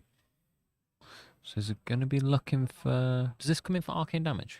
It does deal 1 arcane if you banish a... I think it's a Shadow Runeblade. I think it's if it's a Runeblade card, it deals 1 arcane damage. If it's a Shadow card, you can banish it. Obviously, Rip Through Reality is a Runeblade Shadow card, so you can do both. So Paul might need to use his Dreamweavers here to turn off that arcane, so this Rip Through Reality doesn't come in. Why not both? No, he's going to choose to make a Spectral Shield instead. But that is going to mean that now he... Rip Through Reality. Won't have go again. Won't have go again. Unless there's another means of dealing arcane damage this round. Let's just see. Depends what Rob's got in his. Okay. He's probably going to be able to use this Spew Shadow to search his banish zone. If he's got a Crackle, which he does, he can banish that and play it this turn. He can then use his Stubbies to get the buff. The arcane is now going to come through. Does Paul decide to use the Dreamweavers here to prevent that 1 arcane? Does Dreamweavers have Spell Void? Am I losing my mind? Can we see Dreamweavers on the card view? Yeah, Spell Void 1. Okay, I thought I was talking out my ass for a second there, but it definitely does have Spell Void. So he can use this to prevent the arcane, to turn off the go again of Rip Through Reality. But Thank you, does Baz, it in the really booth. matter? Because I guess it does, because he's already used his Shackle. If you can then go Rip Through Reality into the Bounding Demagon, that's a lot of damage. Yeah, he does use it, so okay, it does shut it down. It's still coming in for 5. Paul's got 3 cards, and 2 of them don't block. Oh no, he pitched to 1 of them, so he's got 3 cards, 1 of them doesn't block. If we can hear it for Baz the Bard in the chat, please. Baz is bringing up the cards on the card viewer. He's been doing it all day. Want to hear some praise for Baz. So Rob did have to use his resources there, which is something I don't know, sort of Spew Shadow to actually be able to play that out.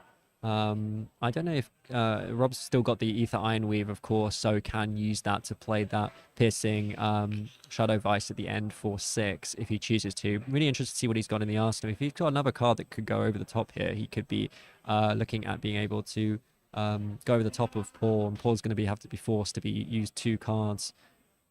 This is going to get shut down by the Impenetrable Belief. He's still going to take 1 damage, though. I mean, Rob's looking to make... Paul really wants to keep these 2 cards so he Yeah. can swing back with that Ravages, but he's just Yeah. not going to be able to do so. I mean, he could Arsenal, keep it for next round. But the... Oh, God, it's just rough at this stage, isn't it? Decides not to pop the Ether Ironweave here, which is interesting. I guess he just wants to keep that. It's going to take 2 damage from the Blood Debt. It's going to go down to 4, and then Paul is going to swing in with this Ravages, which Rob must know about. And that's going to be quite tricky for Rob to shut down because it's not just a 1-card block here. If he blocks for 3, he takes... oh, he has the Popper. Has the Popper. Pops that, and sort of now the Dreamweavers has gone. Got it. That's what we saw in He round draw 5 into as that as well. well, and just had the confidence that his deck was going to see him through. I mean, Rob does have a lot of Blood Debt now. Does need to win this game here. Otherwise, he's going to die to Blood Debt. He's only got 2 health left. He's got a lot of cards that he doesn't really want to play out. Can he make And it there's work? a Rip Through Reality. That's got Go Again. So where's he getting his Go Again from? He's got a card in Arsenal. He's got how many cards in hand? 3? He popped with 1 card, so he's got 3 cards in hand. 3. The Does he have the Seething resources? Shadows does allow him to give something Go Again, but it's a big resource cost to play it. And there we see. Can Rob do the damage needed here? It's a tricky one. In the background there, you can see from the same pod, we have Jamie Faulkner versus Alex Chitu. Yeah, playing in the background. Some of the best players here, but 7-0, both of them today. Spectacular. Yeah, They're Alex. both top. I think Alex Chitu. Oh no, went he lost 2-1 his in last the one, spot, so 6-1. so, Rob needs to think about this really carefully. He might not actually be able to get over the top. He needs to do 4 damage because otherwise he's just dying to Blood Debt. He can't play all 5 of these cards around. Can he play 3 of them? He needs to play 4 of them. I don't think he can do that with 3 cards. It looks like a few of them are red as well. Maybe he can do something with this Belittle. What's he got in that arsenal? I mean, he also needs to play a non-attack in order to be able to use the additional resources available He does have a on minimalism, so he kind of needs to play that Aether out Weave. too. Awkward. I wonder if he should have played popped the Ether Ironweave and played the Shadow Vice last time, put Paul down on 2, or maybe forced another block from 2, so he blocked from Paul. Because if he was on 2, then maybe the Arcane, he could have been competent drawing into the Arcane damage to finish him off, but I'm not sure if he can now. Just wanted to get the Bounding Demagon out in case he couldn't. So he plays out the Shadow Vice to give something Go Again. Okay. And then this Bounding Demagon's going to come in for 3 of Go Again. Requires 2 cards to do it. And a lot of pitch. Does have the Ether Ironweave in the back to try and get over here. Paul's got a pretty awkward card in Blinding Beam Blue, which is basically a block 1. The rest of his hand does look good for blocking, though. So 10 potential block in this hand. Can't see the other 2 cards. I think one of them might have been a 2 block. Rob doesn't look happy. No, he's not comfortable, is he? But also, by playing out Good these point, 2 Matt. cards as well, he's got his shadow, his Yeah. Aether Weave is turned on, right? Thanks, Matt Duggan. Yeah, you are correct. 2 for 4, so ignore me. As always. Not enough, because he did shut down that Arcane, which is why the Rip wasn't worth it either. Couldn't have gone Rip into the... Could have gone... It would have been... If he'd done Arcane, it would have been Rip into Bounding Demagon. But no Arcane, meaning the Piercing Shadow Vice was no good. Power there of the Spell Void on the Illusionist Gloves. So 2-2 apiece here, Trip. Uses the Binding Beam there to reduce the damage to 2. 2 Go Again. Who's in the driving seat here? Who is most comfortable?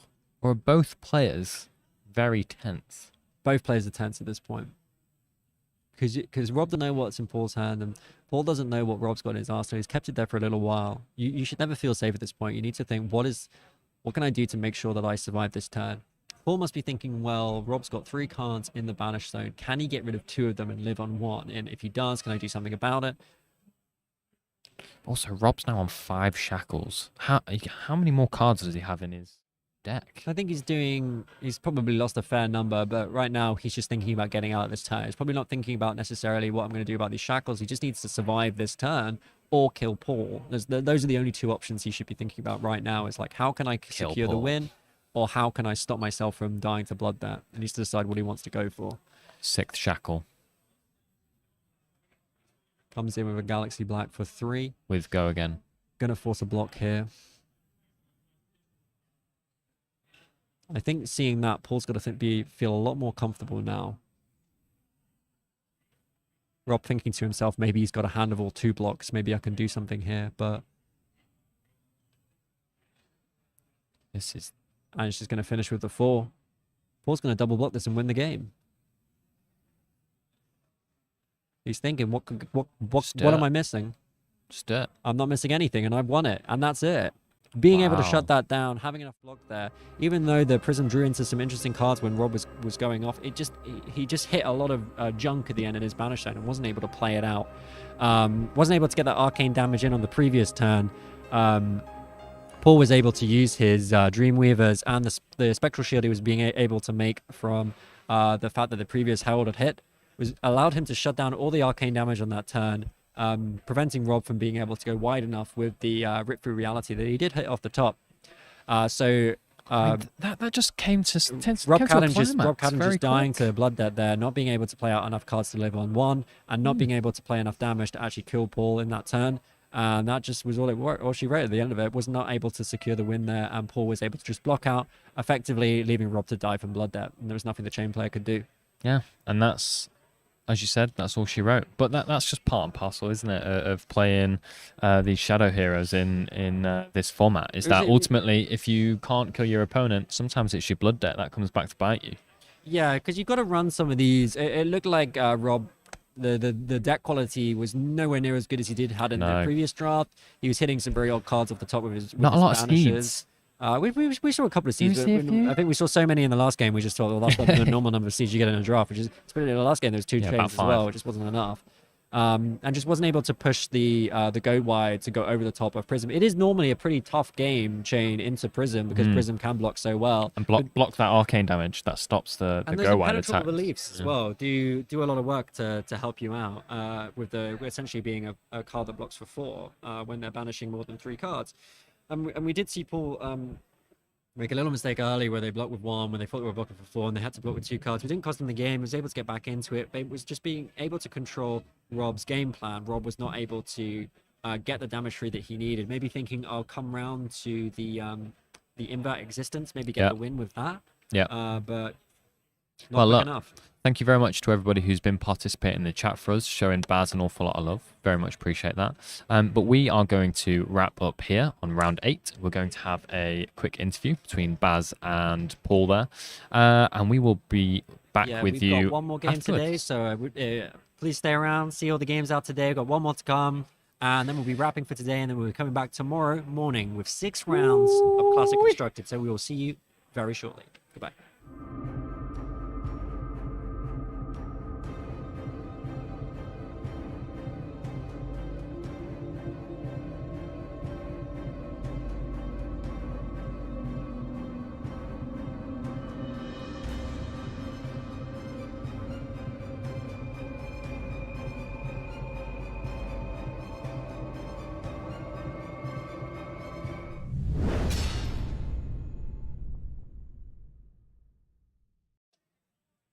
Hi, welcome back to the UK Nationals, Leeds Royal Armoury. I'm Baz the Bard. Paul, well done. Thank you very much. Well done. That was tense. It was. Rob's an exceptional player, so knowing how much pressure is in this pod, even trying to push into, say, day 2, and then also to hopefully get either prize or a top 8 placement, hopefully. That's the dream. I had to really put it out of the bag, and it was a really, really good game, and I just managed to see what I needed to sort of fatigue to the point where it must have been quite nice when he was. I mean, we've seen sort of like Nathan Hills. He plays his chains completely different. He doesn't really shackle. But sort of like Rob really goes for the shackles. And at the end, when he pulled all those cards that went into his Blood Deck, you must have been quite happy to go. Well, he can't play all them out. Yeah, I was at 4 health, and I thought, it's going to be one of those ones where I've only got 3 cards I can actually block, so I have to really taper what I block. And yeah, when I realised that he had 5, he had a couple that he could play out. He only had maybe 1 or 2 go again, so it would leave him. I just needed to literally block out, not die, and the Blood Debt would do the rest for me. So yeah. You played the spectral shields at the right time. You blocked. He had quite a big turn where he was coming in with arcane damage. Yeah. You blocked them out to stop him getting go again on that rip through reality, and you were just like, oh my god, right, Yeah. okay, I'm kind of shutting that turn down. Yeah. You were still able to present stuff. Yes. I thought there was going to be a turn when he popped with that with the Lunar Tide Plunderer. Yes. He popped your Ravages because you brought that back with the Rebirth, and even your face were like, might have been the one. But Yeah. I mean, you played that so well. You just have to hope for the best. Any card game it's part luck. No matter how skilled you are, I'm not saying I'm skilled. I'm not being boasty, but I'm not the greatest player. I've been very lucky today, and but I put a lot of effort in and a lot of practice, so it's showing. So it's great. But you say, yeah, I'm lucky, but you put practice in. I put practice You know in, what I mean? but yeah. There's always RNG that you can't control, so it's just risk management at the end of the day, isn't it? So yeah. But it's knowing what to block and when to block. Yes. And when to present. Yes. And that's what playing all the time gives you. Yeah, exactly. And to be honest, I used to be terrible. I used to be such a greedy player. I still am. But the guys from the Newcastle community will tell you that obviously. Chris has Chris. said it, yeah. They'll tell you that I used to turn one and be like, I want to keep my hands. I'll give him my equipment. And I'm just like, what are you doing? So I've decided to put an conscious effort into just not be stupid, to be honest. Yeah. But that's basically it. But the results, like from the meta report, I'm seeing your name now in top 4s.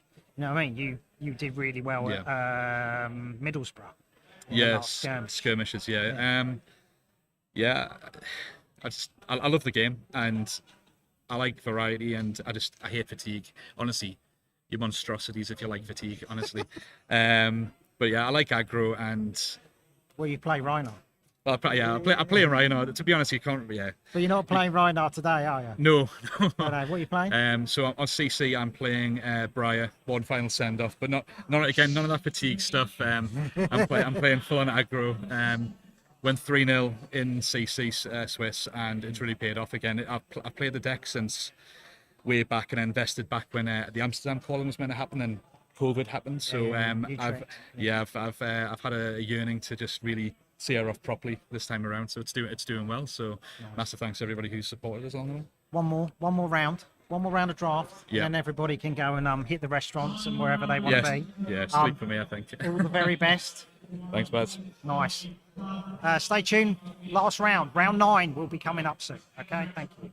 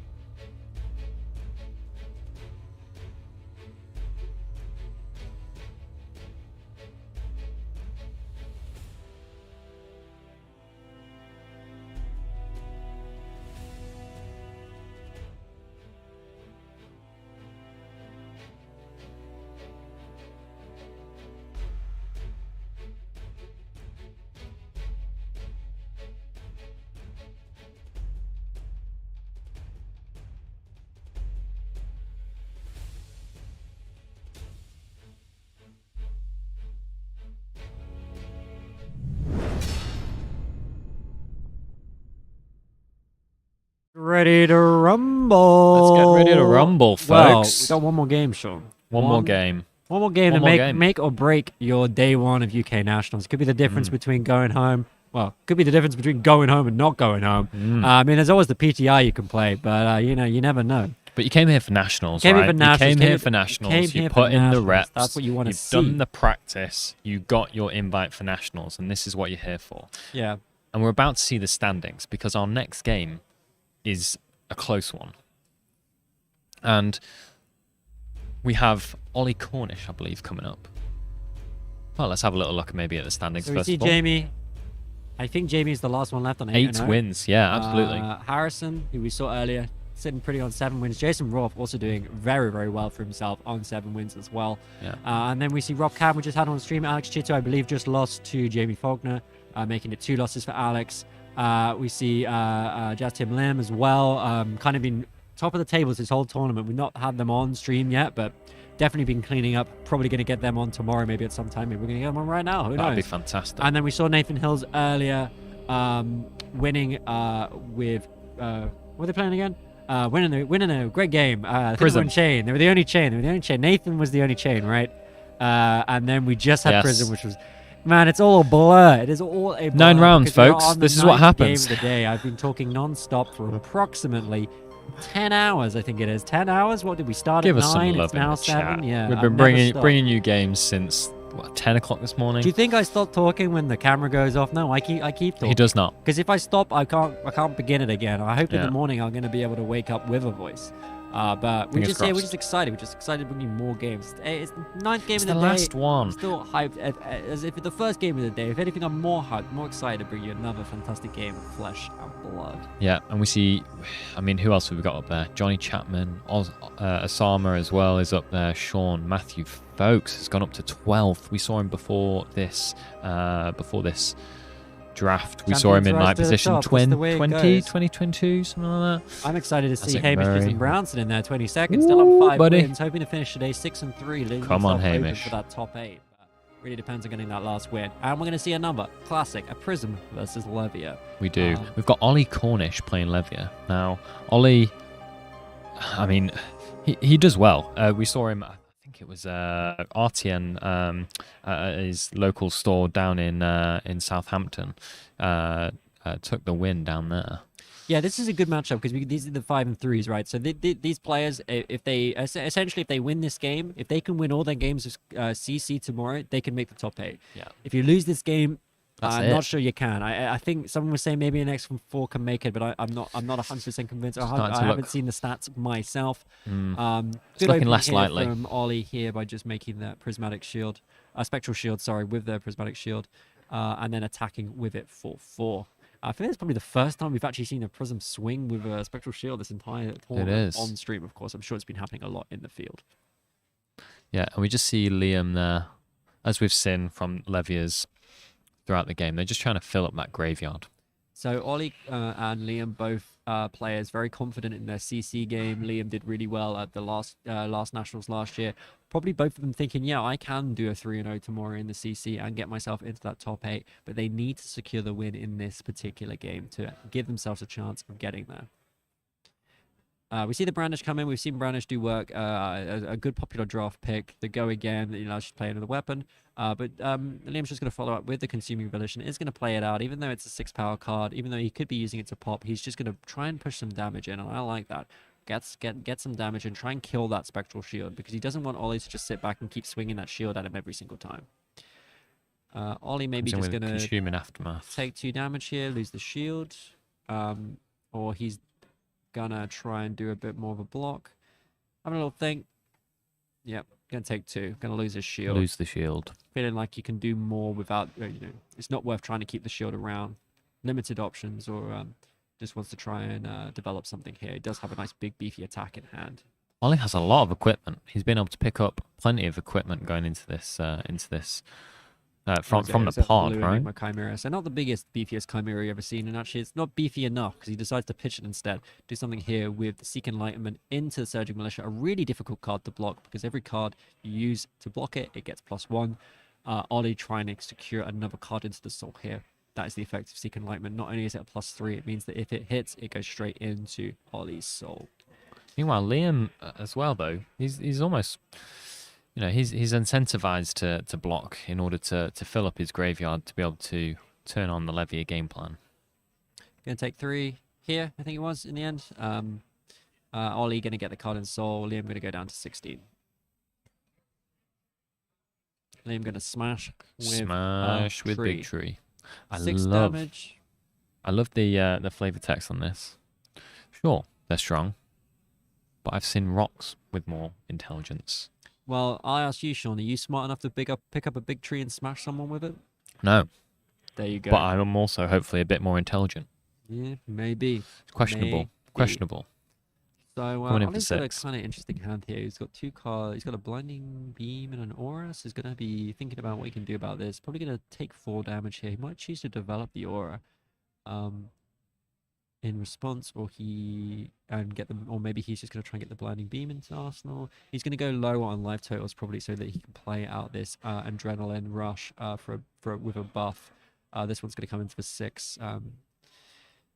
So yeah, allowing his life total to go below Liam so he can play out this card for a little bit of additional damage with no risk of it getting popped, because that's the thing when you're playing as Prism into Levier, you can't really play out your Heralds as easily because they can block them with their many 6-power cards. Liam coming in with a Belittle. That's not one you often see in Levier, is it? No, but it is a 1 for 3 go again, and it might be a sort of first pick card. It might be a card that you picked in like pack 1, pick 1, because it's a good, nice open card, and it just allows you to go a little bit wider. See both these players just playing out these very like interesting, awkward, generic cards. Like 1 for 3 go again into the Surging Militia. Going to be a really awkward card for Ollie to block. Probably just going to throw 1 card at it, turn it into a 6-power attack. I'm going to take 3. Liam, playing quite quickly. Yeah. Maybe they want to get round 9. Yeah, they're probably hungry at this round point, 9. We appreciate it. And we would appreciate love to go get some pizza, but we want to see a great game first. Pizza and beer, folks. That is the medicine to a long Ollie day of gonna casting. Throw out. Oh, and he gets him with the Blinding Beam. Bam. Very lucky, Blinding because Beam. if that had been so this is going to come through. It's going to deal 5 damage here to Liam. So it certainly isn't popping. Fell into that trap by thinking he had the pop. Got him. But he had the Blinding Beam set up to try and get him.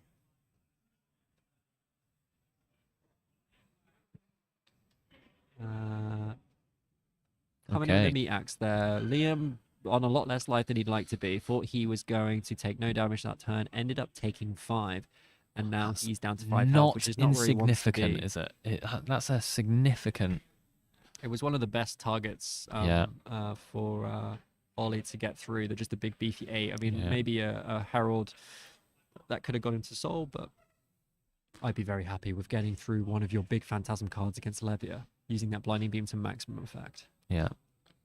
See that Ravenous Meat Axe coming in for 5. Ollie here, we see a Zealous Belting in hand. Love to see it. As well as pound for pound. A few big attacks. They're really swinging at each other. Ollie's at the point now where he can start pushing, if he can keep attacking for 6 every turn, Liam needs to start blocking it.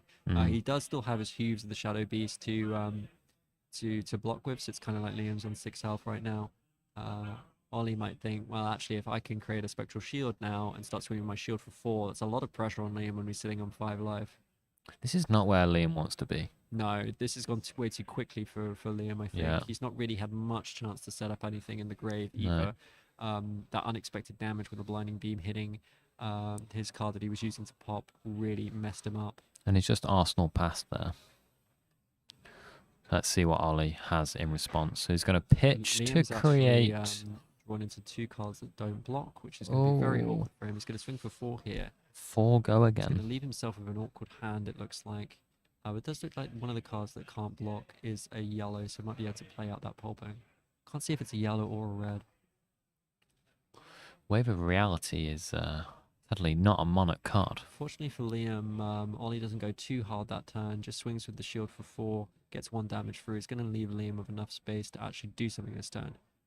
Belittle coming in for 3 again. These little bits of damage going to do work. Ollie going to try and leave himself with a blue, so he can just keep swinging that shield every single time. Yeah. But the pulping is going Choose to ruin that. Ollie's going to choose to block here, and we see a pulping. We see another big attack there in Liam's hand. 3 go again. And a block with the Spears of Surreality. Thing is Pulping, that draw discard. Ollie does have can work around the dominate here because he has some equipment to block with. But he needs to worry about what the follow-up attack is going to be after this pulping, because Liam could, if Liam's able to keep some resources here, he will be able to swing the axe. It is Looks indeed like he was left with dominate. I think he was left with a red. I'm not sure what his last card in hand is. Is it enough resources to swing the axe after this 6? Regardless, Ollie needs to think, well, if he can, what can he do? Doesn't look like he can, though. Lost the wrong card there from the banish off the top from pulping. Wanted to keep the Dreadwood, which I think is a yellow, but I actually can't see Yellow. very clearly. So Yeah. Ollie's still having Ollie to got aroused think the ancients in here. hand, which is pretty spicy. Probably just wants to keep that though and swing the spectral shield at Liam. Liam's still Rouse the able to ancients. just block with his boots and keep a whole hand if he wants to. I mean, Ollie can only block with 1 card. It's just whether he wants to commit any equipment to this to Yeah. just save himself a bit of health. Still got a lot of equipment there, doesn't he? He's got that Dreamweavers as well. Just asking. When do you get the action point for hooves? Thing is, if Ollie takes damage here, then of course he doesn't have his shield, so he can't do much with the blue that he keeps. So he might just try to play out this. I think he's got a card in Arsenal, an attack in Arsenal, to try and put some pressure on. Ollie having to think here.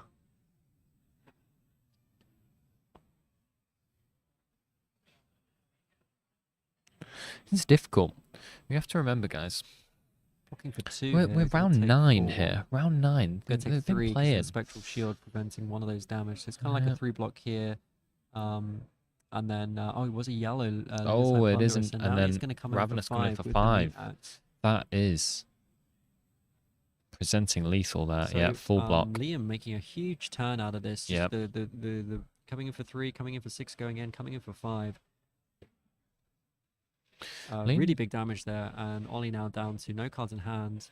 He's just going to have to pass over, and now it looked like Ollie had really taken the initiative with that blinding beam play, but Liam able to build a really good turn of his own there, to put on enough pressure to kind of strip Ollie of all of his cards in hand.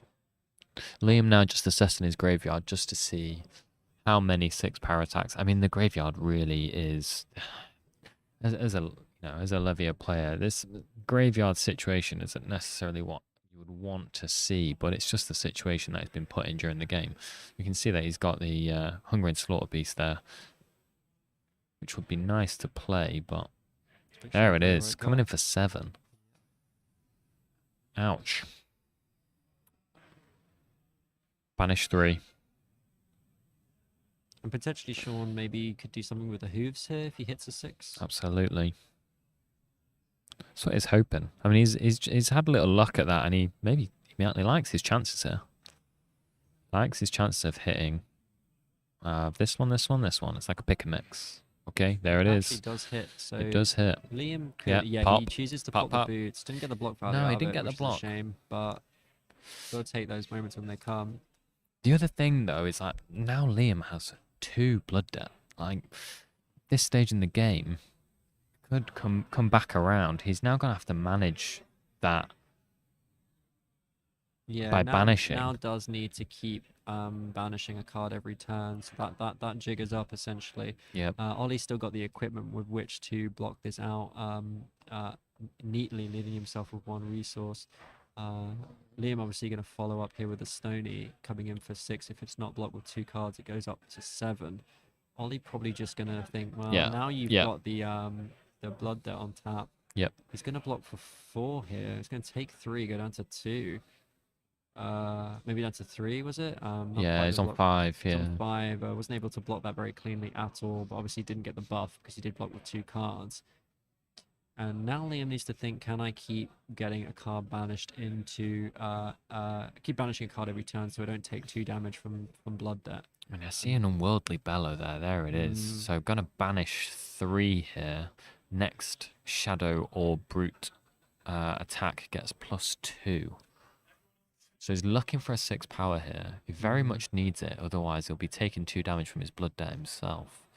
He knows he is still no, safe, take the though. top That is the good 3, side. and He he's hit does- it. There it does is. hit it. He's hit it, but it's up to 3 Blood Debt. He's also clearing his grave of some, both these times he's cleared cards that aren't 6 power. He's only banished 1, so he's keeping his graveyard nice and full of 6 power cards. Graveling Growl. Oof. Ollie has gone below Liam on life now, so this Adrenaline Rush is not going to be as good, but he's got the Graveling Growl with which to do some work with. Coming in for 9. And Ollie seems to have a few poor quality cards in his deck. A lot of cards that block for 2. I can already see 2 that block for 2. Doesn't really want to take any more damage here if he can avoid it, but it looks like he's probably going to have to. Very few cards left in deck as well. And Yeah, so Liam what's looking that? pretty happy. Block- Liam looking in the driving seat right now. Block Going to for block for 8. 8? Going to take 1 still. Okay, it goes down to 2, but Ollie's kept a card in hand and a card in arsenal, so So I he's think hoping to try and do something here. Yeah. Or he's just going to play it out. Yeah, Let's see. well, I think he wants to try What's and he put on a got little bit here? of pressure here. Pitches a blue. Okay, so trying to draw a block here from Liam. Trying to, now that Liam is up to 3 Blood Debt, needs to be really careful. So 1 card block. Oh, and Liam has so few cards that block as well. But also, not only does he have so few cards that block, he also needs to think about managing that. He's got 2. Can he banish he's with got- any of those? He's got What's he 2 got? smashes. I think with Big he's Tree. I think he's a bit done. stuffed. Yeah. Can you go down to 1 and play that Adrenaline Rush out of Arsenal for some more pressure? No, he's got the he's got Ebb and Fold. He does, but he's got 3 cards here that don't block. He's got 2 Smash with Big Trees and a Pulping. Is that? He's gonna have to activate Ebb and Fold on his own turn to just try and draw a card. Try and draw a block. Man, this is not the hand that Liam would want to this see. is not what he wanted to see right now. He wanted just to be able to block this with 2 cards and then do something. He's going to take 3 here. It's going to go down to 1. There's nothing he can't. There's nothing else he can do. This is all he can do. Man, this was not on the cards at all. Liam was just looking But comfortable. I think it was though, Sean. I think that I think Ollie was like, if I can keep a card, I know that I can swing back for 5 at some point. He knew that Right. he had that Zealous Belting in the arsenal, and he knew that with Liam just on 4 health, that is always going to draw at least 1 block. But he didn't really expect it to be like this. And now Liam's like this. got to try and work out what can he do. Is the pulping enough? Pulping. Just hopefully he can dominate, right? He needs to hit something off the top, right? Are you just hoping? Is it all reds? If it's all reds, he's got to pitch both. He's got to hope to draw into a 6 power card to get that dominate. No, there's a There is a yellow there. yellow So smash. it just depends on what he draws, really. So a smash with Big Tree. But he's not banishing this turn. Well, depends what's in his arsenal. Ollie's got But a he's card not in hand that doesn't confident. block as well. He's got 1 aura. He's got another 2 cards that block for 2. He's pretty stuffed. If Liam is able to just push a ton of damage here, he might be able to get over the top. He's looking pretty fair. Both players have he's some- shaking his head some there. really tough- Ollie's even got his hand on But his Ollie's also face. thinking, I feel like I'm in a position here where I'm going to lose. Both players looking defeated. 9th round of the day. We're looking at 8 hours, 9 hours of game time. Both players, really up against it. Both players need to win this in order to still be looking good for top 8 tomorrow. Go for here with the pulping, right? It's not got a choice, does it? And then it's just a 50-50. Do we know what's in his arsenal? It's an Adrenaline Rush, so he could Yes, play it yeah, you're out right. for 6, but he needs to do something about his Blood Debt, otherwise he's going to lose. Is it? He's just got to go for the dominate. Folks, what a final game we have for you.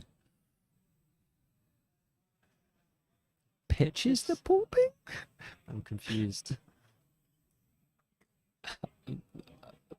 It's not what I was expecting. No. Oh. Surely he wants It's okay. to pitch It's the everything's yellow, fine. play the pulping, right? And then hope to hit the 50-50. I don't see any other way. I mean, even if he doesn't, he's still coming in for 6, right? Oh, is he thinking of? He's thinking of pitching to. I mean, either way, it's a risk. So he's going to pitch to the ebb and fold, and then banish, and hope you draw into something. doesn't Oh, but have- then he's turned off his. Blood debt, right? But he doesn't have he won't draw a card. But he's on lower life, so he'll be able to attack with the adrenaline rush. Oh, it's a yellow pulping. Oh. I feel like he might have had it with the pulping though. So Still, he's coming turned in off for 7, blood he's gotta debt. be happy. Yeah. Okay. And Ollie okay. doesn't really have anything to do with this because his cards don't block very well, and he's not going to be able to come back. He can't just Ollie's block with shaking 2 his head cards here. and come in with a chimera. It's Oh. he can if he blocks for 4, he dies. So he's got to block with 3 cards. He's still gonna he's got it covered, but then he's just left with a card that doesn't do anything in hand. The aura, he's not gonna be able to play it. Ollie's shaking his head here. He's got 3 cards left in the deck. Liam, hands on face as well. Both players. I think Liam played the safer play there. Just turn off the blood deck, come in for 7. Be confident that Ollie is running out of deck, and I like that. Didn't go for the risky play that if he comes in with the 5 dominate, misses the 6 off the top, isn't able to banish for whatever reason, then he's Both players, hands on faces. This is what it's Yeah. like, folks. UK Nationals 2023, 9th round of the day. This is what it comes down to. commits the 3 Blocks card block. Blocks for 7. 7. Has it covered. Block 7. Is that 3 cards And left Ollie in deck now for must just be Ollie? thinking, I need to just hope that he doesn't draw into anything that he can. He's got a blood tribute, so he's got a chance here. Oh, he just Ollie's Ollie gonna just passes. He's going to He's keep got the card in nothing to hand block. because there's no point in arsenaling it because Unworldly Bellow. Unworldly Bellow pumps the next attack for 5. 4? Red is 4. It is indeed 4, as we see on the screen. Can Liam get over the top here? He's probably going to banish, so Please he's 3, going to be please. safe. He Oh. misses. No. He- Oh, it's the No, no, it's the hit, endless it's one. hit. The endless one will God, get it looked like yeah. an unworldly. Close one, close one. Gets it. So, pumps gonna for be 4. +4. He just needs to play an attack here, Then surely. we're going to play this Yeah, card, and and we're that's gonna coming be in for 11. What are you saying, Ollie? It's going to be it. Ollie doesn't have that it it? covered. He's got 1 card that doesn't block. He's got a Blinding Beam that's barely going to do anything. And the Impenetrable Belief, he's not banished 3 cards. Oh, no, technically he has banished 3 cards, so it will block for 4. But these are the last 4 cards in his deck. This is What it. can he do? Liam takes it. Liam goes GG, into Liam. day 2, 6 and 3, still live for that top 8. Really good place from Wow. Liam. Brought it back after that thing. The Blinding Beam. Ollie had a great turn where he got the Blinding Beam out. Managed to get through his 8 power Phantasm against just Liam's 3 block, pushed through 5 damage that Liam was not expecting. But Liam was able to build a great turn using the hooves to maximum effect, and then just playing it safe on that last turn, not risking it on the pulping with the dominate. Just push 7 damage. Yeah. My opponent's on 2. They're going to have to give me a bunch of cards. Just respect levy ability. Just turn off that blood debt if you can. Move into the next turn and secure the win, which is exactly what he did. Absolutely. Now, I mean, Liam there to have the composure to be able to, keep it together, play out the smart plays, don't take the risks with the yellow pulping. I mean, both players, hands on faces, they were both looking defeated for I think the, they for the both thought final. that, They I both feel like, thought their I feel time like was they both up. thought that they'd lost the game at one point, Yeah. and it was like, well, one of you is going to win it, guys. So, and Liam just being sensible, just like, not risking it with that yellow pulping, which is like sometimes you see the dominate card and you want to go for it, and it's a tough one, but he just decided to play it safe. Yeah. I'm going to try and get you guys the top tables. We're still waiting for this final round of Swiss to end. Yeah. We've and still got then about 15 We will be minutes, able to so- basically show you exactly what the 3 rounds of Classic Constructed Swiss are going to be like tomorrow morning, and give you an idea of who could be making it into the top 8 of UK Nationals. I know, judging by some of the players we've seen at the top tables, we're looking like there's going to be some Dramai out there. There's going to be some Lexi Some out Briar there too. as Going to be well. some Yeah. Briar there. Alex Chitty doing really well, and I think I Yeah, saw Jamie another Faulkner as well. Another Briar knocking around. We saw Nathan earlier. We've been playing Dory, so we could even be seeing some Dory games in the morning. Some We'd Missouri love as to well. See some Dory at the top tables. But what a fantastic game. I've been really impressed with the quality of the draft games that we've been showing you this afternoon. Now, we know Everybody loves a bit of classic constructed. Don't get us wrong. Like, we know that's what you guys want out there.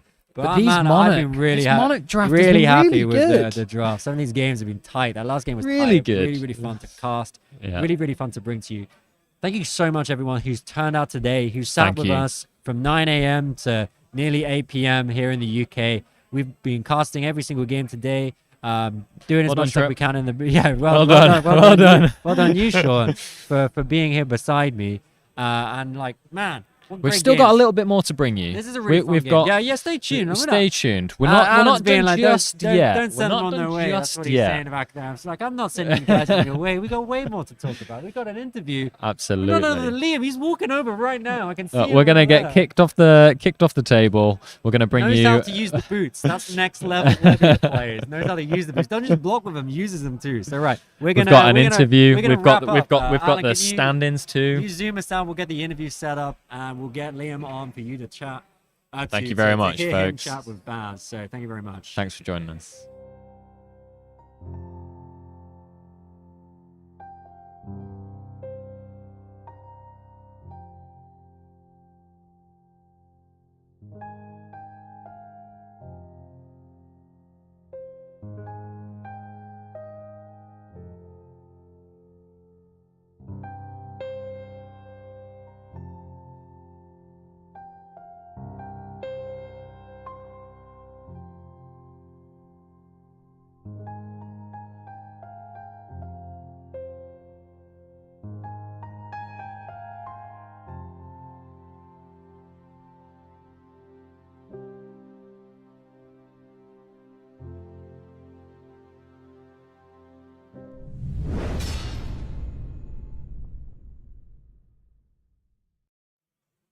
Hi and welcome back to the UK Nationals, Leeds Royal Armoury. I'm Baz the Bard, joined by Liam. Hello. Oh my God, what a game! Nail biter. You never disappoint. You gave us one of the best matches of the UK Nationals last year against Jamie, Dromai versus Oldham.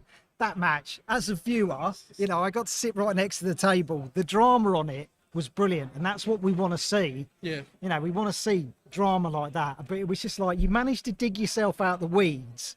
You know, we thought we were going to see a pulping dominated for the risky play.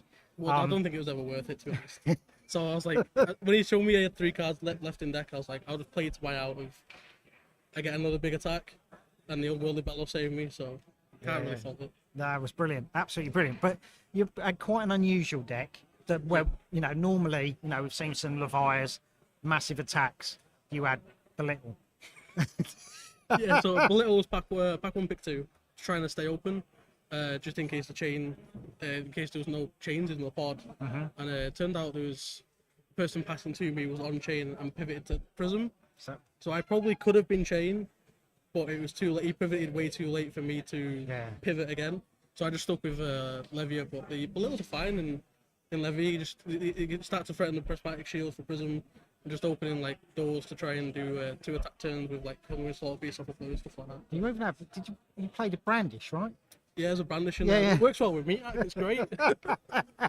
The thing is, like, I've played Prism against Levia, and it is all about keeping that shield. When he generated that shield first turn, you know, attack for 4, he's just like, he's got the shield, which you just do not want to see that. Because my deck lacks Dredge Screamers, that's why I like the Belittle and the Brandish, because I've got no Dredge Screamers. Right. So it's super hard to threaten the shield without the Dredge Screamers. So because I think I only had 1 yellow one in my whole deck. So I was like, as soon as he got the shield really early, I was like, I'm dead. Yeah. And then when he Zealous Belted me, I had 3 null blocks and a 2 block. I thought I was dead again, but somehow we just get out of it, right? This is like when I went to see Ollie and just went, "Are you coming on?" And he went, "It's a winning in. It is the day that the whole Nationals is going to rely on that." Yeah. And I looked at you and you went, "Oh, I think we're playing each other." Yeah. I was like, okay, you know. So how are you feeling about getting back to CC? I can't wait. I cannot wait. I'm not the biggest fan of Monarch Draft, but I'm not here to downplay the format. But I love CC. Obviously, I started 3-0 in CC today. Yeah. Playing Fatigue Briar. Yeah. Fatigue is your specialty. It is, like yes. Oldham. Yep. Anybody who follows Liam on Twitter, he has been posting for a while saying, "I don't know what to play." You kind of felt lost.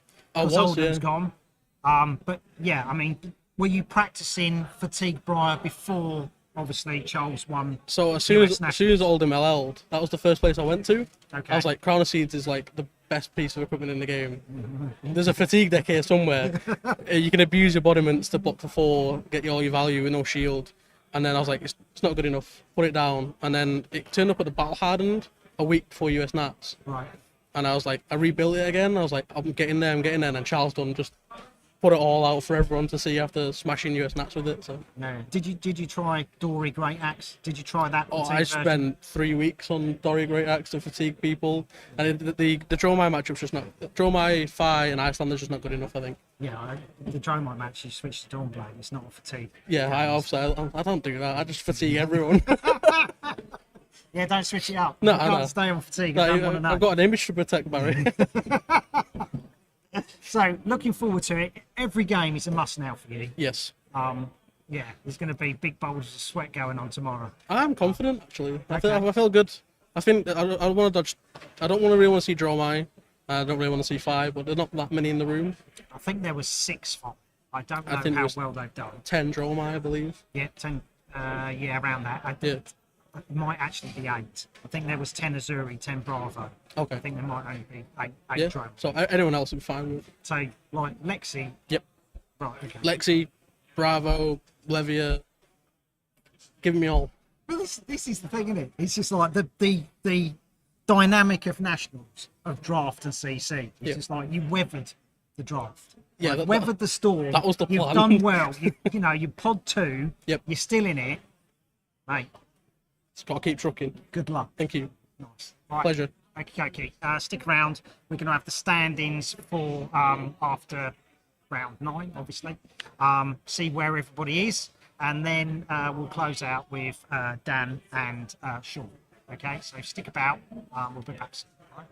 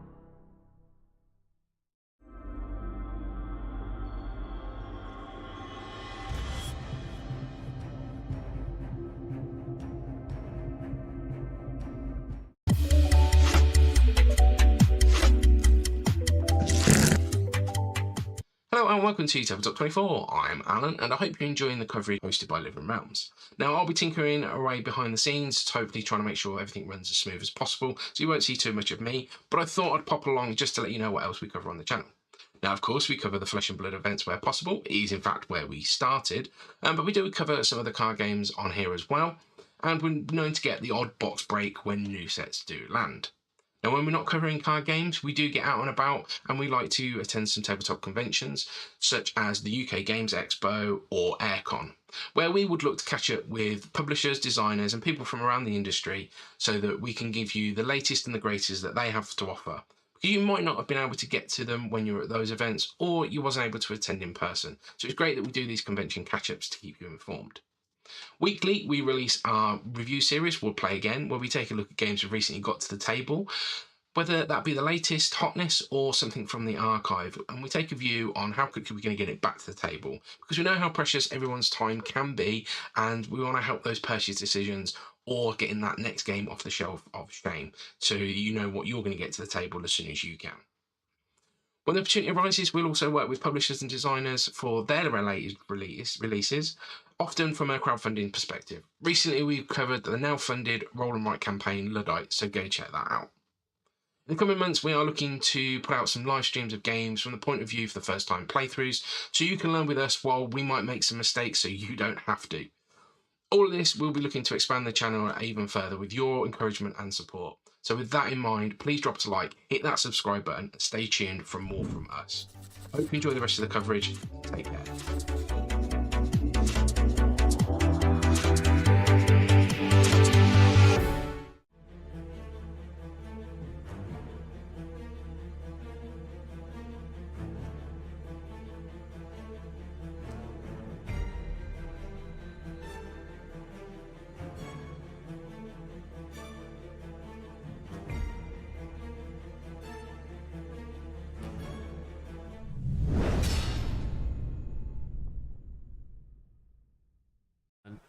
Hello everyone and welcome back. We are going to finish up today. We've done 9 rounds of games today, guys. We've not done a single one. I didn't play a single one, but no, but there's been some amazing games. Yeah. Yeah, we've been very blessed with the games that have gone on today.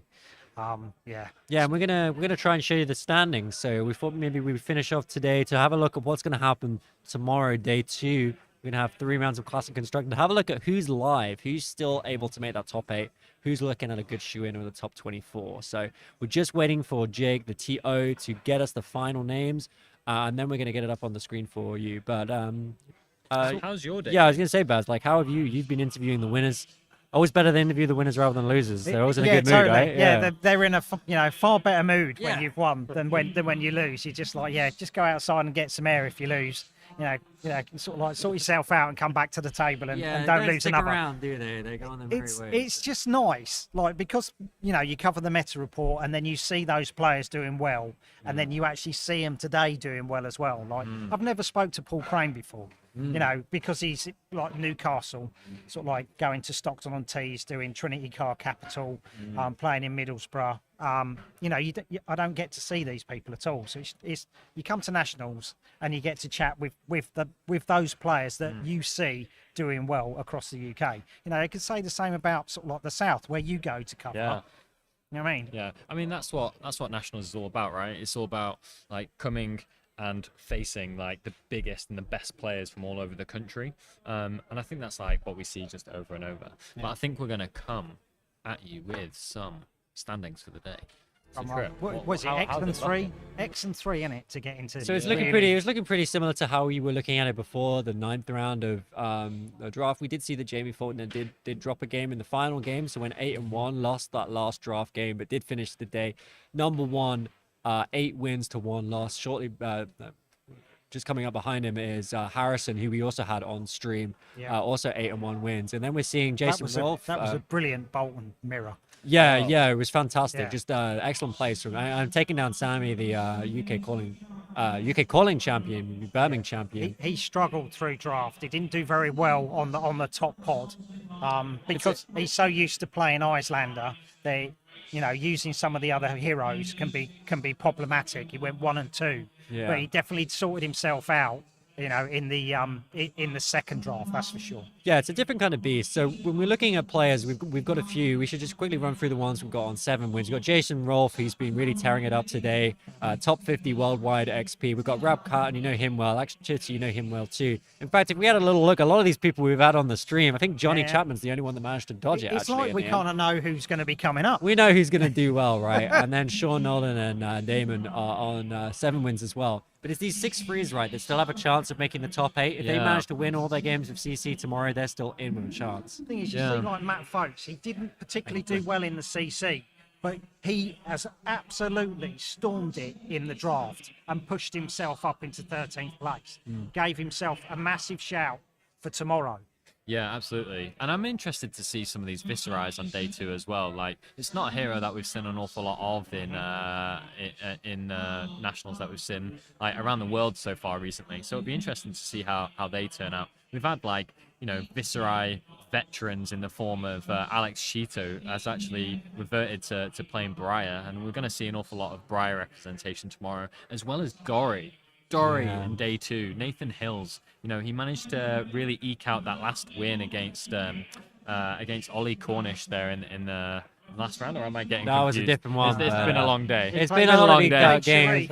He beat Sharif. He was playing Oh. Levia. He was the only chain. Sorry, Sharif was on Levia, and he was the only chain. Yeah. But we've got a really good range of heroes coming up. I'm looking around. We're seeing a couple of Lexi, but you know, considering how many Lexi there were today, there's still a fair few of them. What I'm not seeing a lot of at the moment in the top 16 is Icelander. We're seeing Sammy Braben actually currently the top-ranked Icelander player in CC. 17th. So if Sammy doesn't convert that first game tomorrow, we could see the top tables being pretty free of Icelander, which does give some heroes a bit of a free ride. Well, not a free ride, but makes their path to victory a little bit easier. Some of the more controlling Briars probably don't really want to be coming up against Icelander. So it's all to play for, guys. And I think it's, again, we're seeing even at this level, even 9 rounds into the tournament, so many different heroes represented on the field. When we did the standings earlier, Oscar in 27th place was really far down the field. He was like in 60th place. So like to see him, when we spoke about it earlier, we were like, players like this, like Oscar, shouldn't be near the bottom normally in a tournament. But it's again, how good he is at draft has pushed himself up. Pontus Angersfall from Scotland, he went 0-3 in the CC and he 3-0'd both of his drafts, and he's there on 28th. I mean, he must be not feeling very confident for the next 3 games. He's got the winning spirit now. That's what it do. Turns out he's got wins under his belt. What he didn't realize you have to win games, and then he got into the draft and realized, oh, maybe I should start winning some, and then I'll be fine. Yeah, there's submarining, and then there's doing that. Yeah, and there's a deep dive. The last thing I just want to point out is our boy, Hamish Chisholm Brown. Where is he? Sitting pretty on 18. 6 wins, 3 losses, 2-1, 2-1, 2-1 today. The Dan Trip special. That was always my national special. Doing very well up at 18th. Still live for top 8. If he can win all 3 games tomorrow, and you know Hamish is a mean CC player, still live. Want to see him make that top 8 tomorrow. That would be a dream. We are going to. Sorry, I was gonna sorry. tell your Yeah, story. yeah, then I'm gonna story wrap up. for Hamish. We've got a table ready first to go round for dinner, draft. so. Sorry. So first round draft, he managed to draft the soul food. You can't. You don't tell me. You're telling everybody about this. Bloody soul food. Well, not everyone. I genuinely wouldn't be surprised if the people at home had already heard about soul food. Just like, oh my Hamish is god, he going around played telling soul everybody food. So he was bloody playing soul food. Prism, round 1, drew 4 cards, had soul food in his hand, played it, three go into his soul, and then the game 2, he did exactly the same, and he was just like, yeah. Well, Baz, you know what? I need some soul food because it's 8 p.m. here in the UK, and I want some dinner. Come back tomorrow morning, 10 a.m. Sunday morning in the UK, 10 a.m. UK. Work it out your time wherever you are in the world. Huge thank you for joining us here today. It's been an honor to cast as always. Baz, I'm sure you feel the same way about providing the interviews. Yeah. Just being able to do this, a huge thank you to Living Realms for continually providing us with these opportunities to cast these games, to interview these players, and Alan back in the studio running the stream, Tabletop 24. So huge thank you to everyone. Thank you. Thank you very much, everybody. Right, see you tomorrow. See you tomorrow.